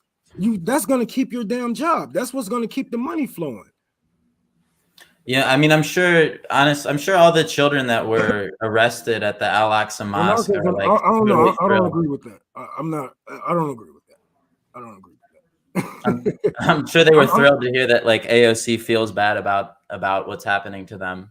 You know, I'm sure that like really changes things for them, right? Like, great, you know, some nominal condemnation, just like an empty rhetoric. It's all we get. We don't ever actually get any real substantive change. We don't even, and then when we ask for it, right, some people do something like force the vote. They say, well, this is the perfect time. You'll never ever get Medicare for all if you don't get it now. And they take to, you know, start like lecturing us about how the political process and well, you don't understand, you know, we're in conversation with look at like it's such part of this culture that look at history, right? Like the US doesn't know class traitors. The only class traitors the US knows are the ones that are bought into the system and then become just part of it, right? Like Che Guevara, it was Ernesto Guevara. Ernesto Guevara was from a rich family in Argentina, and he was actually graduating in med school, and then he got to travel in a motorcycle because he was going to do some mutual aid for the poor to graduate. And then when he saw the extreme poverty, famine, death, then Che Guevara was born. He was touched by it. And I'm telling you, I've never seen a motherfucker in this country get touched by that. I'm Brazilian. I hear people like, I cannot care for the struggles of another country because like here, they doing these laws anti-abortion. Oh yes, bitch? Is that really, I'm not against abortion at all, but like, is that really like everything, you're going to focus all your energy in that? You're not going to, and then your sentence is, I cannot care for other people's struggles. I have yet to see in the US, and I'm going to say that sentence, I have yet to see a true revolutionary in the US that is still alive. Just make the connection yourself in your brains, people. If you are in the US talking that shit and you're still alive, are you really? Because like, is really Jay-Z, I'm smearing them since the previous panel, so I'm just gonna keep on going. If Jay-Z was really a voice, any rapper, any rich rapper with like rings and bitches and whatever, any freaking rich celebrity, if they really were about that thing, would they be still alive? Oh no. Would CIA let them be? Where's Fred Hampton right now? Where's Malcolm X right now? I mean, where's shit? CIA killed him. So well, I just like. You think they're going? Sorry, go ahead. Go ahead, White. Go ahead. I was gonna say I agree with everything you're saying, except I don't know that I would call AOC a class traitor because like she's from the ruling class. You know, like she's not like she went to Boston University. I just looked it up. It costs $77,000 a year. Like that's not a normal school that like normal people go to. You know, like I'm a community college dropout. I didn't have money to go to a school like that. Most normal people don't. And most people in the world don't. Like AOC is not on our side. She never was, you know? She was telling these stories like, I feel like y'all, and I'm saying y'all as y'all that are born, because like yesterday, the landless workers movement, we had a panel here with them and they correct me because they were talking, oh, you want to decolonize the mind of the people in the United States, stop calling them American because you are American too. Right? They don't own the whole continent. And yesterday I was thinking about like, y'all's patience is too huge. Y'all's complacency, I think that's the word. I don't know English properly. Because like, to be quite honest, I see the things that fly here. They didn't even fly in France. in the time of the revolution. They wouldn't fly in Latin America, but they fly here. And it's horrible to see. This woman, this disgusting piece of garbage woman, went into the border to make a photo op. Her ancestors, her family probably came through that border. The level of disrespect, the level of it's to me, I despise, hate, am disgusted by any American politician. That includes Obama too, just for my Black folks that are not woke on that just yet. Because like the level of disrespect that we see every day. I mean, I was saying it earlier, like there are concentration camps for children here, and we are not there opening with our bare hands yet. Why? Because these children are not your children? Because these children are not born in your soil? Well, they are arrested and enslaved and sold and raped in your soil. You have some sort of responsibility for that. Yeah. Right? And crying about it is not enough. Crying about it doesn't do anything. You know, it's good that people have a human reaction that proves that you are on some level human, or at least you know you're supposed to pretend to be, but it doesn't actually do anything. It shouldn't be your only reaction. Because I was just speaking of this. I was in Boston looking for some steppers, I should say. And, you know, I was talking about eye for eye and, you know, just how these corporations keep us down, who should go and what, you know, and whatnot. It's like, it's cool for us to be out here protesting and things like that. But do we actually know who's, you know what I'm saying, who's wielding power? Okay, we are protesting a police officer because of a death of a fellow comrade. The police officer still have to listen to somebody.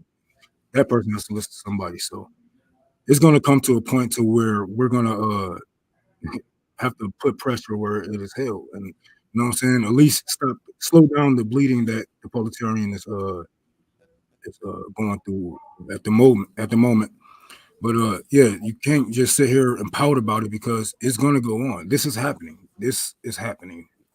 Whether you cry or fight the air, you know, it's going to happen. It has been happening for generations now, and it's going to be up to us really to say, hey, is this enough? We got Generation Z coming in here, and then we got Generation Alpha. If we don't actually have a plan laid out for them, then we're going to leave them in a worse predicament than the boomers left us. You know what I'm saying? We're going to be fucked up. So lead the movements that you want to see. You know, if you don't see it in the CPUSA, if you don't see it in certain movements, Tour for the Poor, the Care Party, whatever, make your own shit. You know what I'm saying? Do your own thing. If you feel like somebody isn't, you know what I'm saying, pushing your agenda, anarchism, or whatever the fuck you guys want, let's see who wins. You know what I'm saying? Because I know I'm pushing communism through and through. You can push what you want. Let's just see who wins at the battlefield. Because you know, like another thing that the landless movement. Sorry to interrupt you, cuz, but just want to say this, because we having this summit so we can talk to people across the border. Another thing that the landless movement said, there's no such the landless workers movement. I'm gonna say MST, and you guys can make an effort and say MST too. The other thing that MST said in the panel yesterday is that, like, you can, I'm so sorry, my roommate is having troubles. I will be back. No, I'm going to finish.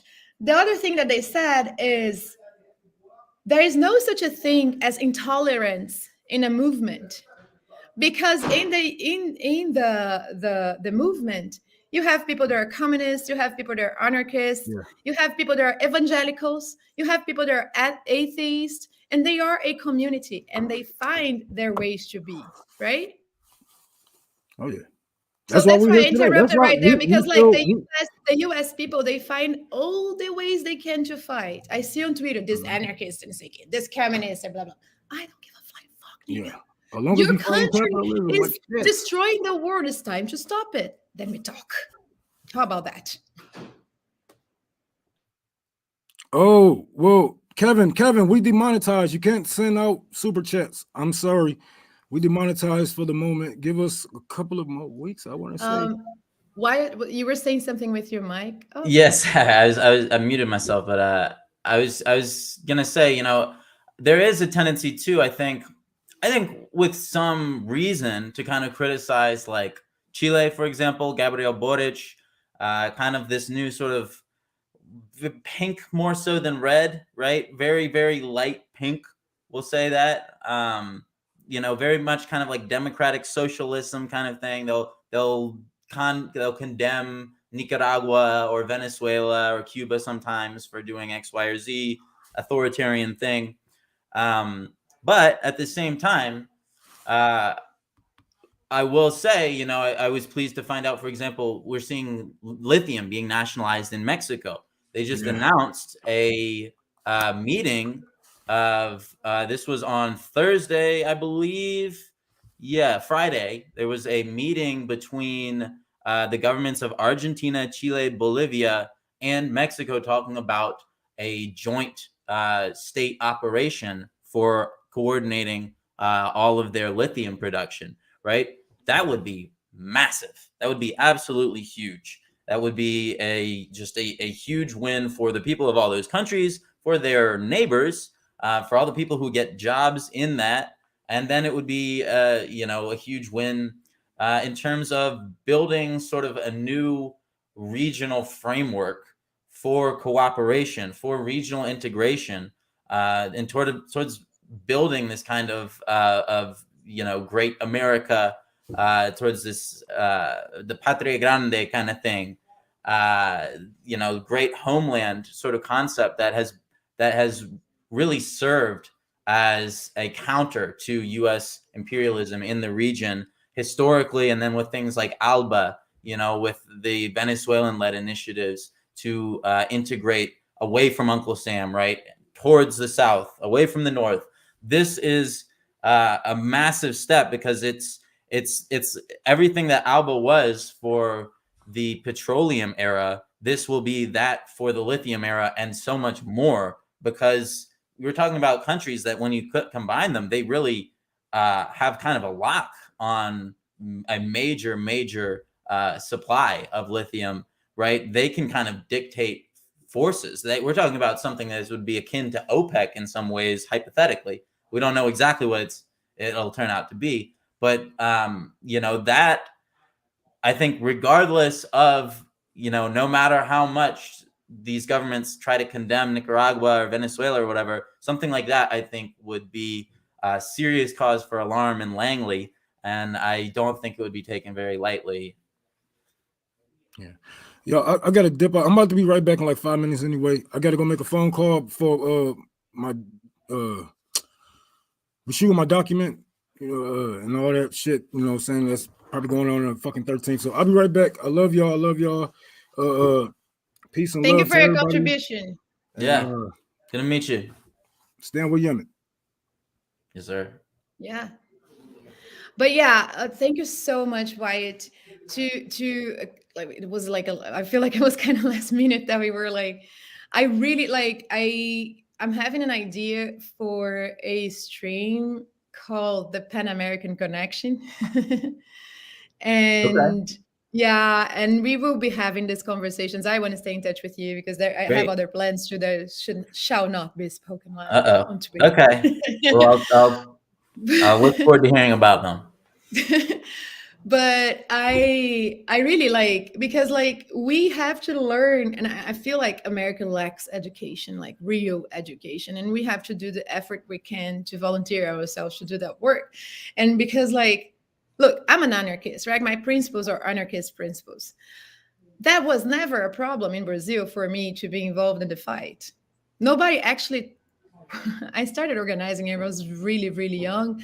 Nobody actually ever asked me, what are you, so you can join these or not. I helped create the PSOL, you know, like the PSOL party. I helped create that. And I was like, I'm living by, because I'm not part of it, because I'm an anarchist against my group. Like, you guys rock. Like, you know, in the region I was, of course, not the whole national thing, but the one in my region, we worked to have that, because it's in my opinion, is the most radical party in Brazil right now, and I really support. But like I have this label, this principles that I go in, but I will have to go a little bit against my principles because I will have to vote for Lula. I'm trying to transfer my documents so I can vote here. So like, but that doesn't mean that I'm not that anymore. We are fluid beings, and we have to have our principles inside us so we don't sell our soul. Because I will go vote for Lula. I'm not gonna go myself and be a candidate. You know, so we have to understand what we're gonna do, like, and understand through our principles. But like, really, you do CIA work when you like looking for division, and the American mentality is too much of a handball, you guys call it football game, right? Is your team and my team, and we're like, oh, with the red, with the blue, we're socialists, we're anarchists. Like everything you guys have to be like fighting about, and it's tiring. Because like after yesterday, I saw André Constantine saying like, Bolsonaro saying to the game, you want to kill me, you send me death threats, the police is sending me death threats, but I'm going to still do my work, right? And then here, people are fighting on Twitter because some girl. Yeah. Well, I mean, I think part of it is just people in the global South, like, politics isn't about like an identity. It's a tool. This is a tool for accomplishing something that is going to make me and my family and my people's lives better. It's here. It's like, it's an identity. You know what I mean? It's like, it's something, it's like, it's a symptom of just how fully commodified the culture is, that down to like your political identification has become, it's, you know, it's something you got to put in your, like, your Twitter bio, telling everybody about like, these are all these, you know, 27 characteristics about me as a person. It's like, I'm interested in people. Don't get me wrong. I'm thrilled to hear about people and their personalities, but like, why are you here? Are you here to tell the world about yourself, or are you here to like help spread a message? You know, and I don't know. I think it's very important about that people generally when communicating consider audience and intent. You know, what is it that you're trying to do with the political views that you are espousing? Are you trying to change the world, or are you trying to feel better about yourself? You know, and you know, maybe sometimes you can be doing both, but one of them is clearly more important than the other. Yeah, it's I feel like if what should be in psychology, the USA has that hurt inner child to heal as a collective. It's like, you know, as a collective there is like a lot of because this is the country of distraction. Everything is a distraction, and people fall for it. When I saw, because I was trolling Elon Musk because I was having fun, he was like, oh, I am in favor of freedom of speech. And I was like, okay, so fuck you. Like, you know, so I had 2 comments. I was like, go fuck yourself. I fucking hate. I fucking hate. His family is a seller family that had a emerald mine in freaking apartheid South America and South Africa, and people have the nerve to call that man an African American. Oh Lord, yeah. So like and then when I saw, I was like, oh, I'm getting distracted by my own hate. That my hate for him won't change anything, right? So I will direct it properly. Yeah. I mean, it's hate is a powerful force. Rage is an incredibly powerful force if harnessed and used in a productive way, right? But if not, you know, you get Twitter, you get YouTube comments. You know what I mean? Like, that is just like, that's a perfect little showcase of raw, unfocused, just like anger, just bursting out into the world. I don't know how much time we got left, but yeah, no. Oh, really it's 6:30. It's 6:30, Yeah. Wyatt. Just really please tell us where we can find you. Tell us a little bit about your work, like. Yes, and find me on Telegram and on Twitter at WyattReed13. That's WYATTREED 13. You can check out Justicia Movie justicia.movie, justicia.movie. Website there. You can help. Can you put that in the private chats just so I can post the link for the people. Sorry. Yes, I'm putting it in I'm right actually now. not sorry because like the only reason I'm on RBN is that I'm allowed to be ghetto and comfortable. I'm never doing a stream. I'm always having a conversation. See, I have like this sheet from my bed on the wall, so I'm like, right. Yeah, no. So I sent that to you now, so you should be able to have that. Appreciate that, and anything any people are willing to chip in, more than appreciated by the crew. I'm planning on heading down to Bolivia soon to wrap up shooting on it.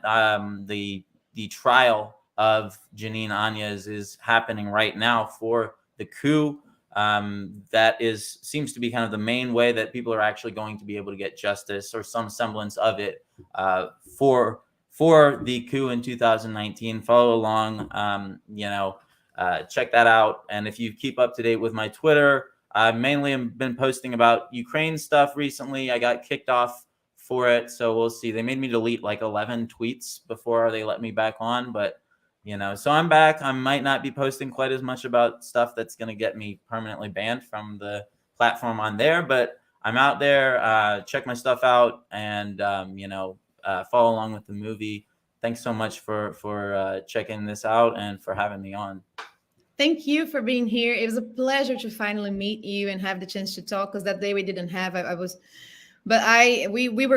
we are going for sure to have more conversations and about this thing about being suspended. And I feel like so right now we could use their weapons against them. So while they are distracted about us calling Ukraine what they are, the Nazi, while they are distracted by that, we could push our agenda of bringing true revolutionaries from South America and Latin America to change things. Because they're not going to be looking at us. They're looking at the white people in the Europe. So that's what's and maybe we happening can send them all back to their motherland and they can stay there in the white land, right? That's the crazy thing. If you listen to Western media, you wouldn't know it because according to Western media, the international community consists of Western Europe, the United States, Australia, Japan, and Israel. But in the non-international community, the rest of the world, this whole, Russia is single-handedly, Putin like woke up one morning and decided to like crash the global economy or something. Like that narrative is not working. People in Latin America are going on about their business, continuing to develop with Russia. People in Southeast Asia are doing the same. People all over the rest of the world are not falling for it. We shouldn't either. And I think that's kind of my parting message. Thanks again, Josanna. I look forward to collaborating in the future with you. Thank you so much. Me too. Let's get this ball rolling. And thank you so much for being here. As soon as I'm able to hop off these streams, I'm going to send messages thanking you all that have been with me today. I started at 1 p.m. and oh man, I'm doing where Pilgrim said I'm doing like overtime. I'm getting I'm impressed. Well, we'll get you after the revolution comes. We'll make sure you get a sizable chunk, healthy pension for all the work you're doing for. I just want to rest. I want to lie down on the floor, walk barefoot, and dance in the sunlight. If I can do these three things, food, a lot of food. Give me food, but food from my country or Africa. Well, it was a pleasure. Look forward to it. Invite me to the cookout for sure. I will. Thank you so much. Later, y'all. Have a good night. Bye. Bye. JB, we're here. I'm back and I did a costume change. Look at you. Yeah. I've been wearing the same. I just had a big banana and now I'm ready to go. Awesome. I think Zoya, Nick, and they're here. What happened was unfortunately, Awkward had to cancel. Zoya had two guests that she wanted to bring up, and I will bring them up to be here with us. I might not be here because I think Nick is here too, and he can just go. Nick, can you come up? now at Zoya. Hi, Zoya. Is Rick? I think Rick is a guest. I'm here. And also, how can I say your name properly? On. I'm reading as it.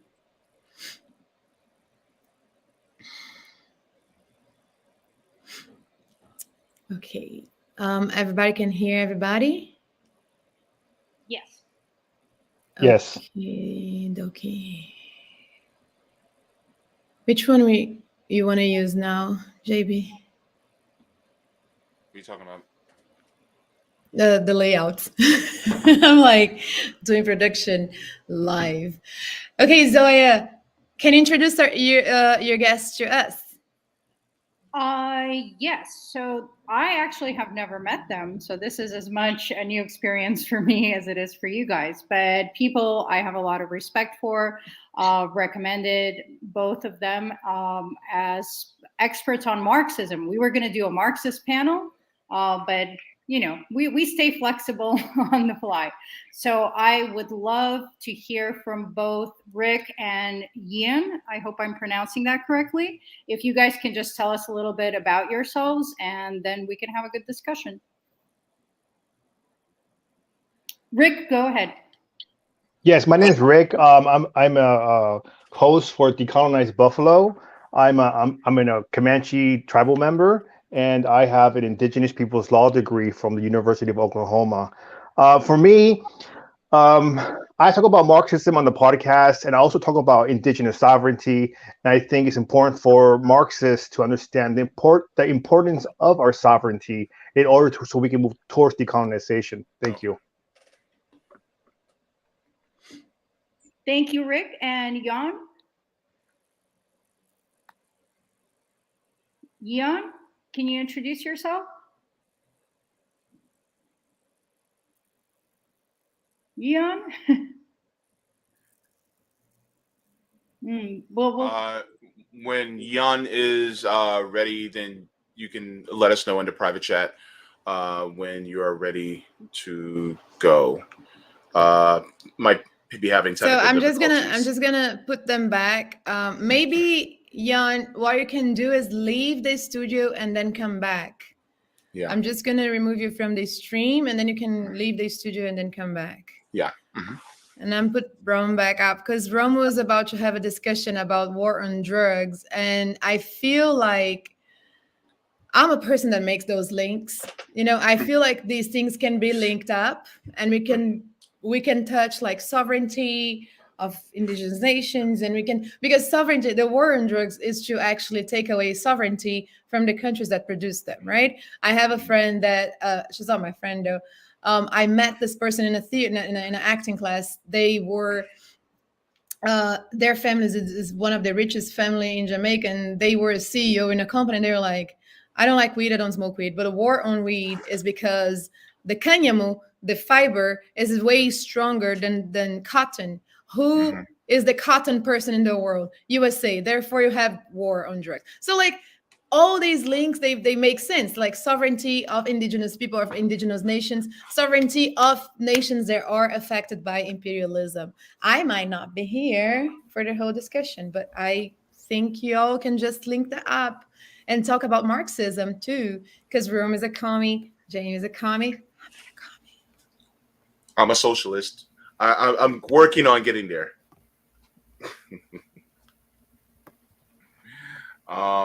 Jan, can you can you check and see if we can still hear you? Can you hear me now? Yep, definitely. Oh, great.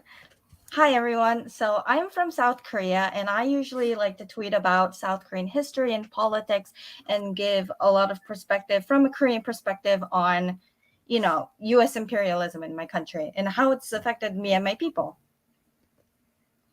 Thank you for coming. Thank you for coming. You a heavy hitter on Twitter. They don't like you too much over there. That's why I appreciate you. Appreciate that. Oh yeah. But this is war on drugs. Like I was actually trying to connect some dots. I was trying to pull up as much as I have learned throughout, you know what I'm saying, me actually paying attention to this, because what really brought me into the war on drugs was learning that Kellogg's was actually putting money against, weed being illegal, weed being legal, and then you got the sugar companies, the lumber companies, and it isn't just because, these guys are looking after us. They are capitalists, so they want a monopoly on these things. They don't want us using hemp to make our clothes or our cars, our homes, as James just had reported last week. People are building homes from hemp, and it's damn near, impossible to burn down due to all the insulation. So this is where we are at now, and I'm gonna share my screen for 1 second. Let me find this, because I was speaking on, for the last couple of days, I've been speaking about how MK Ultra never was actually disbanded. It was just pushed into the Black and brown communities. And if we see what they wanted, we can see what they was doing. They was using, even some people that was unwilling to do it, people that didn't even know that they was in this a part of this project. 1953 into 1973. Now we have to look into the Black communities in the 80s. Now the 80s with the CIA, they was ready to expand their research into the Black communities, because not only was the Black communities we were a project. They basically put us in these small towns, in these cities, took away opportunities, redlined us, et cetera, et cetera. And this is like the best way to actually see what the drugs can do to a human and how far would they go. And this is why a lot of people are like, well, why can't people just snap out of it? A lot of us are under control, are still under the CIA's control, and we just don't know it. Even from from sound waves to drugs, the shit that they put in our marijuana nowadays is even fucked up. But it goes a long way, and we gotta remember that the CIA is here for a reason. The FBI, the DEA is here for a reason. It's to sell drugs, it's to control the drug trade. One of the reasons is to control the drug trade and to see how far they can go with a human body and a human mind. We've been test subjects, and we still are to this day, even with the vaccines and whatnot. But I don't want to take up too much time. I want to pass to the panel. All right, thank you very much for that, Rome. So we can look at this from kind of going 30,000 feet and looking at it from a more Marxist point of view, especially from Jan, Rick, and Zoya, and how, excuse me, you can take the war on drugs and how it has affected us and how it is linked to imperialism. If there can be a link to that, if we can start with that, if we can go ladies first with Jan first. I'm sorry, I didn't mean to assume your gender, but I just wanted to. You canceled. You canceled. No, it's fine. So, on the topic of the CIA, obviously, the CIA invaded Korea back after Korea was liberated from Japanese imperialism in 1945. The US-backed troops, they came in, basically committed genocide and continued everything that the Imperial Japan had started. Like, they took over the comfort women stations, they continued the sex slavery, the comfort women brothels that were started by Imperial Japan, the US armies, they took it over. And they backed a fascist dictator called Lee Seung-man, who basically committed genocide against the Korean people. It's estimated that he murdered around 100,000 people back in the 50s. And what overthrew him was the April Revolution in the early 1960s, which was triggered by the death of a 17-year-old high school boy named Kim Ju-yeol. So Kim Ju-yeol was protesting against Lee Seung-man's fascist government when a cop threw a tear gas bomb into his face. And so his corpse, if you can see pictures of it, there was a bomb lodged into his skull, and those images were spread internationally and nationally. They caused a huge uprising, which triggered the April Revolution and overthrew Lee. But that's not the end of South Korea's history with military dictatorships. After Lee Seung-man, there was Park Chung-hee and Chun Doo-hwan, two other US-backed fascist dictators that continued on with Lee's anti-communist regime. Park in particular, he made South Korea participate in the Vietnam War. What most people don't realize is during the Vietnam War, South Korea had the second most foreign troops in Vietnam, the first being the US.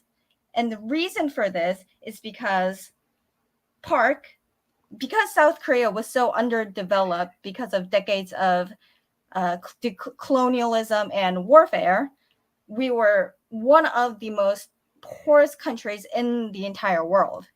So to combat this, Park participated in Western imperialism. Park made South Korea participate in Western imperialism to develop us. And that's one of the most tiring things that anti-communists talk about is, oh, just look at South Korea and North Korea. Look how much better South Korea came out to be because of all this economic development. And what they don't realize is that the only reason why South Korea was able to develop in such a short amount of time was because it aided Western imperialism. Sorry, am I taking up too much time? No, you on point. You on point. And I was speaking to a former friend, and she basically was saying the same thing. How people look up, try to compare the two. Like they're if like you don't have the West over there. What? Not only they have money and whatnot, they have a presence over there. So yeah, I'm glad to have you on the show to speak on that. Thank you for that. Welcome. And Rick, if you can follow up to the question, kind of linking the drug war, Marxism, and imperialism, if you can, from your perspective, please. Yes. Can you hear me? Yes, we can. Okay, so I do want to point out that the drug wars, or putting drugs within a population to make and weaken them, it has been going on. Has been a tactic of imperialists or Western imperialists since the 1800s, or possibly before that. And one example of this is the opium wars in China. Right, how the Europeans brought the opium into China, forced them to buy that opium, and then it's part of that, obstructing their sovereignty, and it led to the opium wars. And that money itself helped build Boston, Yale University, Columbia University. It helped build railroads to help colonize native people. Right, so using drugs to colonize, using drugs as an imperialist tool. For another example is the Iran-Contra scandal, or the situation that happened in the 80s. Helping sell drugs to minority communities in the U.S. With that money, helped to fight anti-communist movements abroad. So this country is a narco state. They use drugs to help them with their imperialism, to fund anti-Marxist movements. It's very simple. And this is facts. This is not conspiracy theories. This has all been out in the open, historical facts. So yeah. It's just crazy how. And before I introduce our next guest, it's crazy how you have the. All right. All right, let JB go into real mode right now. All right, black people in the United States, I want y'all to listen to me right now. Do you know that the crack epidemic that we had in the hood, that money from that crack being sold literally funded oppression of people in the global South? Like, it's crazy. So, and this is through the CIA. So, really, imperialism touches us here at home. So, for anybody out there that's black, you need to be deeply interested in foreign policy and imperialism. And stop pushing out the light-skinned niggas. Stop pushing out our light-skinned brothers and sisters. Look, I know somebody in the comments, I wanted to speak on that as soon as they said it. They say I'm light-skinned, I feel like it's stolen valor when I say I'm black. If you black, you black. This ain't no Elon Musk shit, where you a real white man claiming to be African. Black is black. If we grow up with these experiences, with this culture in America, you are black. And this is what I hate. This is how they weakened us. Not only with these drugs, but pushing us against one another for real, saying that, well, your skin is too dark and your skin is too light, and you shouldn't be in these conversations because fuck that. Because this is how we're going to come together, whether you light skin or dark skin or whatever. Like some of our revolutionary leaders wasn't even as dark as me. So what the fuck, y'all? Stop pushing out power. You know what I'm saying? Stop pushing out the people that we're going to need. Because where else are they going to go besides the other side? Right? So we're gonna need all the people that we want. We're gonna that we need, and I have solidarity with all my light skinned brothers and sisters throughout America and throughout the world. Straight up. Yep, our pecan tan and almond brothers and sisters too. I'd like to introduce Jabir Asa, also a friend to RBN. So good to see you. Please introduce yourself and give all your introductions to let us know who in the hell you are. Let them know. We ain't got enough time in the world for me to tell everybody who the hell I am, but I'll do the best I can. My name is Jabir Asa. I am a revolutionary Pan-Africanist. I am with the All African People's Revolutionary Party, as well as the social media director for the local chapter of the Huey P. Newton Gun Club. What's good, Nick? I see you.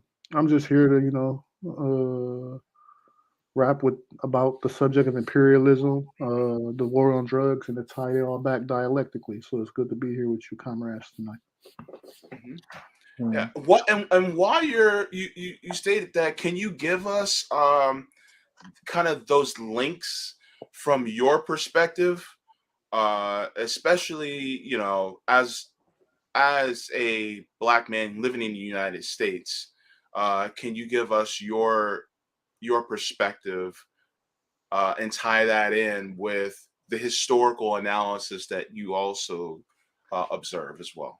Well, you ain't gotta take it from me. Let me pull up the quote real quick, but we could take it from some of these people who have served in this imperialist White House. Who was it? I think it was Ali Stevenson on the war on drugs, who told us what it was all about. And he told us how,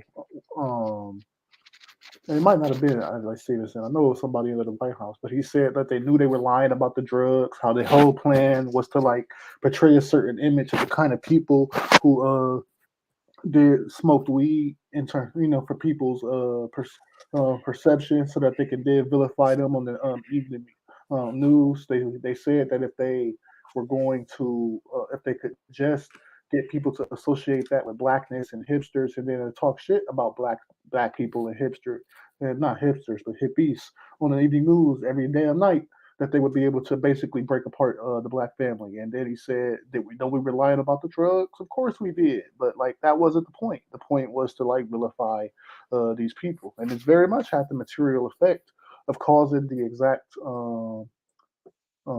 what's the word I'm looking for? Isolation that such a war would cause. Isolation necessarily being the key component to stopping us from being able to organize to the extent we need in order to fight back against this imperialist construct and this colonial project that we call the United States of America. So, when we talk about the war on drugs, we have to look at it both from the standpoint of how it affected Black people specifically, but also as the anti-communist policy that it was, because it was very much meant to do something about the rise of Black radicals that was happening at the time that the war on drugs was being implemented. So that's how it all ties together. That an anti-Black, anti-communist, anti-socialist, and anti-progressive policy that they could use to wage a campaign legally without ever having to go into our communities and killing us directly. So. You were absolutely correct. It was actually Nixon's advisor, Alexander Stevenson, that actually talked about the war on drugs. So you were actually right on point the first time. So appreciate that. Yeah, I do remember the quote vaguely somewhere in the recesses of my brain, but I read so damn much that I can't remember who said what at this standpoint. But yeah, it was it's very much the case that it was a targeted anti-communist, anti-imperial or imperial. It was an imperialist war meant to put against us, and then it just continued into the 90s with Biden's 1994 crime bill and how the kind of cocaine being sold in our communities was criminalized worse than the kind of cocaine being sold in white communities, and that was targeted. And it's not a coincidence that these drugs ended up infiltrating the institutions that were meant to fight for Black people's liberation. They ended up getting P.G. Newton hooked on drugs eventually, and supposedly drugs is what he ended up being assassinated over. So it all ties together. None of this stuff is ever isolated. If you see a conflict with drugs being escalated against our people, there's a material reason for that, and the material reason for this had both anti-Black and anti-communist roots. So that's that needs to be properly understood. Yes, and in fact, I got you, brother. All right, this was the quote from him. This is in 1994, and Ehrlichman said that the Nixon campaign in 1968 and the Nixon White House after that had two enemies: the anti-war left and Black people. You understand what I'm saying? We knew we couldn't make it illegal to be either against the war or Black, but by getting the public to associate the hippies with marijuana and Blacks with heroin and criminalizing both heavily, we could disrupt those communities. We could arrest their leaders, raid their homes, break up their meetings, and vilify them night after night on the evening news. Did we know we were lying about the drugs? Of course we did. And there you go. These people will tell you what it's all about. Name the subject, and there's a quote where somebody just goes full mask off, talking about what it's about. You can find quotes from who was the dude? Who was the defense guy under Trump? I can't think of his damn name. Bolton. You can find quotes from Bolton, admitting that the whole thing was about spreading U.S. hegemony and seizing the resources for themselves. You can find these people admitting that that Iraq and Iran, not Iraq and Iran, but Iraq and Afghanistan are not wars that are ever meant to end. They're called the endless wars, because by us, what's the word I'm looking for? Because they haven't ended, after all this time, but they were designed in the first place to be endless conflicts. Why would the U.S. be interested in getting out of Iraq when Iraq borders Iran, and Iran is one of the countries that it eventually wants to topple in order to be able to implement its version of the Iranian economy, but with whatever puppet dictator that they can eventually try to install. It's not like they haven't done it before. They already tried to assassinate Mohammed Mossadegh in 1956, I think it was, when he tried to nationalize the oil. The history is all there. It's just and the U.S. tells on itself all the time. It's us that it's on us to bring this to the consciousness of the people, because the people will respond very well to being told the truth about things. There ain't nobody telling these people the truth about what their country really is. And we got to remember that. Don't leave out the drugs and the poppy seeds that we have stolen from these lands when we invaded them, and how we trying to get control, how we basically try to get full control of the drug trade throughout through the Middle East. Exactly. That's exactly what it is, big dog. And like, and you could go further than drugs too. Like, if you ever find yourself wondering why some country is randomly being like propagandized against all of a sudden by like the U.S. media, ask yourself like, I wonder what that country's resources are. And you'll very quickly find yourself going to what the point was. Case in point, and I bring it up a lot, but it's worth repeating.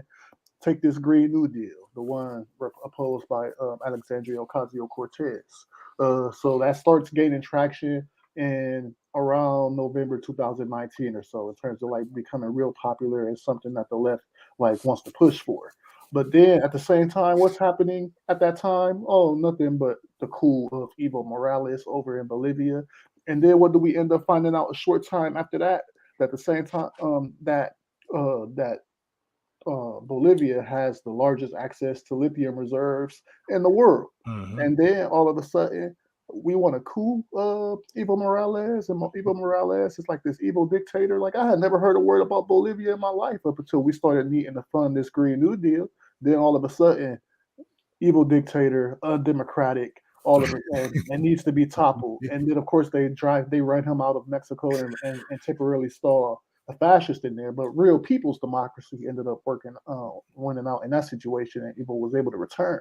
But like, that's what that was about. So like, this Democratic Party has found a way to put new pretty faces on the same old imperialist horseshit, in the form of this Alexandria Ocasio-Cortez and this Ilhan Omar and all these different people. But they still two they still two wings of the same, or a different wing of the same damn bird, Democrat, Republican, these are all imperialists. They serve the logic differently, but they still serve the logic, and that must be properly understood. These people are imperialists from Reagan to Cortez, and they're not fundamentally different, at all. So that's the real analysis from my standpoint. Thank you so much. I also want to pose this question out to Zoya as well, to make this point about the links between the war on drugs, imperialism, and Marxism. Yeah, I mean, I was going to actually talk about the quote that you guys covered from Nixon's advisor, and there's video of it.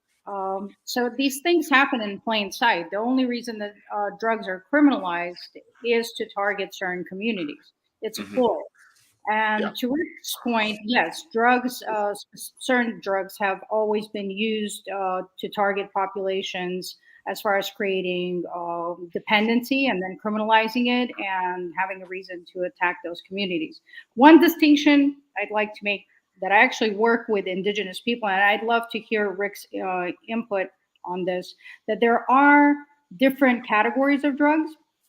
And there's plant medicines like ayahuasca, iboga, which is a shrub from Africa, combo, and several different ones that actually indigenous people used, and they had harmony with the land, and they lived, what we would consider Marxist principles. They lived sustainably, they lived in community. So I would say that there's different categories of drugs, and definitely the ones that are mainstream are weaponized against communities. And I've been a long-time activist in order to legalize drugs, because we know what happens with criminalization. We saw it with alcohol when there was alcohol prohibition, and actually alcohol use increased and death from alcohol increased as well. I sent Rome a clip of this guy who's a cop, but he's part of an organization called LEAP, Law Enforcement Against Prohibition. And he talks about why the war on drugs is completely futile for people who might be on the fence, because it's always presented to us as we're trying to save the children. That's how it's been marketed. Yeah. I can actually play it for you right here. I'm pretty sure my phone loud enough for y'all to hear it. But for sure.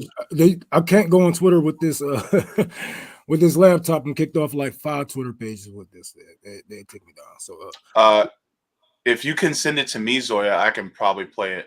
Yeah, that would be better. Yeah, you can send it to me. You gotta email it, because they not letting me play it. But what I listened to it while I was on mute, and what he was saying is true. Like the police isn't trained to go after drugs. Like this only can make things worse. So yeah. Yeah, Police and aren't trained it's for so damn powerful.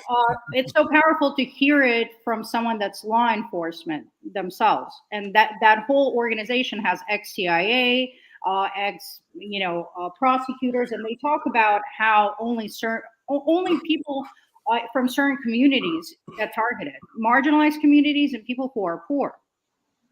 Rich people don't go to jail for drugs. No. And in fact, I think they use drugs in the same rate. Well, they can afford it more, but they pretty much use drugs in the same rate because, you have a lot of people who are very wealthy who partake of a lot of the same drugs, and maybe just in different forms. And yeah. So when you have that link ready, then I can play it. Oh, Rome, are you sending it to JB? I thought you was. Oh my God. You good. I didn't want to look like an asshole with my phone in my hand this whole fucking time. Let me put that down. I emailed it to Rome, but if you want me to DM you, I can do that as well. Can you DM it to me? Yeah, that'd be better. Yeah. While I'm doing that, Rick, did you? I wanted to hear your thoughts on this as a member of the indigenous community, as far as certain plant medicines being used in a sacred way, and they are also criminalized in our society. Yeah, I think it's a little bit different because I know that like peyote is protected under the freedom of religion, right? And I think it is classified as a type 1 drug. But I think there is avenues for Native people to work the system to not be criminalized. But I think even that, I think there's just like the Comanche Nation or the what's that? Native American Church are trying to change those laws to put it more under the control of indigenous nations, right? So I know the Comanche Nation is fighting for us to have control over that say so and that law. But I don't think like peyote is being like used by the government that much because it's very like it's a dangerous species. So I think that the bigger drug pushers and the movers are using more like what they used to for cannabis and heroin and cocaine are the big ones right now because cannabis is being legalized, but there's still people in jail for cannabis crimes from like years back. So we have to talk about that. But I think when it comes to indigenous medicines, I don't think it's being used by the government as much as other drugs. I don't know. Maybe I'm wrong. I don't know. So no, I meant more as do you see a value in some of these drugs because certain? Oh yeah, I do. Yes, I do. 100%. And I really believe that because I don't want to paint myself as like a medicine person because I'm not, but I have been introduced to peyote by tribal members, and I do want to say that this is something that each community has, and it is medicine. It's considered medicine, and I really do believe it is medicine when it comes to peyote, mushrooms, or even cannabis. And cannabis wasn't indigenous. It's not indigenous to this continent, but it is a form of medicine in my point of view. But I think there is benefits, and I am pro legalization of cannabis as medicine and as recreational as well. But I think for other things like I say mushrooms or peyote, I think they should be under the control of the certain indigenous communities themselves, because some of them do get abused, and I don't think that other medicines or peyote or mushrooms should be used recreationally. It's only my opinion, right? So yeah. But I do think there is benefits to them, and I have gone to ceremony, and I have for peyote and for mushrooms. I do think there's some benefits. You do seek answers, and you do hear, you talk to yourself, you have conversations with yourself, with other people, within the ceremony. And I think it's like going to church, right? So, it's very beneficial. So. Yeah, so I just wanted to point it out that I do this work with people, and I've seen people literally, even mutuals on Twitter that have come and done these ceremonies, and suicidal ideation is gone, depression is gone, and this is all after one ceremony. And I think that besides the fact that they vilify certain drugs and use them to criminalize us and oppress us, they're also keeping very valuable medicines that come from indigenous communities that could be healing towards us. Because the other facet of this to me is that they want to keep us sick. And these medicines have an extreme potential for curing people. But now to the law enforcement perspective on this, from someone that's an ally in the law enforcement community, and not because they're pro-drugs at all, but because they're honest about law enforcement's inability to enforce morality.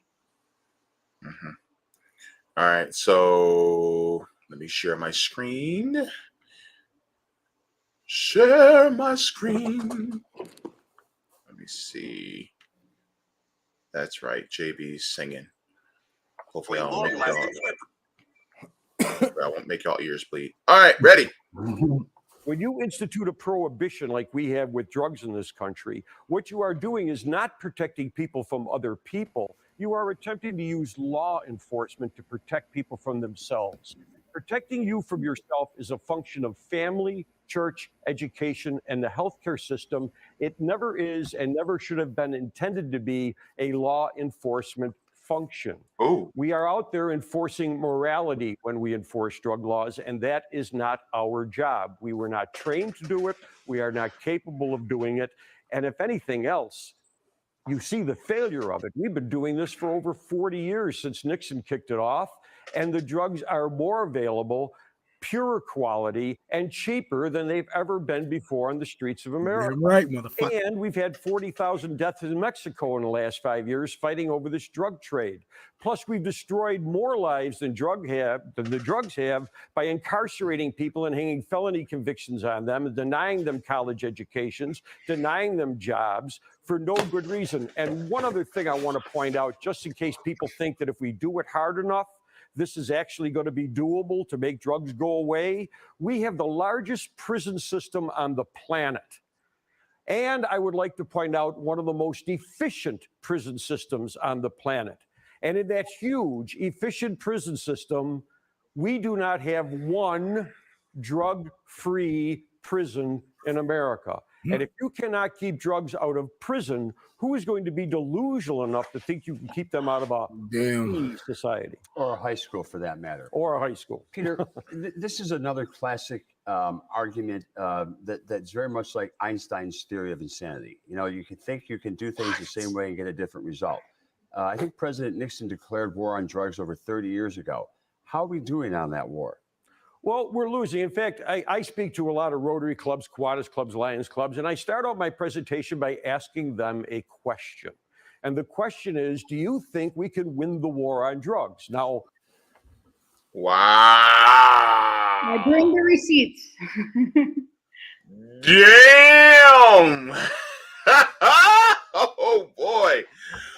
Girl, that receipt is as long as a receipt from CVS. Yes, it is. Woo, that was a long receipt. Like I said, they sow the seeds of their own destruction. They will literally snitch on themselves, on any given subject. Yeah, definitely. I kind of want to. I would like to get Jan's perspective on this as well. What are your thoughts, basically, from a Korean perspective? Marijuana in Korea has been, criminalized since the very beginning. Drugs, it's not a thing, it's not very common use in Korean society.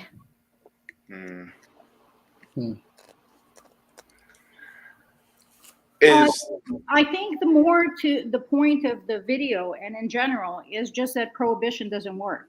I had a cop tell me before that you're regarding weed and sex work that you're never going to stop someone from exchanging money from sex for sex, and you're never going to stop someone from putting seeds in the ground and growing a plant. So it's a futile war. It's a fake war. It can't be won. How is they gonna fight it when they are the ones pushing it in our neighborhoods? And that on top of it. these recipes how to make crack cocaine. You know, like that's a CIA ingredient. That ain't some nigga just came up with. They taught us how to like it's like the war on terror. They come up with these vague concepts that become these endless wars where they can just target people that they find inconvenient to the system. It's a form of oppression. Wow. I'm glad we had this conversation because we're at a point right now where do you think that because of the more leniency on cannabis now, that's opening the door to people putting more into question the war on drugs, and that it could help start a conversation that would lead to it changing? Well, what's happening, in fact, is that the FDA is finally studying mushrooms and other ketamine already in use for therapeutic purposes. So it's definitely shifting the conversation, but this is not an organic thing that's happening. I worked very hard for decades with a lot of amazing people, far more amazing than I am, that have spent a lot of time in what I call propaganda, fighting this mentality and these misconceptions on drugs. And just by emphasizing the futility of trying to stop this, the injustice that happens when people try to enforce this. So this narrative has been getting pushed for a long time by really great organizations like Normal and ASA and Marijuana Policy Project. So there are a lot of people working really hard to make the war on drugs to expose the war on drugs for being completely ineffective and just a tool to target inconvenient people. So let's say, you're an activist and you're being extremely effective on defunding the police. Well, they're gonna, they don't even need to find the drugs. We have so much evidence of cops planting drugs, and that's just a tool to silence people. Yeah. Rick, you want to chime in with your thoughts? Yeah, so I don't think legalizing drugs is gonna work, or because obviously the capitalist elite are in power and it's the settler states in place. So I think what really needs to happen is to organize and to talk about theory, talk about Marxism within its communities, build a different culture, and obviously have a movement, and then after that, we talk about what are the right medicines, because in decolonization, indigenous communities would be in the forefront, some of the in the forefront for in leadership roles. So I think yes, exposing the war on drugs, but I think is important. But I really do think that we got to talk about just abolishing the settler state and capitalism in general, and their roles to spreading this. So I don't think talking about legalization is gonna. It's just my own opinion. It's not gonna help. They're just gonna put a hand on it. They're just gonna put a hand on it, so they got a way to make money off of it. It's just like they did with marijuana by legalizing it. Yeah, they're not giving us the power to grow ourselves. So I do think, I think, like I said, we have to just think past legalization, think past the settler state, and think past capitalism into revolutionary era, and post-revolution, but we have to get there, and that requires work, and that requires community, and it requires helping one another in case people in the community do have addiction problems, and helping each other out, being there for each other. So I think it requires for us to do work. Mm-hmm. Yeah, your thoughts, Jabir? Wanted to add anything to this? Yeah, the question of drug legalization versus just decriminalizing versus keeping them illegal. It's like it's an important conversation to have, but it almost ends up being beside the point because like the real question is like where does this reliance on drugs come from in the first place? Like why do we have people, what is it that people are seeking to get, when they use drugs? Is it just a high? What drove them to do it in the first place? And oftentimes what we end up finding when we do our research or when you just talk to people, all you got to do is spend time with people, serving their needs and whatnot, and they'll tell you, oh yeah, I did it, because like it was a thing to do. I did it because it felt fun, or I did it because I just felt like isolated from like any kind of community, and I did it to like take the edge off, and I did it to unwind, etc. And it's like okay, if the people are willing to tell us like what kind of conditions lead to them doing drugs in the first place, then the real analysis needs to be to address those conditions that lead to people making those choices. Yes. People can decide for themselves what they want to do for them lives, but for their lives. But people aren't being given real choices. It's like trying to tell a person who like works for a living that they have a choice in the matter. Like, no, if you wanna live in the world that we live in this money society, like you're gonna have to work, and if not, good luck qualifying for SSD or anything like that. Yeah.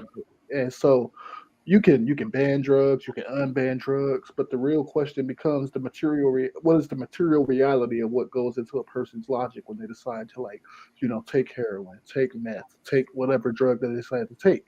You address the material conditions, and the people will regulate themselves. That's just how life works. You don't have to tell me, not to go to a job I hate, if the choice that you're giving me as an alternative is to like do what it is I'd rather be doing, and then enabling me to do that, and it's the same, with drugs, do you ban drugs to stop people from doing it, or do you listen to a motherfucker and let them tell you like what it is that led them to make that choice, and then you create conditions where there are better choices to make, and then if every now and then some party still chooses to partake, well, shit, that's just what they chose for themselves at that point, But at the very least, we know it's not a choice that was conscripted upon them if we address these, forced upon them if we address these material conditions, and that's what we got to do. Because then you'll start to see where people's priorities really are.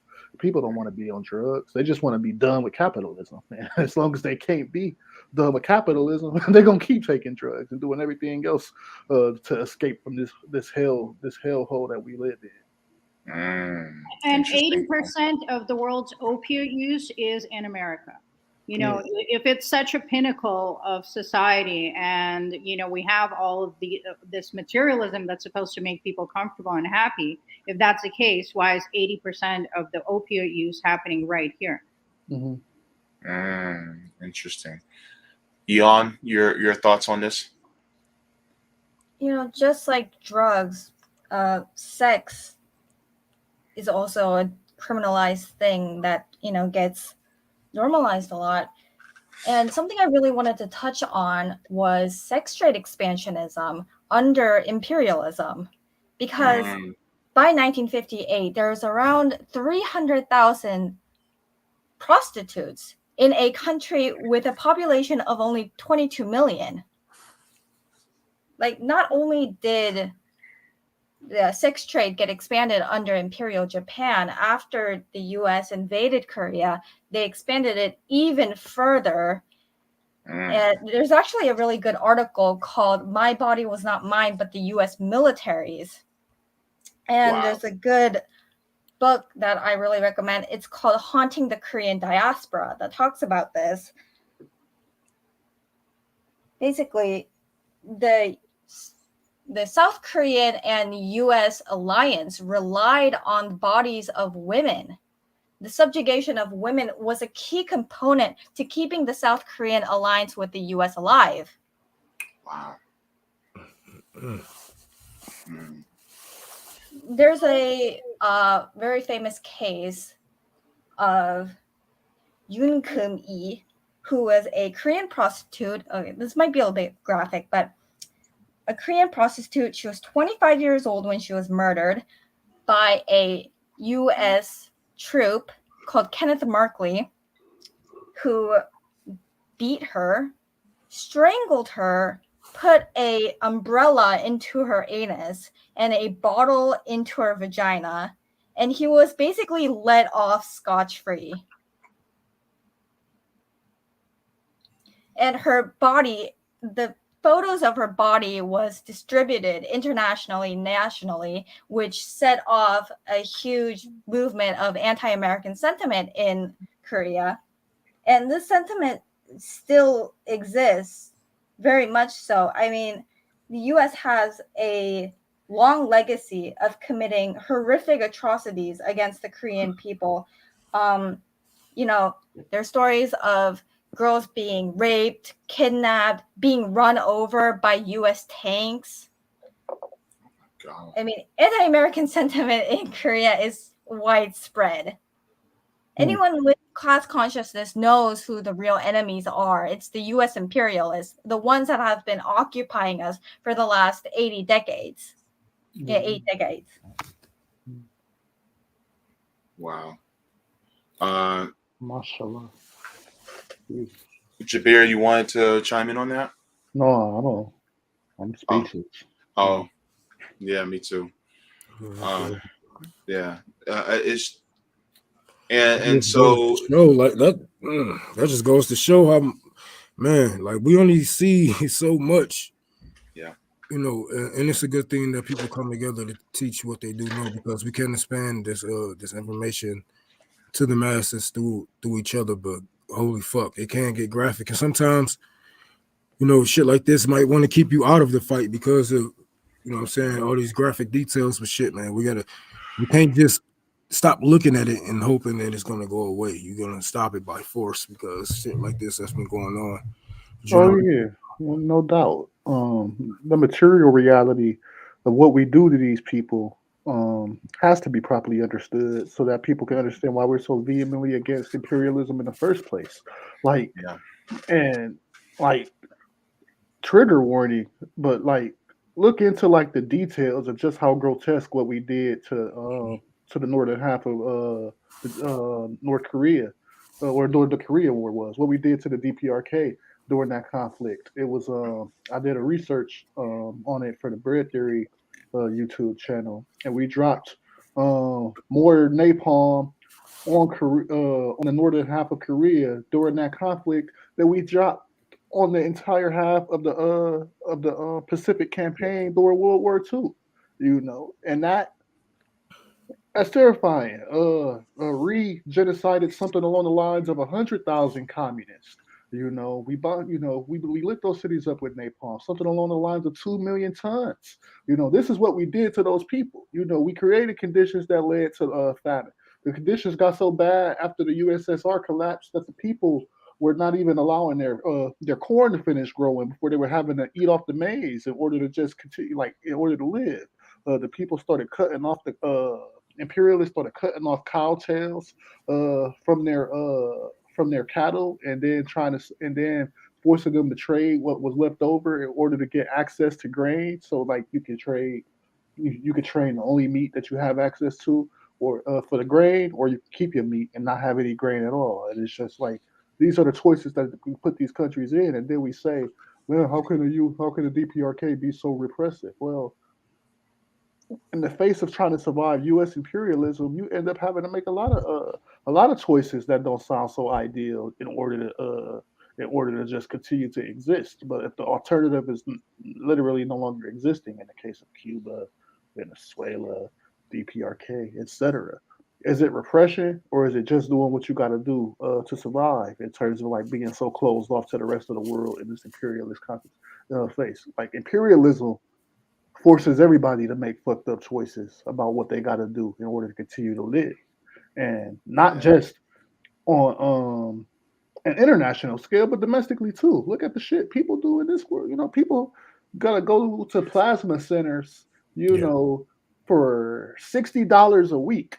You know, it's that. Sometimes, yeah. Trust me, I This know. one, Yeah, I know. Yeah, this one down the street from me. Yeah, I know from experience. CSL Plasma right up. Yeah, CSL. Yeah, exactly. They got all our asses. They put that. I guess I take it y'all in a poor neighborhood. Yeah, it is definitely. You know, I have a comment. I have a comment real quick. Of course, Rick. Of course.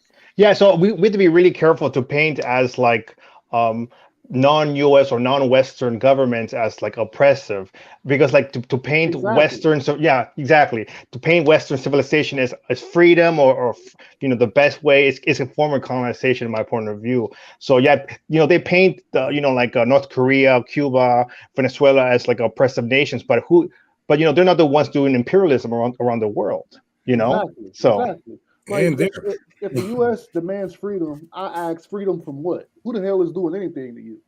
You know, at this point, like I need freedom for you. Everybody in this call needs freedom for you. Shit.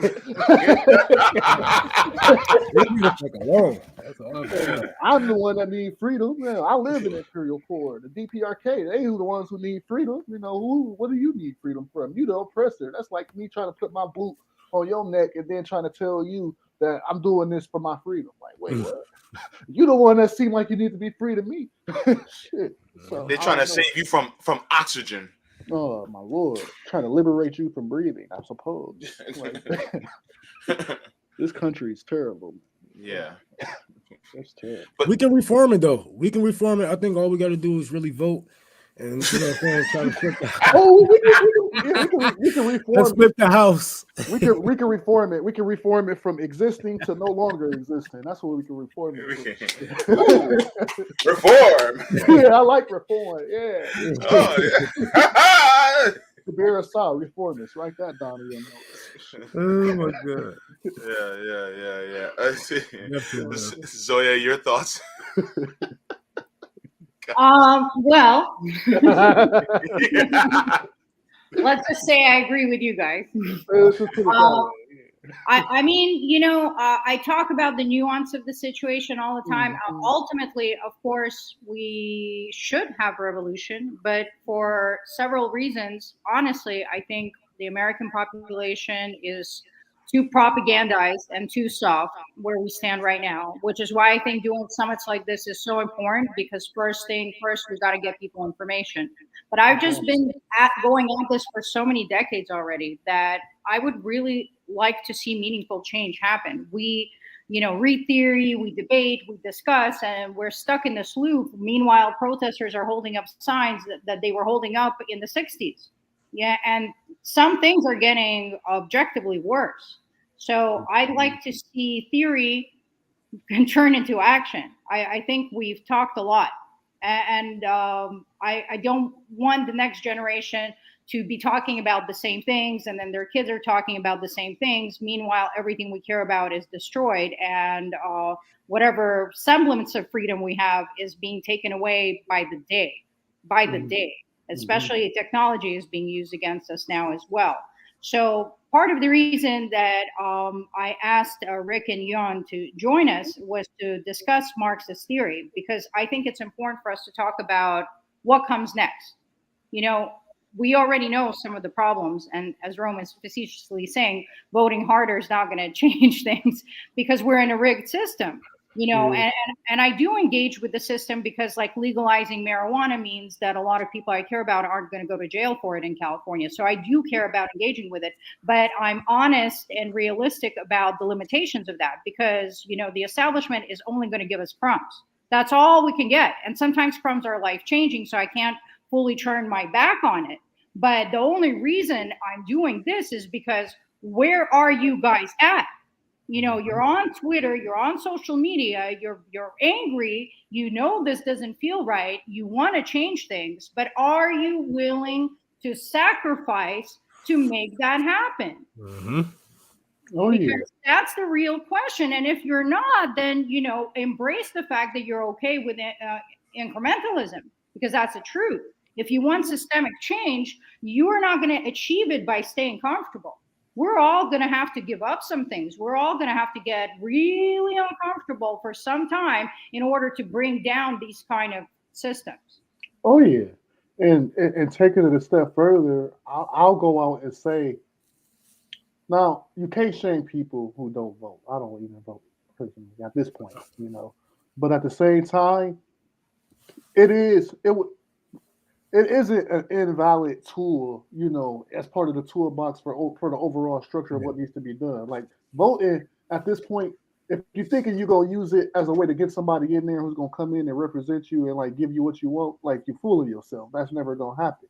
But if you're looking at it as a way to start facilitating a conversation with the masses, then all of a sudden there's a real thing that can happen, because a lot of people are wanting to talk politics during election time. Me, I don't vote, but I definitely go down to the polls and volunteer during that time because there's people out there whose perspectives, I can challenge a little bit. You're not going to get most people down there in that kind of way, but you can definitely, make people think about things in a way that they might not necessarily think. And now they don't get to get on Twitter and try to be like, oh, this is not a person who like serious about getting offline because we having that conversation offline. We at the polls. We down. I'm down here. I'm with you. I'm seeing you do it. I'm out here serving your needs. I'm in your community.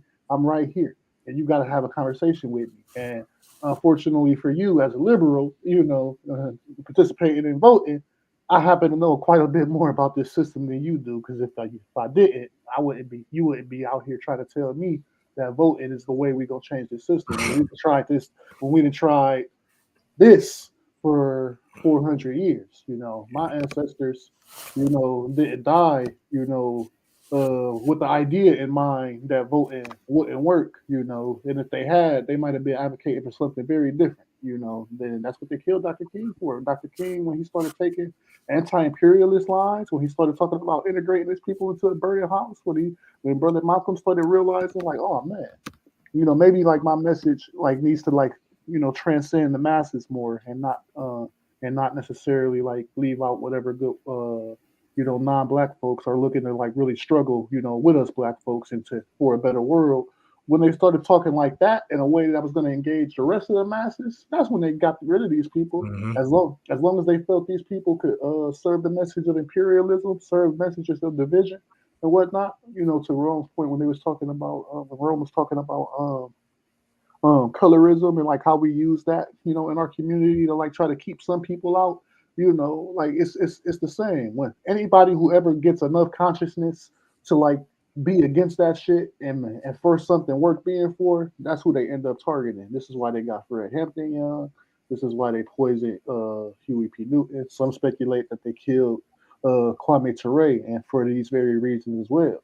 And then don't even get me started on how they ended up liberalizing any number of our leaders, with the documentaries and the liberal framing of the way these people live their lives and whatnot. Because after they kill them, they get to lying about the kind of people these folks were. This is why this is why these people can only reference like the "I Have a Dream" speech with Dr. King, and not the anti-Vietnam War speeches, and not like any of the anti-imperialist rhetoric. So voting, going back to it, can be a tool in the toolbox, but it's only that, and it isn't even really a tool to be used in the way some of these people want to use it, where we can get incremental change. Because you ain't gonna do it that way. The only way voting is useful to us at this point is locally, and then facilitate, like you said, facilitating a conversation with people so that you can just talk to them, win people over to your perspectives, and then eventually chip away that way. Because voting shouldn't exist in isolation either. If voting is the only thing that you're doing, then you ain't doing shit. Like voting can't be what you limit it to. Voting just has to be something you do as naturally as just like breathing. Like, I was just chilling one day and it was time to vote, so I just did it because it took nothing. I see people was voting and then get back out on the streets. Exactly. What I'm saying? They vote and they throw their hands up like, my job is done. Like, hold on, bitch, where you going? I'm here. Exactly. It can't be that. We got a lot of work to do. If that's it, if that's all you're gonna do, you might as well just keep your ass at home because you effectively that's all you did. Like because your vote ain't gonna get you what you want. You're not gonna get the policies you want. Exactly. We've been fighting for we've been empirically right about what policies would work for people for like 7 years now, with the analysis of like how we could pay for Medicare for all, with the analysis of like what $15 could actually do for people. Like I remember when the argument about $15 was like, oh, like but the prices at the places that have to pay $15 are going to go up to compensate. Then like there ended up being studies that like showed that there was no meaningful like increase of prices at any of the places that ended up paying their workers $15. Like nothing meaningful at all. Because that's not even the minimum wage that we should be getting paid at. That we should be getting paid anyway. So of course it's not gonna. Exactly, it should be like $22.50 or something along those lines, if I remember my data correctly. Exactly. So we're actually still lowballing ourselves when we fight for $15 an hour, but that's a different cause for a different day. We need to be telling these people, all right, fuck it, no money. We should just get rid of money. But we'll get there though. I like was only saying, and this is why. Tour for the Poor, pretty soon we're going to be setting up clinics around America and whatnot. Well, small little tent clinics. We're going to start off with that and make sure that we target certain communities, certain blocks and neighborhoods that has drugs running through them rapidly, and make sure that we get the people clean needles, make sure, because one thing I have learned as a criminal is that you cannot fight crime, but you can control it. You can control crime. And you can keep your people as clean as you can if you have that power. So and you got to be willing to do it in the face of like liberal like moralizing too, because they'll try to pretend that everything that you want to do to like make the problem better is somehow like less ethical than the problem you're trying to solve. We already know that's gonna come. That's gonna come. They're gonna say, "Oh, he's giving them needles to shoot their drugs up." Like, okay, well, it's better than them picking up a needle and putting it in. You know what I'm saying? Like, come on now, because I'm not gonna say drug addict. I'm not saying drug addict are stupid or anything like that. I'm just saying desperate times, desperate measure, motherfucker. So, hey.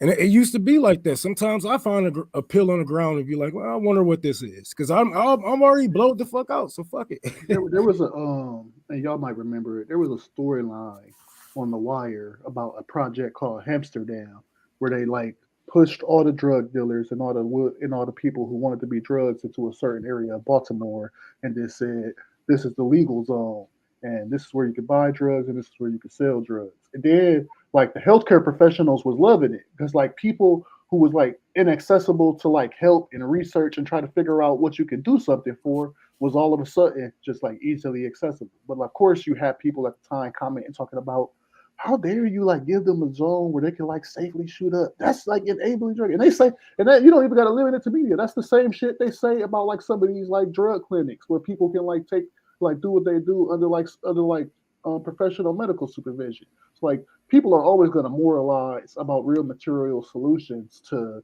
like real material problems, but we are not idealists. We live in the real world. Like ideally, nobody would have ever had a drug addiction, but ideally, I would have been born with wings and like everything I could ever want in the world. Unfortunately, like I live in the real world. I was born poor to Buffy and whoever the hell my dad was.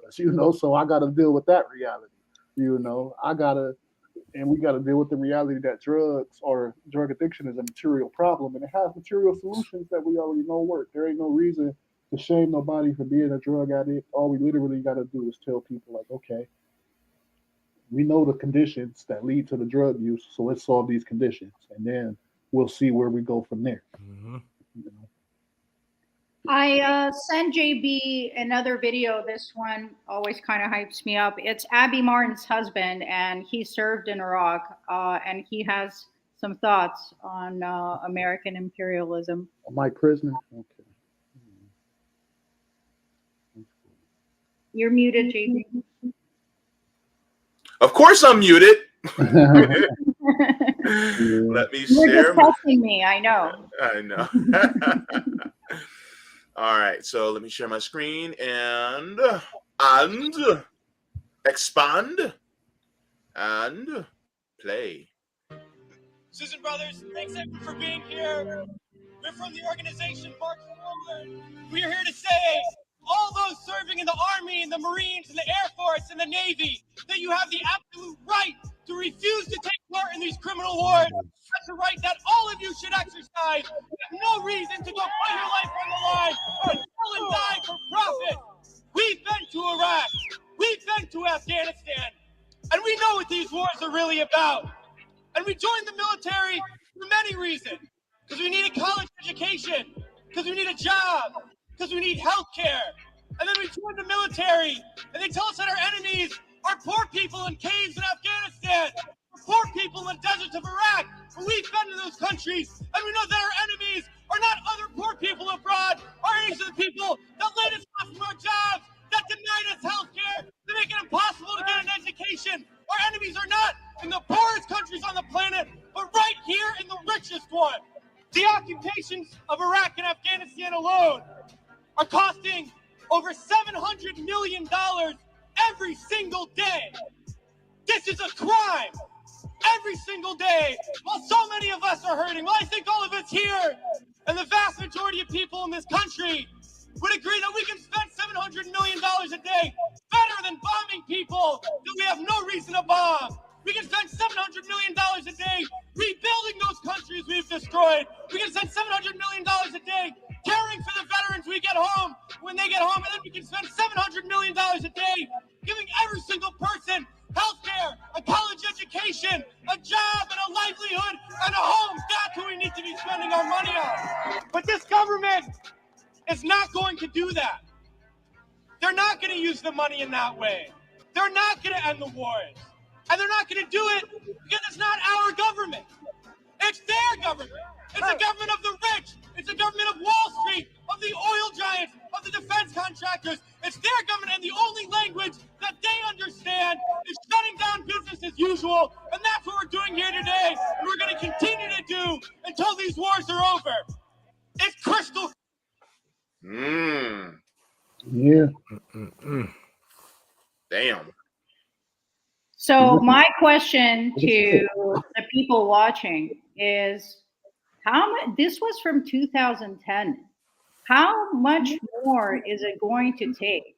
What else do you need before you act? Because we are living in the core of the empire. It is on us more than anyone else. America is the largest terrorist organization on earth, and we are here positioned to challenge them.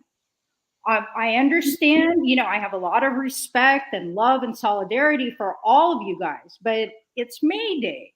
What is it going to take for you guys to start actually taking action? Not just liking tweets or meeting with friends, but actually organizing in your community, creating strategy, and taking on this establishment once and for all, so that we don't have to keep going in circles every single generation.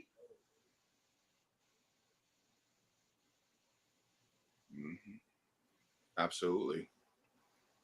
Man, I look at it from this standpoint, and that's a good question you asked there, Zoya. Class consciousness can only be raised so much under these conditions. What we're going to have to do is literally, we have to build an organization that has a political program that speaks to the needs of the masses, and we have to bring that program to people. After the George Floyd protest, we saw all the proof that we could ever need that the energy exists for the people to get organized. And there was nobody and nothing that existed apparatus wise to take advantage of that energy. And so it dissipated. And then people had the nerve to blame like the people for like just giving up, after they had spent all that time organizing and showing their energy. But like until there's a massive revolutionary organization in this country that can take that energy, channel it in the right direction, and keep people organized, we're going to keep getting exactly what it is we've been seeing. And Kwame Ture already educated us on the difference properly between mobilization and organization. And what we have right now in this country is a lot of mobilization, but we don't have organization. And so we have to build an organization that has a political program that speaks to the real conditions. And, it's on this summit, it's on people like me to get together and build that organization. Like the numbers exist to build an organization. Like if every motherfucker who pretends to give a shit on Twitter like got together and gave a shit off Twitter, we could have an organization, with a real solid program. And we can argue amongst each other about what the program can be, and we can really hammer that shit out. But the point is, like, that's what needs to happen. Like we have to get offline. We have to do it. I just came back from a May Day rally. I was the social media as the social media director for the Huey P. Newton Gun Club. I was there in my capacity to serve security needs there. It was about a rally of 100 people or so.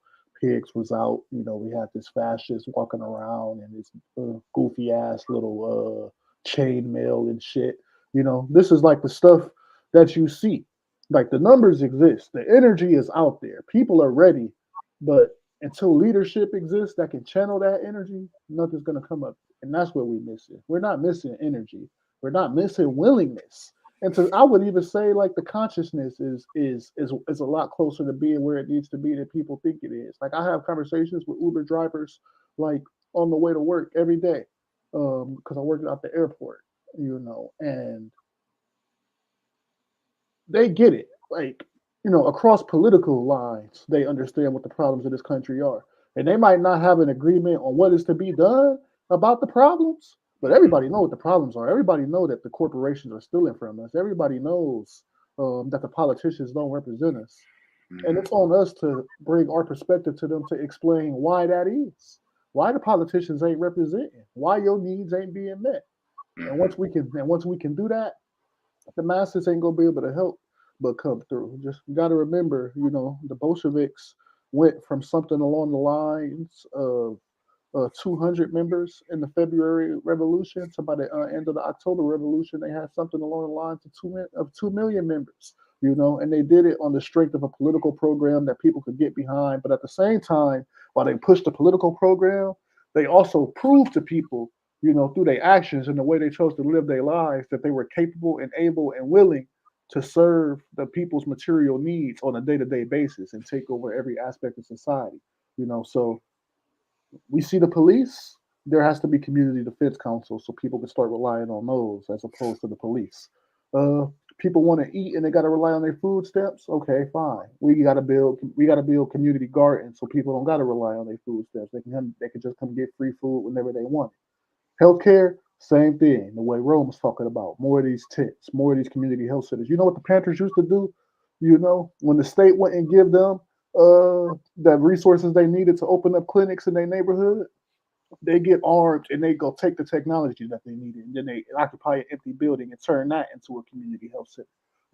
That's the shit that has to happen for people to continue to survive under this system. Because if it don't, climate change is going to doom us all, and that's the reality that we live in. And like this is what's going to give me a chance to actually build the army that I see, the army that I really want, or the people that have been, I don't have to go through all this deprogramming. They know capitalism is bullshit. They know, and they do want a better system. If we can help them out with their drugs, with their drug habits, or help them get clean, or at least talk to them, feed them, and be there for them. We can actually get them to align with us way faster than, excuse me, coming on their Twitter and trying to debate with a motherfucker. Like anybody trying to hear that shit. Like, let's get to the people that's really going through it. And we had an army. We had the people that we need to do what needs to be done. But as far as as long as we debating with these fucking bourgeoisie motherfuckers, man, ain't shit gonna get done. As long as we trying to flip liberals and shit like that, ain't shit gonna get done. We gotta get in the prisons. We gotta get on the streets, and this is what Tour for the Poor is focusing on now. Not only helping people throughout the country, we building strongholds. I'm sniffing out what city I can build what in, and what can I do in this city, so we can have a great lump sum of strongholds whenever we're ready to go to war against these people. But 100%. I'm getting ready. I don't know about y'all, but it is what it is. I'm joining you out there in the front lines for sure. So as far as we're getting to the close of this segment, so I just wanted to ask the question in your closing statements, Jan, Rick, and Jabir. What is next from a Marxist perspective in your view? And can we start with Jan, please? And also, can you let us know where we can find you as well? Oh, okay. So I want to point out, I think one of the best ways to spread class consciousness is by showing people the material gains people have, gotten from revolutionary societies in countries like the DPRK, China, Cuba. I know it may seem hopeless in the US, but you can actually see the development that has happened in countries like Laos, Cuba, and all these, actually existing socialist countries. And I think we can really learn from these countries. And instead of, the constant demonization of these countries is what's pushing Red Scare propaganda and alienating the working class from the communist movement. So I think it's really important to study the revolutionary past from these countries and support, the ongoing people's movements in countries like the Philippines. So I think the best way to go forward is by supporting the people in the third world and the global south. And you can find me on Twitter at @is_stop_sad. And okay. Thank you so much. We're going to be moving on to Rick. What is next from a Marxist perspective in your view, and also where can we find you? Yeah, so I made the podcast Decolonize Buffalo just to answer this question, because I used to ask people, even Native people, hey, what does decolonization look like? And some Native people said, I'm thinking too far ahead, right? And I believe, just like, if you're going to the grocery store, or if you're going somewhere where you don't know where you're going, you put in your GPS and it tells you how to get there the fastest way. But if we don't know what decolonization looks like, how can we get there? Right. So this is an aspect I really, really harp on in the podcast. And, we can organize and read theory, but I think both are as important as each other, because there's some people that I organize with. Sometimes I ask them, oh, have you read this? Have you read that? And they haven't read it. And sometimes it makes me scared. But at the same time, there's people that have read a lot of theory that I think they still have a lack of historical analysis. And one example of that is like Caleb Maupin. Right, and this is my own point of view. I think he's lacking historical analysis, and I think it's lacking in a lot of Marxists in the U.S. The contradiction of our indigenous sovereignty in the U.S. and the role it plays should play in decolonization, and how many Marxists don't even understand our sovereignty. And there's a whole legal aspect, the federal laws on this in the U.S. and a lot of, like I said, Marxists don't know. I do want to bring up that somebody that came into my podcast said that Native nations have done more to decolonize than any Marxist organization in the U.S. by far. We have economies, we have programs to help natives and non-natives, right? And we have indigenous sovereign governments that are decolonial. Like, if Marxists are serious about decolonizing, they'll be going to native communities and saying, how can we help you to decolonize? But it's not just Native people, it's also having solidarity with Black communities as well. We need to have solidarity and understand each other's struggles in order for us to look forward to decolonization. What does Black liberation look like in the US? And what does indigenous sovereignty look like after decolonization? And what does those two together look like afterwards? And that's something I really, really wanted to harp on the podcast. So, for anybody, as my closing statements is, what does decolonization in the U.S. look like, on this continent? When in regard of Black liberation and indigenous sovereignty. Thank you. Thank you so much for that. Jabari, same question to you. What is next from a Marxist perspective, and where can we find you? Jabir, not Jabari. Sorry, Jabir. Sorry, my apologies. I have a friend also that is on the left named Jabari, and sometimes I get it mixed up. I man, do we apologize. friends. I apologize. I appreciate that. I love it. We friends and all too. Then okay, but in terms of what's next, yeah, from this we just got to build the leadership up that's gonna be able to facilitate taking us to what comes next, which means start getting out into our communities, what leadership already exists, of doing so to fulfill the material needs of the people, and from there, fulfilling the needs of the material needs of the people. They'll tell us what to do from there. People, quite literally, when you serve the people will tell you what the hell to do next. That's just how it works when you serve.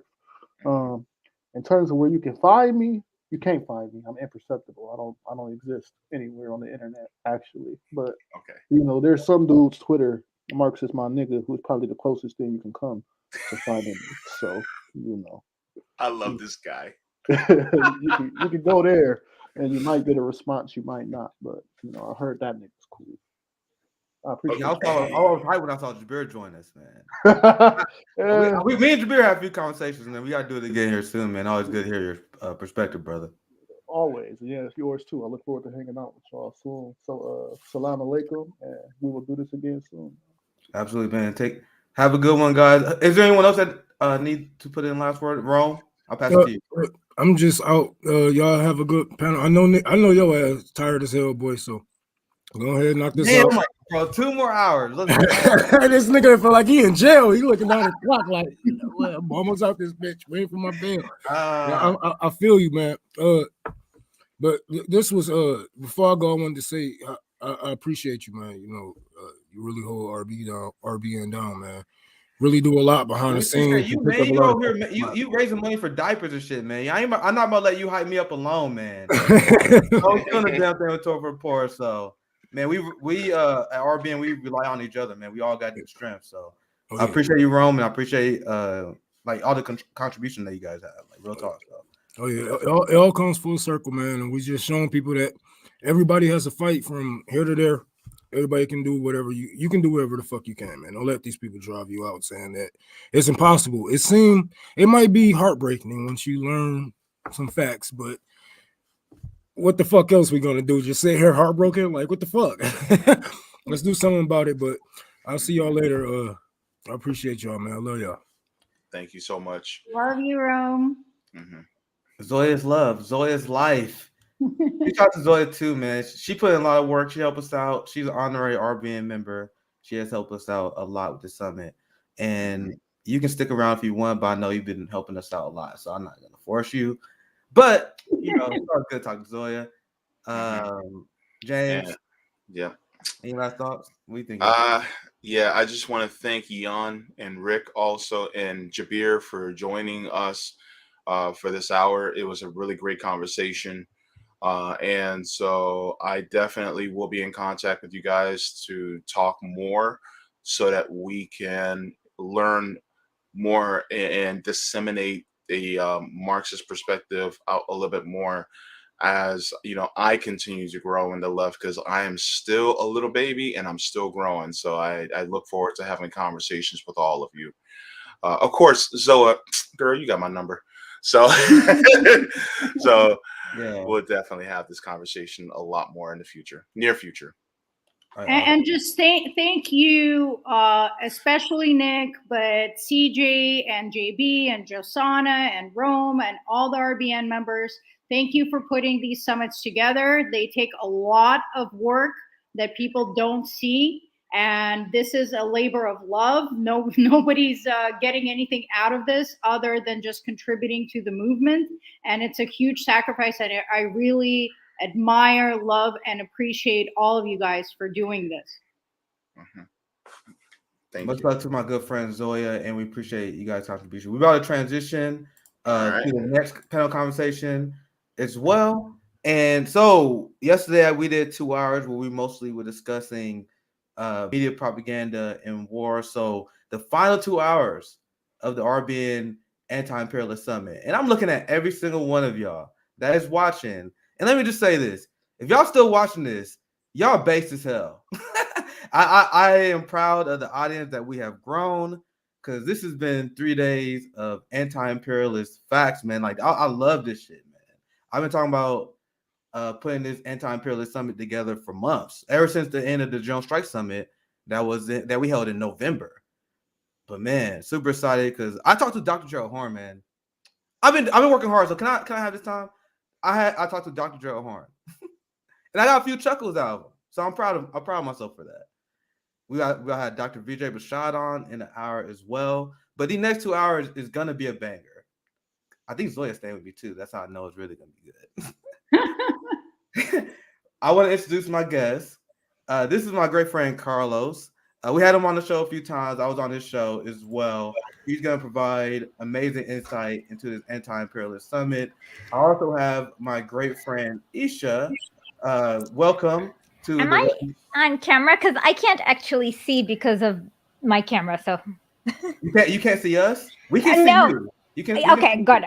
Because the way I have I'll explain, but I have a really nice what I call a Zuck cam.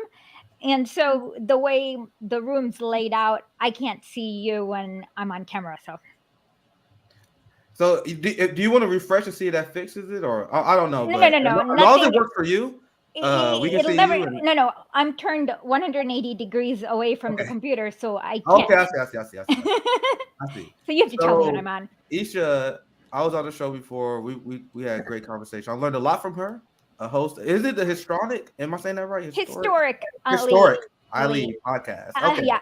It's one of the things I only read. I never actually said it. I know. No, I call it historically, but whatever. So, and then Carlos is the host of the Identity Paradox. Did I get that correct as well, Carlos? Yeah. I'm right. Paradox. Yeah. Absolutely. Oh, sorry. I know who Carlos is. Really? Hi, Aisha. Hi. Nice to meet you. Yeah, finally.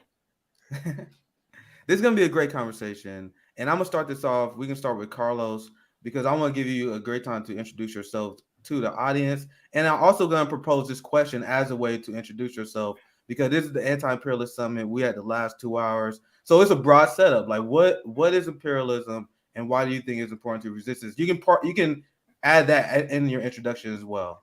Go ahead, Wow. Carlos.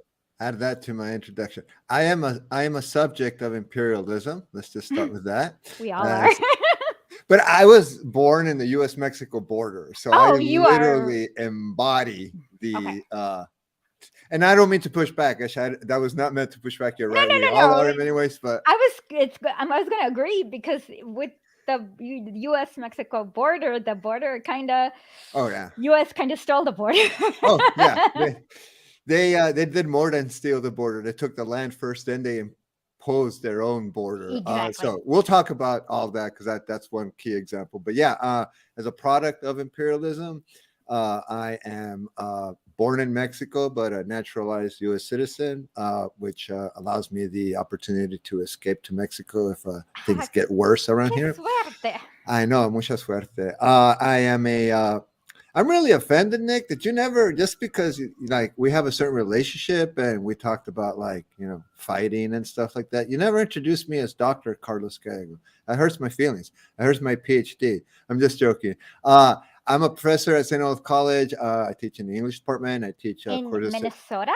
And I'm from Arizona, yes. And I moved here about 10 years ago because I had a partner at the time. We moved here, and I was trying to give my partner an opportunity to start their career. I already had tenure and stuff at Arizona, but now I'm stuck here in Minnesota, which is St. Olaf. Yeah, it's a great. The only thing I know about it is from the Golden Girls.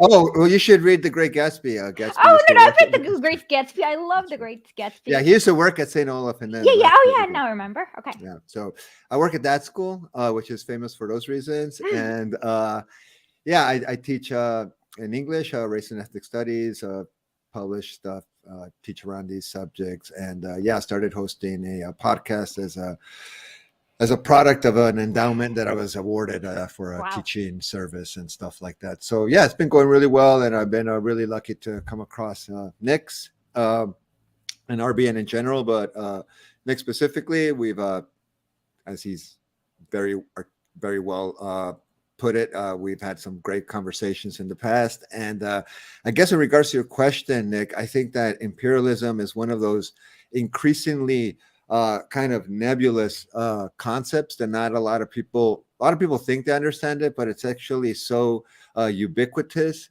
and so fluid in the many forms that it can take, that imperialism as a practice is something that existed in the past and continues to exist in different forms in the present in ways that people don't immediately recognize as imperialistic, simply because it does not follow traditional models of what people understand to be imperialism, which is a traditional model of one nation invading another nation. And also, one of the things that I just want to say that we can explore later on is the relationship that imperialism has to settler colonialism, because imperialism would not be possible without concepts like settler colonialism, which again, people tend to think of as, something that happened in colonial times, when in reality, it's still happening right now in places like Palestine. So just end with that.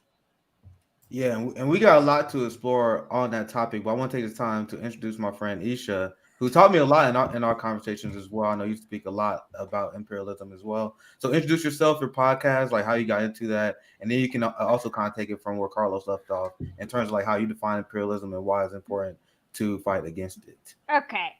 Well, my podcast is Historically, and I also have a show called Late Nights with Lenin, so that you guys can understand what imperialism is. And I have a standing Lenin toy. Somebody sent it to me. Like last week, I had 2 weeks ago, maybe I had a seizure, and I broke my nose. But my nose looks better because I put concealer on than it feels. It feels like somebody just punched me in the face, and it constantly feels that way. And insurance doesn't pay for my fixing my nose, but that's another story. And here's the little Lenin statue. For me, it doesn't matter what I think about imperialism. It is the ongoing phenomenon. Nick, can you put up both versions of the drawing? There's the original. Yeah, let me pull it up. The one you sent me, right? There's the original and then the spruced up version. Right. And you guys tell me which version you like, the original or the spruced up version. This is the first one here.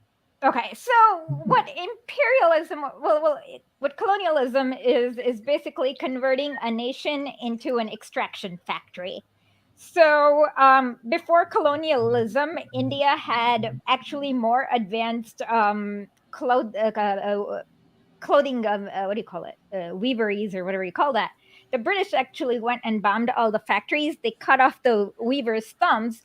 And then they turn it into a place where you suck raw materials. And then it's a racket because they've already, remember, in Africa too, they de-industrialized it first. So they bombed the factories, they bombed the productions. And then when you don't have any industry, then you can flood your goods that are cheap because you're mass producing it, and then drive all the local artisans out of business, and then they'll have to come and work in your plantation, mine, what else? What other? There's raw material extraction, so plantations, mines, and whatever other kind of raw material enslavement is. And for example, in India, they converted India to a tea making factory. The saddest one is Rwanda, because before the Belgians came to Rwanda had all these vegetables and that they grew themselves, and they were food sovereign, as in they made enough food to feed their population. Well, the Belgians uprooted all these vegetables and turned it into a coffee making factory. And boom, what you have, when there's a coffee, when you turn it into a cash crop factory, you can't feed your own people. So then you have all these famines. and the raw material extraction. What people don't understand is this is where the labor theory of value happens. Nick, so let's say that you are in Congo and you are getting, I don't know, cobalt.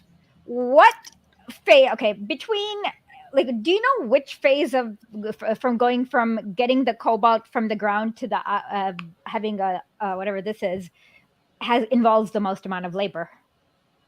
I'm not too familiar. Okay, it is basically getting the raw material, i.e., digging the Extraction. Cobalt. Yes, exactly. Getting the cobalt out from the ground involves the most amount of labor. But when you look at the prices in the WTO, not the WTO, the world, whatever, you'll see at the WITS database. What you see is that raw cobalt you get only like 50 cents per kilogram. But then just one level of processing the raw cobalt copper ore, but one level of processing where you separate it, suddenly the price shoots up to $52 per kilogram, and then the iPhones or Android is like 900. So guess who is getting the paid least? It's the child slave in Congo who's working the hardest and getting paid the least, and that is essentially how imperialism works. And before they used to do it officially, as in England would come and colonize India, or France would colonize Africa. But now they have what American government loves calling, what is it? Rules-based world order. That's the most ridiculous thing ever to call it rules-based. But in that, basically, it is rigged so that raw materials are valued the least. And basically they come up and let's say and they go bomb the country, and then they say, hey, to rebuild it you need to get this IMF loan, sign, and the terms and conditions are we get you, you're gonna have to privatize everything, including the water and the rain. That's Bolivia. And then even if the government is like the most benevolent government, if they have to like privatize everything, including the water and the rain, they're not going to be able to build things like schools, roads, water supplies for their people, which will keep them impoverished.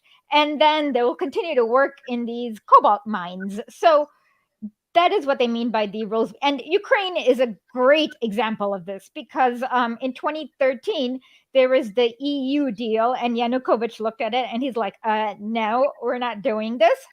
Oh my God. He was kicked out. They got Poroshenko, who was a US stooge, who signed all these IMF things, and then they privatized everything, and boom. So yeah, that is basically what imperialism is. And what a lot of people don't realize is how it manifests itself in so many ways. Like, why are there so many people in India dying? Look at the COVID statistics. Why, you know that only like 18% of certain countries in Africa are vaccinated? That's because the patent, even if you get the Sinovac, which is free, or the Sputnik, which is also free, they have some material, they use some kind of materials that is covered by some patent. And then these African countries just have to wait for the West to import them at exorbitant prices. But since they've lost their monetary sovereignty thanks to the IMF, they need hard currency, which is why they need to have the dollar reserves. So it's everywhere. The fact that you have roads, people made fun of me for this. The fact that you can go to school as opposed to working in a cobalt mine, those are all fruits of imperialism. And of course, the best book that you should start with is Lenin's Imperialism, the highest stage of capitalism, where he goes through all the data.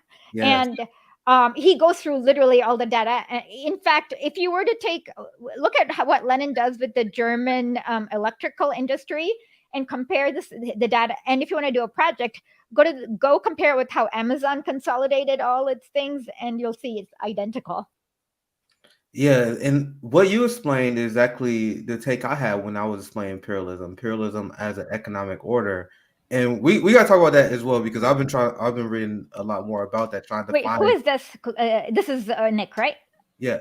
Okay. Yeah, this is Nick. Yeah, I forgot you can't. I forgot you can't see us. Now I can. No, now I know the voice difference, so now I can figure out Yes, who's who. yes.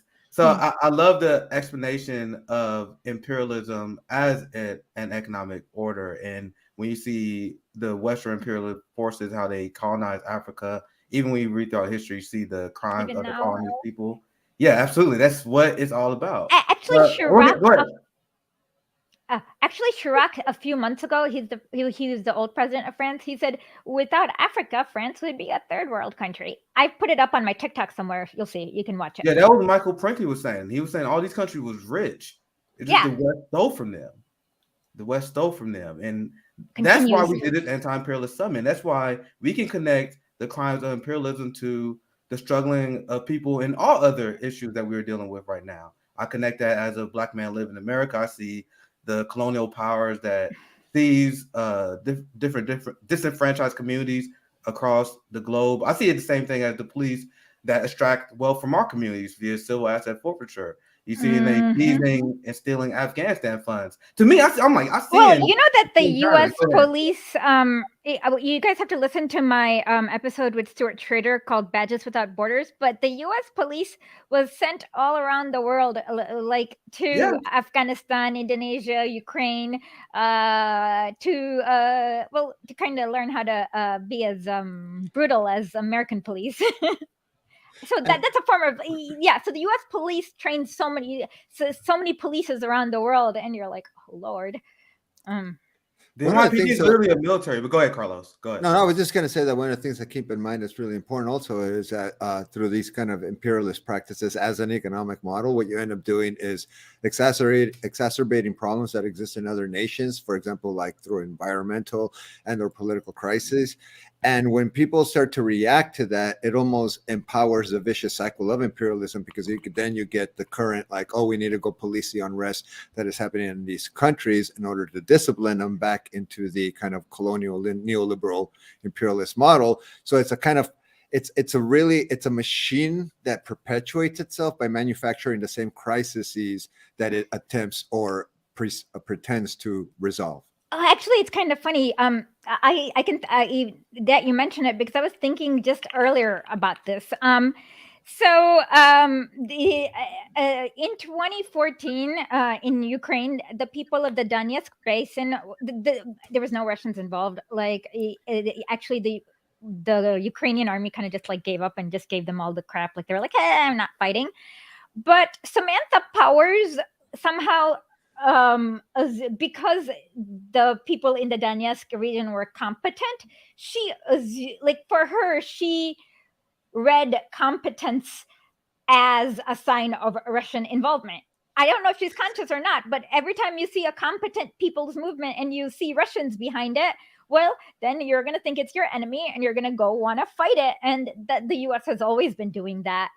And yeah, in fact, the official term for it is counterinsurgency, which is basically fighting, or the Jakarta method, which is fighting the people, fighting against democracy, because your businesses and installing your own stooge into the power, kind of like they had Suharto. Well, I mean, every country's had the American stooge for a while. So yeah. Yeah. Carlos, you want to add something? Go ahead. I was just going to say that that's why one of the most successful models of imperialism that we see in the last, I would argue, 30, 50 years is the economic model, which is why when the United States engages in actually militarized imperialism, like in Iraq or Afghanistan, we tend to leave with our tail between our legs, because those are very violent confrontational forms of imperialism.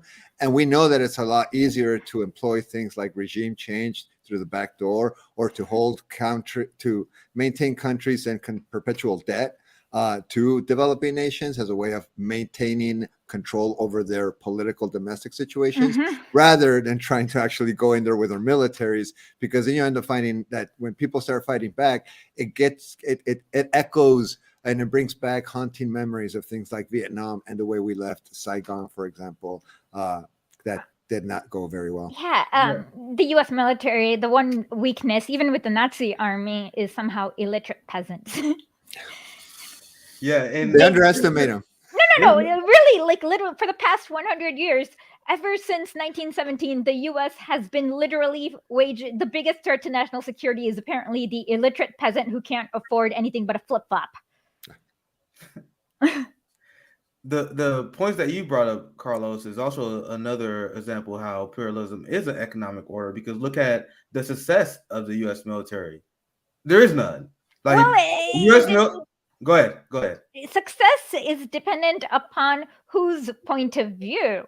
Yeah, From that's the why point of view of Yeah. the weapons manufacturers, the military industrial complex. Oh, I mean, even Iraq, there is a lot of success. I wrote an article about this. Like, for example, they went in and privatized all these farms, and now, like, they're growing these wheat that they never grew. And Iraq, they had to deindustrialize. Afghanistan too. So they are successful in that's what they intended. I agree because that's my overall point. Because when you look past the propaganda, when you look at with the United States, they never actually accomplished their spoken goal, right? And I spoke on this earlier before. When think about it, they went to Iraq and Afghanistan to fight the war against terror, and they lost in spectacular fashion. They went to Afghanistan. Now the Taliban is stronger than ever. So when you think about the spoken goal, when you look at the spoken goal in Vietnam and Korea, they lost. But Isha is right because they accomplished the goal, because throughout all these conflicts, they managed to get the people they want enriched, right? So Carlos, I want to get you in there, and then Isha, you can go after Carlos. I was going to say Isha brings up a good point, and there's two forms of victory when you're involved with the military, right?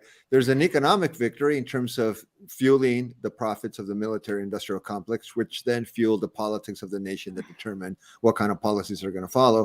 But on the flip side, there's such a thing as military victory, and that's what we have not been successful at. We have not been achieving military victories in these countries, but we've introduced enough political instability and economic destabilization that we can therefore engage some kind of economic dominance over those nations in the future, which is a different form of success. And also make sure that, Raytheon and Lockheed Martin and all those other corporations are getting their cut of the, domestic. They're making record profits right now. Exactly. And as well as the oil industries, right? I mean, we're realizing now inflation. Yeah, exactly. And we have to talk about that, about the relationship between, the petrodollar and oil and imperialism. Actually, yes, we should. But I'm just like looking up. I wrote an article about the Iraq situation specifically, and Iraq. What people don't realize is that with Iraq, they like I said, they privatized the plant. As in, they forced the Maliki government to do like like a plant. Found it. Okay. Plant privatization, and then there was the debathification, which was also a massive privatization scheme, where the public employees were gotten rid of. So then they had to have like UPS and private post office, and let's see,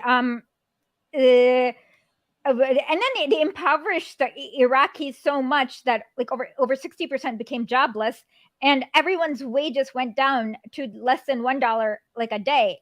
And the saddest one is under Saddam Hussein, Iraq spent 6% of its GDP and 20% of its overall budget on teachers, schools, and literacy programs.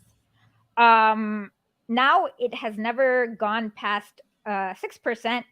And there are schools that they've literally had to turn into graveyards. And Abu Ghraib, before you guys knew it as a torture prison, it was a seed bank that had seeds all the way from ancient Mesopotamia.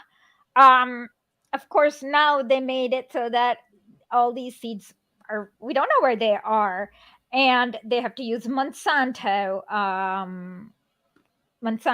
seeds. So Afghanistan, on the other hand, is actually a little bit better in these situations because the Taliban, well, under the Ghani government, it was worse, but under now the Taliban, they kind of are like, they've gotten rid of a lot of these, I don't know, disaster capitalism laws that were passed. Yeah, Carlos, you want to chime in? I was just going to say that another thing that we may want to talk about is a way that the manufacturing of consent around things like imperialist wars that are still taking place now, even under the general guise of neoliberal globalization, is the fact that we manufacture consent in order to perpetuate an imperialist paradigm. And we talk about the world rallying behind Ukraine and things of this nature. But in reality, if you look at the map, it's like the entire continents. And I'm talking here not just countries, continents like South America and Africa and various, many parts of Asia. Yes, exactly. And much of the Middle East.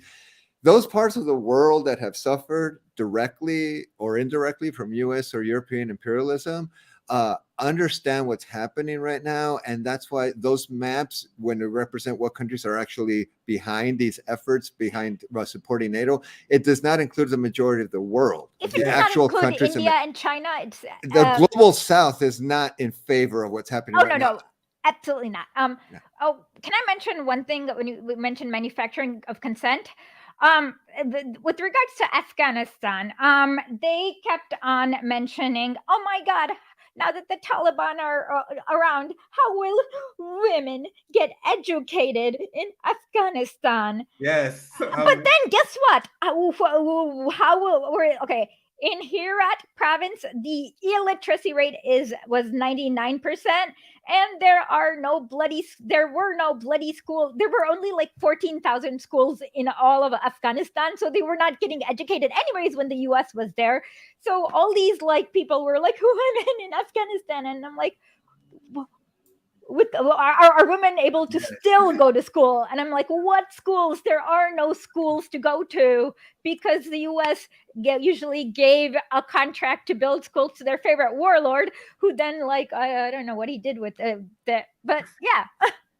And correct me if I'm wrong, but the situation is so bad right now in terms of the money that the United States took with them as they left Afghanistan that many women are being forced into prostitution and selling their children as a way of just trying to survive. Exactly, and this is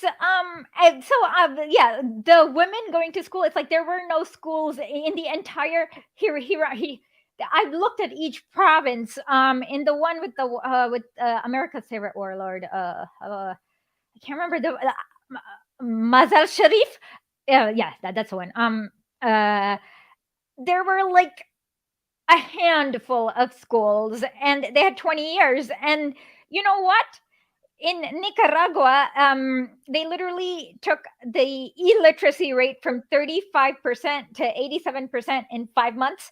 So when you're trying, you can actually solve these things when you want to. The Sandinistas did that. So yeah, the US, and that's the one example of the propaganda that was so glaring. Whenever I heard women in Afghanistan, can they still go to school? It's like, there's no schools. They were not going to school. What are you talking about? So it always requires you to like not do any like basic Googling, like it's not that hard to get like see past the propaganda just like that. Just Marianne Williamson and many progressives fell for it, and I was literally about ripping my hair off on stream. I was being called pro-Taliban for a while because I was like showing, no, look, there are no schools for women to go to anyways. I'm loving this conversation. Go ahead, Carlos. I was just going to say something that may be worth talking about in a little bit too, is the notion, and I just make this stuff up because I don't have any other terminology to apply to this, but there's an emerging thing, if it didn't exist already historically, like trickle down imperialism, where developing quote unquote first world nations encourage other nations to engage. Semi-periphery, exactly, is what you're looking for. And basically, you get other nations to start to engage in policing your own imperialism. And for example, this is happening right now at the U.S.-Mexico border, or other parts of the world where the United States is encouraging Mexico to police the U.S.-Mexico border at the Central American border. Exactly. So you got Guatemala. And so basically what ends up happening is you keep pushing what is considered a border further and further south from the northern first world developing nations, just the same way that the EU does that with their Iron Dome in terms of pushing what is not considered, their imperialist policing into the Mediterranean, literally into the ocean, into these spaces that are supposed to be international waters in some cases, and in order not to allow migrants and refugees to come into the EU, when in reality, most of these people that are seeking refuge and asylum are victims of imperialism themselves, whether it's through environmental disasters that they're living through, or whether it's Europe bombing them. Europe bombing them, the United States engaging in regime change that increases crime, things of this nature. These are the type of the complexity of imperialism and the consequence of imperialism that people are not interested in knowing about or educating themselves about. Because then you understand that, it's the critical race theory perspective of U.S. history. Is like the United States is the United States that you know now because it's done all these bad things in the past. But I think critical race theory, even like white, does not go enough of, like, ever since I started doing this historical podcast and I started researching, it has the truth radicalizes you. You get so mad when you realize how actually, from the point of view of the proletariat, of course, not from the point of view of the bourgeoisie. But yeah, when I listen to Dr. Gerald Horne, because there are a lot of people who want to claim critical race theory, and like you said, a lot of people want to claim it, they're not radical enough. When I hear Dr. Gerald Horne, when he talk about imperialism, I'm like, all right, that's what. But he's Marxist-Leninist. Yeah, that's why I think the line should be. Like, I don't think you should be a capitalist talking about critical race theory. I don't think you can be critical in that regard. Right? Critical theory has a very strong Marxist history to it. Just because you add the word race doesn't mean that the critical theory part goes away. Oh no, absolutely. And I always joke that I always joke because Nick, you'd love it. You should read Hammer and How. It's about like communism in Alabama. But I'm always like, oh, they're going to ban critical race theory. Like, somebody needs to introduce a troll legislation where they bring back like Stalin's collected works or Mao. So, and then they'll be like, no, critical race theory sounds good. So a lot of people who want to claim critical race theory are the same people who vote for Democrats. It's like, if you don't understand that they're imperialists, you don't even understand what we're talking about. Oh yeah. By the way, this is what I have a volume of everything Lenin wrote about the United States of America. And I don't know anyone who's more well read on Lenin than Isha. She does a whole podcast on it. Well, I love Lenin, and I'm actually like I plan on writing a book about him because he's awesome. But you ready? You ready for it? Not yet. Я не говорю Руси очень хорошо. No, I need to improve my Russian, of course.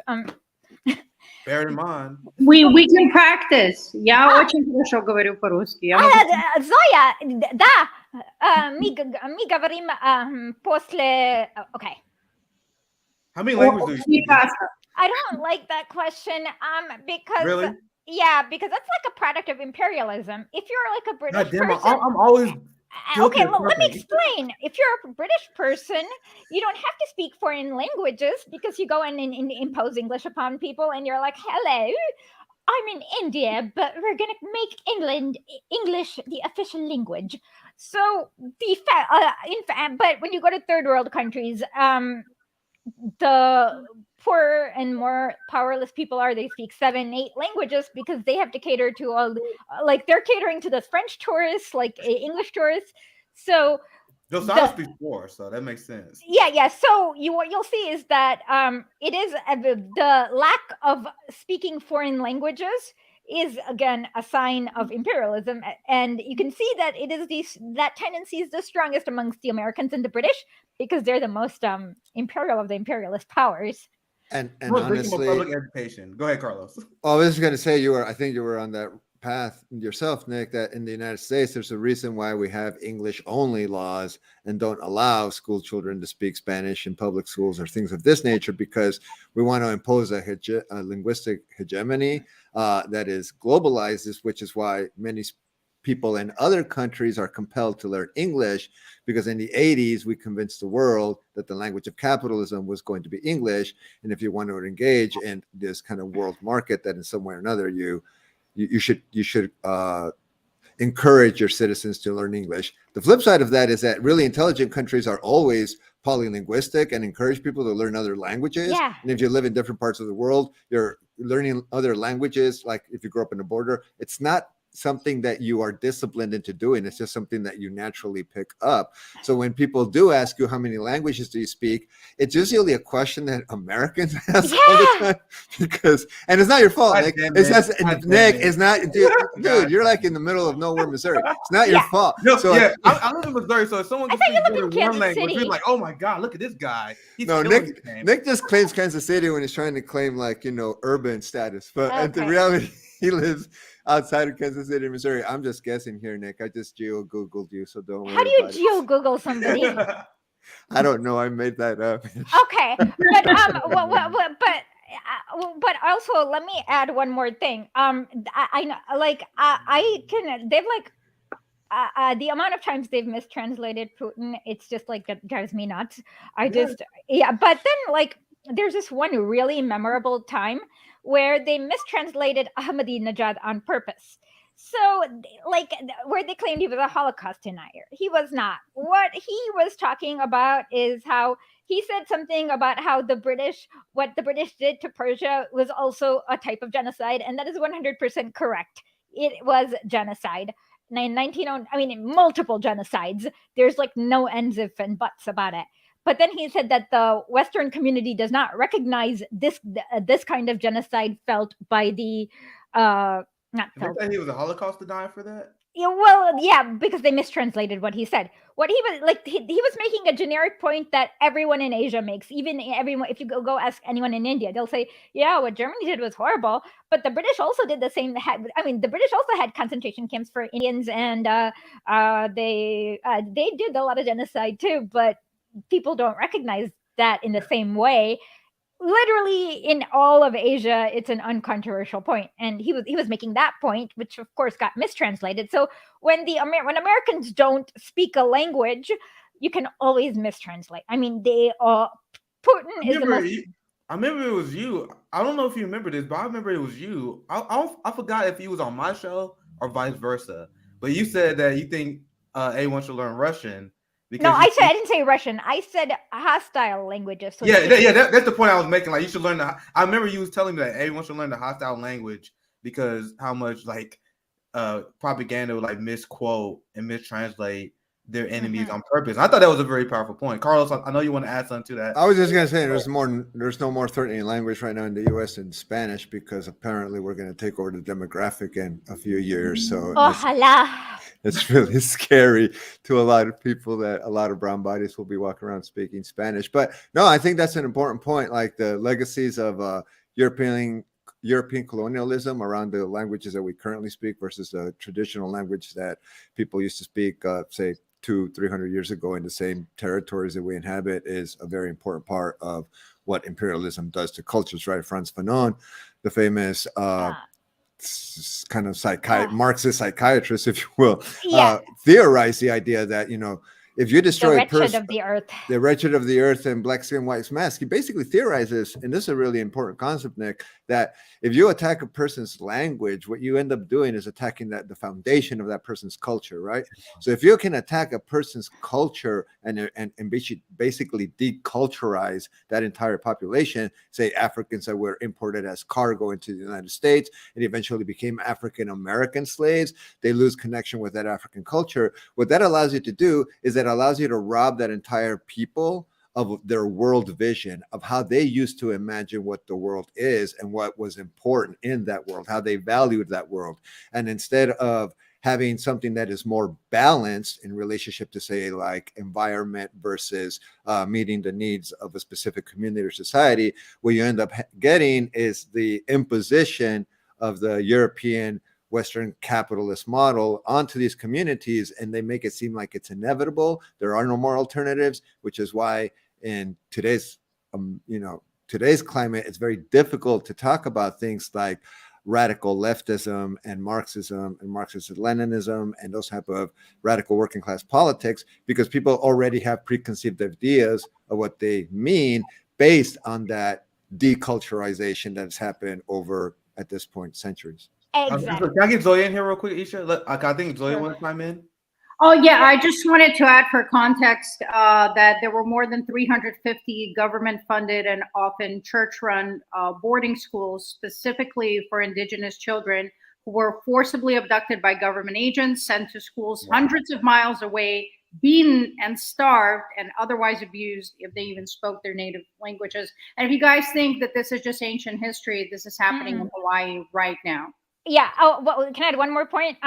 In Cuba, actually, Jeff Bezos' dad. Okay, so Fidel Castro, basically, when he came to power, he's like, we're going to force integrate everything, and that's why he kind of he forced the Catholic school. All the schools had to have pick Black people. So then there were these I don't know if America kidnapped these children without the parents' consent or the parents allowed them to kidnap them, but then they came to America without their parents, and they were put in Catholic churches with Catholic priests. Jeff Bezos' dad was one of these people. And exactly what you think will happen when you put children in the care of Catholic priests happened, of course. Yeah. So yeah. Often kidnapping children and having them put in bourgeoisie boarding schools is in Australia they called it a way to kill the, I forgot what the word is, kill the Aborigine but preserve the man or something weird like that. Now I want to bring up something. It kind of shift gears, but not really, because we were just talking about how you use language to control and what's the best term to use, to kind of defang a populace, right? So we talking about let's look at Ukraine, because I kind of want to ask you guys about your general thought. We kind of delve into that a little bit, but me and Zoya, we talk about how when you look at Zelensky and the Western Ukrainians who banned the Russian language. Now, what does that say? When we're talking about how erasing cultures and banning languages. Go ahead, Isha. Do you want to add to that? Yeah, I also want to kind of add that Zelensky didn't really speak Ukrainian until he became president, but that's another story. I was just going to say, I just saw a video of Zelensky saying, let people in the Ukraine speak Russian. Let them speak Russian. I'm a Jewish Ukrainian that speaks Russian. He said that himself. Yeah. When he was in 2014, he's mentioned, but Zelensky is like I said, is an actor who's playing the role of president, so he's not in charge. But okay, so I'm gonna have a really long take on Ukraine. So can I go first? Yeah, absolutely. I'm gonna kick it to you. I'm gonna add this point before you go though, because I remember that's why Zoya brought this up, and I know Caleb brings this up all the time. Zelensky ran on a peace. He ran on peace, uniting Ukraine instead of taking one side. And then you guys brought up this fact I didn't know about, regarding his stance on the Ukrainian languages. So that just showed that his previous position is completely irrelevant now, which means what? He's a puppet. He's taking orders. Playing. So go ahead, Aisha. I want to hear your take on Ukraine. You can take. Okay. We got plenty of time, so. Okay, I'm going to. Okay, sorry about this, but this is going to be a long take because most people here are in America. I'm so shocked. This is the worst kind of information. This is worse than the incubator baby lie or the Saddam Hussein's human shredder lie. The propaganda on Ukraine is out of this world. I don't know how. But it's we about to get pulled again, Zoya. Yeah, that's exactly what I was about to say. Me and Zoya got pulled twice because of this. Got what? Me and Zoya did 2 streams.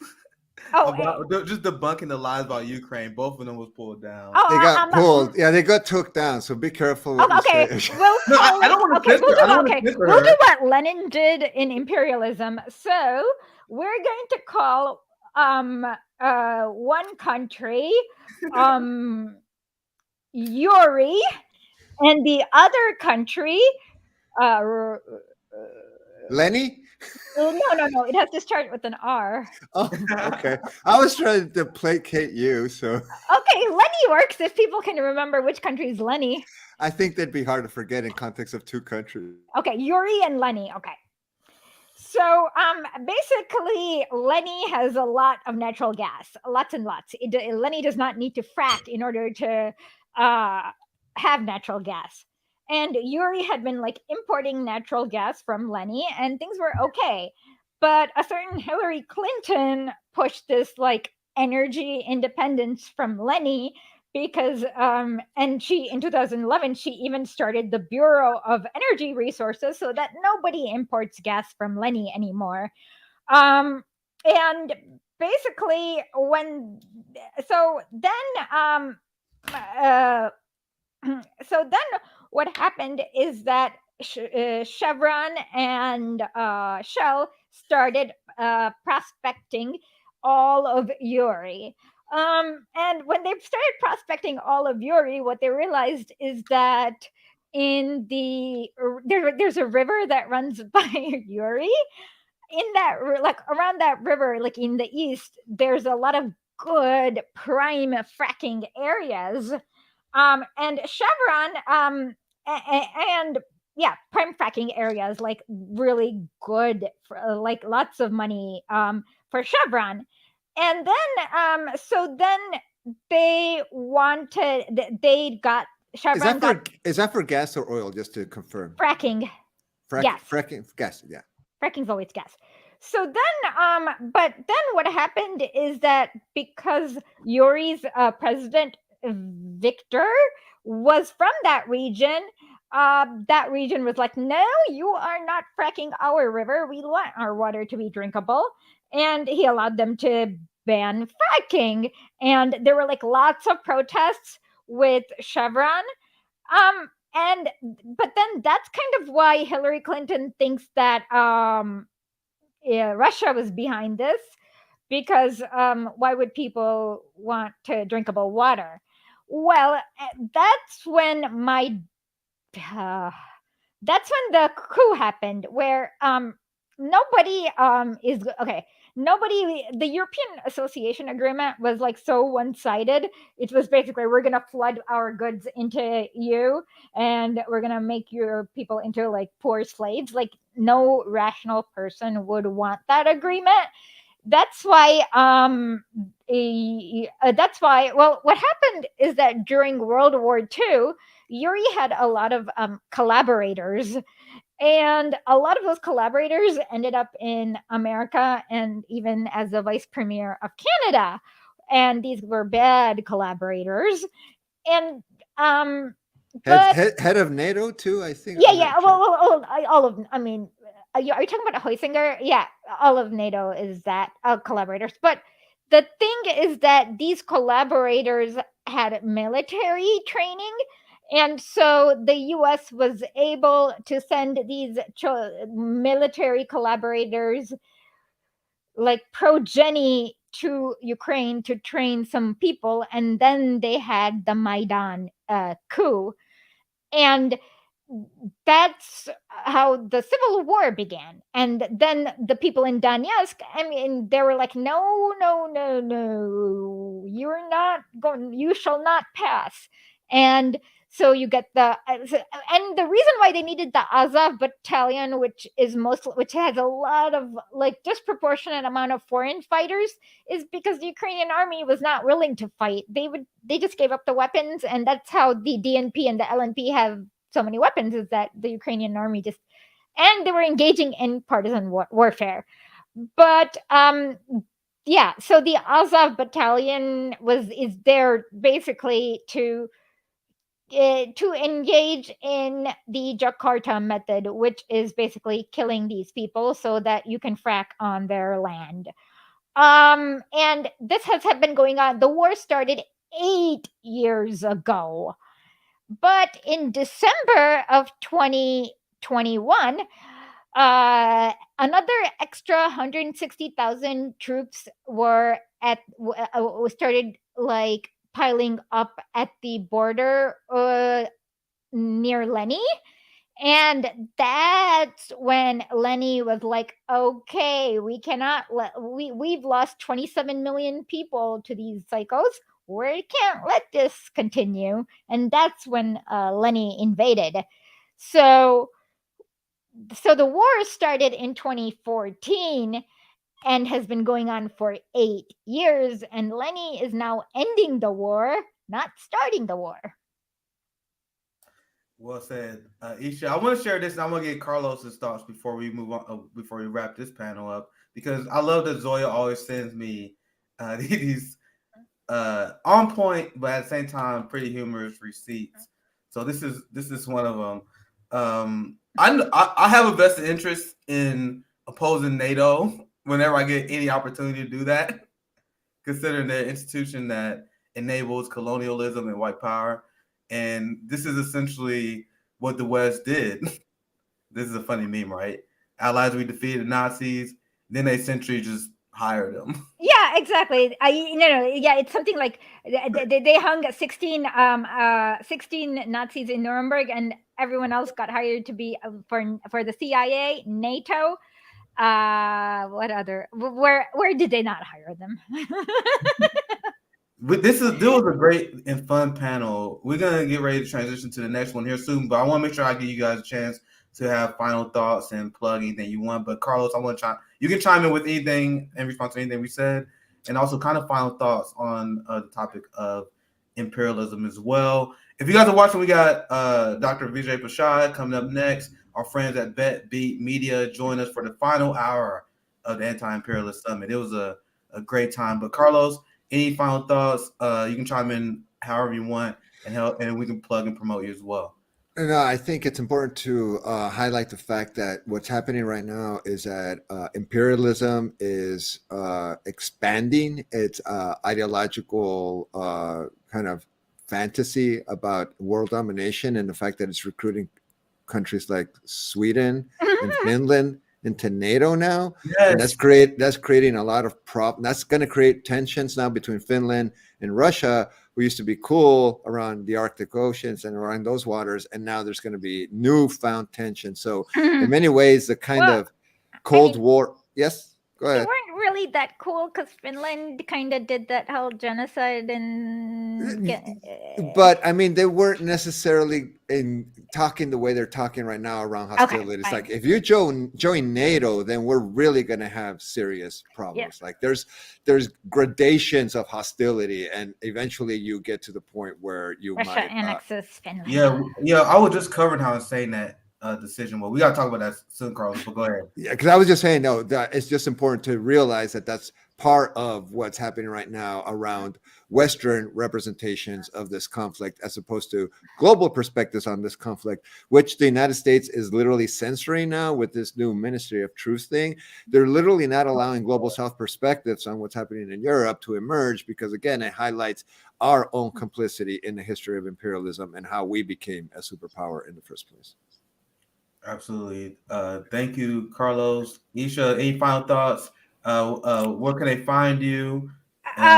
Join us once again for this hour. Well, yeah, I've put all the places historically. Please become a paid subscriber. Historically.substack.com. I'm still trying to argue with insurance to pay for it. It hurts like hell. Still, no matter how good I am with the concealer. But my final thought is that I once read a tweet where it said, well, so you have been educated. So most of you have gone to school for 12 years and then college for maybe another 6 years. And then maybe you're even more educated and you've gotten your master's, I don't know, 15, 20 years. So you've been indoctrinated in imperialism for about good 20 years of your life. That's your imperialist education. And that's why you I hate it when Americans are like, you don't need to read theory. We should just organize. AOC does that all the time. AOC uses the word organize. And then I always want to ask her, organize what? Because she doesn't there has to be your ducks in a row, your bingo chips in a line. I don't know. She's like, organize. No, you need to know what you're talking about first. So you need to kind of Americans, especially because real life does not like life can give you dialectical materialistic skills, and a lot of people often have a life where it does that, but often for Americans it's hard for you to get that, so you have to sit down and be reading lots of Lenin, more Lenin and more Lenin and even more Lenin, and he's hilarious, he makes you laugh. And I will even read it to you if you have trouble reading, and it's not ableist to ask you to read, because if illiterate peasants were able to learn how to read and then read Lenin, you can do it too. But yeah, we fight. We try to fight against revolutionary discipline and anti-intellectualism. Look at Fred Hampton had a very thorough education program, and it involved a lot of Lenin. So you've had 20 years of being miseducated so that you go the wrong way. And so you're not going to learn overnight. You need another 5 years of good, hard, anti-imperialistic education. And don't be anti-intellectual is what I'm going to say. That's why it's so important that we do these summits and you guys come on. And I'm so grateful to both of you that you guys were able to join us today. What an amazing hour we had. And I'm super excited for the next guest that you have coming up, Dr. Vijay Prashad. Yeah, thank you guys for joining us. Thank you for joining us again. Always good to hear from you guys. I'll pop you guys out. Thank you for the summit. Yeah. Okay, thank you for the summit. Smrti fascismo and slobodu narodu. That's how I end. Word. Thank you guys. This is about to be a great final hour. This has been a collaboration event between RBN and BetBeat Media. I want to introduce my great friend Peter Beatty. Kareem, I want to make sure you're ready to give me a thumbs up when you guys are ready as well. I'm gonna pop you guys in as well. Final hour. Once again, the general thing we're gonna be talking about is Western hypocrisy. I'm gonna ask you guys to define imperialism. That's a great way to get the conversation started. And I have a lot of great different paths to take the conversation as well. Dr. Kareem Patesh, do you want to introduce our guest? Yeah, I think it would be good for him to introduce himself. There are so many things that he does. Hi, Vijay. We do a proper introduction. It's an honor to have you join us for the Anti-Imperialist Summit, Dr. Vijay Prashad. Thank you for joining us today. It's great to be with you. Thanks a lot. Absolutely. And we have another guest. I know, Zoya, you recommend them, so can you give them a proper introduction? Which one? Carl. Oh my God. Carl, thank you so much for joining us. Carl is just a fountain of information. He was hosting incredible Twitter spaces where just diplomats were tuning in and listening to Carl. So thank you so much for making the time to be here. And I think this is going to be a great panel. I'm actually going to let you guys enjoy it. Kill it in this final hour. Thank you to all of you so much. Lots of love and solidarity. Absolutely. Much love to my amazing co-host, Zoya's Love, Zoya's Life. She helped us out a lot putting this summit together. And I am honored to be in presence of all these brilliant anti-imperialist minds. So let's start with Dr. Vijay Prashad. I always want to start as an introduction question because it is an anti-imperialist summit. And I think especially among the West, I'm a victim and we are a victim of public education here in America. There's a lot of confusion about what is imperialism. I see a lot of people misuse the term. I've been trying to educate myself to become better on this topic. So that's a great way to introduce and start a discussion if you want to kind of define imperialism and also kind of shout out your work and where we can find you as well. That's to me. Yeah. Okay. I'm not familiar with this format. So this is much more casual than I'm used to. So forgive me. So I'm the director of an institute called Tricontinental Institute for Social Research, which is based in Buenos Aires, in Sao Paulo, Johannesburg, and Delhi. We do research accompanying social and political movements. We are part of the International People's Assembly, which is a political platform of about 200 movements, including the Landless Workers Movement in Brazil, the Socialist Party in Zambia, Workers' Party in Bangladesh, just to pick one from each continent. I, have been very proud to help build the institute since we had a meeting in Sao Paulo in Brazil in 2015. The meeting was called Dilemmas of Humanity. And we came together to discuss how the World Social Forum project had not actually worked for political and social movements. And so we got toward building a different form of politics. And the International People's Assembly came out of that. There was a lot of discussion about the need to have a research institute, and Tricontinental essentially accompanies the movements and develops our understanding based on what we feel movements have learned in the course of their struggle. So the question you asked me was about imperialism and how one understands imperialism. Well, it's a formidable literature that, of course, goes back to 1916 when Lenin made his notes on imperialism. People forget that that was a pamphlet written by Lenin in the heat of the moment. He had read Hobson's book, who was a liberal, British liberal who had great misgivings about British imperialism, but had a lot of good data in it. So Lenin, reading Hobson, radicalized Hobson's argument. Actually, it's a great study not only of what is imperialism, but how a Marxist takes the best of liberal scholarship and radicalizes it. It's actually a really good methodological exercise. At any rate, what is imperialism for Lenin is different than it is for us now.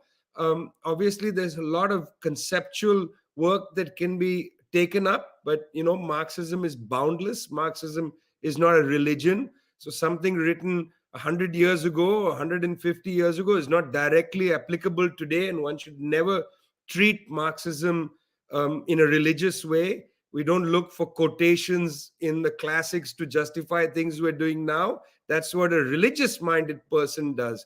We look at the facts today. We understand the facts through concepts. We understand the facts through our assessment of them based on a systemic understanding of the present.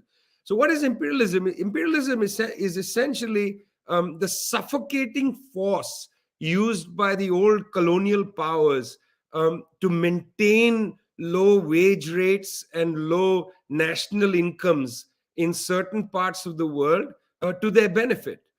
Essentially, imperialism is extra economic. It's the use of diplomatic, military, and of course, financial power to prevent countries from exercising their sovereignty, and which is why I would argue that a synonym for imperialism is suffocation or national suffocation of certain nations and also certain classes. It's important to recognize that many of the important raw materials for modern capitalism come from a set of countries. They happen to be in the global south, but not all of them are. They happen to be in the global south. And these resources are extracted at below market value. Copper from Zambia, for instance, extracted below market value. And then Zambia has its own wealth, even at market value, stolen through procedures such as transfer pricing and so on. These are all forms of suffocation of the national projects of people who live in places like Argentina, Zambia, Thailand, and so on. So you asked me what is imperialism. There is a way to have a very complicated debate about it. And I'm not interested in that because I'm generally interested in popular education. So in that sense, what is imperialism? It's suffocation. Yeah, and that's a brilliant way to describe it, and that's exactly what this anti-imperialist summit is about. So we can have education about these ideas, because I see a lot of people use these terms incorrectly. They don't know what is imperialist, what it means to support an imperial power as well. That's why, in order to start this conversation, I love to hear people's perspective, because it's such a broad thing to kind of define. So I want to get Carl in. I don't want to mispronounce your name, so I apologize if I'm not saying the last part. Can you? I want to pose the same question to you. You can introduce yourself and the kind of work you do, and your take on imperialism and why it's so important to fight against and resist imperialism. Hi, I'm Carl. I'm a podcaster. I run the Silk and Steel podcast, which is primarily focused on China and surrounding regions, history, culture, and politics. I think Vijay pretty much defined imperialism very succinctly.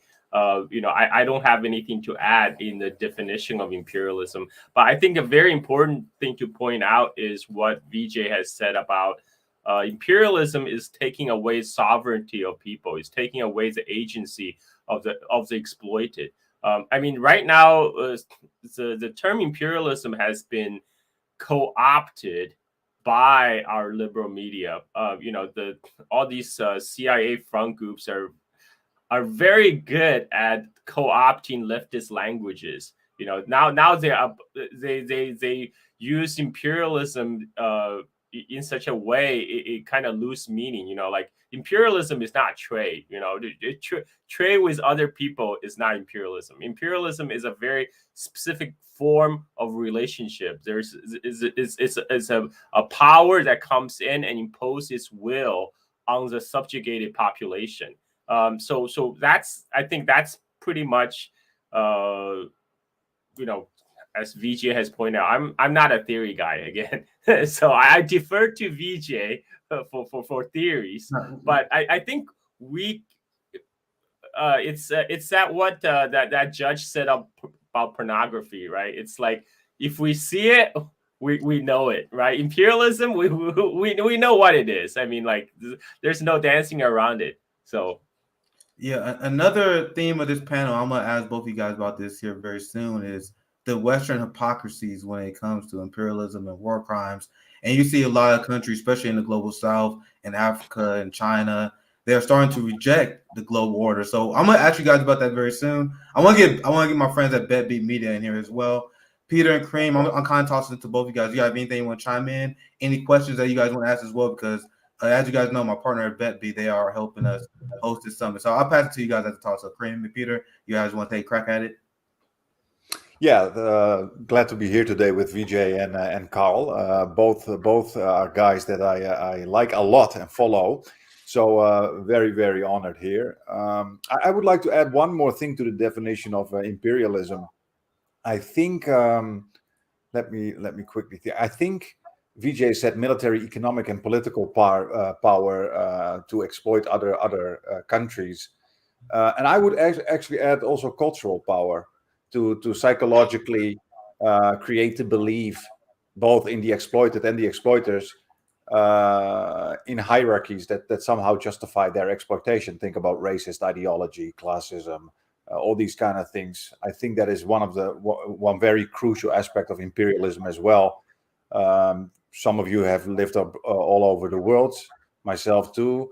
And you see that in some nations, formerly colonized societies, those who are still colonized, you see that among a lot of the population, there is almost this internalized belief that what is happening is in some way, shape, or form natural. And I think that is one super important aspect of imperialism. That kind of, how do you call it? Soft power, cultural power, to really instill the belief in those hierarchies that you see today, and that people say, okay, we are being civilized or modernized. Or that kind of stuff, to the extent that when I was teaching in Malaysia a few years ago, young people in their 20s were still saying that the British came here and they modernized us, our society, and these kind of things. So that was just something I'd like to add. And yeah, we were talking to Jun Shu yesterday or the day before, and I was just saying, aside from defining what imperialism is, it might be easier to define what it isn't. You can't be imperialist if you don't have an empire. I don't get this use of the word imperialism to describe, like Iranian imperialism or Chinese imperialism. You need an empire to be imperialist, right? But anyway, I want to ask you guys both about China and India, but to put an extra heavy burden on you, I first want to ask, what do you think is going on in the northern left, or like among northern leftists? Because I had thought, I guess from my experience during the Iraq War, that we were all on the same page, and to the extent that we all kind of agreed with the basic realist view of the world, that the strong do as they will, the weak suffer as they must. States act like rat bastards to each other. This is kind of standard. But apparently I was wrong, that there's a lot of people in the global north, among leftists in the global north, that don't seem to get that. And now they seem to subscribe to the madman theory of politics, and bringing up history, geopolitics. That's all. That sounds like what Putin would say. So it's anathema. What do you guys think is going on among these people that, ideally would be extremely helpful by reining in their governments a bit? Wow. Vijay? I mean, the northern left has been infiltrated, so many times that a lot of the time people, tag on leftists as a label because that's a hip thing to do. I mean, how many people really understand anti-imperialism should be one of the cornerstone and foundation of the left? I mean, like, how can you claim to be a leftist yet support, especially if you're in an imperial core country like United States, and support the policy of NATO, for example, right? I mean, that just doesn't jive. And this is so the northern left have a very I think sometimes it's often disconnected from the experiences of people who lived in the global south, because people in the global south are on the receiving end of the imperialist policies of the north. Whereas, I mean, in the developed countries, there's a different set of circumstances. People are usually more concerned about their own personal well-being, as they should, right? But they should also realize that especially I'm speaking from like American-centric point of view, because I'm American citizen. People need to realize that their lack of well-beings in imperial core country like United States is directly tied to the fact that U.S. is spending gazillions of dollars of money to wage war all across globe and bring misery to the people all over the world. That people need to see that direct connection. This is a reason we can't have Medicare for all, right? This is a reason we can't have a better education system. We can't have infrastructure, because all the resources have been devoted to wage war around the world, and for whose benefit, right? Often the policy elite often talk about the national interest, right? What is U.S. national interest? Interest for whom, right? The whole thing is set up as a grift to divert money from everybody into pockets of a few of the weapon manufacturers and their hanger-ons, the think tanks that they sponsor. All these people are getting their mansions in Northern Virginia, right? While the rest of us are struggling. And I think that the northern left, it's so divided. I kind of depressing sometimes for me to talk about it, because it's been infiltrated, co-op, and it's so divided. People bickering on all the kind of the small differences rather than finding common grounds. I think it should be very easy to say, okay, despite all our differences, what we need is to stop this insane war machine, Yes. right? To at least redirect the resources back inside our own country to help development, to give people better, to give people better well-beings. That should be the priority. I mean, that should be the focus. And I think it would be a lot easier also to convince people, look, rather than spending money on the weapons of war, we should spend the money on ourselves, right? And that might be a better way to sell to the broader public who has been brainwashed since birth about U.S. roles in the world, how we need to be the global hegemon, how we need to maintain the global rule-based order, right? But what does that mean? What does these so-called the rule-based international order mean for average Americans, right? We are bearing the cost, but we are not seeing the benefits.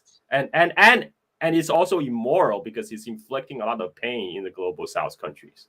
Yeah, when you mentioned that there's like this left infighting that goes on, and what we try to do at RBN, at Revolutionary Blackout, is bring what I call the true left together, because there's a lot of people who have different definitions of what it means to be left or right. But when I use the term left, I'm being very simple. I'm talking about anti-capitalism and anti-imperialism, and we all can come together today and we can talk about the evils of imperialism, how we can resist imperialism. So the only infighting I see is the people who are calling out the people who are weak on this issue. Like I was very upset when I see Nina Turner's position on BDS. I'm seeing a lot of the progressives falling for NATO and Western warmongering propaganda as well. So I also I want to take this time to propose a question to Dr. Prashad, Vijay. How do you think people continue to fall for the Western hypocrisies? How do they continue to fall for the empire that allows them to go along with these systems that enable the weapon defense contractors, as Carl put out, that continue this endless war? What do you think is the mechanism that causes you to continue to fall for this propaganda? If you want to take that on, Vijay.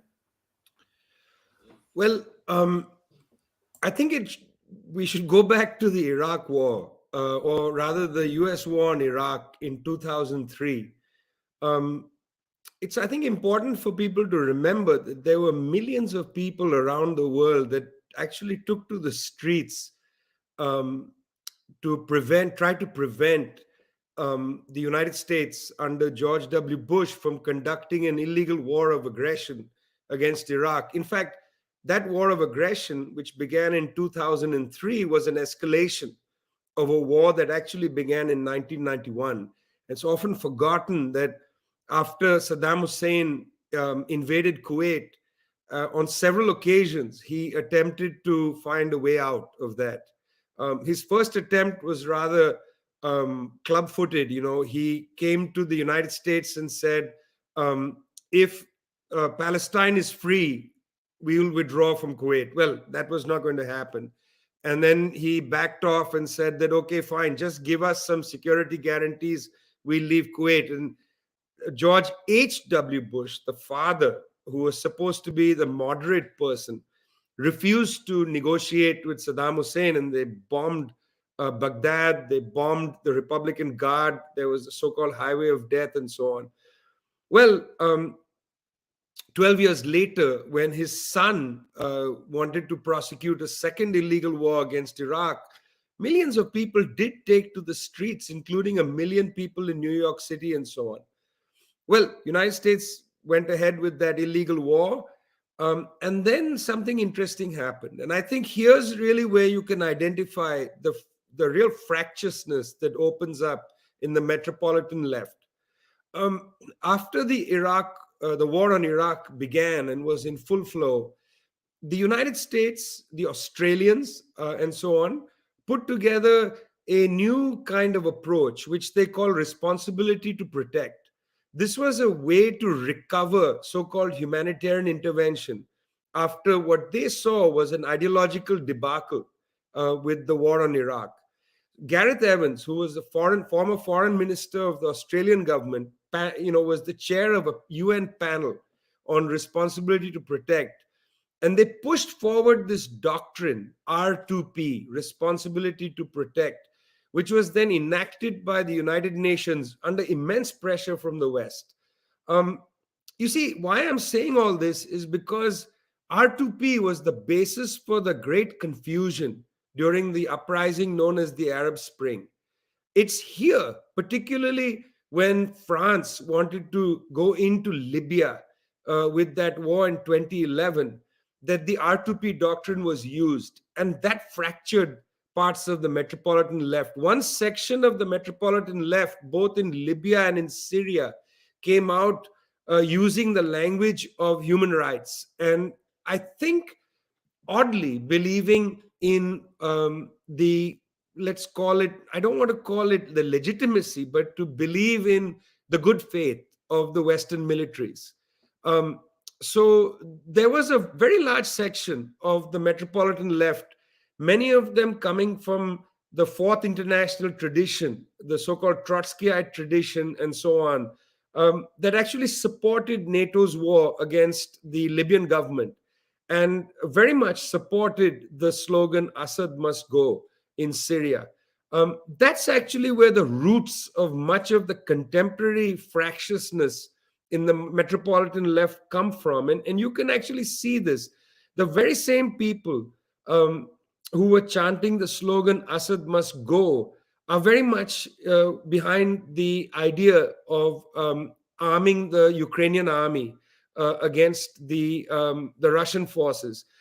So I think actually that this is a very interesting development that's taken place in the European and in North American countries, a consequence of a very systematic ideological campaign around this concept of responsibility to protect, a deep ideological campaign that suggested that certain people, for instance, are by themselves, monstrous and authoritarian. And I just want to give you an example of what I mean here.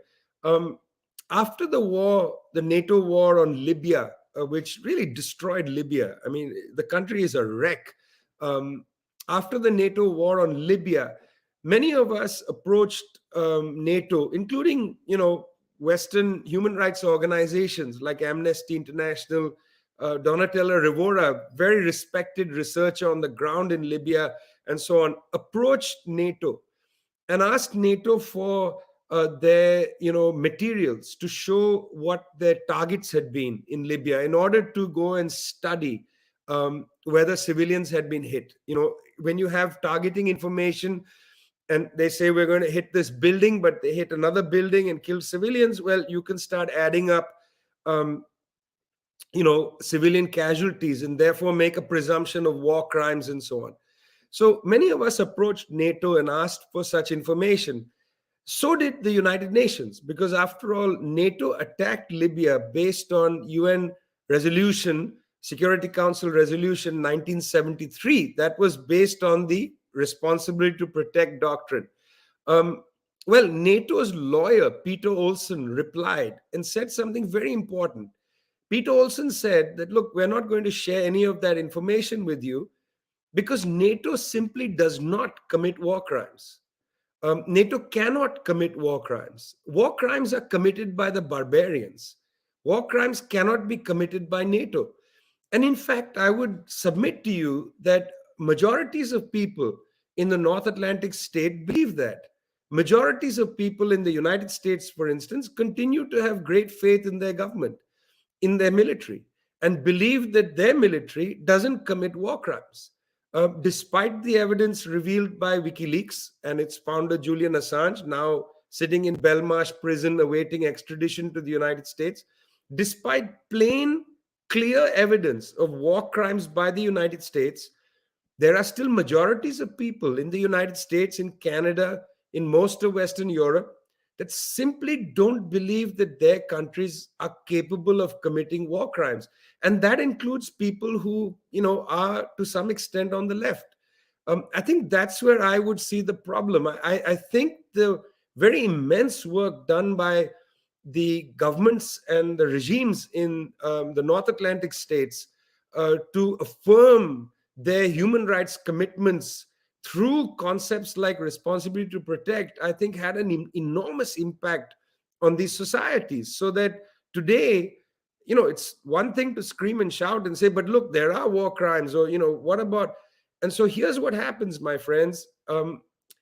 During the Irish Republican Army attempt to free Ireland from British colonialism, there was a lot of bombing by the British of civilian targets in the northern counties of Ireland, at which point sections of the Irish Republican Army decided to target civilian targets in the United Kingdom, in Britain, in England.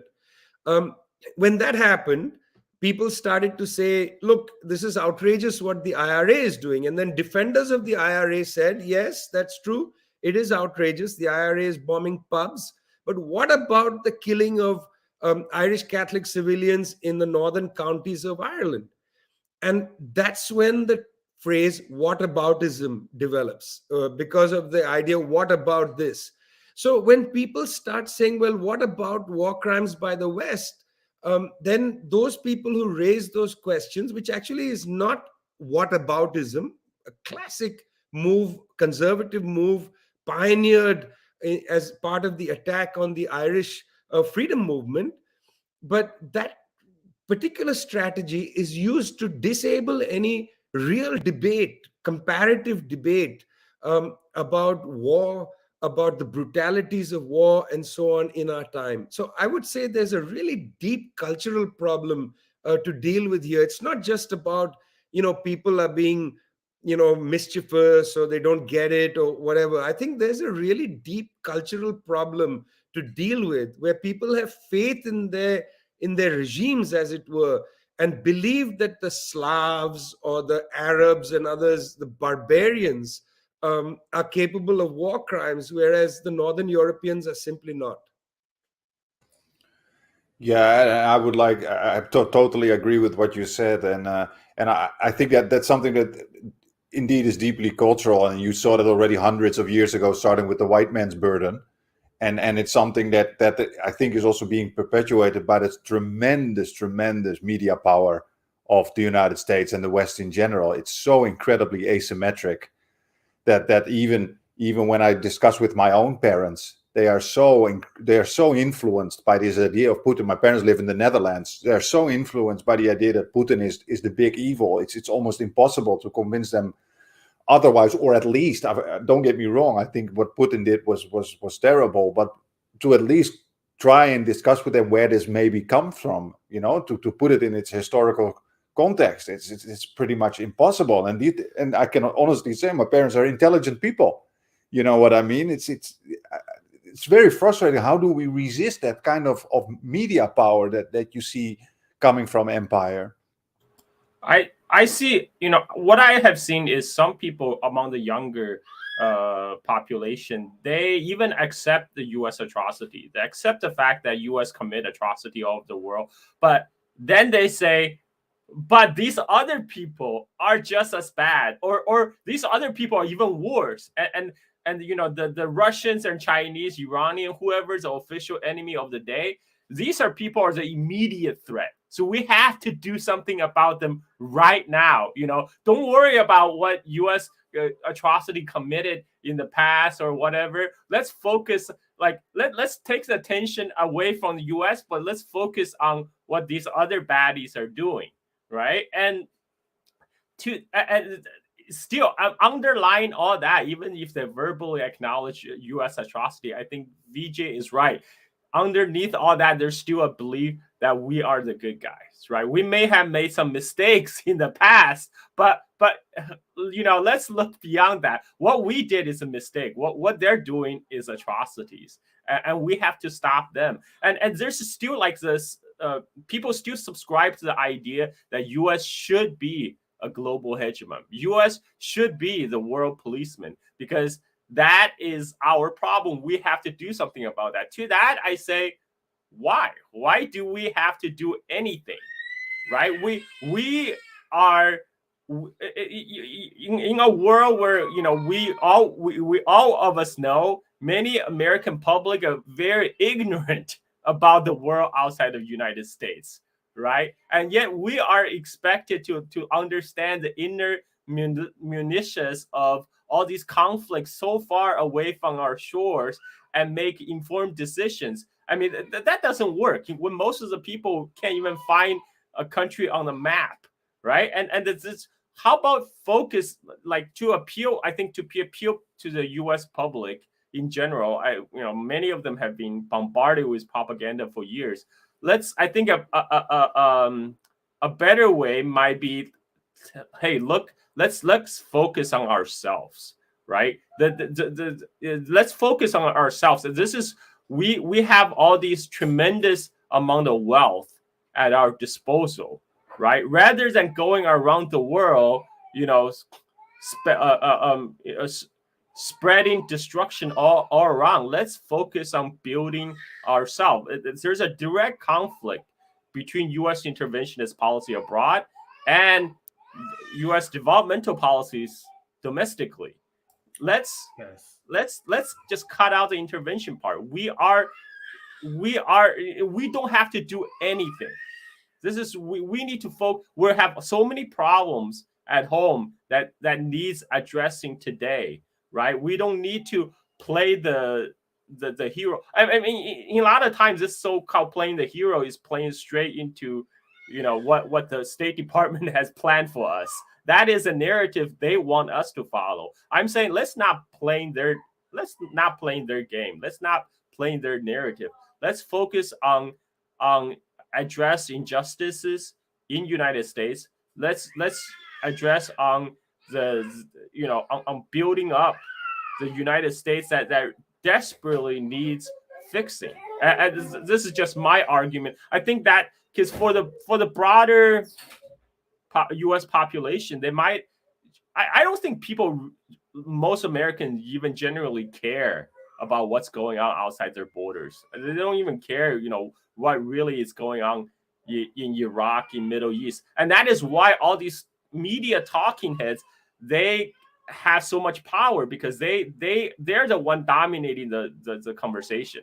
They're saying we have to do something because Saddam is throwing out babies from incubators, right? Because the rest of us, we just simply, many of the Americans just simply don't have the context to make the correct judgment. All we've been receiving is propaganda. So let's recognize that fact, and let's recognize we do know about the U.S. context. We do understand the domestic situation. Let's focus on that. Let's fix it. And right now, all these interventions abroad is a distraction from it, and we will never get healthcare for all if we keep on spending trillions of dollars on defense. Right, we're never gonna get fix our crumbling infrastructure if we going for the whatever 500 ships that the U.S. Navy wanted to filling up the Pacific. Right, let's focus on what's important for the people inside the United States, which is to actually address the problem at home. There were so many good points that both you and Vijay brought up, and this is why I continue to put a spotlight on the crimes of the U.S. empire, because I am of the belief, since I am a member of the U.S. global core, that I have to hold my power accountable, because and as you mentioned, Carl, their decisions harms us. It's not with our best intention. It's what happened to every single empire where they overextend their reach. When you want to look at the Roman Empire, almost every single empire, they overextend their reach while they let their people starve. And that is what we are seeing right now. And bringing up Western hypocrisies in media propaganda is extremely important, because as you guys mentioned, Vijay mentioned how people are propagandized to believe in their empire, that they are the good. And I learned through experience, just by talking to people, they want to do right in terms of global political politics. That's why they are able to get people to send weapons to Ukraine, because the media propaganda convinced people that Putin is the big evil one, right? So they were like, oh, let's fix that problem. When I explain to people that, like, Barack Obama bombs Doctors Without Borders, when I talk about the millions of dead Iraqis, from what I find, people are sympathetic to that. But our media propaganda purposely shines the spotlight on our enemies and wage their human rights violation as a way to sell imperialism, right? So when I bring up the simple fact that despite all the crimes of Putin, his kill count is not anywhere near the kill count of Joe Biden, Barack Obama, and Donald Trump on an individual basis. And it's quite insane how they managed to hijack the conversation, and no one's talking about the Afghanistan citizens that are being starved under the Biden administration. No one's talking about how Israel is going into an offensive into Palestine. They're currently bombing Syria. You have Joe Biden that is funding a genocide in Yemen. And they are able to distract people by this by simply not even covering it while spotlighting the crimes of Putin. So I believe it's our job to highlight the crimes on this, right? And then I haven't even talked about like the consequences of sanctions as a whole that we've been putting on Venezuela. We've been putting on all our global domestic international enemies that has caused a ton of damage that's been as devastating as hot war itself. So I want to focus on that and get people attention to that, because once you bring that up, you get people to start to question the empire's narrative. So it's all about educating and bringing up those topics. I want to pass it to Peter. I think you wanted to chime in. I want to pass it to my friends at BetBeat if you guys have another question. And I also wanted to ask you guys' opinions about NATO and the Western hypocrisy surrounding that here soon. But Peter, you want to have anything you want to chime in on? Yeah, I mean, on what Carl was saying, like whatever happened to America goes not abroad in search of monsters to destroy, like that is completely turned on its head. And Vijay, thanks so much for bringing up the etymology of whataboutism. Carl, you might have heard, I think on Radio War Nerd, John Dolan was talking about that as well. And I wrote a little polemical essay about it because it's so annoying, because it's close enough to an actual logical fallacy, the appeal to hypocrisy. But what goes on there is you say, oh, you're accusing me of this, but you do it as well. Therefore, what we both did is okay. That's completely different from the argument that people are making that, it makes no sense to demonize countries or governments that are guilty of objectively far worse crimes than your own government. That's an entirely different sort of logical point that's being made there. And it's especially frustrating for people on the left to be accused of Putin puppetry or being a Putin puppet or a Putin lover. I mean, I was a Saddam lover, so I can't be a Putin lover because my only true love is Saddam from back in the the Iraq War days.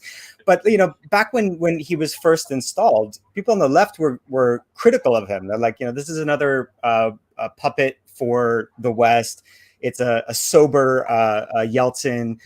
Meanwhile, at the same time, people in the mainstream, like Tom Friedman, were writing articles entitled "Rootin' for Putin." Like, hopefully, he's going to be a better tool than Yeltsin. So, this hall of mirrors that we're in is just it's very disorienting. And going back to what Vijay was saying, I didn't even pick up on that back during the Libyan war. I was very late to that realization of how like the security state got really good at using leftist arguments. I only picked up on that during the Bolivian coup, where I saw all of these people saying like, oh, Evo Morales is an extractivist. He's not listening to the indigenous communities. So therefore, if the coup happens, it's okay. Not looking at who's replacing him at all. But this is a very worrying development. I wonder if you guys have any thoughts on how that can be reversed. Oh yeah, I remember that they talk about how government in Venezuela and Bolivia are actually bad for the environment because they're working with Chinese extraction companies to extract mineral wealth. Look. Like this goes back to the definition of imperialism that Vijay brought up, right? Sovereignty is a very important part of it. Venezuela, Bolivia, they're sovereign government, right? They're elected by the people. They have their own agency. When they go invite foreign companies, be the Chinese company to come to their countries, that is a decision made by sovereign government.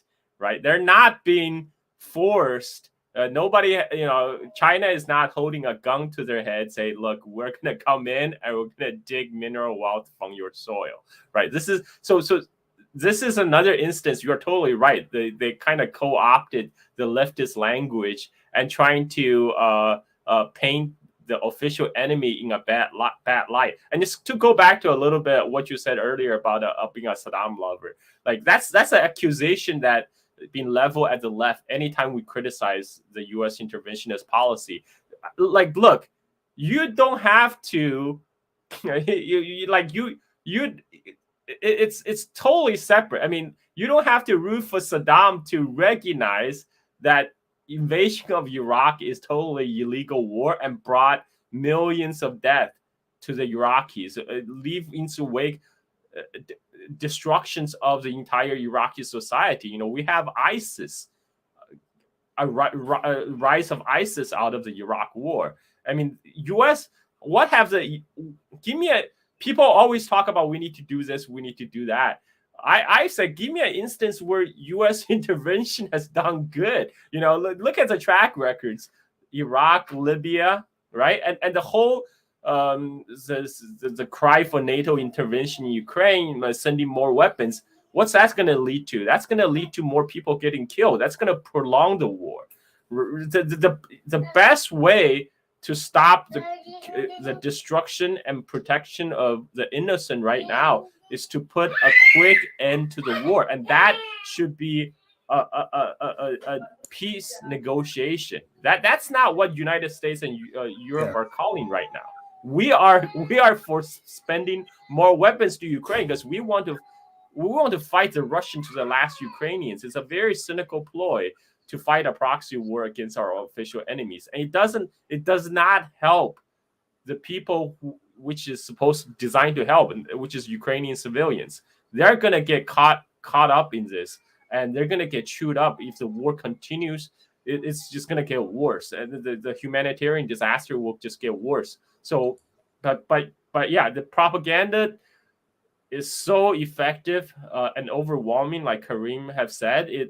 People can't get that into their heads, and this is the U.S. intervention has done far more harm than just do nothing.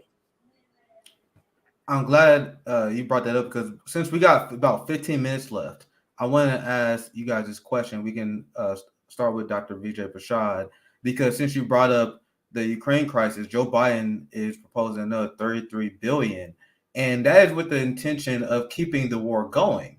And by everything I have been following, the United States have no interest in peace in this situation. They just want to keep this going to hurt Russia. Now, there's a lot of debate about how effective their strategy has been, because ever since they put these sanctions on, the ruble is still as strong as it was before the war. So now there's a lot of questions about, is this backfiring? You see a lot of countries in the global south, as we covered, who is breaking from the West in their fight against Russian sanctions. So as this conflict continues, and as the quality of life in Europe decrease because of this war, I do not think that this will really go well for the West.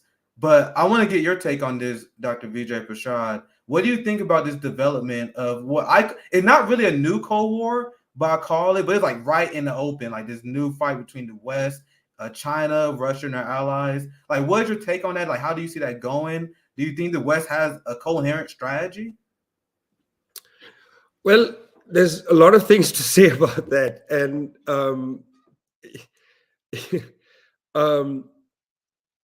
look, the first thing is that's 33 billion, a lot of money being given to send arms to Ukraine. I have to say some of that is going to be basically decrepit stuff from the US warehouses that will be shipped off to Ukraine so that they can be replenished from arms dealers in the United States, including old troop carriers and so on. That's already been reported by reputed outlets. But still, it's going to prolong the war. US Defense Secretary Lloyd Austin said something quite shocking, actually. He was asked about the situation in Ukraine. And, you know, I actually expected him, a former military officer, to say something like, look, the objectives from the US standpoint is to remove Russian troops from Ukraine. I thought he would stop there. Well, Lloyd Austin actually went further, and he said the objective is to weaken Russia. He was asked again 2 days later at a press conference about this comment about weaken Russia, and he didn't back away from it. He agreed. But then he made a nuance. He said, weaken Russia so it doesn't threaten its neighbors. But no doubt on the table is weaken Russia. That's significant. Look, let's not, just look at the ruble now and say, oh, sanctions have not had an impact. Sanctions will have an impact. They will have a tough impact on the Russian economy. The real matter is that the Europeans, the Japanese, India, other countries that are predisposed to the Western alliance have a contradictory relationship with Russia. Each of them is either invested deeply in Russian energy markets, like Japan. Japan only imports about 6 to 7% of coal, liquefied natural gas, and oil from Russia. But Japan is a major investor in Sakhalin 1 and 2, which is the energy projects on Sakhalin Island. In fact, the Indian Oil and Natural Gas Organization, ONGC, has decided, because these are now looking like distressed assets in Sakhalin, the Indian Oil and Natural Gas Corporation, which is the government corporation, has actually put out a public statement saying they're willing to bid to buy out the US investments in Sakhalin Island at a discounted price. The Germans have said that it's very difficult for them to cut natural gas supplies coming from Russia. These are contradictions. Nothing is clear. Even much of the voting pattern from the global south is filled with contradictions. I don't think there's much clarity in the world right now. I think people are sort of stumbling around trying to understand what's going on. And I feel that people on the left should be very sober about analyzing the situation. That one shouldn't jump here and there and say, oh my God, it's the end of the West. End of the West. The Stockholm Institute, which collects data on weapons, just showed that we've crossed globally the $2 trillion a year mark in arms expenditure. United States continues to have an enormous expenditure on weapon systems. The US-led financial system continues to strangle countries. This is not the decline of US imperialism. It's fragile, but it has not declined. It's very fragile. I think it's extraordinarily naive to believe that, suddenly China and Russia have emerged as major competitors. I don't accept the thesis that we have entered a multipolar world. I think we have entered a world where the real decrepitude of US imperialism has put it on the table, and this is in 2018, put it on the table that it will not allow the rise of what US Defense Secretary James Mattis called near-peer rivals, Russia and China. And the United States is going to do anything it can to weaken these countries. And that was, again, Lloyd Austin.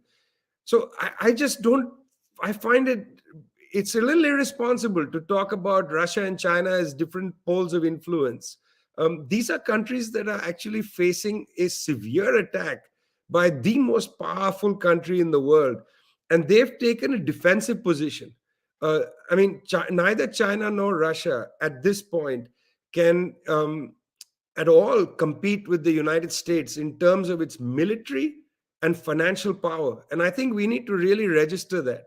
Therefore, we have entered a period of instability, of very dangerous warfare, of knee-jerk reactions from Washington and other Western capitals, for which reason I think a peace movement is essential, building the flanks of the left essential. Countries in the South, including South Africa, India, Brazil, after Lula wins the election this year, these countries will be bulwarks in a new non-aligned movement, fighting to establish peace. People don't want to be drawn into the US war against Eurasia, that's for sure. But I just don't think we've entered a world where, it's smooth sailing ahead, multipolarity. I think that's extremely naive and dangerous. I actually agree with that. To give example, Huawei has pulled back from its Russia operations, and so did Chinese UnionPay. So like the people who were talking about maybe Huawei will offer alternative technology platform to Russia in the face of U.S. tech sanctions, and UnionPay maybe as a backstop for Master and Visa pulling out of Russia. But the fact is, both Huawei and UnionPay, they also would face U.S. sanctions if they continue to do business in Russia. And U.S. financial hegemony is very real. I mean, it's even if Huawei and UnionPay have little business inside United States, but they're dealing with other countries who do depend on the U.S. financial system, will be severely crimped if U.S. levies secondary sanction against